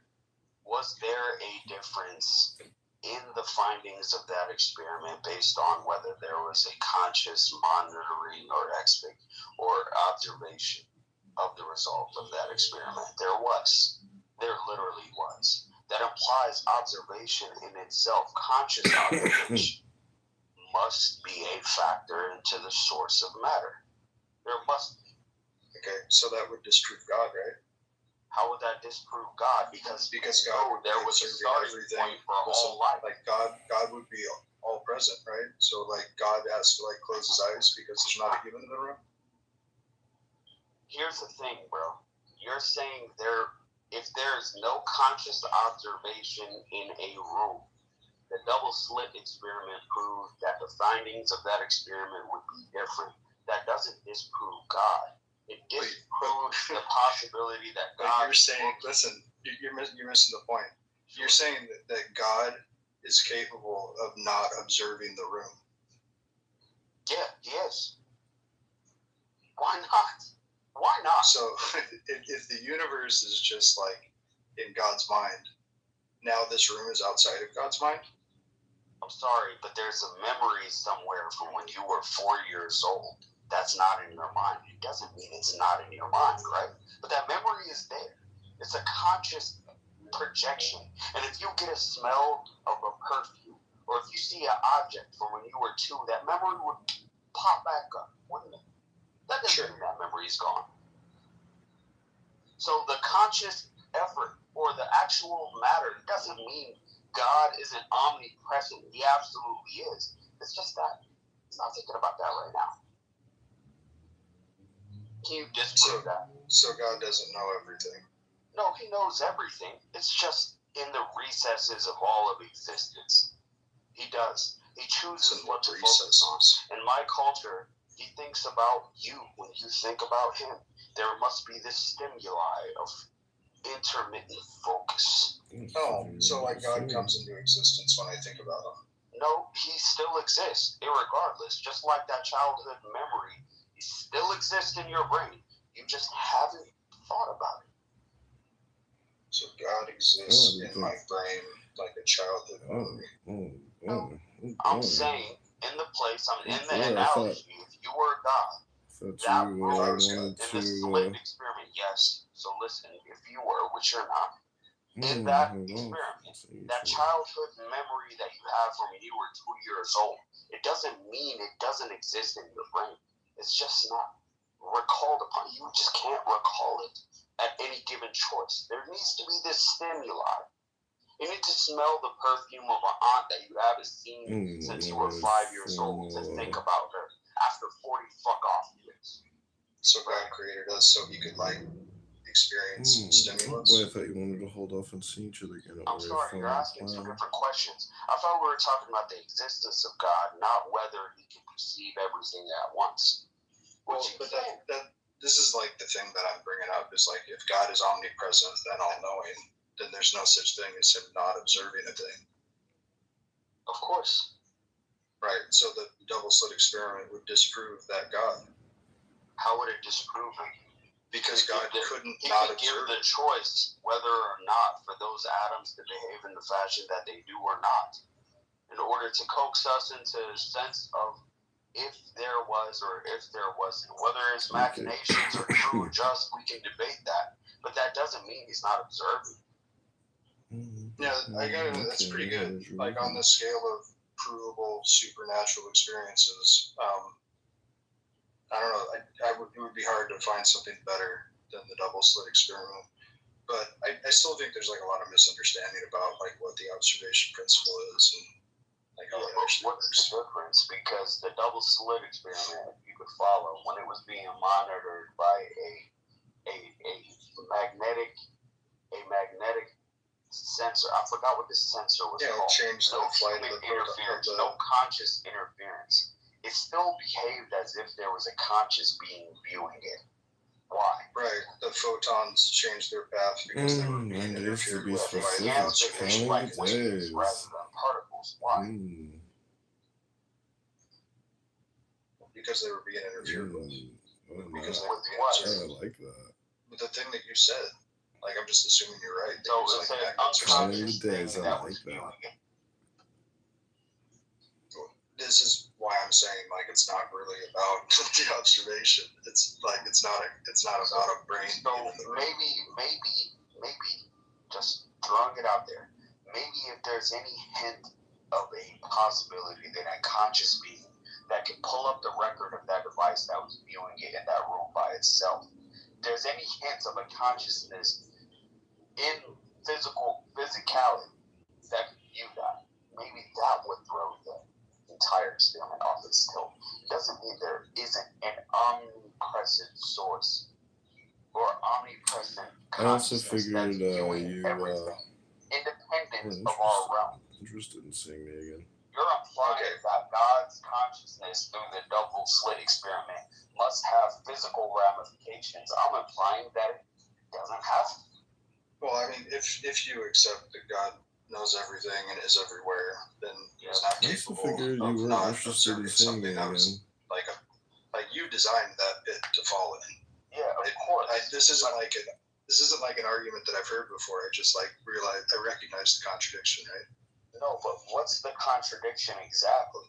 If God is viewing that same room with no other conscious physical beings in it, therefore matter must behave differently because there's a conscious being. Is that what the claim is? That sweet girl in God is already outside of physicality. Is viewing that exact experiment has no bearings on its results. Is anybody else picking up what I'm laying down? Because I feel like I've said this a couple times. Yeah, Jamesy. It's okay for us to move on. That's okay to be redundant. It's also okay to criticize redundancy and be redundant about criticizing redundant conversations. Something have the same physical results as me viewing something. why should gods viewing something have the same physical results as me viewing something? Yes, because there are certain physical mechanisms for me to view something. There's no such restrictions in God viewing something. Right, he's actually incapable of not observing. Yeah, so... And he's not limited to, like, visible light or, like, vibrations in the air that create what we interpret as... Like, he doesn't have those limitations. He has a complete and holistic understanding of all things. Which means he's actually not capable of not observing the double slit experiment. Of course. So why would it have the same physical results as whether I was viewing the double slit experiment? Okay, so it's us special. It's not God that's supernatural, it's us. No, it's God that's supernatural since he created all of the incredible, fucking beautiful... I don't know what word to articulate beyond that. He created the double slit. I hope you had a nice weekend. I don't know that, like, understanding how sunrises work makes them less beautiful. Like, you don't have to, like, look at a sunrise and be like, oh man, God really did an amazing job on the sunrise this morning. You can just kind of, like, understand how light behaves and be like, man, that's really beautiful. But why is it physically beautiful? Why is it aesthetically pleasing to you? It's all just a random fabrication, a random collapse of synapses that fire in your brain that makes you think it's beautiful for no other reason. No, I think, like, on some level, it has something to do with, like, novelty. Like, there's something different about a sunrise. I'm sorry, it's kind of like an example of a life form outside of humanity that views a sunset and says that's beautiful. Well, I mean, birds turn up for sunrises. Yeah, through chemical processes. Sunset means go back to the nest because it's dangerous for me to be out in the dark. It's not just instinct. We're sentient beings. So what allows us to respond to sunrise and sunset? That's correct. Appreciate its beauty. What allows us to create art? There's no example of any other being in the universe other than human beings who say, there's lots of animals that create beautiful things. I mean, just like, everyone has the law. why do you think peacocks get laid when they have bigger feathers? Like, because they can get laid. There's a physiological reason. They can get laid. Yeah. Like a lot The of joy of the law. But it's not just limited to like it's also like fish that make really elaborate breeding nests. Like lots of animals create beautiful patterns and stuff. Yeah, but to fuck. We do it beyond just to fuck. Why? And therefore God? No, it's not therefore God. There's a sentient component. There's consciousness and there's sentience. I'm not going to argue fish aren't conscious. I feel like a fish can see and hear and taste just like I do in a different way. But there's a consciousness that's above that. Like, so if there's a consciousness in between beings, as far as sentience, there must be a consciousness above us. Otherwise, you're prepared to argue that we are the tippity top of consciousness. No, I think there's probably lots of animals that are like more self-aware. In what regard? Well, like dolphins, for example, like communicate with like three-dimensional images. That's fucking crazy. Yeah, that's like we would call that like psychic projection. You know what I'm saying? Through taste of the air. You know what I'm saying? Communication is like a whole nother level, right? Like we're already trying to figure out if animals have like languages. Give me 1 second. My phone's about to die because I love this conversation. 1 second. Sure.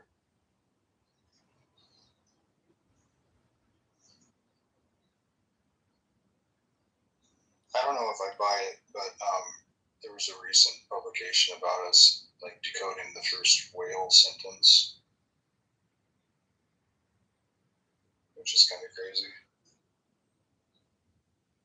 There's a lot of stuff with whales and dolphins that kind of blows my mind when it comes to sapience. Like whales will defend other whales of like different species, even species they can't like interbreed with. They'll like fuck with orcas just for the hell of it.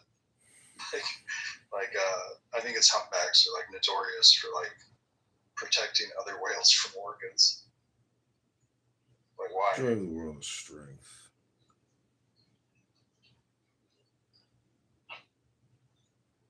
And then you get into like hive minds, like these super colonies of ants and stuff. Like, does consciousness even have to be like within the entity, or can the collective have consciousness? Because I think humans do a good bit of that. I think that's what like the religious experience is. It's like a hive mind. Hello? You know what's amazing about the hive mind is that if you read a book, well, technically you should be upgrading not only your mind, but the hive mind. And this app is a little bit like a hive mind. So if you improve yourself, you improve the world. And by improving yourself, you improve others if you share the good news with them. Hello? Yeah, learning how to read is kind of like learning Yes, how to I read want to somebody share the else's good news mind. with you. I have no idea what the good news is. That's because you don't read anymore. You just talk all the time. You mod a room as a living for a career.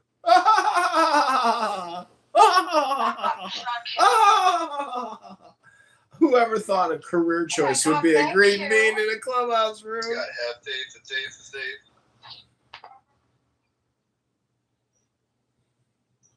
Have faith, the faith, the faith. You gotta have faith.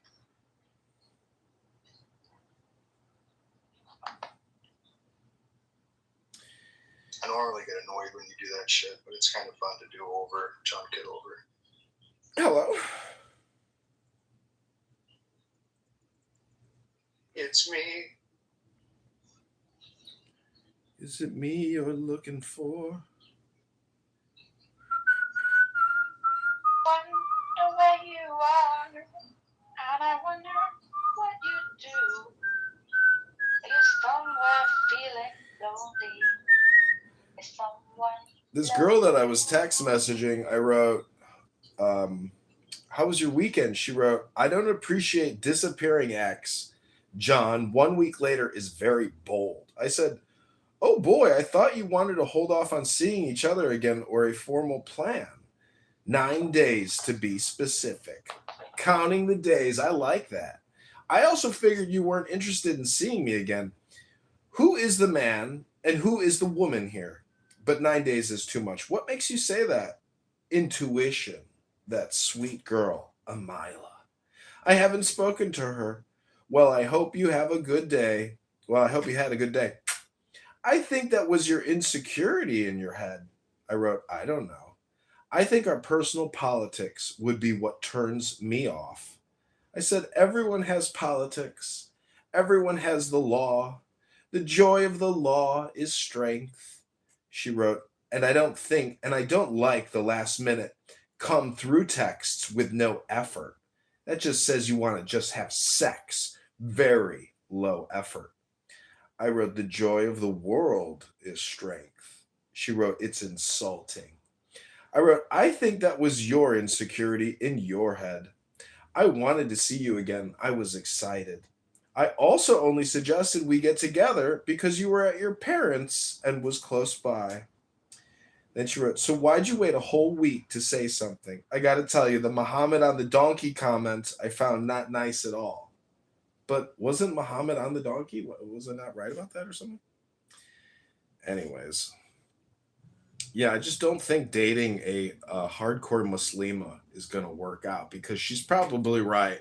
We will have some conflict when I tell her that I'm revoking the charter of Medina. And unfortunately, Muhammad was an MLM marketer with a homicidal tint. Hello? Join us or die. Give us your money or die. Shit, I'm back now. My bad. Sorry about that, folks. I'm sorry to cut you off, Yada the evolution is here. It's fine. No, it's fine. Please. It's just John. You kind of overnight. Can anyone call Caleb here for this heresy? Oh my God, Phoenix, is that you? Yeah. What a cute picture. It is called the INFJ stare. Oh my God, do you know who Yafur is? I am an ENFJ. ENFJ means that it means you are not like okay. After what is I am introvert? Yeah. I'm an extrovert. NFJ. Yeah, so you are about feelings, I'm about emotions and insight.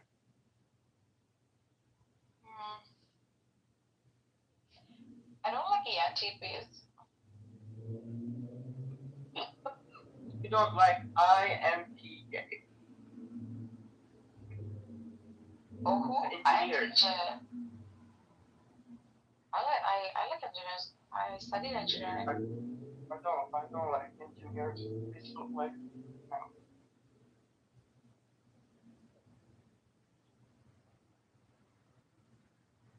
I like tarot readers. Who? The tarot readers. Yeah, I like tarot readers too. Angel is a tarot reader.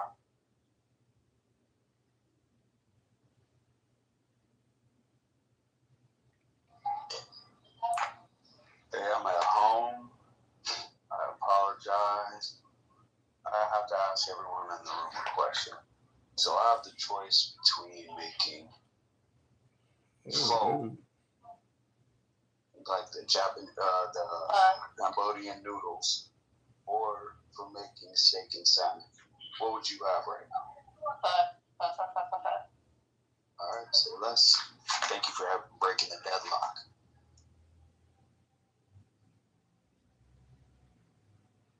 Oh, it's Mayoral. Hello, Mayoral. Have you met Mayoral Nugget? Okay. Just kidding. I don't know. I'm speaking for everybody. I've met him. I think I'm friends with him. Hey, I hope this room is open after I'm done, but I'm going to start cooking. You guys take care. Thank you for indulging me. Okay? I appreciate you guys. Take care. Enjoy your trip. Nargis, I'm still in love with you. You're going to be my wife one day. Oh my gosh. How dare you, sir?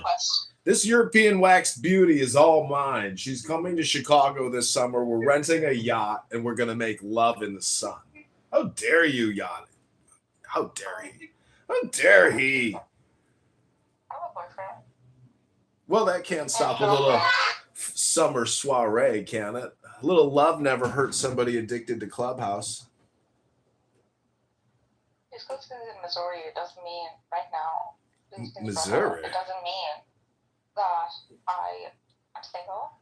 Oh. All right. Well, then, X-nay on the boat lovemaking with your European beautiful wax. Bodied to the top, to the bottom, Rabbona Shalom. I'm just saying that if you are a Persian woman or a Persian man and you are interested in opening up a hair removal laser surgery treatment facility, we believe that after Donald Trump conquers Iran, it will be the biggest financial opportunity in Iran. Laser hair removal treatment services. Think about it. It's already a huge. Think about it. Plastic surgery and rhinoplasty are number one in Iran. So I know, and we're going to subsidize that through Medicare, Medicaid, and it's going to become the biggest business. In fact, all the diaspora, the entire Iranian diaspora, is going to be provided free rhinoplasty. I don't know why you think it's not. Why is this guy giving me Epstein vibes? He is Epstein himself. It's because you're projecting, Phoenix. Oh You're just a gay Muslim bookseller. Stop projecting onto me your pedophilic homosexual attitude, Phoenix. Tamario, welcome to the stage.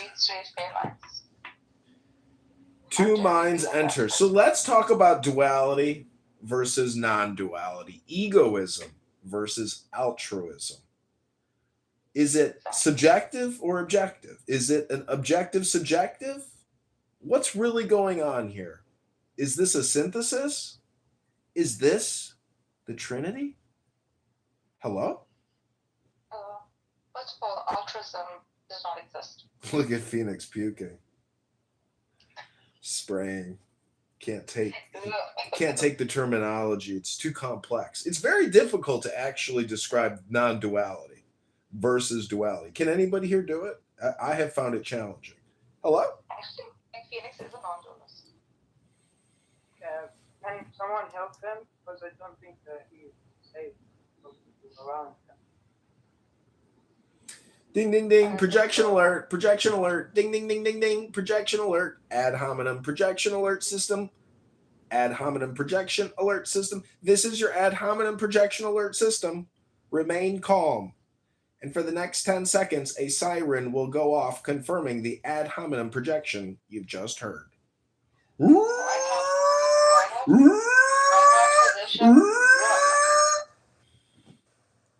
House physician Dr. Shaw Barbabella says that President Trump is fully fit for duty.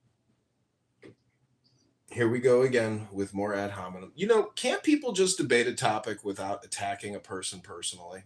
You ever notice that on this app? You ever notice that on this app that people can't stay on topic? They always have to degrade and then make an insulting remark to somebody. Isn't that just amazing? Why is that? Maybe it has something. Time for recording people in Clubhouse instead of living. I record myself, sir. I don't just record people. I record myself. Hello? Non-duality is a philosophical, spiritual understanding that reality is not divided into separate, opposing parts. It suggests that the everyday distinction we make between self and other, mind and body, subject and object is an illusion. And all that is existent is one, interconnected, indivisible whole.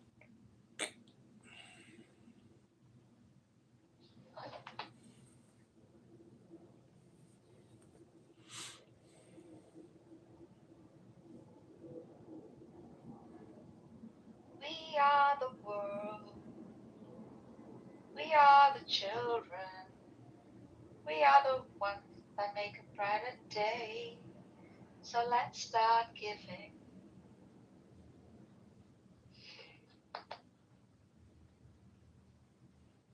Hi, Cora. Hi, Necro. That's not Cora. Where's Cora? Oh, it's Megatron. Okay. Oh, shit. It's a nice picture though. Oh, Victorian style. Nice picture of Cora. It's beautiful.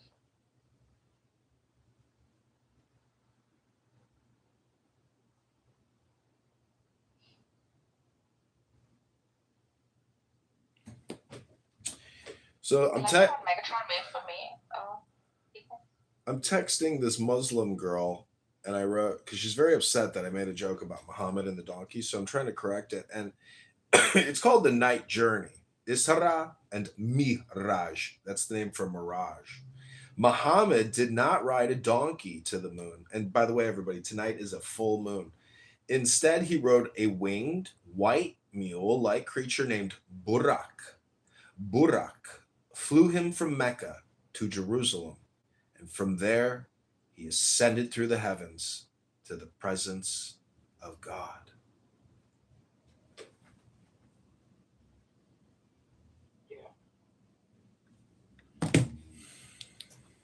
It's kind of nice. It's like More like an astral projection. you got like Elon Musk who's like actually trying to fly to the moon, and then you got like a guy high on like peyote in the desert, and he's like, what'd you guys do this weekend? And they're like, what'd you do, Muhammad? And he's like, oh, I flew to the moon on Burak. They're like, what'd you do? He's like, yeah, I got on my winged donkey, I flew to God, and I went to the moon with Burak. And they're like, damn, Muhammad's flying to the moon with a fucking winged mule. Jesus, this guy's got some magic powers. I said Jacob that wrestled with God. Good Lord. That must have been quite the wrestle, right? Israel. Israel. After he won the jiu-jitsu match, God was like, your name is no longer Yakub. It is now Israel. One who fought me. Wow. Phoenix actually accurately described me one day. I was laughing because he's like, this guy's like Loki. He's a trickster. John Kitover is a trickster. And I was like, it's kind of true because the magician, the hermit, etc., the fool, The Fool is the first card in the tarot, and I think it means Beth, which is house.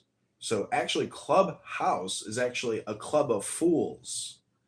You see how that works? Clubhouse is not a group of gifted people bringing valuable information, playing audiobooks to each other. No, no, no, no, no, no. This is a club of fools. It's the Fools Club. Hello? It's just the Fool's Club.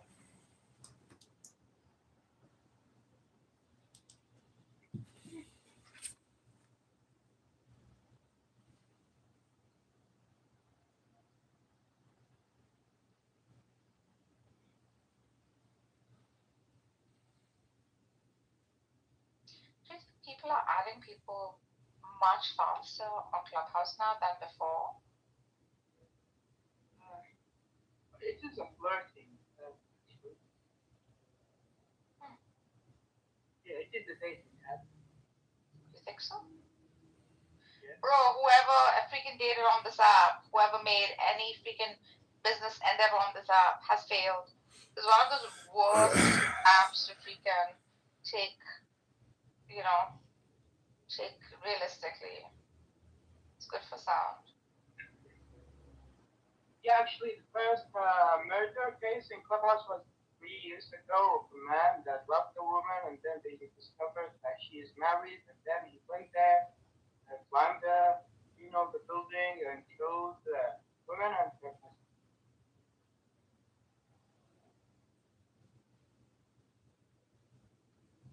so some people take the relationship seriously. It's not just a passing by. Because Clubhouse allowed for conversations that doesn't happen in real life.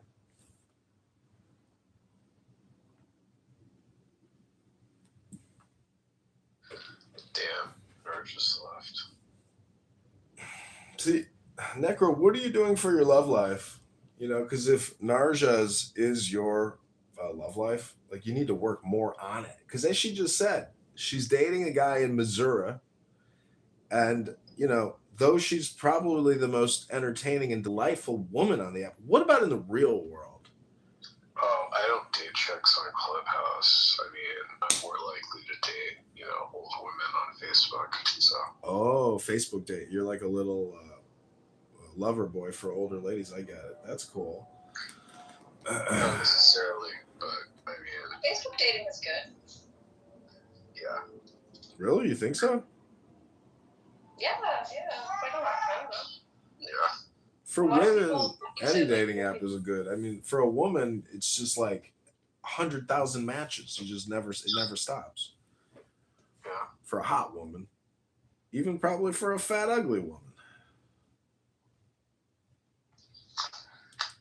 See, what I don't like is people use those dating apps, and some people want to talk to you as if like they haven't discovered Clubhouse, and they want you to be their dopamine, and that gets very annoying.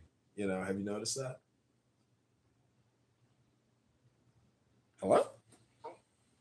Don't get, like it says, don't get hypnotized by an external rhythm, right?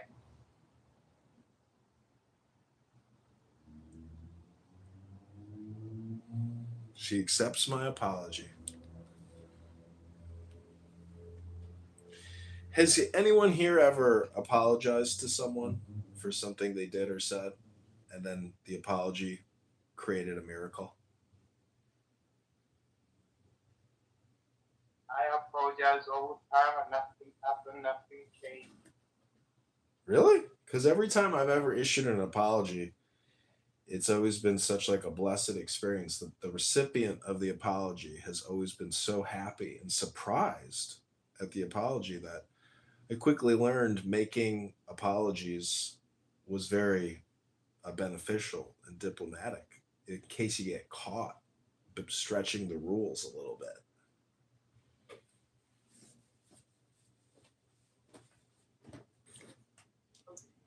I was in Ben German room, and then I was talking, and he was not talking, but he was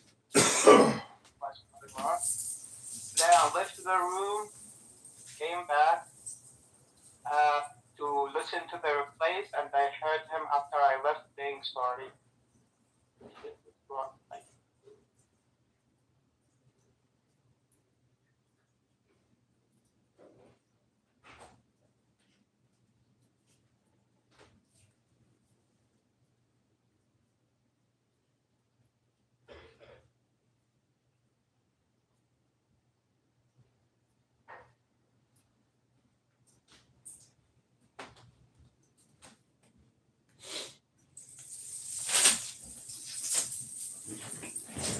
You know, what's interesting about Islam is I really don't like it from a legal perspective, but from a mystical interpretation, it's got, you know, a strong underpinning that Jesus and Muhammad and Hermes, they all share the same title, which is the messenger.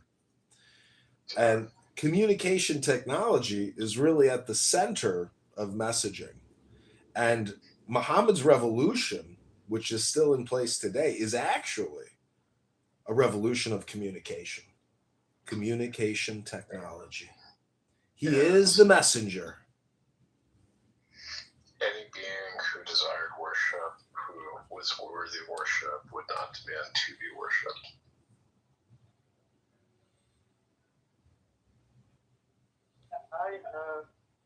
I think that everyone should appreciate their roots. Sometimes people try to discover something else out of like sometimes they have problem with their own traditions. So there are a lot of people from Christian background, Jewish background, rejecting their own background and going to India, for example. There's a lot of Muslims that go to atheism. So it's like, I don't want to be like my family is or something like that. And the demonization of people based on their religion makes them hate themselves and then go to discover something else or something trying to fit into another narrative. The same thing with Hindus, the same thing with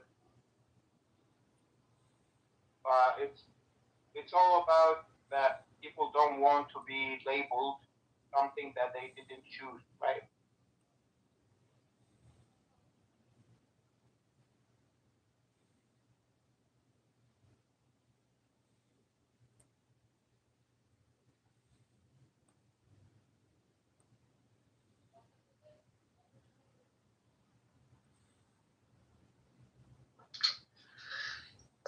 Yeah, Tucker thinks that Islam is simply about submission to God. Poor bastard.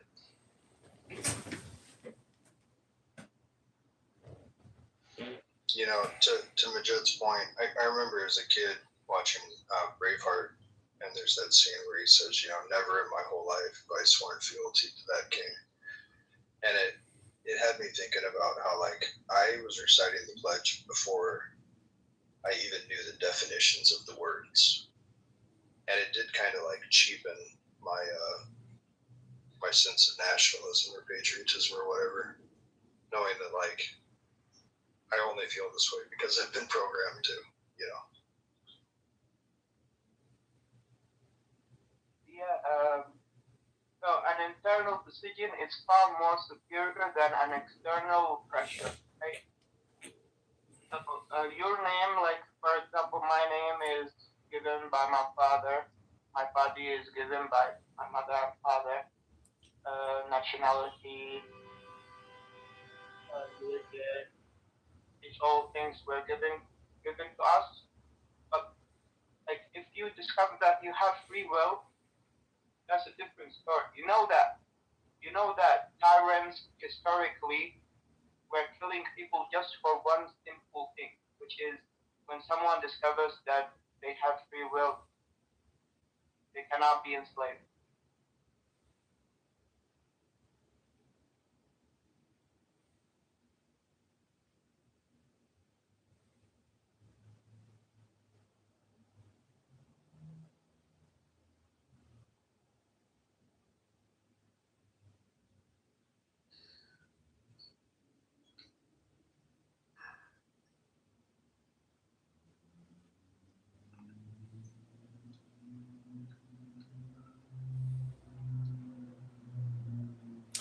Well, I think, if Muhammad is the messenger and Jesus is the Messiah or the messenger as well, it's all information for the user to pick up and study, to read, to implement into their own personal life. Whether or not God exists or does not exist, these scripts are software programs to run to actually enhance and exceed your existence. It is personal development, it is self development. And the people on this app that refuse to discuss it and actually read it, as opposed to just their never ending entertainment shows, well, I hate to say it, but they're not going to change shit in their lives. And they're going to keep doing the same boring show on this app over and over and over and over. And it will never end. They will go to the grave doing the same lame, boring pattern that they do. There's nothing new or exciting about their show. It is the same stale, boring show week after week after week. And it's really just like becoming a geriatric show of like senior citizens saying, these kids today, get off of my lawn. That's basically the show. No deep analysis of symbols, secret interpretations, correlations, and correspondence. No real knowledge. No real information transferred on this app. It's just entertainment. Hello? Hello. I mean, I've learned things on this app. Well, the thing is, you may have learned some things, but in terms of like, if I were to give you a PDF with a lot of information or a book, what you learned doesn't even compare to that information transfer, because a conversation is very slow information transfer. And thus, when you read a book or a pamphlet or some type of an instruction manual, there's just a lot more knowledge that you gain from that direct engagement versus passively listening or even engaging in these online stupid political debates. Because if you're really interested in theology, well, you would go on eBay or Amazon and buy books about theology or philosophy. And you would study those Usually books. I do look up the stuff that people tell me, and people should read books. Yeah, they should, right? And people suggest books on here too. I've read Ram Dass, Be Here Now by Ram Dass. Now Be Here Now by Ram Dass, but the thing I feel like it is a little bit cultish. Yes. Reading books is pretty much my diet. I rant. Yes. Terence McKenna is my favorite, but there is no book for Terence McKenna. So I listened to him on YouTube. It's really cool. You know Terence McKenna? No, you said there's no books. Yeah, who has books? Yeah, You have books. Wait, you have books? Yeah. I have one of his books on my shelf. Osra.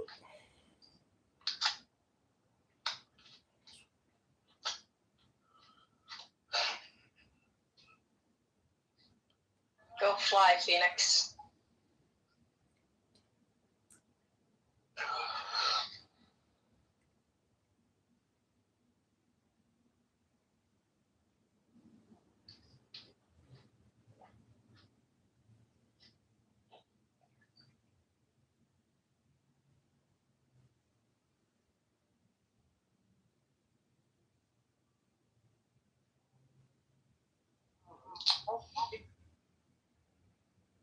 It's called Alien Dreamtime.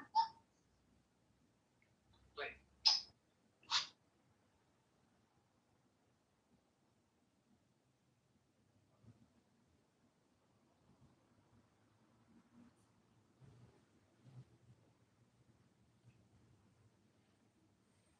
So, Angel, I never asked you, are you an atheist or?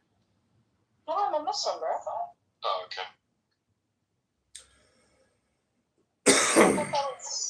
It's okay. That's fine.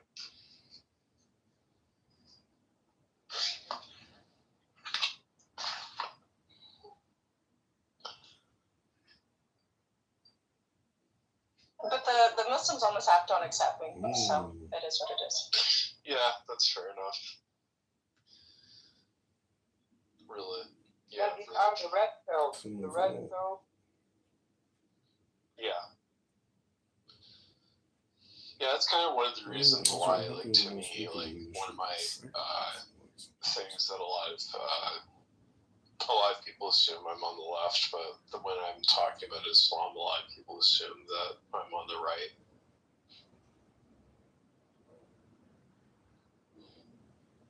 Why is that? Just because I do take a lot of issues with the religion of Islam, but I have nothing against anybody who is Muslim. I mean, I have applied the same issues with Islam as I do with Christianity as well. So. That's fair. I disagree with things within Islam too. I mean, one of the issues I have politically with, at least, is so much that the left doesn't seem to have as much of an issue with, or that they'll say that the hijab is a source of women's pride. It's like, so the women in Tehran have had acid thrown in their faces for not covering their head. I mean, but that's women's empowerment.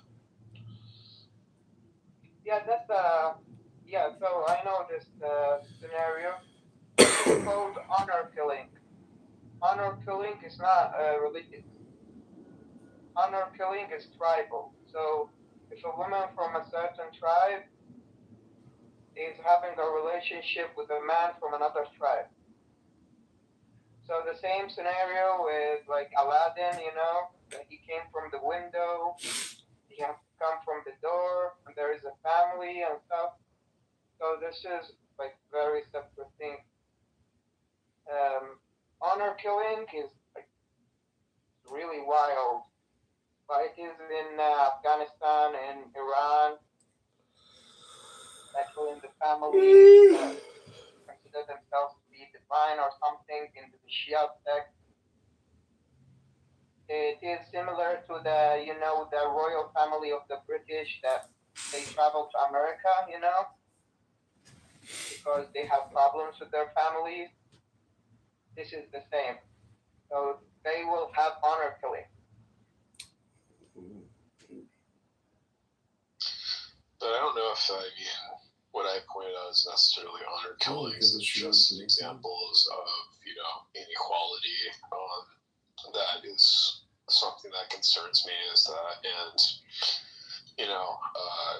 like I said, I don't have any issues with Muslims, but it does concern me when you have places like the UK where it's like, for like 80% of British Muslims who believe that the Danish cartoonist should have been prosecuted.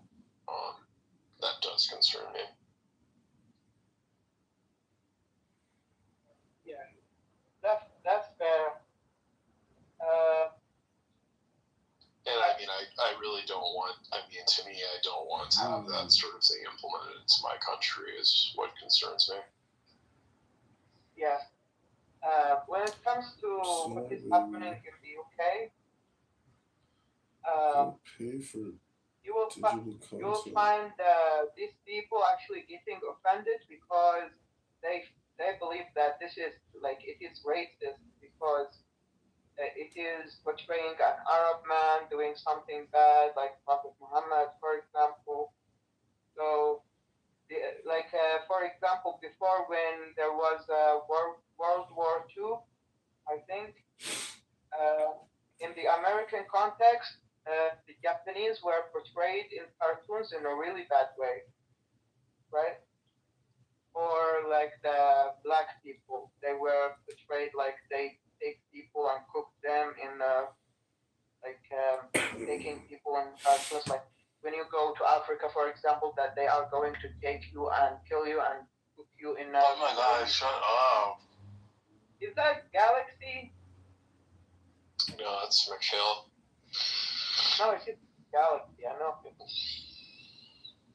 Yeah, I haven't heard Galaxy in a while. but it was Mikhail who talked. Yeah, so Necro, it is like when people see these cartoons, they feel like there is a propaganda against anyone that looks Arab or something. Phoenix, shut the fuck up, man. Yeah, I think that to me that's one of the things that I think is a fair distinction is that you think that, you know, there's an unfair marginalization against anyone who is Muslim, you know, but on the other hand, it's like the suggestion that there's the concern about like essentially that any sort of, I think really to me what I have, I pointed out as one of my issues I have is with the term Islamophobia is like, to me is like, is there a special word for bigotry against, you know, Buddhists or against, you know, against Jains and Hinduphobia. they've been persecuted, you know, way more than any other group and are among the most peaceful of religious groups, but we just call that religious persecution, or we call it xenophobia. So to me, like, I don't understand why we can't just call it religious persecution of Muslims or xenophobia. But how do you explain the political element? Because Islam is specific. I mean, I guess Hinduism and Buddhism, all these are really religious state systems.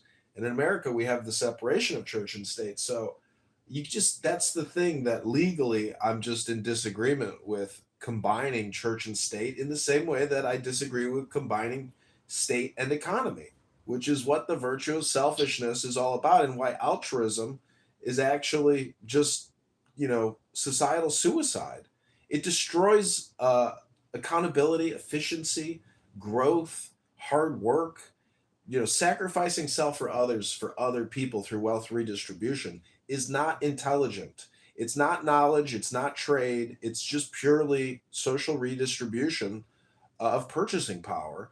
And if you want purchasing power, you have to work hard to get it. The system demands it. It will always be the future economy. And so just having people sit at home and scroll TikTok all day is not creating knowledge. It's not creating trade. It is destroying people's lives, and it's parasitic. I'm not saying that individuals or recipients are really the true causes of the system being destroyed. The true cause is Medicare and Medicaid. That is the true cause. The medical industrial complex is so overfunded and so cyclical and so quarterly in terms of budget, and we don't have like a pay-as-you-go or first in, first out type of finance. It's just the same fucking amount of money every year for the same stupid outcome. And unfortunately, the outcomes of the health industrial complex are just not what they say it is. Chemo kills you. Everybody dies on it, and it's a $60 billion a year industry. Hello? Angel left. I was gonna ask her. Yeah, because like one of the things a lot of Muslims I've talked about in Clubhouse, a lot of them, when I've pressed them on things like you know, whether or not they believe people who draw pictures of Muhammad, whether they should be punished, and they have said implicitly that they sometimes just outright say that they do, but it's that they do think that is the case. So, which is something that does concern me as well. Yeah, do you know that Muslims fear the West also? Well, I understand that there's been like intervention by my, you know, government, and you know, I think it's justified for them to be angry at, you know, us for intervention. But I think really it's like, No, it's not. It's not anger. It's actually fear. Okay. Well, yeah. I mean, whatever it is, aggression, fear. I think that there's definitely justification on that side of the thing. I mean, so. You know, I'm not going to go off about whether or not, you know, these people, yeah, I mean, I definitely understand plenty of countries hate us. So, and No, not hate. Not hate. Fear. well, either way, they have negative views of our country, and I'd say probably rightly so because of our intervention. So, in occupation.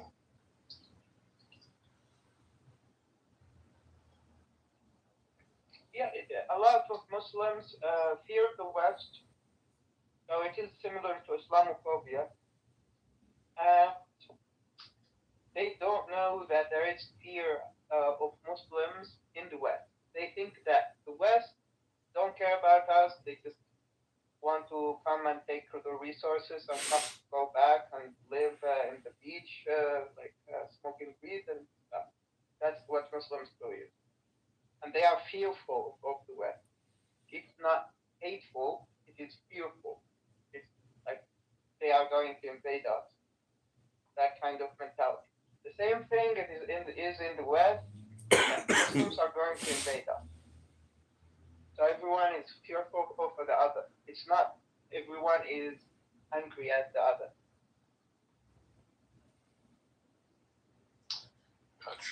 They're so scared of the West that they all want to come in the West. That's funny. Yeah. I don't think that in rich countries they really want to go to the West other than being tourists. So, for example, the Gulf states. If the country is actually struggling for economic problems. Also, just want to say welcome to the stage. Hi. Yeah. And the Gulf state wants to become the next West. So they're building museums that are called the Louvre. So they are mimicking the West past glory. Yeah, they want to become the West. But the rest of the countries that are Muslims and poor, most of the people want to immigrate to the West. They're not fearful at all. Sorry. That's a lie. No, they are fearful. Yeah, I think that Muslims, the majority of Muslims are fearful and trying to impress the West all the time. Look at me, I'm good. This kind of behavior. And when they go to the West, for example, they will tell them, hey, Islam is good, this and that, we are not bad, we are not terrorists, please love us, this kind of behavior. So, because of that, the Muslims believe that there is demonization of them in the media that portray them as terrorists, and they think that people in the West are fooled by that, and they think that that's not what they are. So, but there is problems in the Muslim world that are misogyny. That's number one. The next one is homophobia. The third one is racism. A lot of people don't know the Muslim world, but it should be talked about more. What else? So it is very similar to the West, but the West, Muslims know the West more than the West know Muslims. Or I will not say Muslims, but I will say there is something in the West that they don't know about the outside world.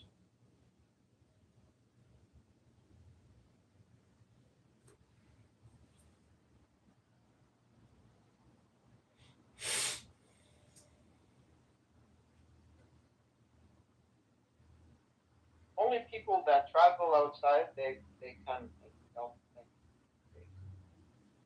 The world is big and people are different than what we thought. I imagine it's like Christians and Muslims are fighting over who's right about the origin. It's like, Allah and Yahweh are fighting about, whether man was made from dirt or from water specifically. And then all of a sudden it's like Zeus comes in, he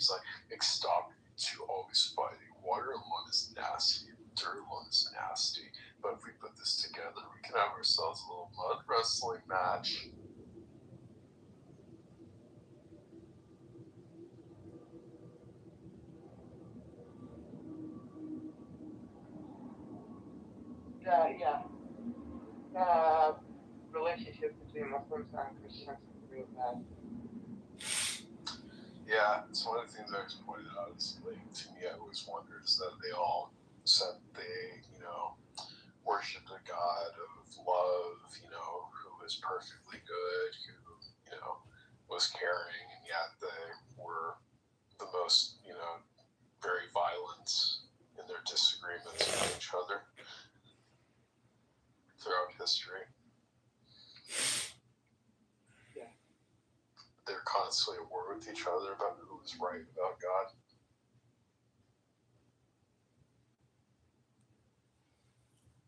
Well, I just think it's like wars between two books.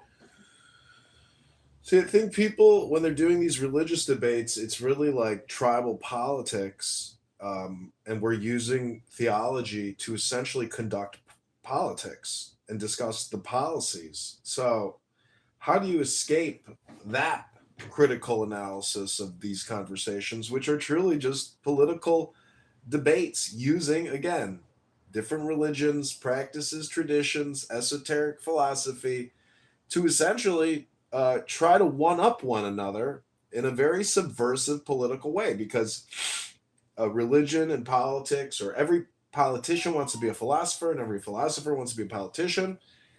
And I just like criticizing and roasting and mocking a lot of people who talk all the time, but they don't actually do anything.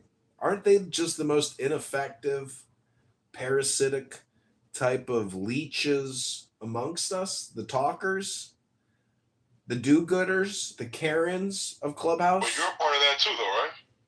Is that your projection onto me, sir? No, I'm just saying. In general, here you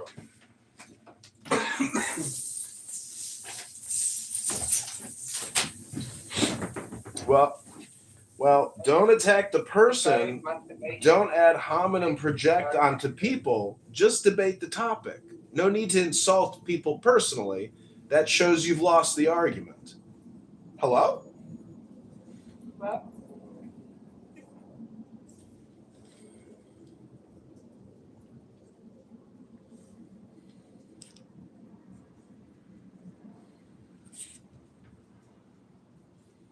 but it is very difficult to have a conversation with you. You are unpredictable.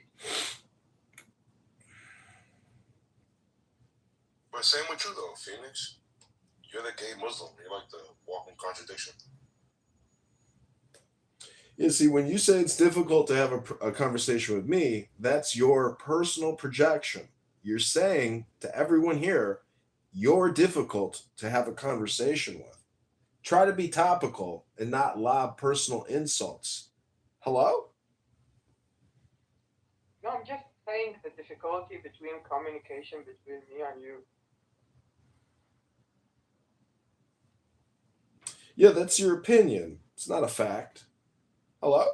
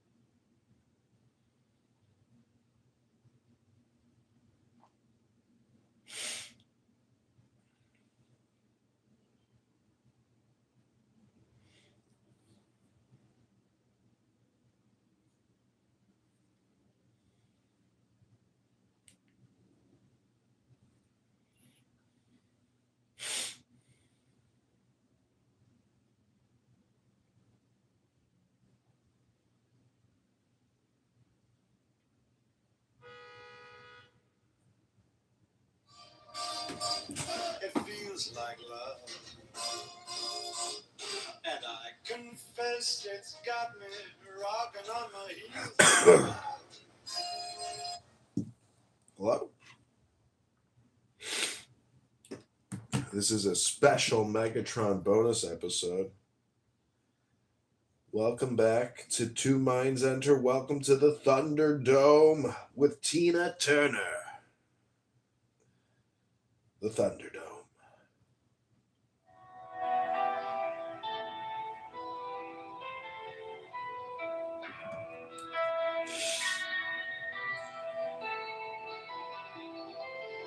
I am the charioteer of the East, Lord of the past and of the future.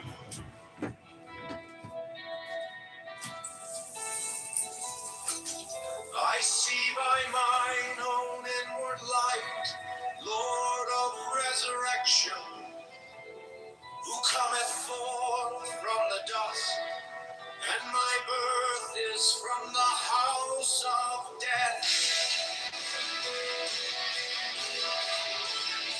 Holy to divine hearts upon your pinnacles,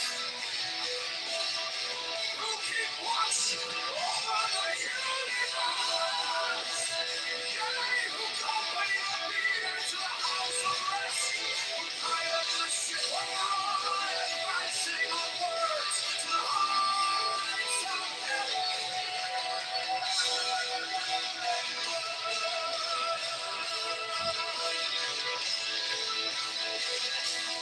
Lord of the stream which standeth in the center of the earth. He is in thee, and I am in him. Mine is the radiance white of the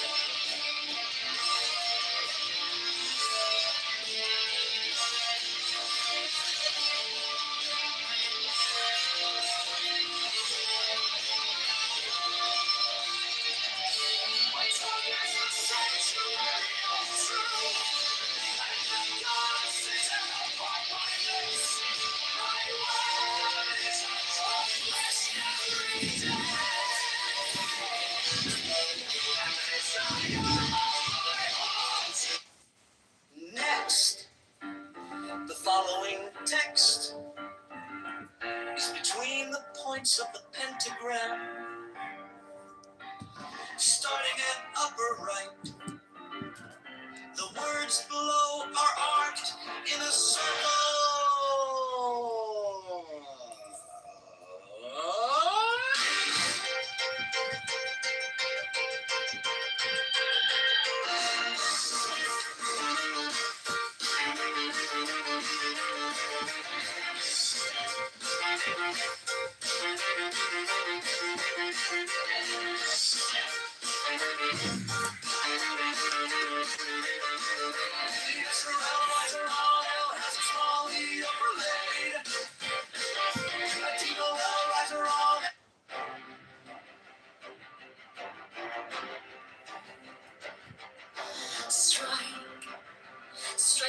master chord. Draw the flaming sword. Crowned child and conquering Lord, o'er us, Avenger. Thou the head of the whole, the iron throne.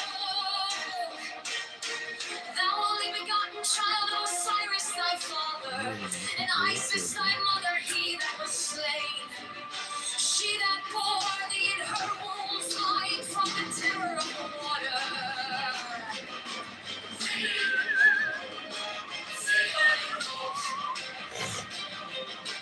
Oh, whose apron is of flashing white, whiter than the forehead of the morning. The iron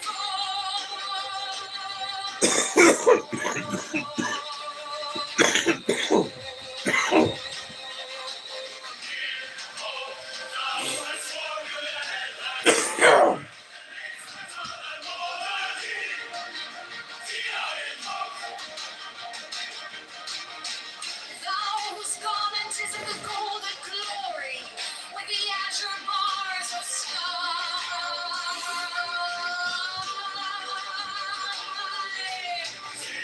Thou who didst avenge the horror of death, thou a slayer of time fire, thou who didst lift thine arms, and the dragons of death were as dust.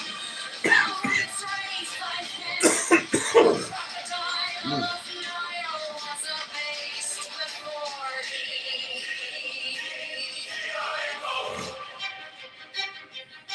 For those menace hideth they diverse with night, the impermeable blue, the iron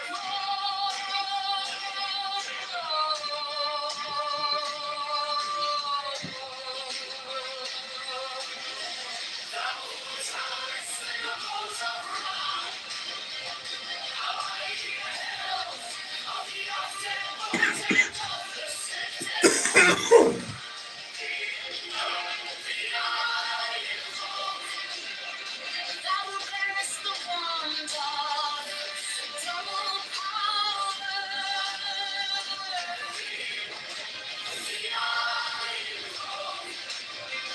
Thou about whose presence is shed the darkness of blue light, the unfathomable glory of the outmost ether, the untraveled, the unthinkable immensity of space. Thou who concentrest all the 30 ethers in one darkling sphere of fire.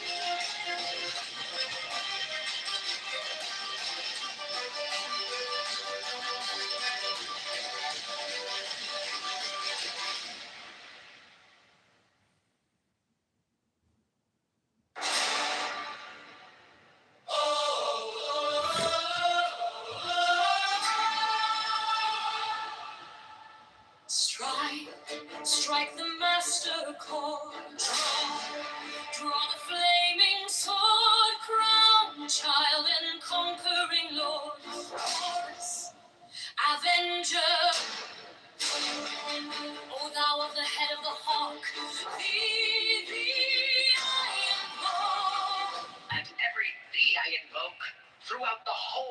Ritual give the sign of Apophis. The only begotten child of Osiris thy father, and Isis thy mother, he that was slain. She that bore thee in her womb, flying from the temper of the water. Thee I invoke. Those upon is a flashing white, whiter than the forehead of the morning. I invoke. Thou hast formulated thy father, and made fertile thy brother. I invoke. That was garnishes of the golden glory, with the azure bars of sky.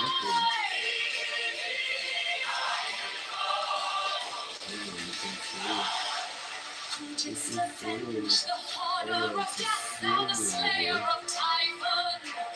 Thou, who didst lift thine arms, and the dragons of death were as dust?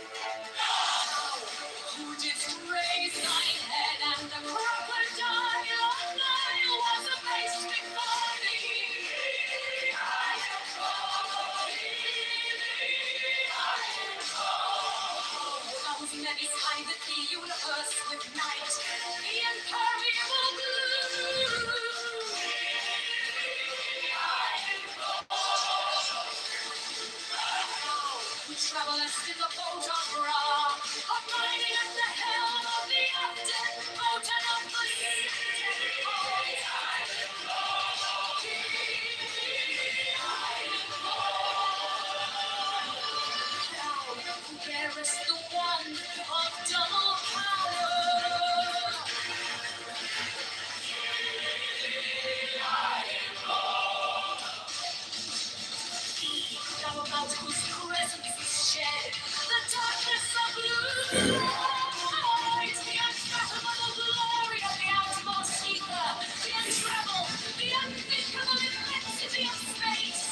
Thou who contempts resolve the 30 earth in one darkling sphere of fire. Six. Thou who Bro, no way! You found my channel. Most people just scroll past, but not you. And if you could like and subscribe, it would mean the world to me. Bro, no way!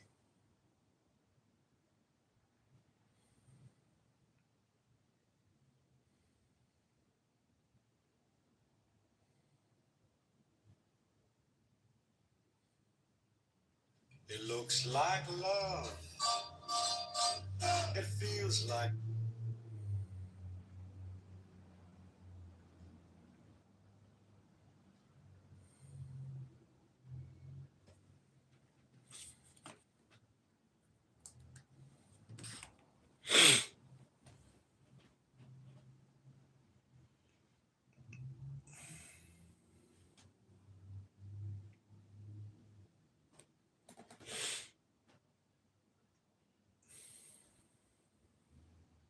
Or continuing or to stop, right? Like that would be some level of will. They're hungry, but they decide to stop, or this, that they can't defeat the thing, right? Rather than, but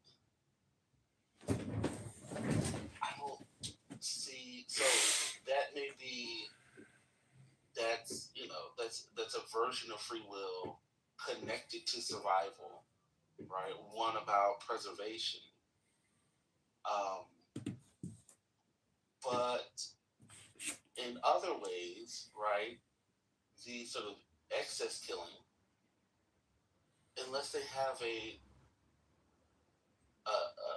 an idea of conservation, right, we could say that once that sort of instinctual desire kicks in, right, like it's not shut off until it's satiated, right? So there's not So I don't, the excessiveness wouldn't, we still wouldn't be able to, surmise, like, whether that's evil. I mean, Like an awareness of that. Again, right? I don't know. I'm slow. I apologize. Under a more deterministic, instinctual side of the gradient, I agree. Right? But that doesn't discount that some small gradient though exists. So the question would be, like we have established that some capacity for choice exists, right? If we establish that. Right. So then, for example, do animals spare their prey?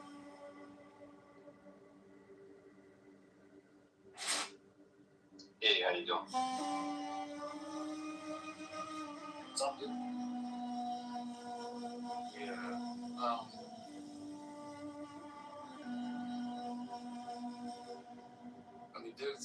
I think for me, choice exists in the sense that, so we know choice exists because, right, speaking of documentaries, right, there's enough, right, we can see them hunt, right, in the process of hunting and sort of selecting their prey, right, there's a decision or a choice as to who they choose, right, so most animals are hunting for prey, right, don't just sort of aren't just sort of running out and just, going for crazy. Well, I'm not saying that. But, oftentimes we see sort of, the lengths that they go to selecting, pouncing, slowly, sort of moving along, right, to sort of track their prey. That's a great, right, they're choosing in that,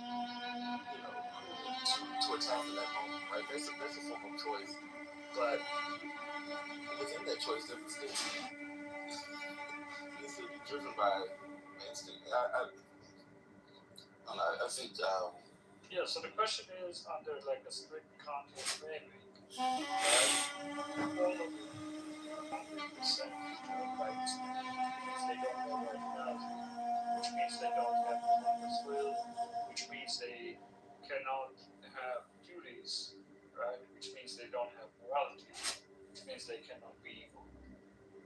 I think it's more of a spectrum rather than 100%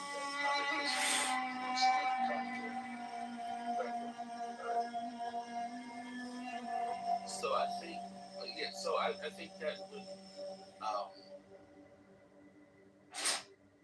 right. So there are some animals that create, right, communities. They have, I think, what is it? Orcas or dolphins, right? There's some fancy. I'm not a zoologist. I'm not a scientist. But they have, like norms within their community, right? I don't know. I'm interested in it's interesting, but yeah, for me, right, the sort of the moral part is a construction, right? So unless the morality was, conversation earlier, the morality comes from a constructed set of norms and values. And so unless we are, right, talking about sort of morality at the site of the individual, sort of at the individual, each individual animal.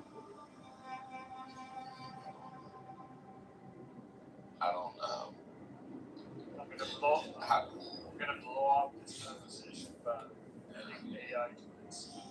fundamentally that the brain is functionalist in terms of so AI never human brain capacity. So if human brains are functionalist, right, and we describe things in a functionalist manner, right, as applied to animals, then a lot of things that again on a relative scale, right, humans have a much larger breadth of doing all of those things, right? But norms, cooperative behavior, empathetic behavior, a rudimentary sense of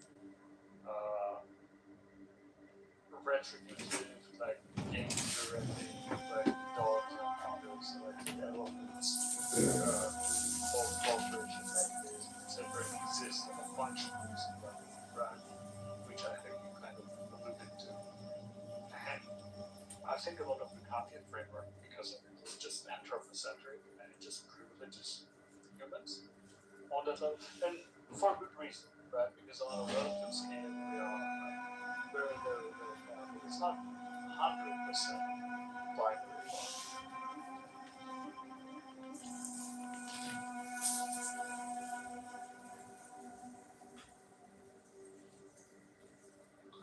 I don't know enough. And for the sake of animals, figures you said, but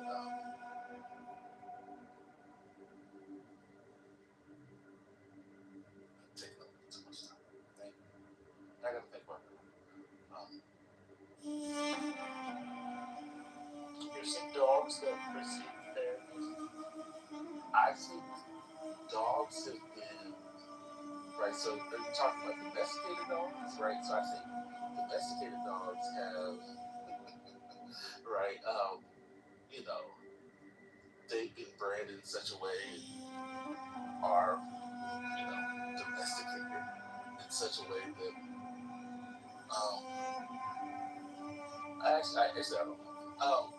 I think they mimic, right? So how much of what they are doing is instinctual?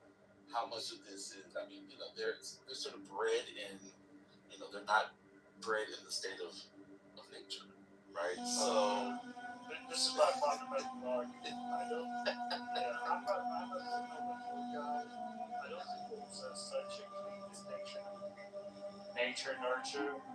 I think we don't ask the same questions about humans, right?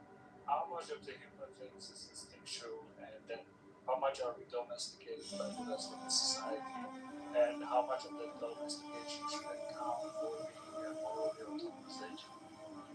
well, we've made moral assessments about what are doing with that, right? So, that's my thing. Like we have decided that certain behaviors and actions are not acceptable given a very given sort of standards, right? Certain standards, right? So murder in the sense of or killing, but confined to these ways, right? If we judge, the mental capacity of someone to be outside of what we associate to be acceptable, right? And destroy stuff. I mean, yeah, I'm not one for making a strict delineation among humans, but dogs, interestingly, right? They're not created. They don't exist within a society where they are sort of among themselves and having conversations and structuring, right, a society that sort of exists around what is acceptable for their behavior, right? They don't have, right, in the way that humans do, right? And so, for me, if that makes sense, so for me, right, what most, right, there's a moment where, dogs, are taken from they're sold, or they're given away, right? They're taken away from their mothers, and then but there's a small window of time where they still stay within that particular community. Outside of that, most of their life is structured around what humans believe to be acceptable, and then when they get around other dogs, even those interactions are mediated by training, by other leashes and all the right treats and all these other things, command, right? So there's so I don't I see the delineation between nature and and structure to be a little different because of the forms or the access to or the range of autonomy, I'll say, that they have is very limited compared to that of human beings. I agree on the range, but as long as you concede to the range, that's already kind of not the Kantian thing like that. And of course, I'm not saying they have equal capacity, but as long as there is some range, however minimal it is, right, then they potentially can be moral agents within that minimal range. Oh yeah, so I'm not saying that there couldn't possibly. I'm not, or I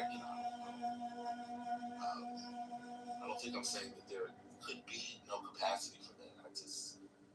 I think at the point to which I believe there is capacity, it is negligible or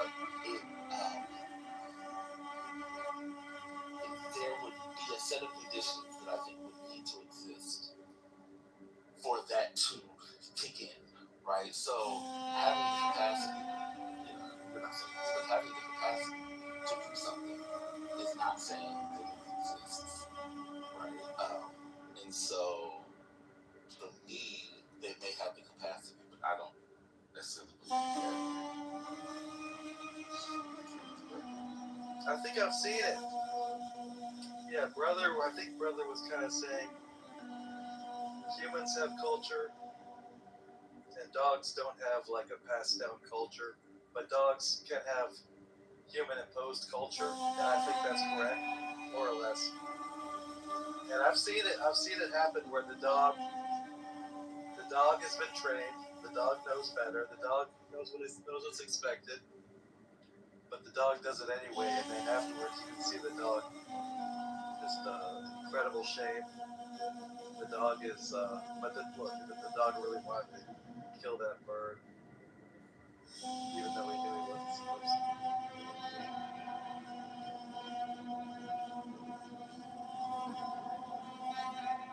I think we're not so far away. I guess I came around. At first, I thought you were walking liberal, but in humans and animals, they're just a different spectrum. There's not really any hard difference. No, it's okay. I'm going to be a label supremacist for a minute and say animals are different than a fucking alligator.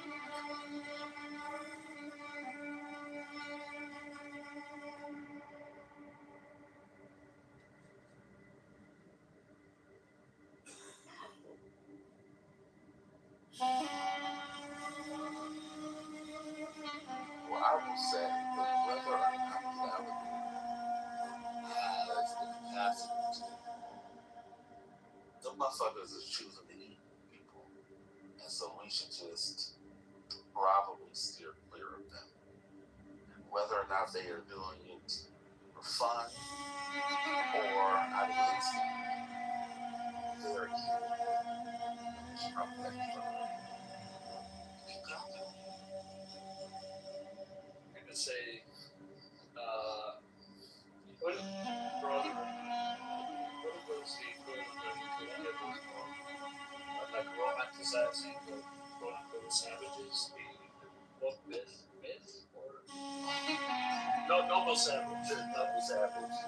Yeah. Emmanuel Kant does animals. Double savage. The friend. Oh yeah. Yeah. That's my argument. Yeah, no, that's good. He just treats them like absolutely like he doesn't grant them any range of any small choice freedom, capacity for anything.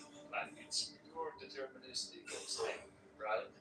And I think science has evolved to kind of disprove it, not wrong, right? But it was take on the kind of range stuff, right? Like or the contrast stuff. But with the kind of absolutist argument that Immanuel Kant makes, which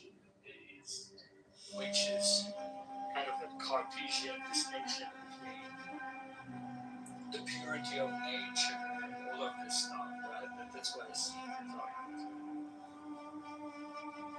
Yeah, I mean, I think self-preservation is also one of those things, that factors into the calculus and is, there is a desire within the individual animal to hunt, but also make a calculus as to, am I going to get killed on this? And may decide to not engage, not because it is worried about, whether or not it is right to kill the animal, right? Because we also see animals also pick on the weak, right? Choose to the path of least resistance, right? So they're not necessarily worried about power and dominance.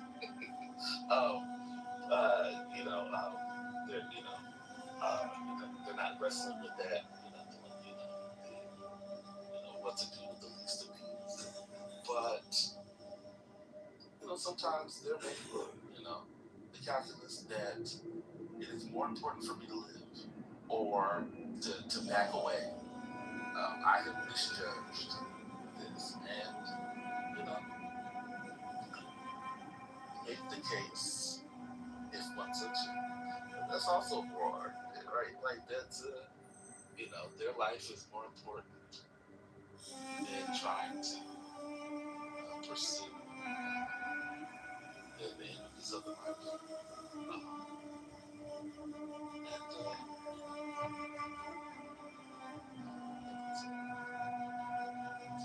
But the conversation that was had, at least from what I heard, and this is not saying anything about me, but the conversation, at least from the opposing side, did not seem to wasn't going through that exercise for whatever reason. So it made the conversation that seemed a little very silly. I just remembered an amazing episode of the Twilight Zone, the new one by Jordan Peele TV series, which had season 2. I just looked it up to refresh my memory because I was sure it was the Twilight Zone. It is the Twilight Zone. It's Jordan Peele. Season 2, episode 6, which is about the people of deep sea polar researchers stationed in Antarctica that are studying deep sea creatures, including an octopus. And that octopus is fucking evil. I mean, what was, and I don't know how much they shared with you about the conversation. Octopus, they definitely look evil. There's some, their beaks and shit. That's definitely evil. But I could. It's funny because the argument, at least earlier, about the evil alligator was one that I could see someone who is religious make the case for evil, make the case for an evil alligator. It was weird. Well, I'm not saying weird. It was interesting to me to hear the person who had been denigrating religion and religious belief, and sort of dismissing it, but making the case for evil. It's some way it didn't connect. So I didn't understand where the evil was coming from. Brother, I have a How question for you. the construction of evil was in that particular argument. That third line. What's up? Didn't that earlier argument kind of imply that there was some like interspecies objective morality?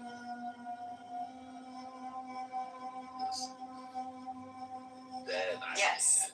Yes, that was the whole, this is why it's frustrating for me to hear this. Yeah, I can't. I mean, I don't. What? Can y'all hear me now? Well, yes. Yes. Yeah. I've been talking this whole time. Y'all didn't hear me. It was the demon. See, before y'all keep going, it was the demon. See, when we was talking, I knew where brother was going. I was going to say earlier, it was the devil that was in the alligator. That's why the alligator is evil. See, y'all don't want to deal with the spirit and the spiritual realm. Y'all don't want to talk about demons and demonology, the devil and Lucifer. Y'all don't want to talk about that. And that's one of the reasons. That's one of the reasons why I decided not to engage in the conversation, because I didn't understand. I mean, for one, I was listening because I couldn't understand sort of the through line of the argument from that person, and like it could be me, so I wanted to listen and hear. But then I realized it was like, well, this seems like almost you could make a better argument using religion. I was going to make this case, but you're not, and because you're not, and it's not. The argument isn't internally consistent, and there's no sort of like there's no in the course of the conversation there didn't seem to be sort of a desire to sort of do the workmanlike engagement through the logic.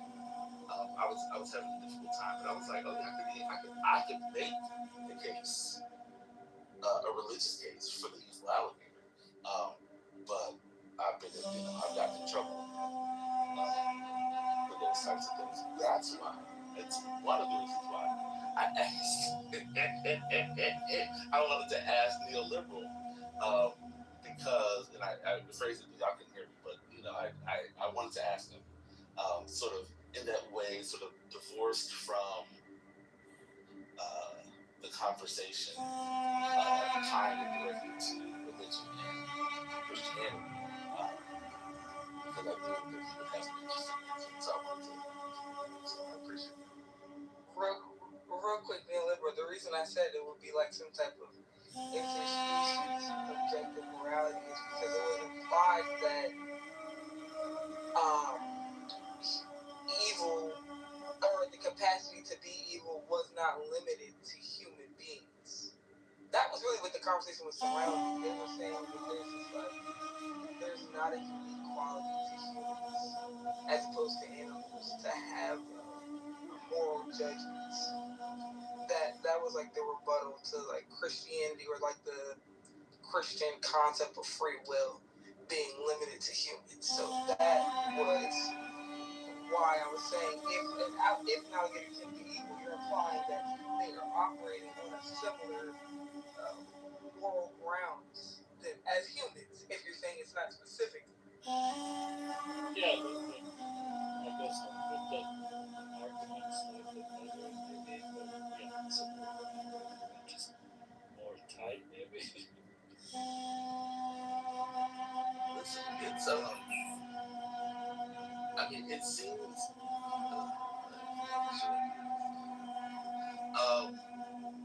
it seems like just a ridiculous conversation And in some ways it is, right? But 10 hours it in a lot of was. ways. Well, yeah. But I think one of the things that's interesting for me is that conversations like this can, if people allow it, can sort of make people aware of the assumptions they have um, about life, about how people and why people do certain things. Because we have inconsistent beliefs around quote unquote intellects. And that, what does that look like in the real world? That looks like children being charged for murder, right? But not universally, but indiscriminately, right? Being charged as adults for particular behaviors, right? Because we believe that there are some things so heinous that they preclude the innocence of a child, right? We have this language about the innocence of a child. At the same time, we have the language about, she's fast. She's X, Y, Z. Oh, they're dangerous, right? They're deviants, they're predators, right? These youth, right, who are, running the streets of Chicago, mobs, right? Like all of a sudden we have these inconsistent sort of ways of talking about youth, and we don't actually unpack sort of the inconsistencies of our beliefs. We just sort of trot along on each sort of situation, like changing our beliefs and not even realizing it, right?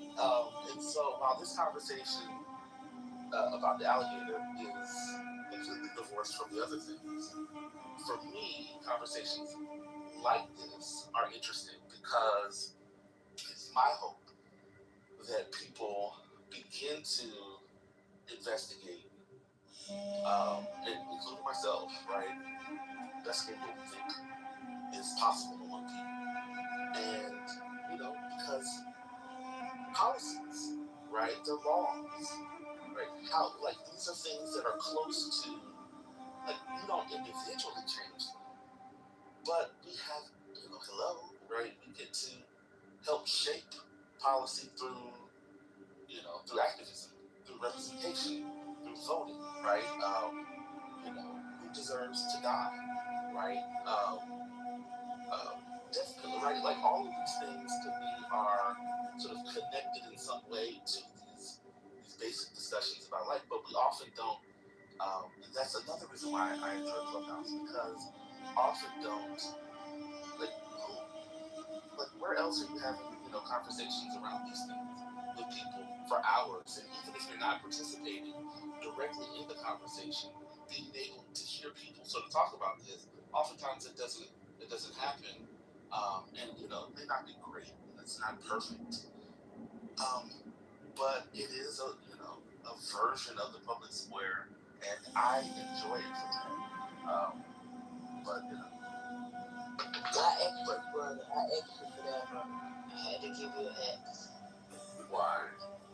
Because you said you enjoy Clubhouse. This place is a cesspool of disease brains, and we all have it. Evil? Maybe evil, yeah. It's a possession. People are possessed. They get on here screaming and hollering. Y'all should have heard it today. Yes, but I have never heard people scream and holler that much about being anti-Christian God. Just leave it alone. No, just in general. You knew the capacity after the other day when you heard them screaming about Martin Luther King not being a Christian. Oh God. Oh. Again, I'm not saying. But you enjoy it. No, I didn't say that. I didn't say I enjoy every conversation. I wasn't here for that. I didn't say I enjoy every conversation. I don't enjoy every voice. I don't. But and I'm very clear about I appreciate the information. But I'm just saying, the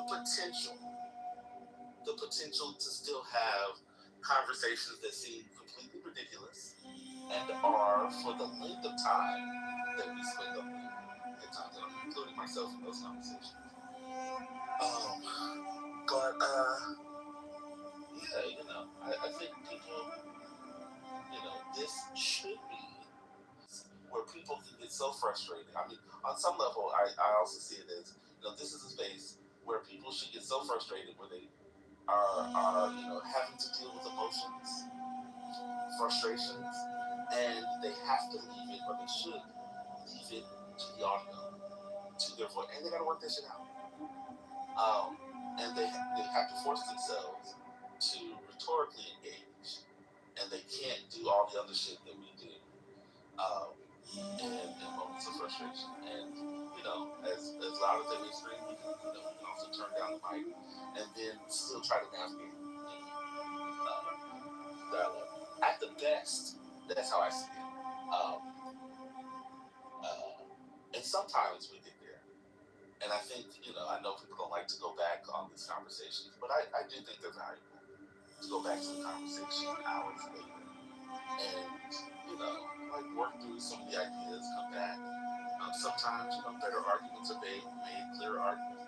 People are clearly sort of wrestling with these conversations and want to still continue them. And I think that can be fruitful, even if it's at an individual level. And it's not a collective. Not everybody's going to benefit from the continuation of the conversation. I'll be very brief. The alligator part went on too long, and the missed opportunity that we had today is that we actually got a much deeper, more interesting conversation. It was not only about if it was pivoted to mammals, as I mentioned in chat, but also talk about the behavior of bonobos, the behavior of even lions eating the cubs of other lions to protect themselves, or of gorillas or Jane Goodall or whatever goes on over there. That would have been more interesting. The alligator thing, I just couldn't take it after I'm gonna just say this: the animal conversation writ large bothers me. It's something I just have to work out, and it's because I often think, and this is sort of like this is an overgeneralization of my reading of history, particularly history about non-whites.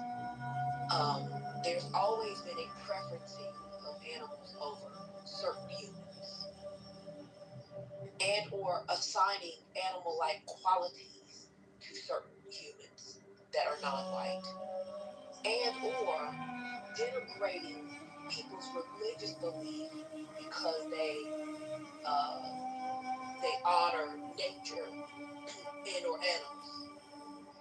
And so the sort of evolution of the conversation now, where we are, not in this current, not in this current conversation, but sort of the conversation in terms of thinking about animals in different ways, and the movement to sort of center, the rights of animals.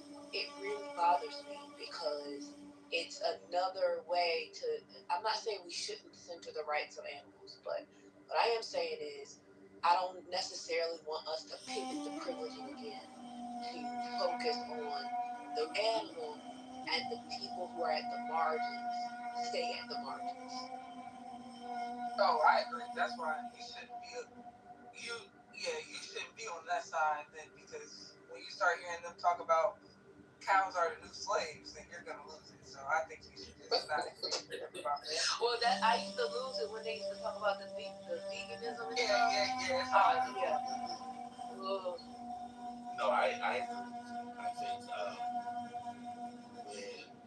when conversations about animals seem to progress and conversations about the humanity of humans evolves, and it seems to be worth that's an incongruence that is definitely troubling. I don't know how they over there talking about black people have low IQ, but cows are sentient beings. That's where they start losing. I'm like, all right, let me go back, and they go. That's what I'm saying. And then, if you read the literature, like the people writing these texts about the rights of animals, you be like, we just forget the poor, we forget the Negroes. I said the hard ER a lot of times today, y'all forget. Everybody that's non-white, not privileged, they just go by the wayside because we so busy fighting for the animal rights. And I'm not saying we should fight for the animal rights, but I'm just saying that we can't be. The privileging game has to stop. And when I say privileging, I mean creating another hierarchy where the animal is over certain types of humans. I don't think we should be creating new hierarchies around this.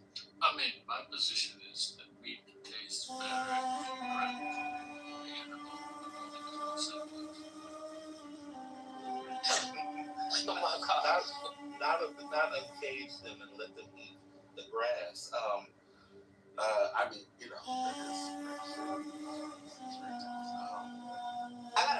I got a funny story. So I have a friend who lives in Peru, and they're always inviting me in Peru to come visit. So they eat. What's the animal called? They eat some kind of animal, y'all, and it's when they cook it for tourists, the face is still there. So, like, I forget the name of the animal, but it's like a little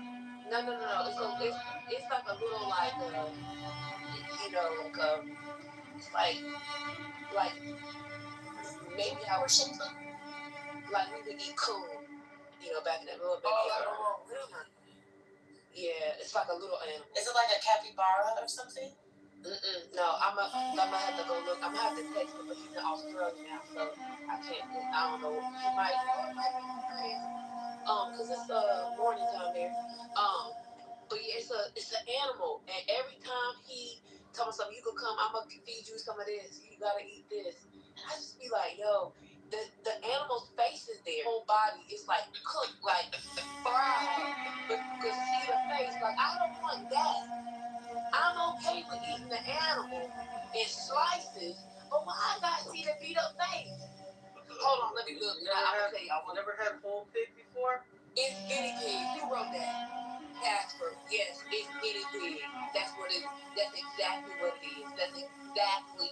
Y'all go on Instagram and put in Peru guinea pigs and see how they cook that shit.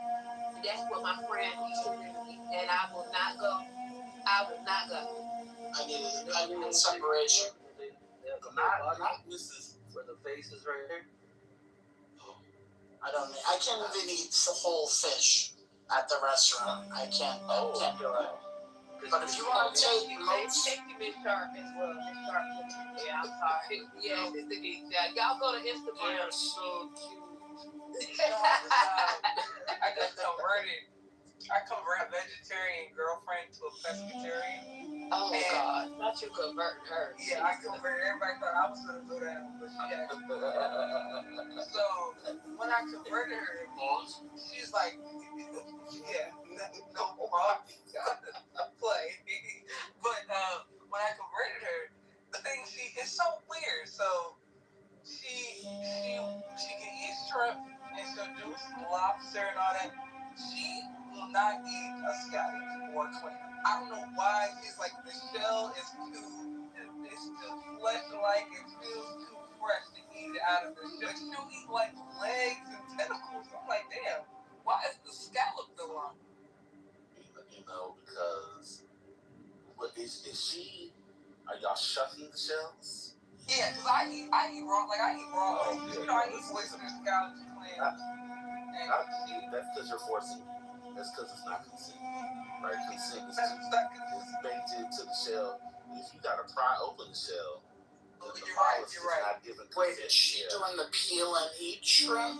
Like the already gutted? Okay. But she'll eat a crab leg. Yeah, Mama, I just looked at a chick like that. It's horrible. Why would they do that? Every time, literally, I was just with him. Listen, y'all, I was just with him in Chicago, and he was like, "Will you come to Peru?"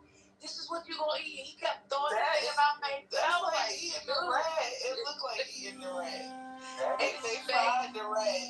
Y'all the The face. face, the teeth, and everything. I'm like, what the That's why. That is Mrs. Fletcher's third grade pet, classroom pet. Because That's It's my like little rabbit, cousin right? got a It's like a fucking, rabbit. my little cousin has a no, give me fucking that. a hamster. What's the difference? That is terrible. I wish First Lady was paying attention because if she saw it, I think she would be no. Well, I'm paying attention, but I'm not clicking. You gotta, First Lady, please look it up. No. I don't want no guinea pigs running around on my house. Hey, y'all understand the guinea pig on fish? Eating that shit. Y'all want to put guinea pigs on my outfit. It sounds like it's disturbing y'all, and now y'all want to disturb me. But it's First Lady. I was trying to be part of the pack. I think First Lady gonna be like, The fucked up part about it is, since we talking about it, I bet you it's gonna come up on your algorithm. No, the devil is a lie. oh my God. It looks like a fried stuffed animal. I mean, it's fried. Everything. Yeah, they be fried. They be put the teeth in it. But apparently, natives don't eat it like that. They eat it normal, like no face, nothing. Fucking with us, so I love you. Yeah. No. Yeah. No, wait a minute. Hold on. Tourists, though. Yeah. That's the Peruvians? The Peruvians. Yeah. Okay. So they be eating it thinking they eating it like the natives, and the natives is like, look at Whole time laughing at that. Yeah. That's nasty. Yeah. That's Cultural time to culturally sensitive. Yeah. Look at their ass. That's exactly what. They won't dare tell us. Yeah. I love that shit. Yep. That's hilarious. I said, why would y'all eat it like this? And they were like, we don't eat it like that. I was like, huh? Let me tell you something. And this is what I'm talking about, right? Like there's this assumption that folks is slow, and we over here doing all this shit, thinking we over here being respectful of the innocence, right? The noble savage, all this. And I'm here for it. Yeah, and apparently most of the tourists actually eat it, struggle through it just like that. And they be taking pictures of them. Yep, and they're like, when in baby. Rome. Oh my God. It's not like shit around the world. They eat alpaca too, though. I'm gonna ask your mom. I know you traveled all over the world. Have you ever had the camel hump? I rode on a camel hump, but I haven't eaten it. I know they eat it. No, I know I they don't eat it. It's know. like I mean, it's like a delicacy. Oh no, I haven't eaten it, but I Who's killing camels? No, they wait till the camels die and it's sacred. They like eat the hump. Oh, Why? No, y'all in there eating offices. He done died, now y'all eating camel office. This is what Poor office. see, DLC. This is what people will say. Oh, they find out that these cultures are doing this stuff. It's primitive, but then the animal got consciousness stuff. See what I'm saying? Like it's a crazy thing. On the one hand, it's primitive that you find animals to be safe. But on the other end, Christian beliefs is out of line. It's just a crazy. It's a two things that can't be. They can't be like this. Yeah, they can't be. No, I can't do it today. But the Western California, they always down to gentrify the quote-unquote primitive cultures. It's this bar I want to go to real bad in LA. and they do a lot of Mexican stuff. It's like Oaxacan theme, and they serve grasshoppers like they do in Oaxaca in the street markets with your mezcal. You get a little grasshopper on the side. They toasted grasshopper. Because when you're in Oaxaca, they everywhere you go is a toasted motherfucking grasshopper. It's just like candy. Why? So, okay, I mean, I've had crickets. I've ate cricket before. They popping those like sunflower. I mean, I will say chocolate my covered crickets. It's straight up salted. Yeah, like a sunflower seed or something. Yeah. No. It's crunchy. I will say one. Yeah, it's crunchy. I mean, I will say if y'all gonna experiment with eating animals, that's a problem. Now, everybody always say that all the time. Always saying stuff. It tastes like chicken. Everybody always says Everything tastes like that's what they said about the fucking guinea pig. No. The first time I had a frog leg, they made a motherfucking honey lemon pepper frog. See? No! It was good. It tastes like chicken. Yeah, exactly. Let me tell you something. No. Put some hot sauce on these motherfuckers and you'll be fine. So y'all be eating? So when y'all go to New Orleans, y'all eat gator and all that shit too? I can't. I'm not doing that either. And I fucking hate gators. I'm not doing it. Oh, we used to eat coon. We used to y'all, but that's when y'all be throwing me off. We used to actually eat coon, like Papa John. Yeah, we stopped that. We stopped like my family stopped that shit in the early 1900s. Not the 1900s. No, they really didn't. No, they didn't. They would eat it up. They would eat it until at least the 1970s. I never had coon in my hopping jar. Not never. It was pork, and that was the. That's what they told me.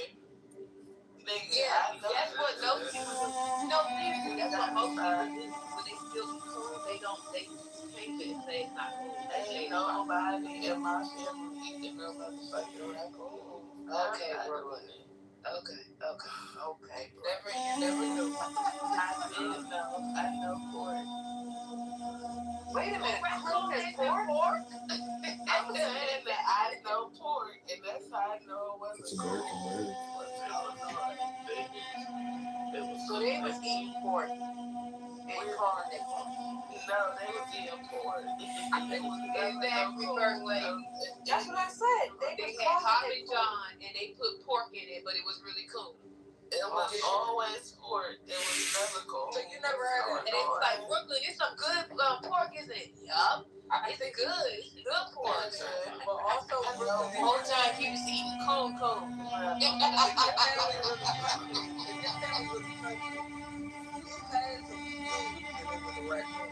My grandmother had my Geechee grandmother had pigs on her farm, so we ate pork. Oh, was that a farm? They didn't have pigs. It wasn't never no motherfucking coon ever known. Okay. Even I had a coon. Well, that's real country. I am. I'm a slave. I have a slave name. I was just visiting the country. I'm unsuccessful. I can't, I'm waiting for master to tell me what to do. My community and I'm holding the Negroes. Don't forget that they only taught you how to read, so you can read the Bible. Oh, yes. And so I can indoctrinate other Negroes to be subservient to master. Well, your mama, I can say any of those things. I don't know where that came from, but I don't believe that. So we can't help it. Now, everything is going to be bad. I wasn't that country. That's all I'm saying. Okay.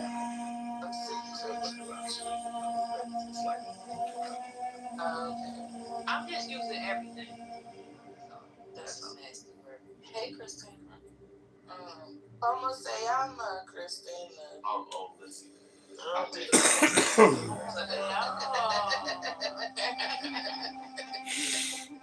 I stay on. Brother Messi, are you there? Hola.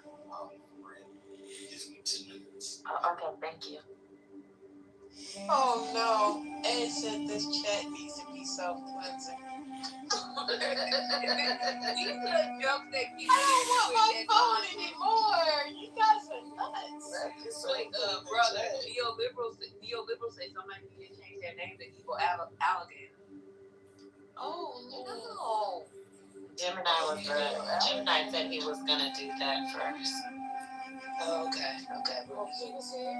Yeah, he was in the chat, and he said it was. Yeah, I like that. Good chat. Yeah, he was here for the entirety of Evil Alligator Gate. He said he wanted to change his name to Evil Alligator. That's what y'all should have the room. We all name the room tomorrow. Put in the title with all the other political stuff. Evil Alligator Gate. Or just Alligator Gate. I mean, you could also just put a. First of all, y'all know she's young. That's not First, if you could just put an alligator emoji in the title, and then we'll all know. That's it. Just put the emoji. Yeah, that's it. That's cute. She's a girl. That's what she said. That's what she said. Yeah, she did the more church than the 50-year-old. That's what she said. She definitely did more church. Somebody said I was 50-year-old, 58. Somebody said that. That's amazing. When church more than most of you niggas, I knew she was talking about me, so I stayed up here because she doesn't my brother. Well, she said all of you. She didn't just say some of you. She said all of y'all on stage. And that included me. Yes, so, she did. But that's what I'm saying. Y'all know she young. I used to say that too, First Lady, but it just gets worse and worse. Oh, for real? Yeah, I used to have so much grace, and she said I had a dry pussy.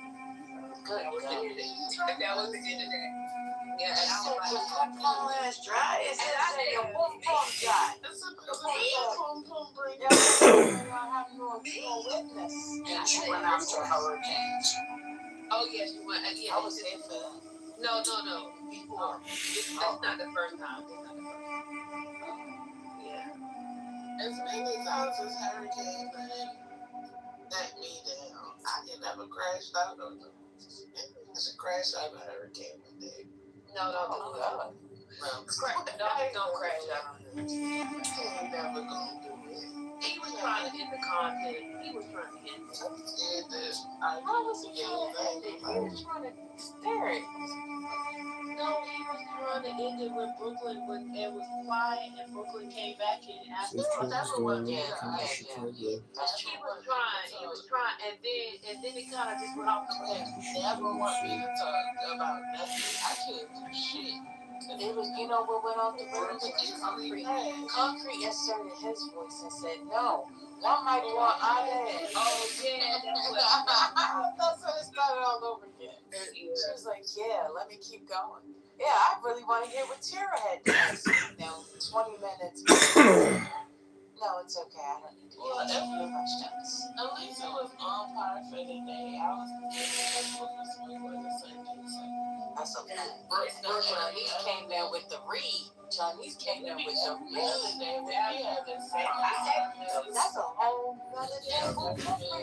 I have weekly services. What you was gonna say, Spirit? Oh, I was going to say, you can be a part of any conversation. And what you should do is ask Brother about UBI, because I'd like you to hear his response. What's UBI? No, don't do that.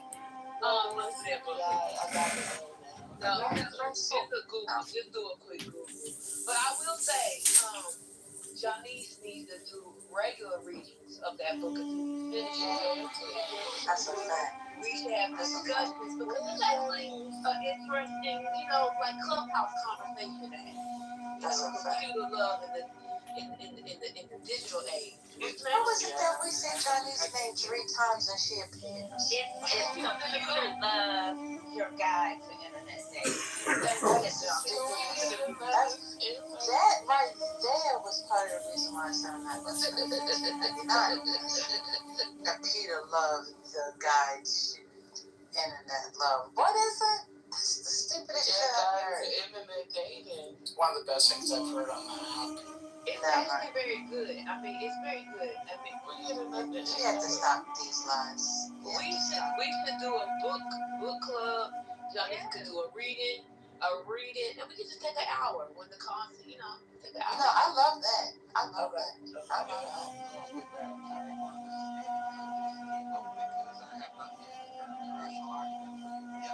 So his brother has one. We're not doing that. We're not doing that. That's why Spiritus needs to be jumped. I suggest beating Spiritus up. I second that motion, First Lady. They've been talking about it over there. What is UBI?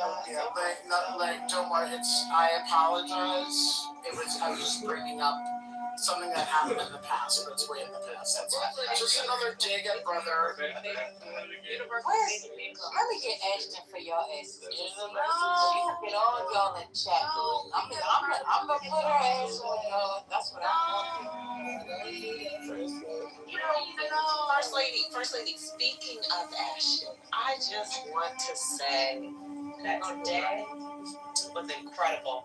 Incredible because, on Friday, yesterday and today, we had two young ladies on this here stage of Politically Correct tell one individual on the stage that, hey, just because I'm a girl and I'm a lady doesn't mean that you know more than me. And charge that particular person up with that allegation right there. It was crazy. It was a crazy thing to witness. I'm not going to say any names. Because, getting backed up like that.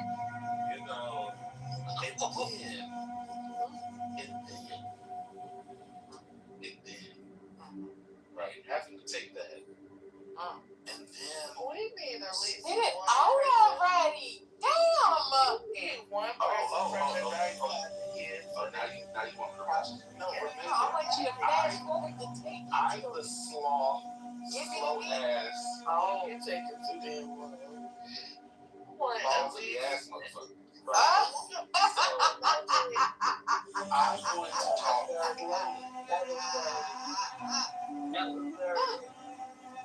Can we get at least one Dice in the head? No, we're not doing. No. Y'all don't need no damn recap. We're not going back over that discussion. No, you gotta sit and wait. Let me tell you, Brooklyn. Let me tell you how the game goes. One of these jokers gonna slip up and says, you just gotta relax and wait. It will happen. You see? But if you go asking for it, then that's gonna make them be tighter if you're not focusing on it. But see, that's something you gotta work on. Okay. God bless you. I bet Daryl not coming back here. I bet you he will be. Oh, that was fantastic. I was working and I was like, oh my. What do I do? I did not. I was driving and I said, my.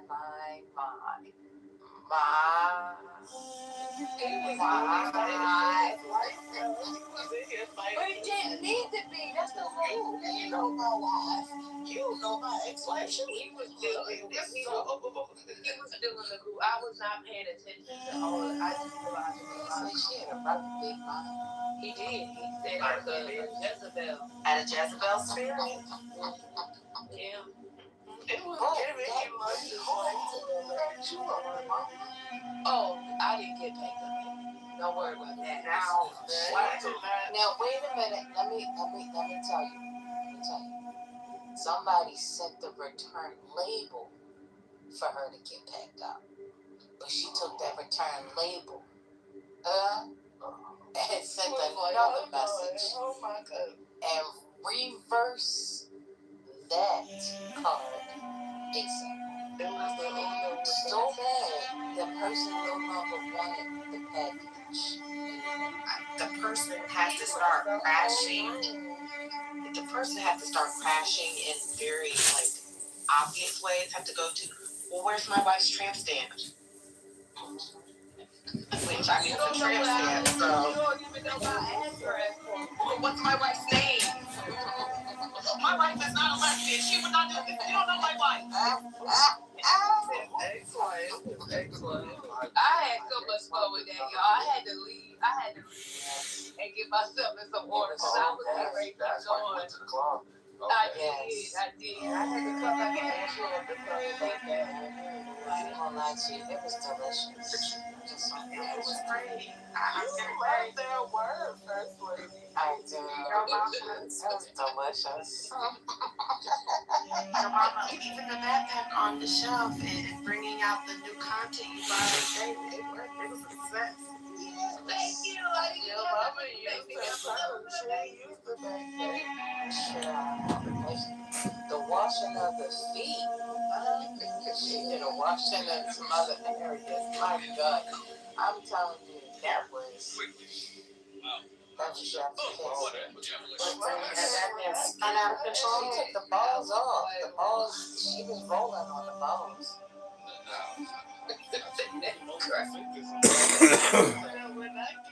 No, the balls didn't exist. Yes. Hello? That man was in the chat. He was still in the chat. Some of them, you don't know my address. But we have to remember, we knew he lost the conversation when he started with, yo, mama, have you been married before?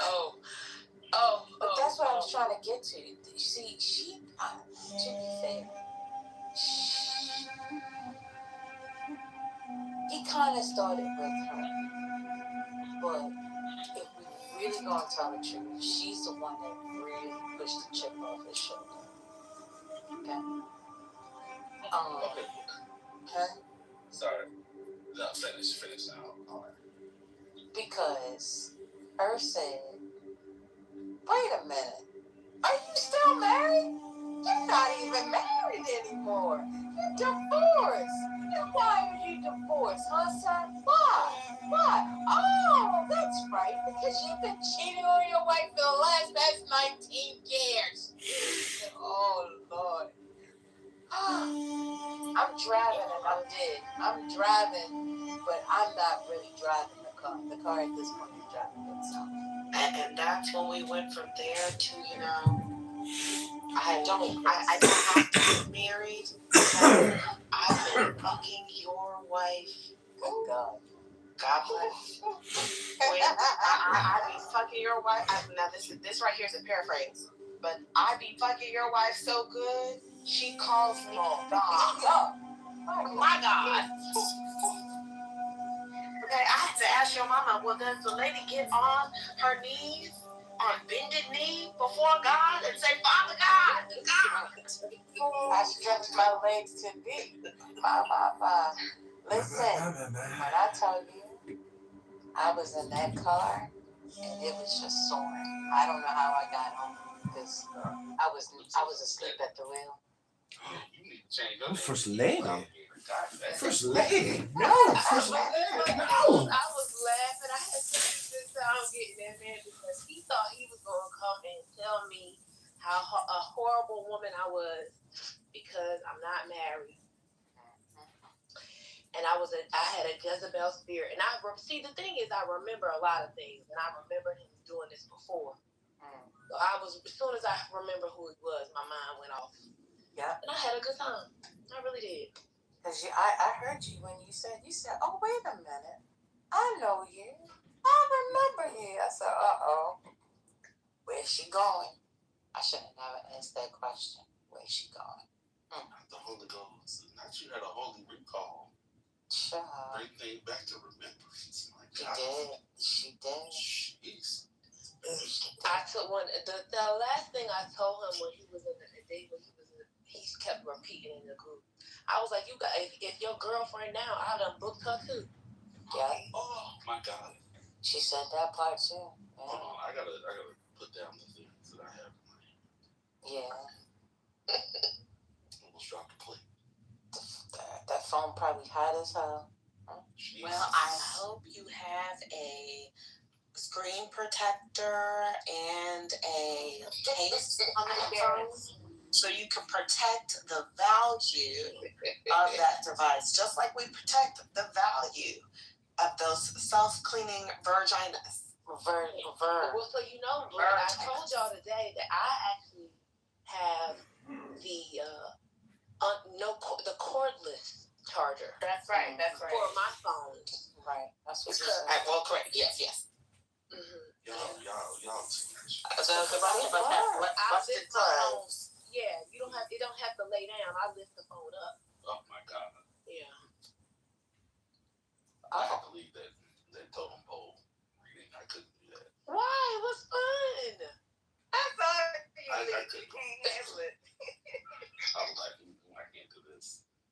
Johnny, and see, because it wasn't like a casual read.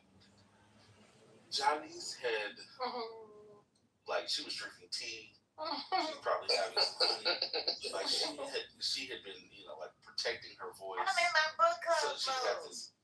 Yeah, you had that professional voice on. I couldn't do that. When I heard fucking so hard, I was like, I have to go. Johnny, no, I'm gonna it was tell the repeated pussy for me. Johnny, let me tell you. I'm gonna just tell you this. I know I said one time you were not a close reader, but you have grown, Johnny. Oh my God.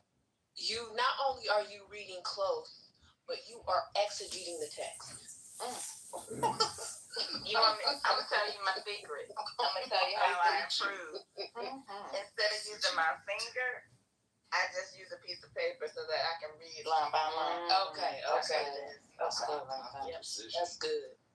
That's good right there. But I ain't gonna lie to you. I really wish you would have given me a preamble before you started reading that because I wasn't ready. That's what I knew it was gonna throw y'all off. Like, what is she reading? I was watching to see how long people took to get it. Well, I knew because he read a piece yesterday. Yeah, I did the math yesterday, y'all. Y'all didn't listen. There's a homework assignment that I gave some people. Oh, what?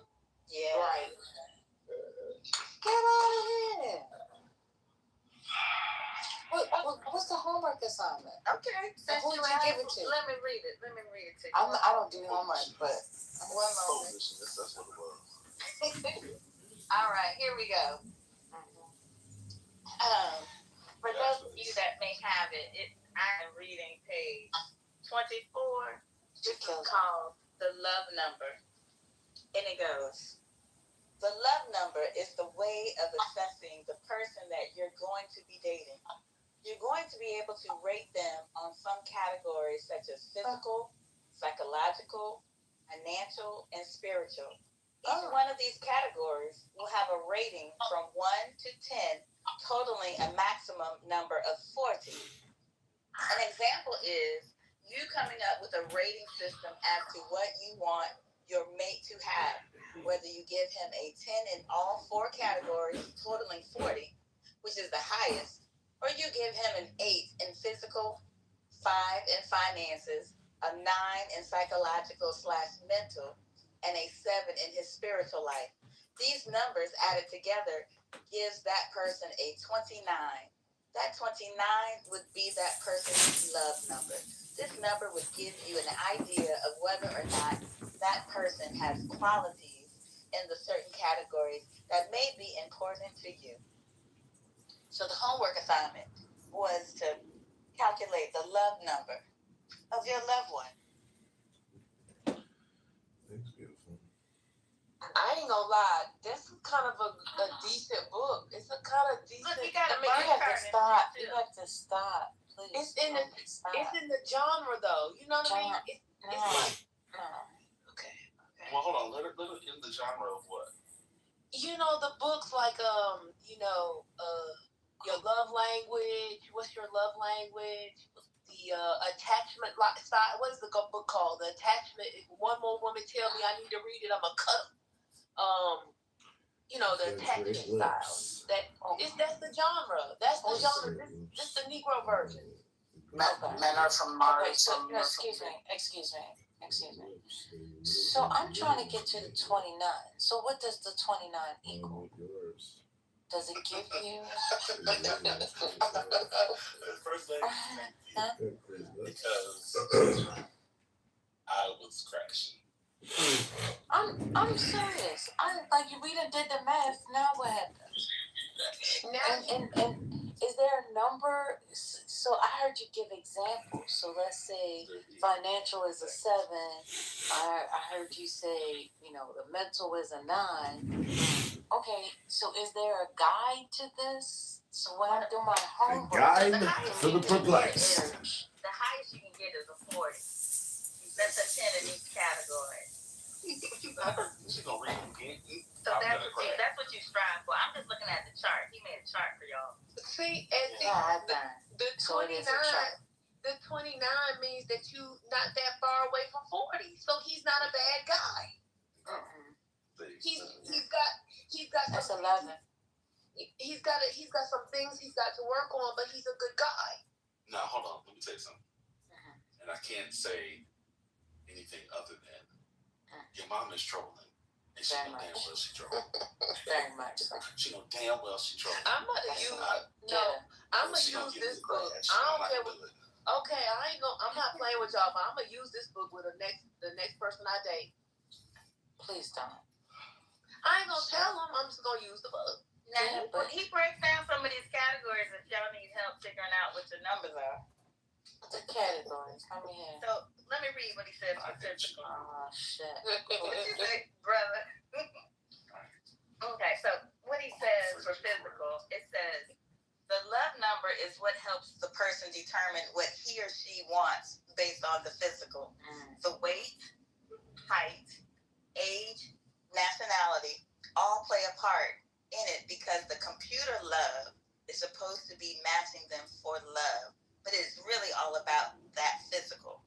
A lot of times, the average chick that meets a guy and he is physically meeting her, the chances of things working out are higher. You can find a stable relationship from a human connection and interaction from that initial first time. If a man walks up to you at a gas station, then there is a better chance with that guy than the guy that sent you plenty of fish. You see, some men will not take the chance to run up to you at a store and pursue you unless he is really trying to know you. The other way of meeting is in the club. That puts you somewhere else on the menu, the club menu. That's a whole other menu. When you meet someone at the job, at the grocery store, or in the mall, the relationship has a chance at becoming more solid that way. There are the most natural connections. Both men and women give their attention to the physical appearance of one another when it comes to making a choice for a mate or a love number on the menu. But besides the physical, the man wants to know what her mental state of mind is. Would you like me to read the mental, or should I just leave that? Y'all mad, but this is it. I'm sorry. I'm a beta. Cool her because you wait till I see Jamal. I'm gonna tell him. I'm gonna say. Oh, he back in 40 acres today. Oh, well, when he's in here, y'all ping him because I'm gonna tell him. You gonna reach out to another person? No, listen. I'm gonna say, Jamal, brother, your book has changed my life. Oh my God! Because of you, I now know how to figure out my love number of the person that I am seeing. Jeez, it's annotated. Oh, okay. So you also gonna make amends? I'm gonna go visit real quick. I'm gonna go see what's happening. I'm going to 40 acres. I'll be right back. Oh, shoot. Y'all in the chat, y'all on the chat and on the stage, picking at him about this. This is a good thing for y'all. I'm staying out of it. I'm 19. Not you at 19, Jack. I'm telling y'all, this is a good book for the black couples. Y'all are struggling, the women struggling finding them a man. This is helping you. Ain't that right, Johnny? That's right. You know, I'm a data person, so I'm impressed. He got a little bar chart in the book. Yeah. He had me at hello. I'm gonna just be okay. Can I say this another way then? Okay. Is it right, or is that exactly right? Oh my That's God. exactly right. It's exactly right. Let me just say this. The book, okay, I do think that there is some creativity this man has, that we have to give him that credit. Like, it's hard to write books. Fine. It's hard to write books. This is his worldview. We may not agree with it, but it's like most books. We don't agree with all the books. I like the format. Like, well, you know, when I looked at the cover, I didn't think he would actually have, like, you know, a whole formula and methodology. I think that that's kind of innovative for that time period. It is. It's very innovative. And the example he fell on. I'm about to buy the book. Hold on, let me go. I said I was. Oh, that did it. I'm going to throw my phone in the trash for at least 7 days. 7 days and 7 nights. Your phone away, you're throwing yourself away, First Lady. Oh, God darn it, I forgot. Oh, no. I can't throw my Virginia away. Amazon. Was he about Virginia? I don't know, but he said computer love, a guy, here it is. Not him, I'm talking about Daryl. When he said Virginia. Isn't that how he pronounced it? Go ahead, girl. I don't know. You're not going to get much off of that. You got to buy it, sis. I did. It's in my cart right now. Oh, well, in your cart ain't in your wallet. Pay for it. Oh. We'll walk around with that cart for the next. Now, I see some other books on here like this. No. And I wonder, did he copy it? Oh. Yeah, the recommendations are interesting. Like others have bought that type of suggestion. Yeah, there were some interesting ones when I looked at it. Yeah, that's what I'm saying. The recommendations, online dating, demystify. I mean, this is what I'm saying. It's this genre. I'm not saying y'all got to agree with the book, but it seems like it's a genre. It's like when you go to the Amazon and you put it in, underneath the books that are similar, like are similarly written, like online dating for men, discover how to attract women and get a girlfriend using the internet and dating apps. A guide to internet dating, how to have fun and stay safe. Yeah, I hadn't heard of Plenty of Fish in a minute. So that tells you another thing about the time period when he wrote it. Yeah, because that was when they first probably came out or whatever, when they was most popular. This was Everyone's Guide to Online Dating, how to find love and friendship on the internet. So it's in this genre. Why are we knocking it?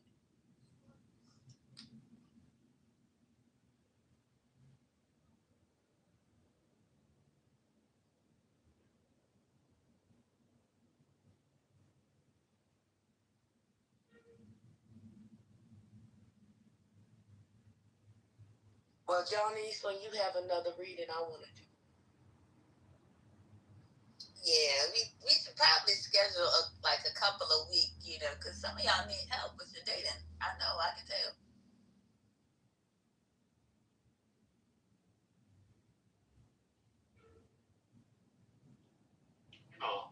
I think that Johnny's and your mama should open a room. Johnny's reads. Your mama, who has been known to open a reading room from time to time, can help unpack. I haven't done that in 5 years, sir. That's okay. Why? And all the more reason why you should start now. In fact, I believe that you're right. There's clearly a vision that you see. There's an understanding that you have. One may call it a prophetic vision. seeing the text that we don't see. And I believe that as a woman with a gift, with a vision to unpack this text, one might obligate you to open a room to help us unpack. I'm willing to be in that room and learn from you and how you see the wisdom. I believe that God has given you an insight, and I want to learn. So I'm willing to be in the room and you unpack the magnitude of this book. God bless. See, brother, I'm the type of person who believes that we don't have to have the perfect messenger to receive a word. That Brother Jamal, even in his imperfection, can share a word. You just have to be open to receive it. And I see that you're not open to receiving it. Yeah, I think we're too busy on Clubhouse, not listening to the content, but seeing or hearing the person that it's coming from and immediately attack the person and disregard the actual content. And I think that's the problem now. Exactly. That's exactly right. And I would venture to say that in the category of mental, brother's love number is probably like around a 6. Mm-hmm. Yeah. Oh no, it's lower. In fact, in all things. I wish you and your wife would take the test to see what y'all give each other. That would be funny. It went down tonight. Well, when they get to talk about how black women don't support black men, I'm gonna always think of Johnny's and how she's supporting Jamal. I told you I was dead serious when I said I bought it. Mm-hmm. I would support entrepreneurs. Some of them. Listen, you are doing the Lord's work. And won't nobody ever say that you're not a good person, because you are. Because, baby.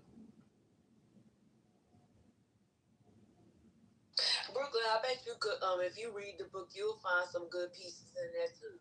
Bet you I won't. Oh, God. See, Mama, I believe this is the moment where God gave Israel a king. He didn't have that.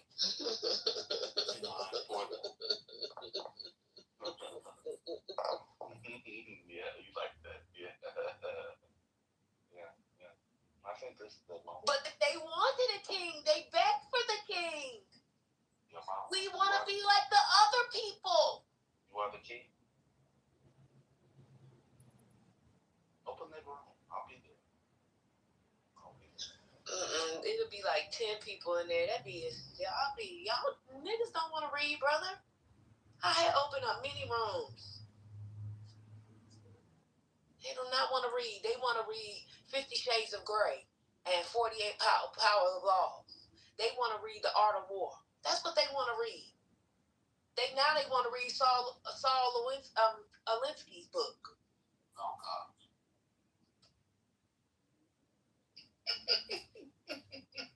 Not Saul Alinsky. And the people who want to read, all they do is echolalia.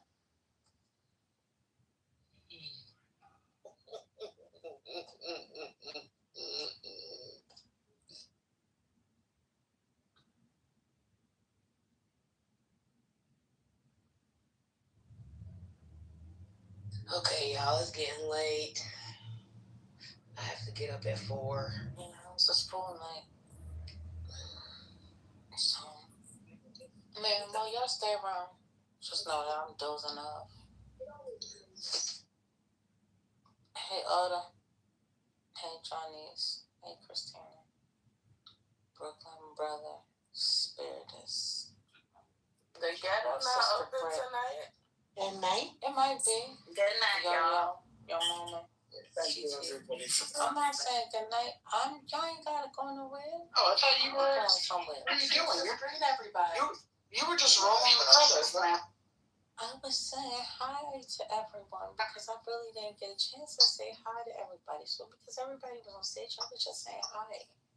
But I was also saying that if you, I was getting to you, babe. But I got hounded by the hounds. They ain't nothing but a hound dog. So hey Divine, hey Sandra, how y'all doing? I hope I didn't miss anybody. If I did, charge it to my eyes because they closed. I like Barney Frank.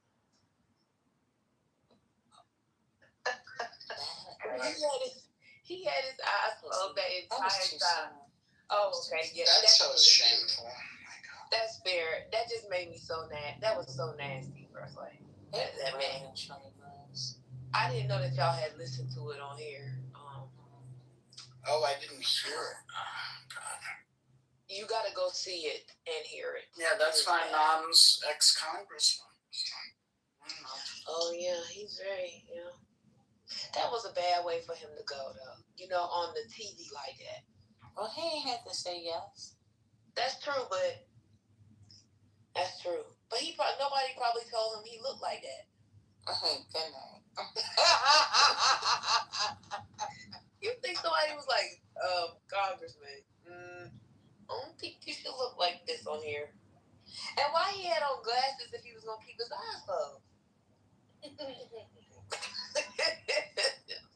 I'm sorry. Let me not say that, though. Because I do believe in the beginning he was trying to read something. Oh, okay. I must have didn't see the beginning. That was so painful. Yeah. Jake needs to be hit upside the head. He does. Oh, can I commend y'all? Y'all did a great job when El Normo responded to that. Nobody responded. That was great. Y'all remember that part? Yeah. He was still trying to engage. Trying to say you ignore the spirit of the clip.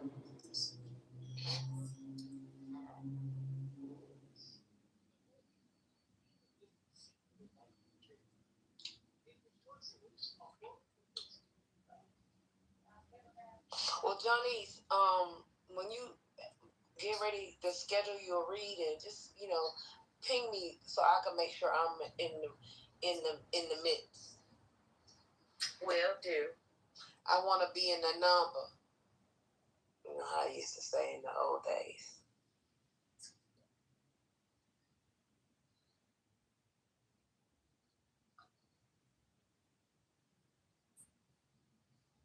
Oh, y'all don't have this is what Brooklyn was meaning. Brooklyn, don't say it's the ghetto because my house is the ghetto. Yeah, it is. Yeah, you can't talk about it like that. Well, you should definitely read it in that. Oh my God, brother. No, I'm gonna take him to the Jacobins. That's what I'm gonna do. I'm gonna take him to the top. Even better. I've interviewed some of the authors. Maybe we'll interview him, like Misa said. Is her name Misa or Lisa? I'm confused. She is now operating under the name of MISA. Okay. So it's like me changing my name to Ho Mama. Good night. Oh my God. No, I'm just saying. I don't mean it like that. I mean that's exactly what it's like. Like changing one letter of my name. That's all I'm saying. No, she said that was her actual name, Misa. Oh, I didn't know. She said it on stages a few times. The way your mama. What? But PP, sometimes I come in and I fly out. I mean, I be in and out sometimes. So I don't really go on stages where they do replays. So I just be in and out. So I probably just didn't hear it. I didn't know. Yeah, I don't go in there anymore. Scotty, I mean. Oh, you guys missed a treat. You're not supposed to we got to meet Ku Klux Keisha, and it went just it went as well as I thought it did.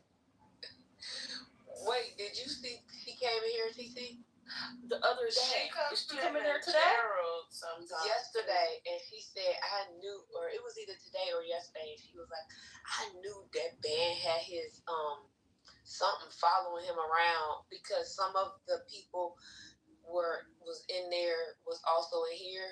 She was in the chat just to talking, but no one invited her on stage. I think it might have been yesterday.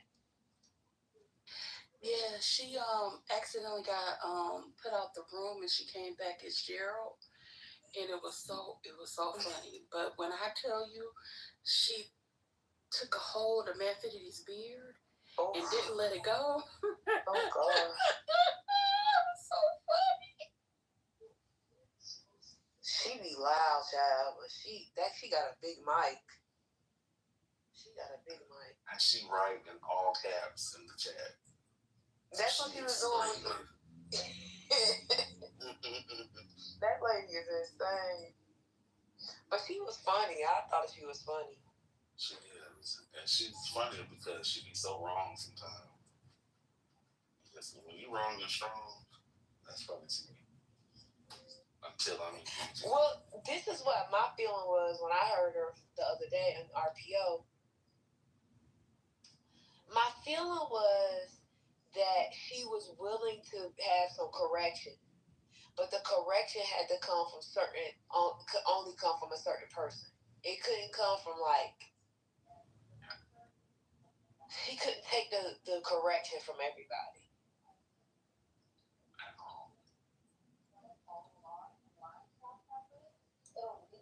Cause she'll be like, correct me if I'm wrong, and then somebody will try to correct her, and then she like, bitch, not you.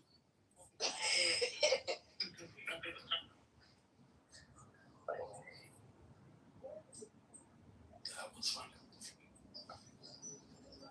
I ain't seen her in a long time though. Oh, Ku Klux Keisha. Was she not the original Ku Klux teacher? Oh. I don't know where she came from. It's another Ku Klux Keisha. Oh, okay. I was wondering. That ain't her.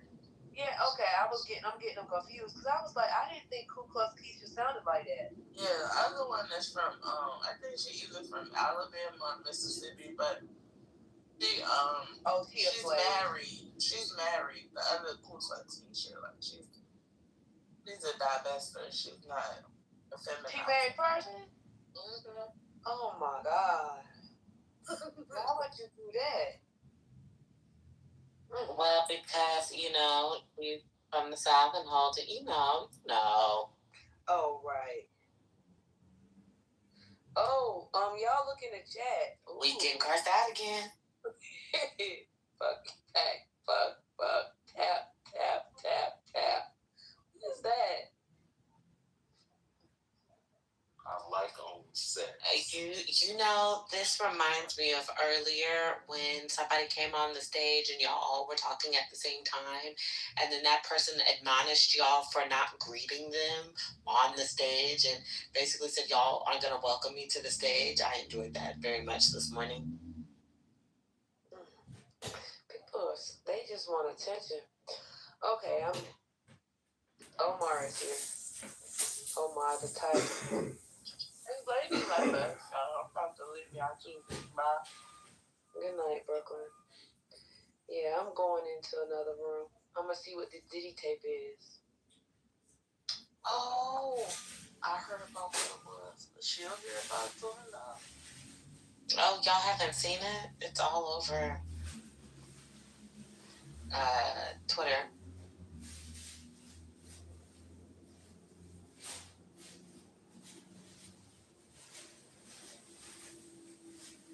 I didn't look for it, but I heard 50 Cent crashing out about it. Because isn't it? Daphne's always in it. Yep. Daphne's in it. I didn't have to look for it. It just appeared on my timeline.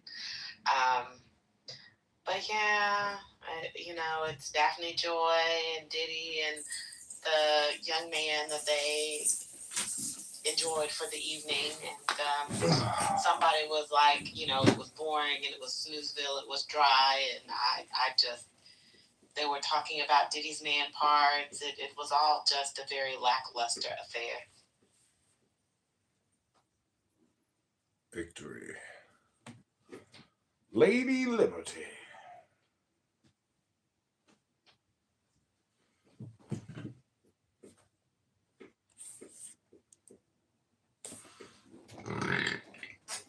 How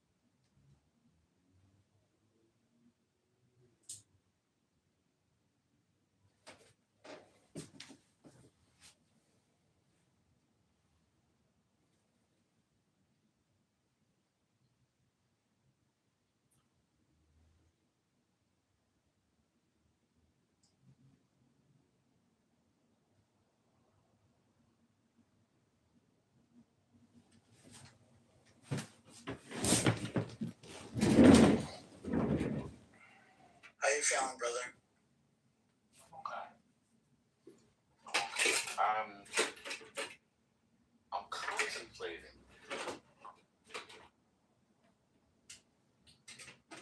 how much humility. That's not the right.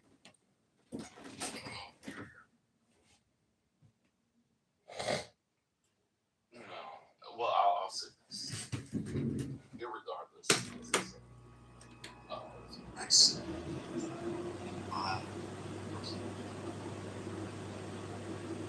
am interested in relationships, confidence,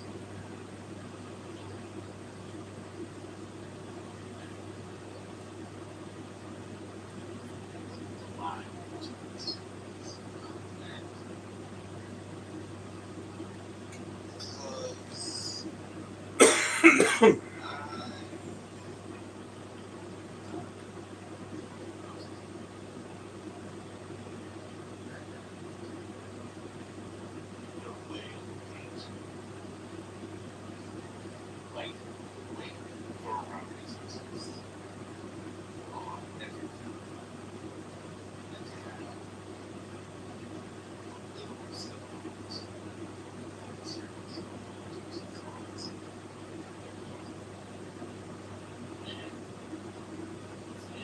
Regardless of whether you do, regardless of the target, how much is supposed to be sort of accepting, or please conversation, ask the question. Somebody needs to be on the right, not answering the question, but then proceed to lecture based on the circumstances. And then also, if that person says it's not what I asked. If you were trying to educate me, it's an easy question for the person to ask. Well, no. But it's always interesting to look at.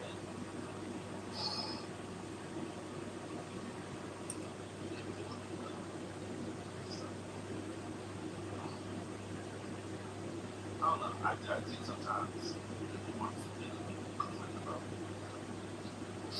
some conversations, and then above that, they will try to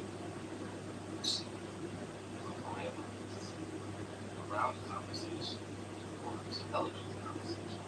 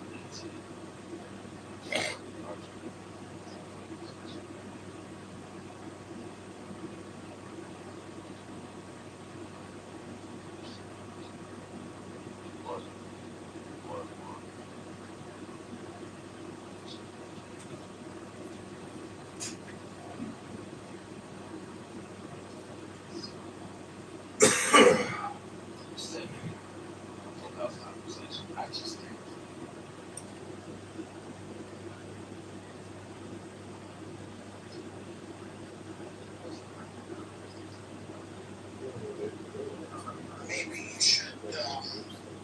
I'm just spitballing here, just as a strategy to see how people react. If your avatar was something menacing, I just wonder how people would respond to that. I mean, it could be just like let me try it for 24 hours and see if there's any change. Don't tell anybody else you're doing it, you know, and just see what happens. You know that's there. That's yesterday I was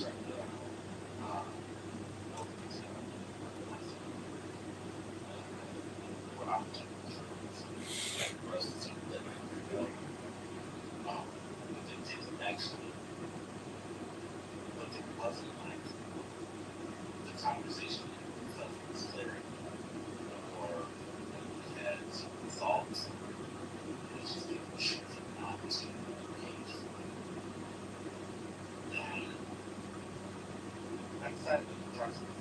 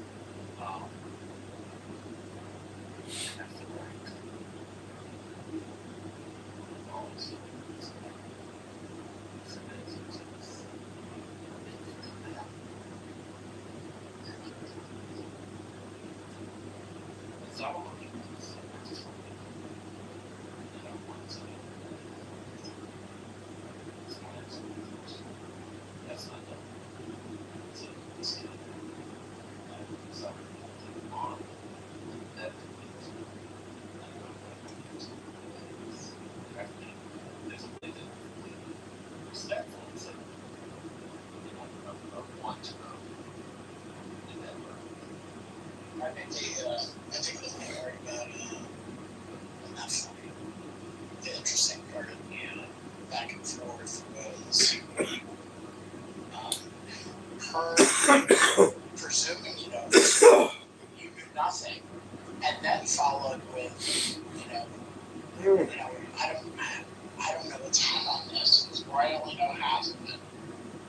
That was the part that was like the authority with which you came in, and then talked over him, and then proceeded to say that you actually, admitted that you don't really know the full thing, but whatever percentage she knew about it, it was going to be way more than you.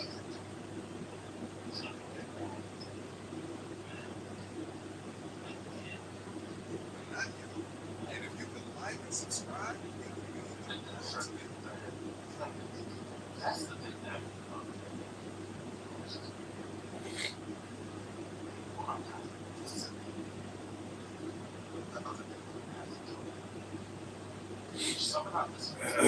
Well, let's hit you up later.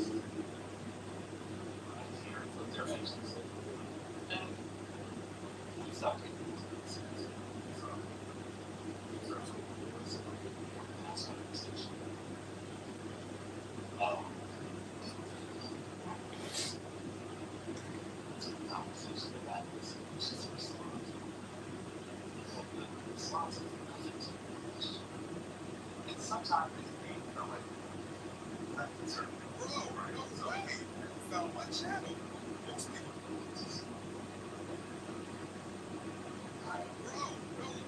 no way. Found my channel. Most people just scroll past, but not yet. And if you could like and subscribe, it would mean the world to me. Well,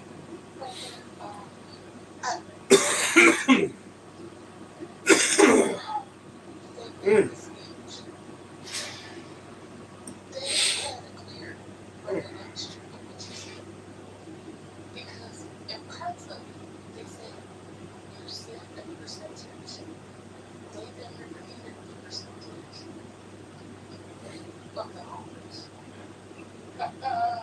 Oh God, in the speech. So they were aware of what you said.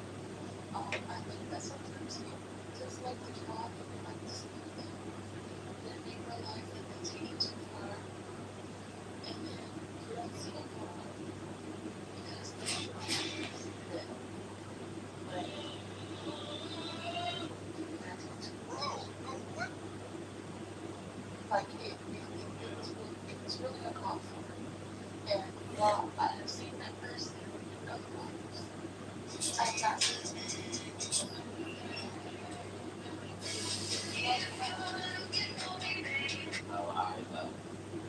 So I got back up.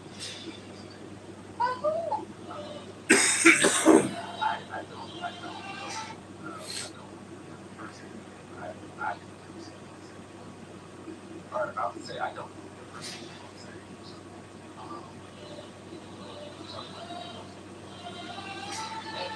I, this is just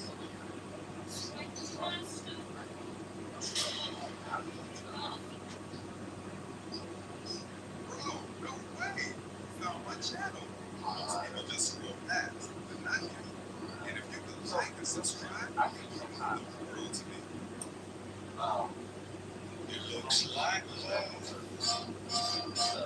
It feels like love. And I confess it's got me rocking up my feet.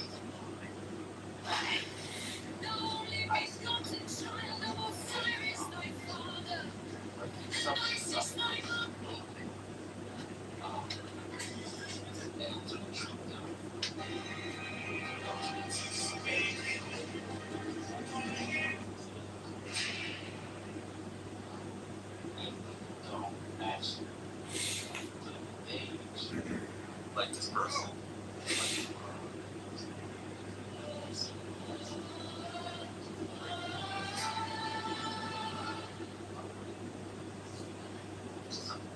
No way! You found my channel.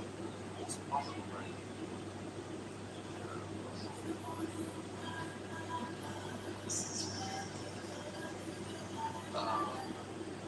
So I press it.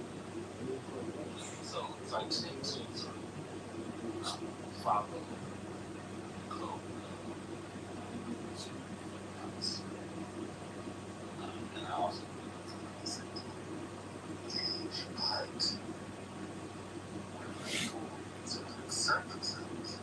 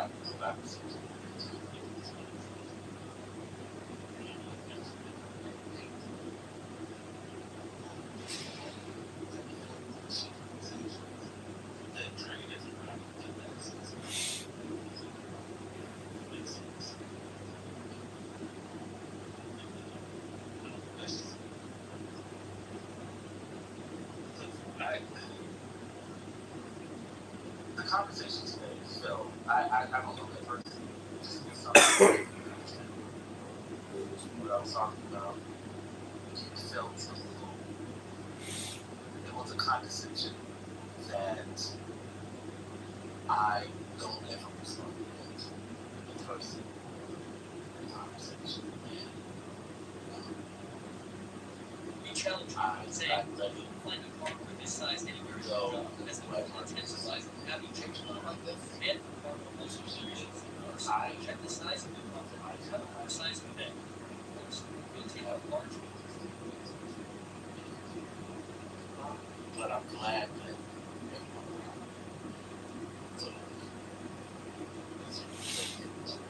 we all yeah, it's something that's okay. Like it's a, but because it's a nothing's wrong with it. I don't have what I appreciate is I was unprepared and I was running my life. It was such a blind side. Also, and I think people were, well, they were a little thrown off by how that all happened, but also the type of person it was. People like that, like, do we keep it real, or do we just like, go for the purposes of the world? No, I appreciate it. So the overreaction actually helped. That's what I'm going to say. So it's like,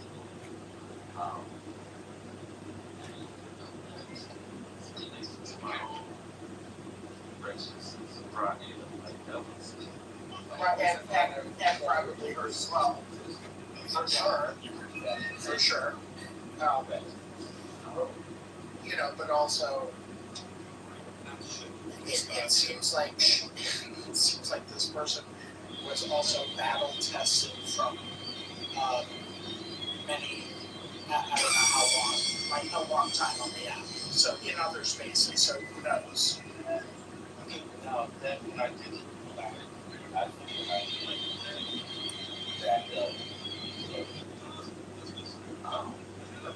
think that was the decision. Yeah, that's funny. That was good. I was like, okay.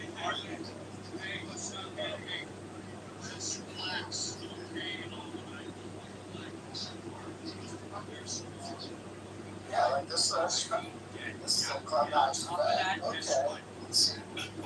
Coyotes. When you get nothing else, you gotta go for the you gotta pull up around it. No.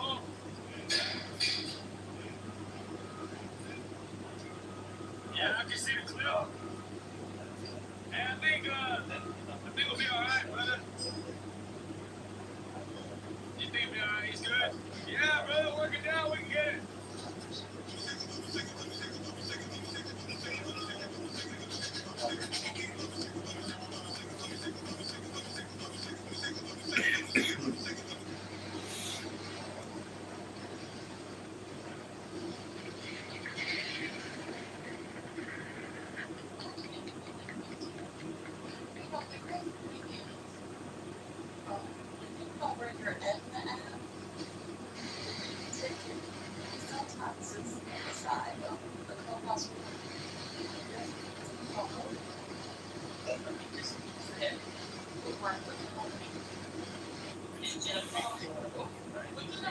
Yeah, it could have been a rage quit.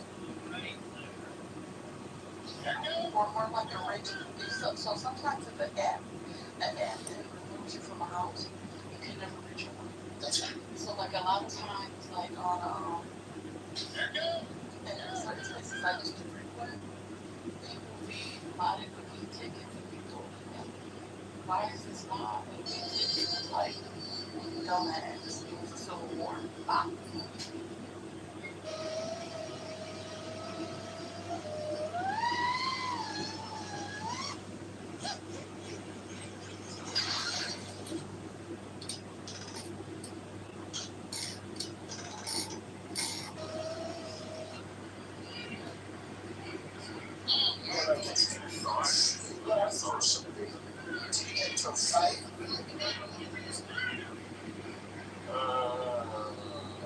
Because what were you ever doing the other day?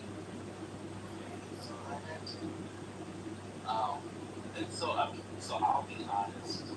This could have been me. And not this because I don't remember because sometimes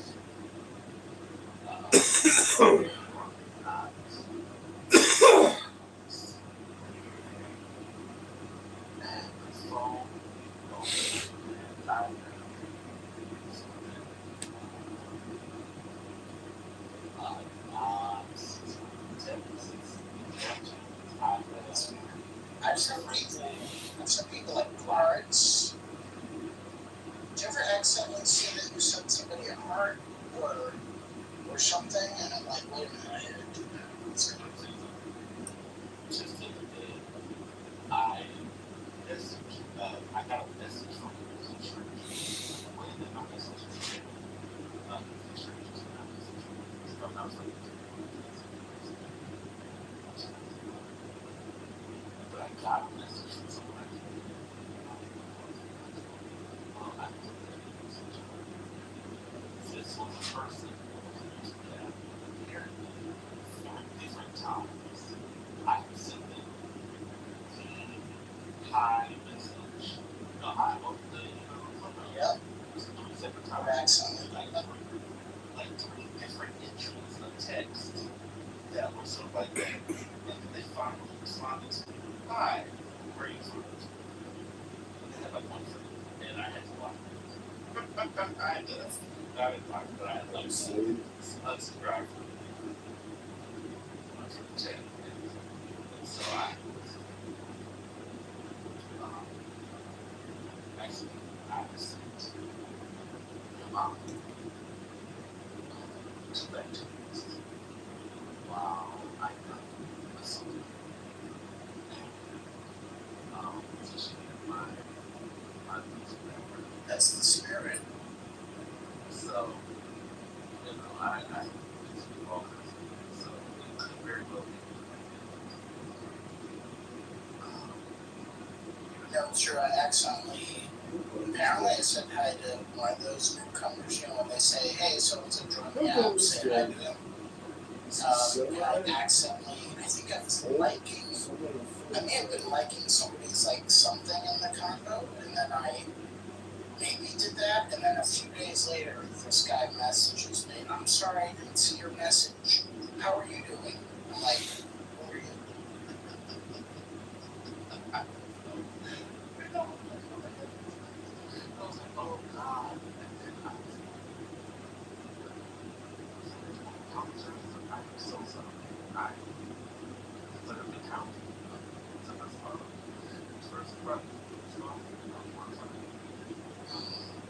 Oh no, and you'll remember that years after the app is dead.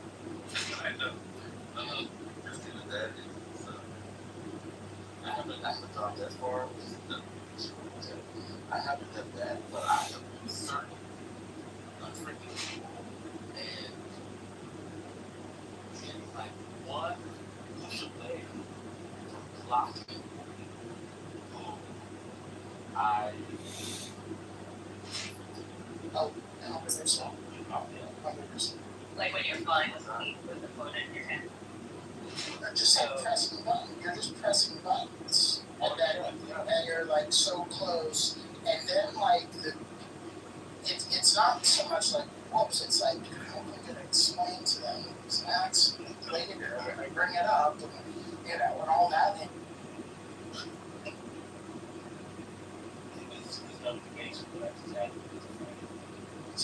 we were not friends.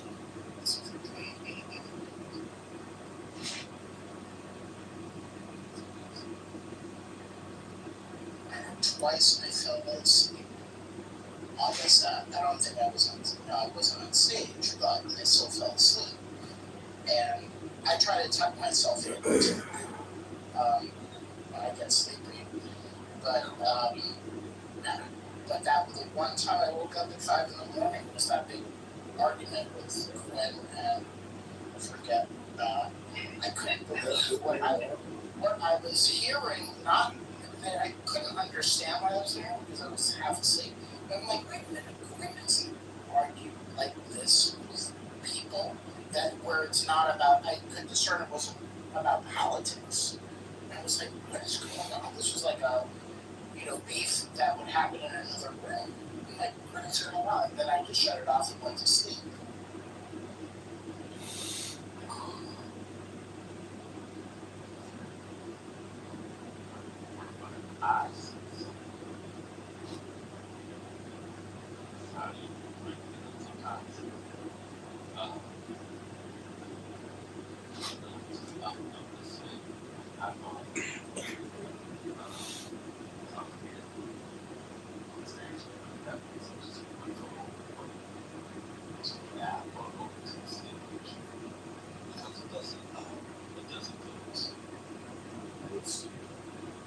Magnificent. Like something called like right now. It's just awesome. Well, I just one stage. And I see some one person like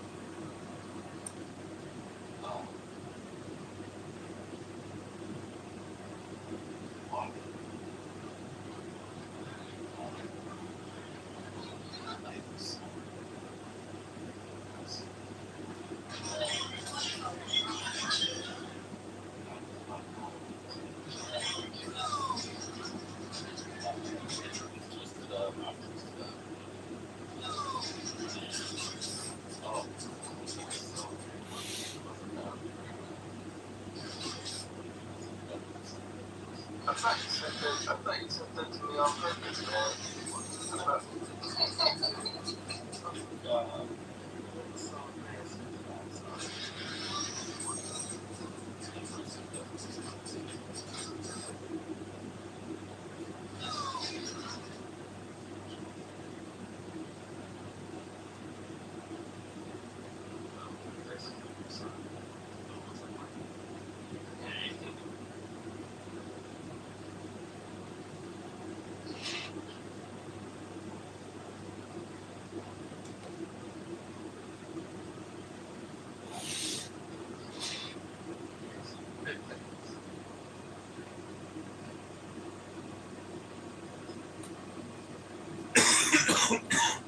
Oh my god.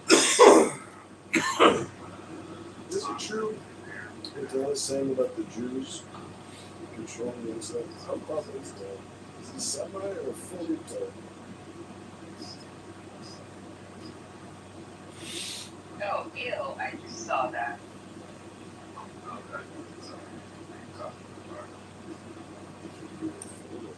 Oh, no, no worries. Thank you.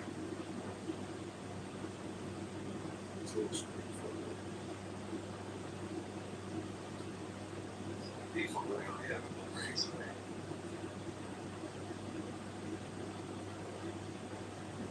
I was wondering about Ashton. He's in the titty group. Like,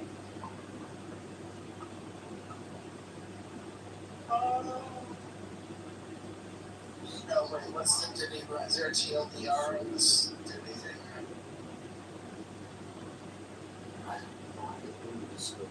there was.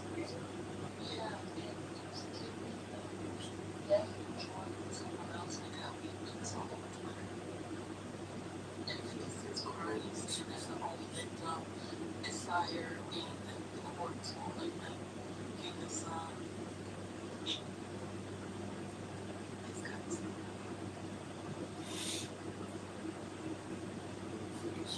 that he's crying about trying to get his son from his mother. When he actually has to say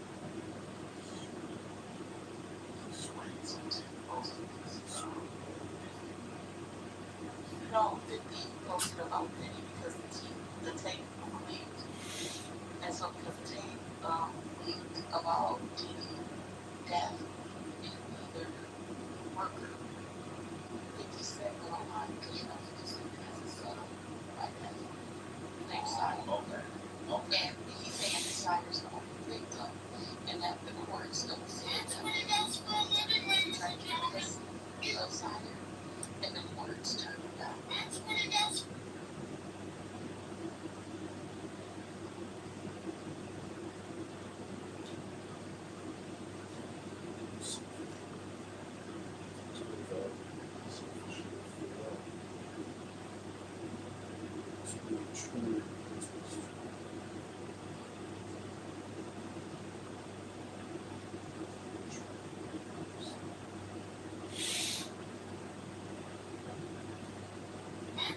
Bro, no way. Bro, no.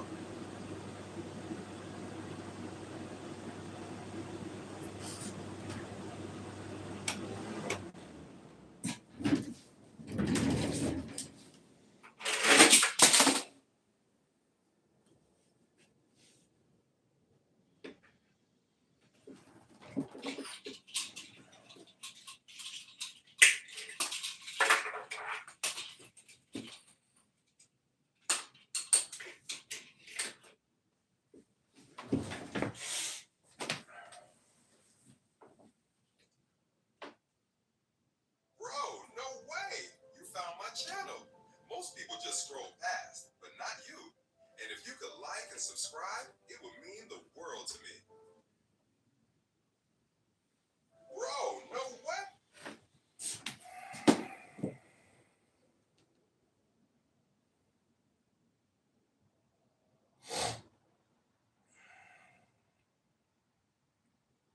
Judith kills? Judith kills?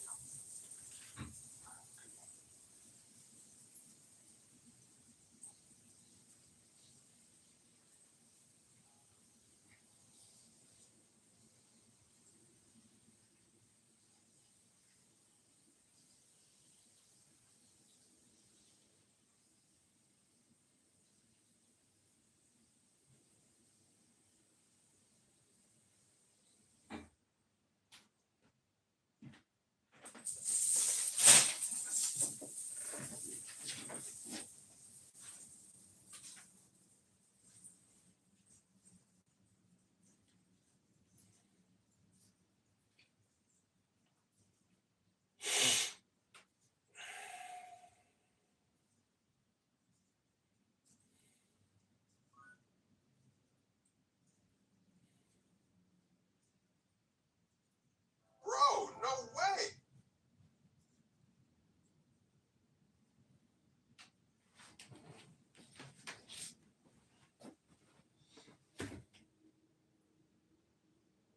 Bro, no way. You found my channel. Most people just scroll past, but not you. And if you could like and subscribe, it would mean the world to me. Bro, no way. You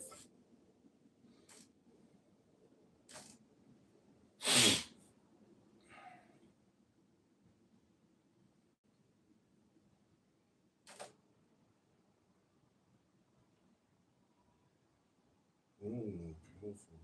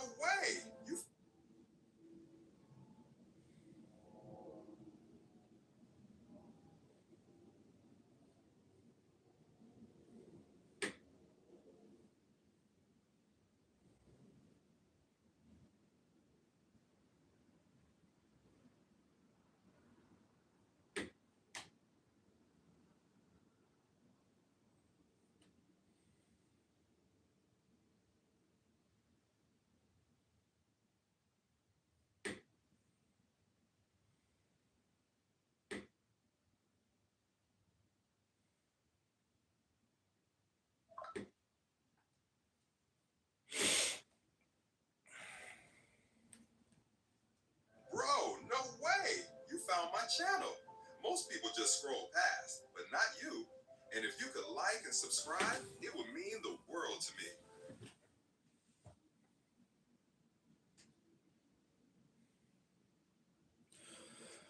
Bro, no way! You found my channel.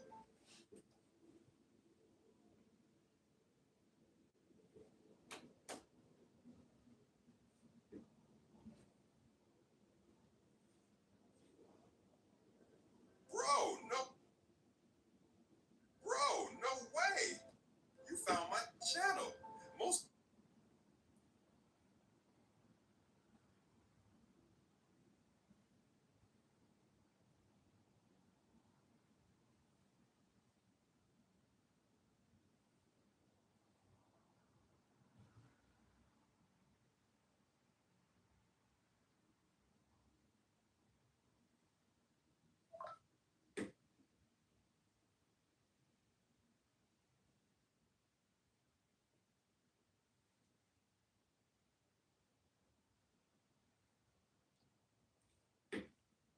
Bro, no way! You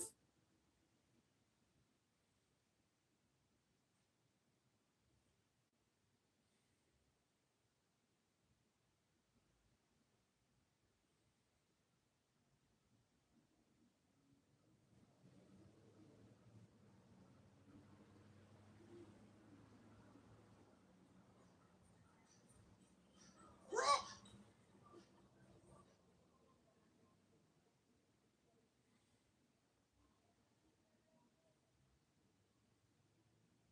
bro, no.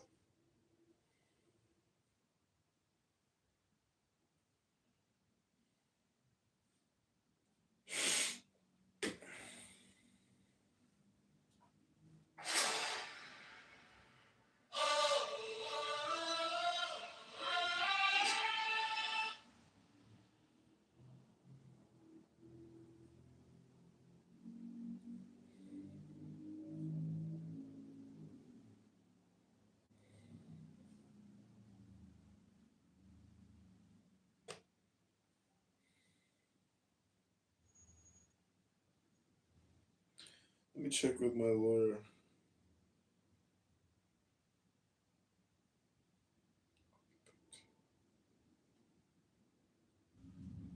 I'll get back to you. I'll get back to you tomorrow.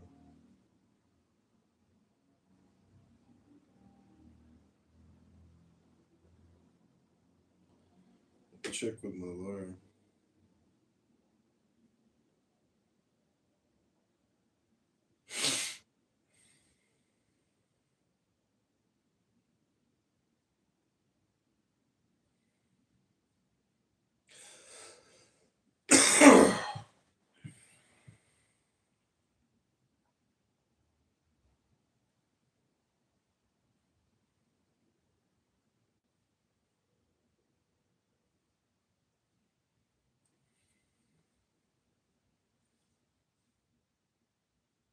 Bro, no way!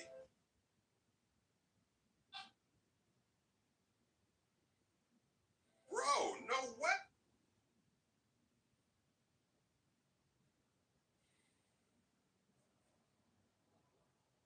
Bro, no way! Bro, no way! You found my channel. Most people just scroll past.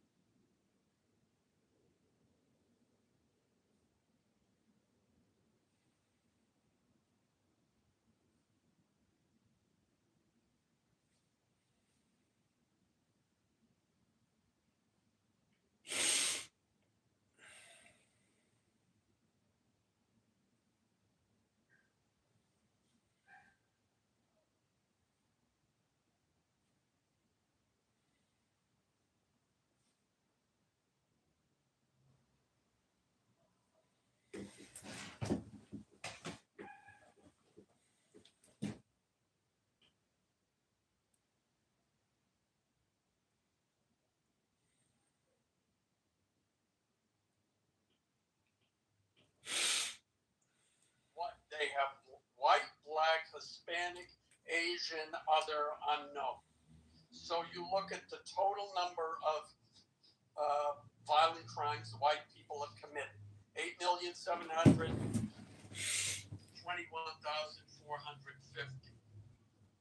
That's all of their white victims. There's 300 and something. I'll use approximate numbers. Approximately 371,000 black victims, 1 million Hispanic, 219,000 Asian, Native Hawaiian, and others, 681,000.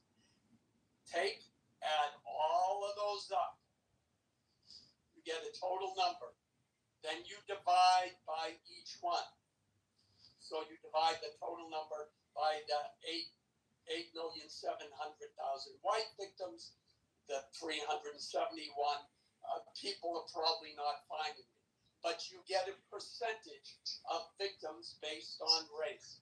Black people make up 3% of white people's victims. You do the same for black people. White people make up 43% of black people's victims. And there's a little cross next to that number. Significant difference from comparison group at a 95% confidence level. My only point in bringing this up is the fact that the perception that white people are out to get black people is false. They are not. But the opposite is actually true. When you look at the percentages, and Serendipity isn't here, isn't that convenient of her to not hear that I just proved what she said is wrong? Because what she's saying is correct if you look at the numbers horizontally. But when you look at the numbers vertically, that's how you get those percentages.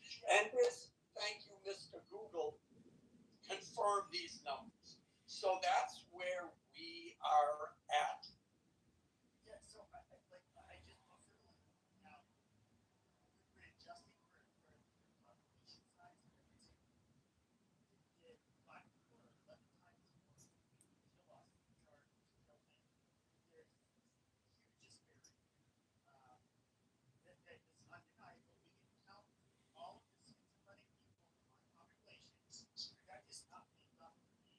That does not bridge the gap. At the end of the day, Hello? Pepe, you're far away from your mic or something. It's a relief, bro. Trust me. Pepe, we can't hear you.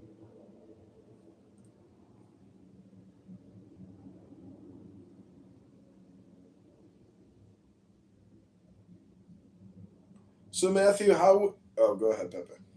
Okay. So can you guys hear me now? Yep. So I would just say you have like, when it comes to the disparities, black people kill white people 11 times the rate that we kill them. Now we could try to adjust for the things like, for example, schizophrenia, which runs at almost twice the rate in the black community than it does in the white community. That would not bridge the gap, obviously. Well, now, Lily, they were trying to get me last year to come back. Alan is correct that there is. We like to try to gloss over the black victimization of whites. But if we're being realistic, I kind of think it becomes somewhat of a moot point because you have blacks disproportionately, absolutely killing each other and victimizing each other. And I would say, at the end of the day, like I don't know how else to put this, as I can't put it in either terms. Blacks have this. They have a savage criminal problem that needs to be snuffed out. That's their problem. And in reality, the white community doesn't really tolerate the antisocial behavior that black people will run cover for. And how can you guys have like a functioning society where you continually allow just fucking shitty people that are criminal and are willing to use violence? I mean, if you guys want the black community, which is shit today and it's always been shit, if you want it to continue to be shit, then, by all means. But I would love to hear, how from any of the pro-black intellectuals, how you guys have the key to fixing the community, because none of you fuckers have actually, and we're talking about people a lot smarter than anybody in this fucking room or this app, thought they had the keys, and they organized a much bigger group than all of you. They had the answer, but their answers never solved the problem. Nothing came to fruition. It was a fucking shit show. You're pretty cute. I'm pretty cute. But go ahead. I would love to hear from the pro-blacks. What's your favorite coffee? Ice or hot? I don't think there's any on stage. Put this in here. I'm gonna take you out for But coffee. the black community was Oh, you go to US? is I do too. You do? I do. The marriage rate. They made a couple of stories about me The over there. education was Yeah, I'm pretty famous over there. in spite of all of that. Yeah, put it in as a context. Once the Democratic I don't Party forget your came name. in, sweetheart. We'll take care of you. I'm Russian, so we do it very They differently sold over their there. Hey, Orange, speak when you're because supposed to. they How thought about you speak when you're spoken to? If you touch me, They're I will gonna defend myself. You will get Nobody's knocked out. gonna touch you. Keep it that way. I'm not going to They talk to did. the Orange because she's too much to do with. Alex, I did with made it Excuse work. me, miss? I did with some customers on the floor level, like customers that I did with a lot of black people in my business, and they're pro Trumpers and they're black, and they're like, yeah, I fucking Trump, yeah, like that's how they tell me. I fucking do. And it comes across my news feed and all my. I've been waiting I mean, for of course, you my all algorithm. So, Yeah, but wait till they get a Jew with Now you you're know, here Jew. and it just feels so yeah, I know, right? Fucking Jews, man. Fuck those guys. Well, I would just say, the Jewish population in America isn't running around in every major city murdering people, robbing people, taking their phones, holding them hostage, making them do financial transactions on their phones. So if you actually look at statistics, you would realize there's no Jewish crime. There's only male black crime in this What we country. can look at is like the weaponization. So we can look at who are all of when it comes to the civil rights movement. Who were the quote unquote white people that actually were advancing this agenda? They were Jewish. There's no denying that. Jews take credit for this. It's the point of All I pride. know is that nobody's perfect like me, man. I'm perfect. The Hi, problem. Matthew. The problem. Half Slovak, half. The only perfect race is the half Slovak, half Irish, quarter French, quarter English. What else? We are the perfect people. Yeah, I agree with Alan. I think the Democratic Party enabled the black community and set them up for failure. I've been waiting for you all my life. Now you're here and it just feels so right. I just like know the I'm better than everybody else. I like the Donald Trump called news reporter Miss Piggy. That shit was. Are you black? If it wasn't for the Democratic Party, you dumb monkeys would not be able to do what you need to do. If there's any black people on the stage, I'm just saying that's how they speak. They think you guys are like special ed, and they need special ed. Basically provisions for you guys to. But you went to special ed, didn't you? Get ahead. The black community in America since the civil rights. You said that. Hello? No, I didn't say Hello? that. I'm trying to make a point. Special ed when you were like, Hello? I went to fucking Catholic school. Hello? All right, stop with the ad hominem, Matthew. The black community in America since the Civil Rights Act has been altruistically destroyed. There are photos of black families living on farms, completely educated, dressing well, respectful, kind, nice, but not anymore. Just go to Politically Correct tomorrow and listen to the black community. Listen to how they talk to each other. Listen to what they talk about. It's altruism and socialism all the time, nonstop. They don't care about knowledge. They don't care about business and trade. They care about being ideologues, political propagandists. That's their economy. That's their capital. Yeah, but here's the problem. They were doing all of those things, but they were just trying to adopt whiteness, and they were just bending to the will of their white slave masters. So therefore, they need to just tear down the entire system, rebuild it, so that they're no longer co-signing with the whiteness of the people who oppressed and imprisoned them for the last 400 years. How'd I do? Did I sound like a white liberal? Did I do that well, or does it? I think it needs a little work, if I'm going to be honest. I don't think I got the proper anger and resentment. You know what's amazing is that the white, you can look at it. As of the latest data we see, white birth rates, we're higher than that of Black Americans. The Latino Americans, Dave asked hit the shitter. We're actually on par to be amongst like the highest. Read a book. We're literally like on par to being like the fastest growing demographic in terms of our fertility rate. Something's changed amongst us. When was the last time one of you fuckers actually read a book?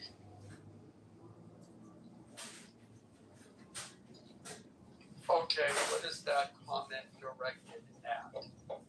I wonder. There is some. No, I just wonder, like, what kind of people do you guys hang out with, like, in real life? Undertone to that comment.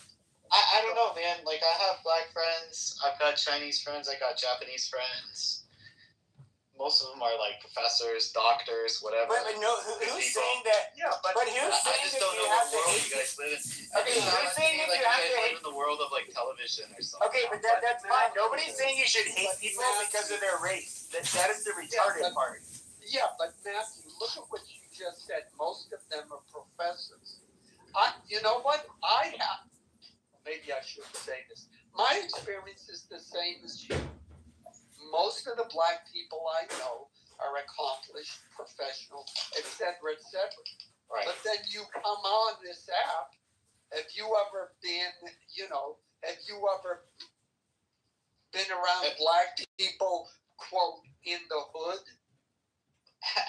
Bro, like when I come so, in this room, like the culture of this room is as lowbrow as any fucking hood room. Well, absolutely. I'll be honest with you. But that doesn't answer the question. I just think you're like generalizing about. There is a point to this. America and I problems. think. There's no doubt about it, dude. No, There guys massive problems. Is that you have a black culture that even the people that you and I have met who are black still condone and protect the lower class, or pick whatever word, or the ghetto behavior of the bottom 20%, because they either through social pressure in the black community or some sense of empathy that they don't want to call out their own bad behavior in their own neighborhood. Whereas white, this is it. This is my closing sentence. Right. In the white culture, you have the term white trash, and there is social pressure to condemn bad behavior. Okay, I get what you're saying. I think what it is, right? So, yeah, you have like white trash people that like voted for Trump, people like that. I think that's a bit of a job, but no, I think you're wrong. Alan, I think you're wrong. I think most of the people defending quote unquote, let's say, I think what you're describing, and you read the book Black, White Liberals and Black Rednecks, White Liberals, I'll use that as a reference, is that there are people that live in cultural enclaves where the rest of society has passed them by. You get the reference what I'm talking about.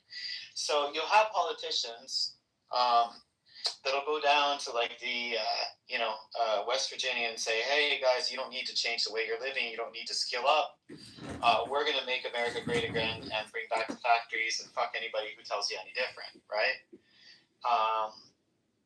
And you'll have politicians that'll go to ghettos, let's say mostly black ghettos, and they'll say everything, all the problems within this ghetto is the fault of Washington. Black politicians. Let's be specific, Matthew. Let's be specific. Black politicians. Black politicians. Be specific, Matthew. Black politicians. Be specific. So this kind of, it's other people's fault. Culture has somehow passed you by. You don't need to adapt, right? I think it's the politicians do that. Yeah, black politicians. Accountability. It's our fault that we're going to take care of you guys. Yeah. But I think so. H is in a Canadian black neighborhood, if I remember correctly, and you could ask her. The parents and the uncles, they're very hard on kids that act stupid. It's the politicians that are. It's the politicians that are saying this bullshit. So I wouldn't say it's black people that are making excuses. No. I think that's. We're talking about African American descendants of slaves. We're not going to compare them to Canada, which has a much different. I agree with history. And so, like, we're literally when it comes to America, we're talking about primarily the ADOS people. Some like to call themselves foundational blacks. It doesn't matter. But history, our history is so much different. What is your? It is, yeah. See, Matthew's the kind of guy that when you show him the statistics of actual black crime, he will say, he'll just overlook it and not recognize it, not contemplate it, not understand the epidemic, understand the culture. Like, Matthew, you're just too soft. I hate to break the bad news to you. What I'm saying, what I think is what I think is if you go to the ghetto and you talk to grandmas and grandpas there, parents, and regular people in the street, let's say in Chicago, you know what?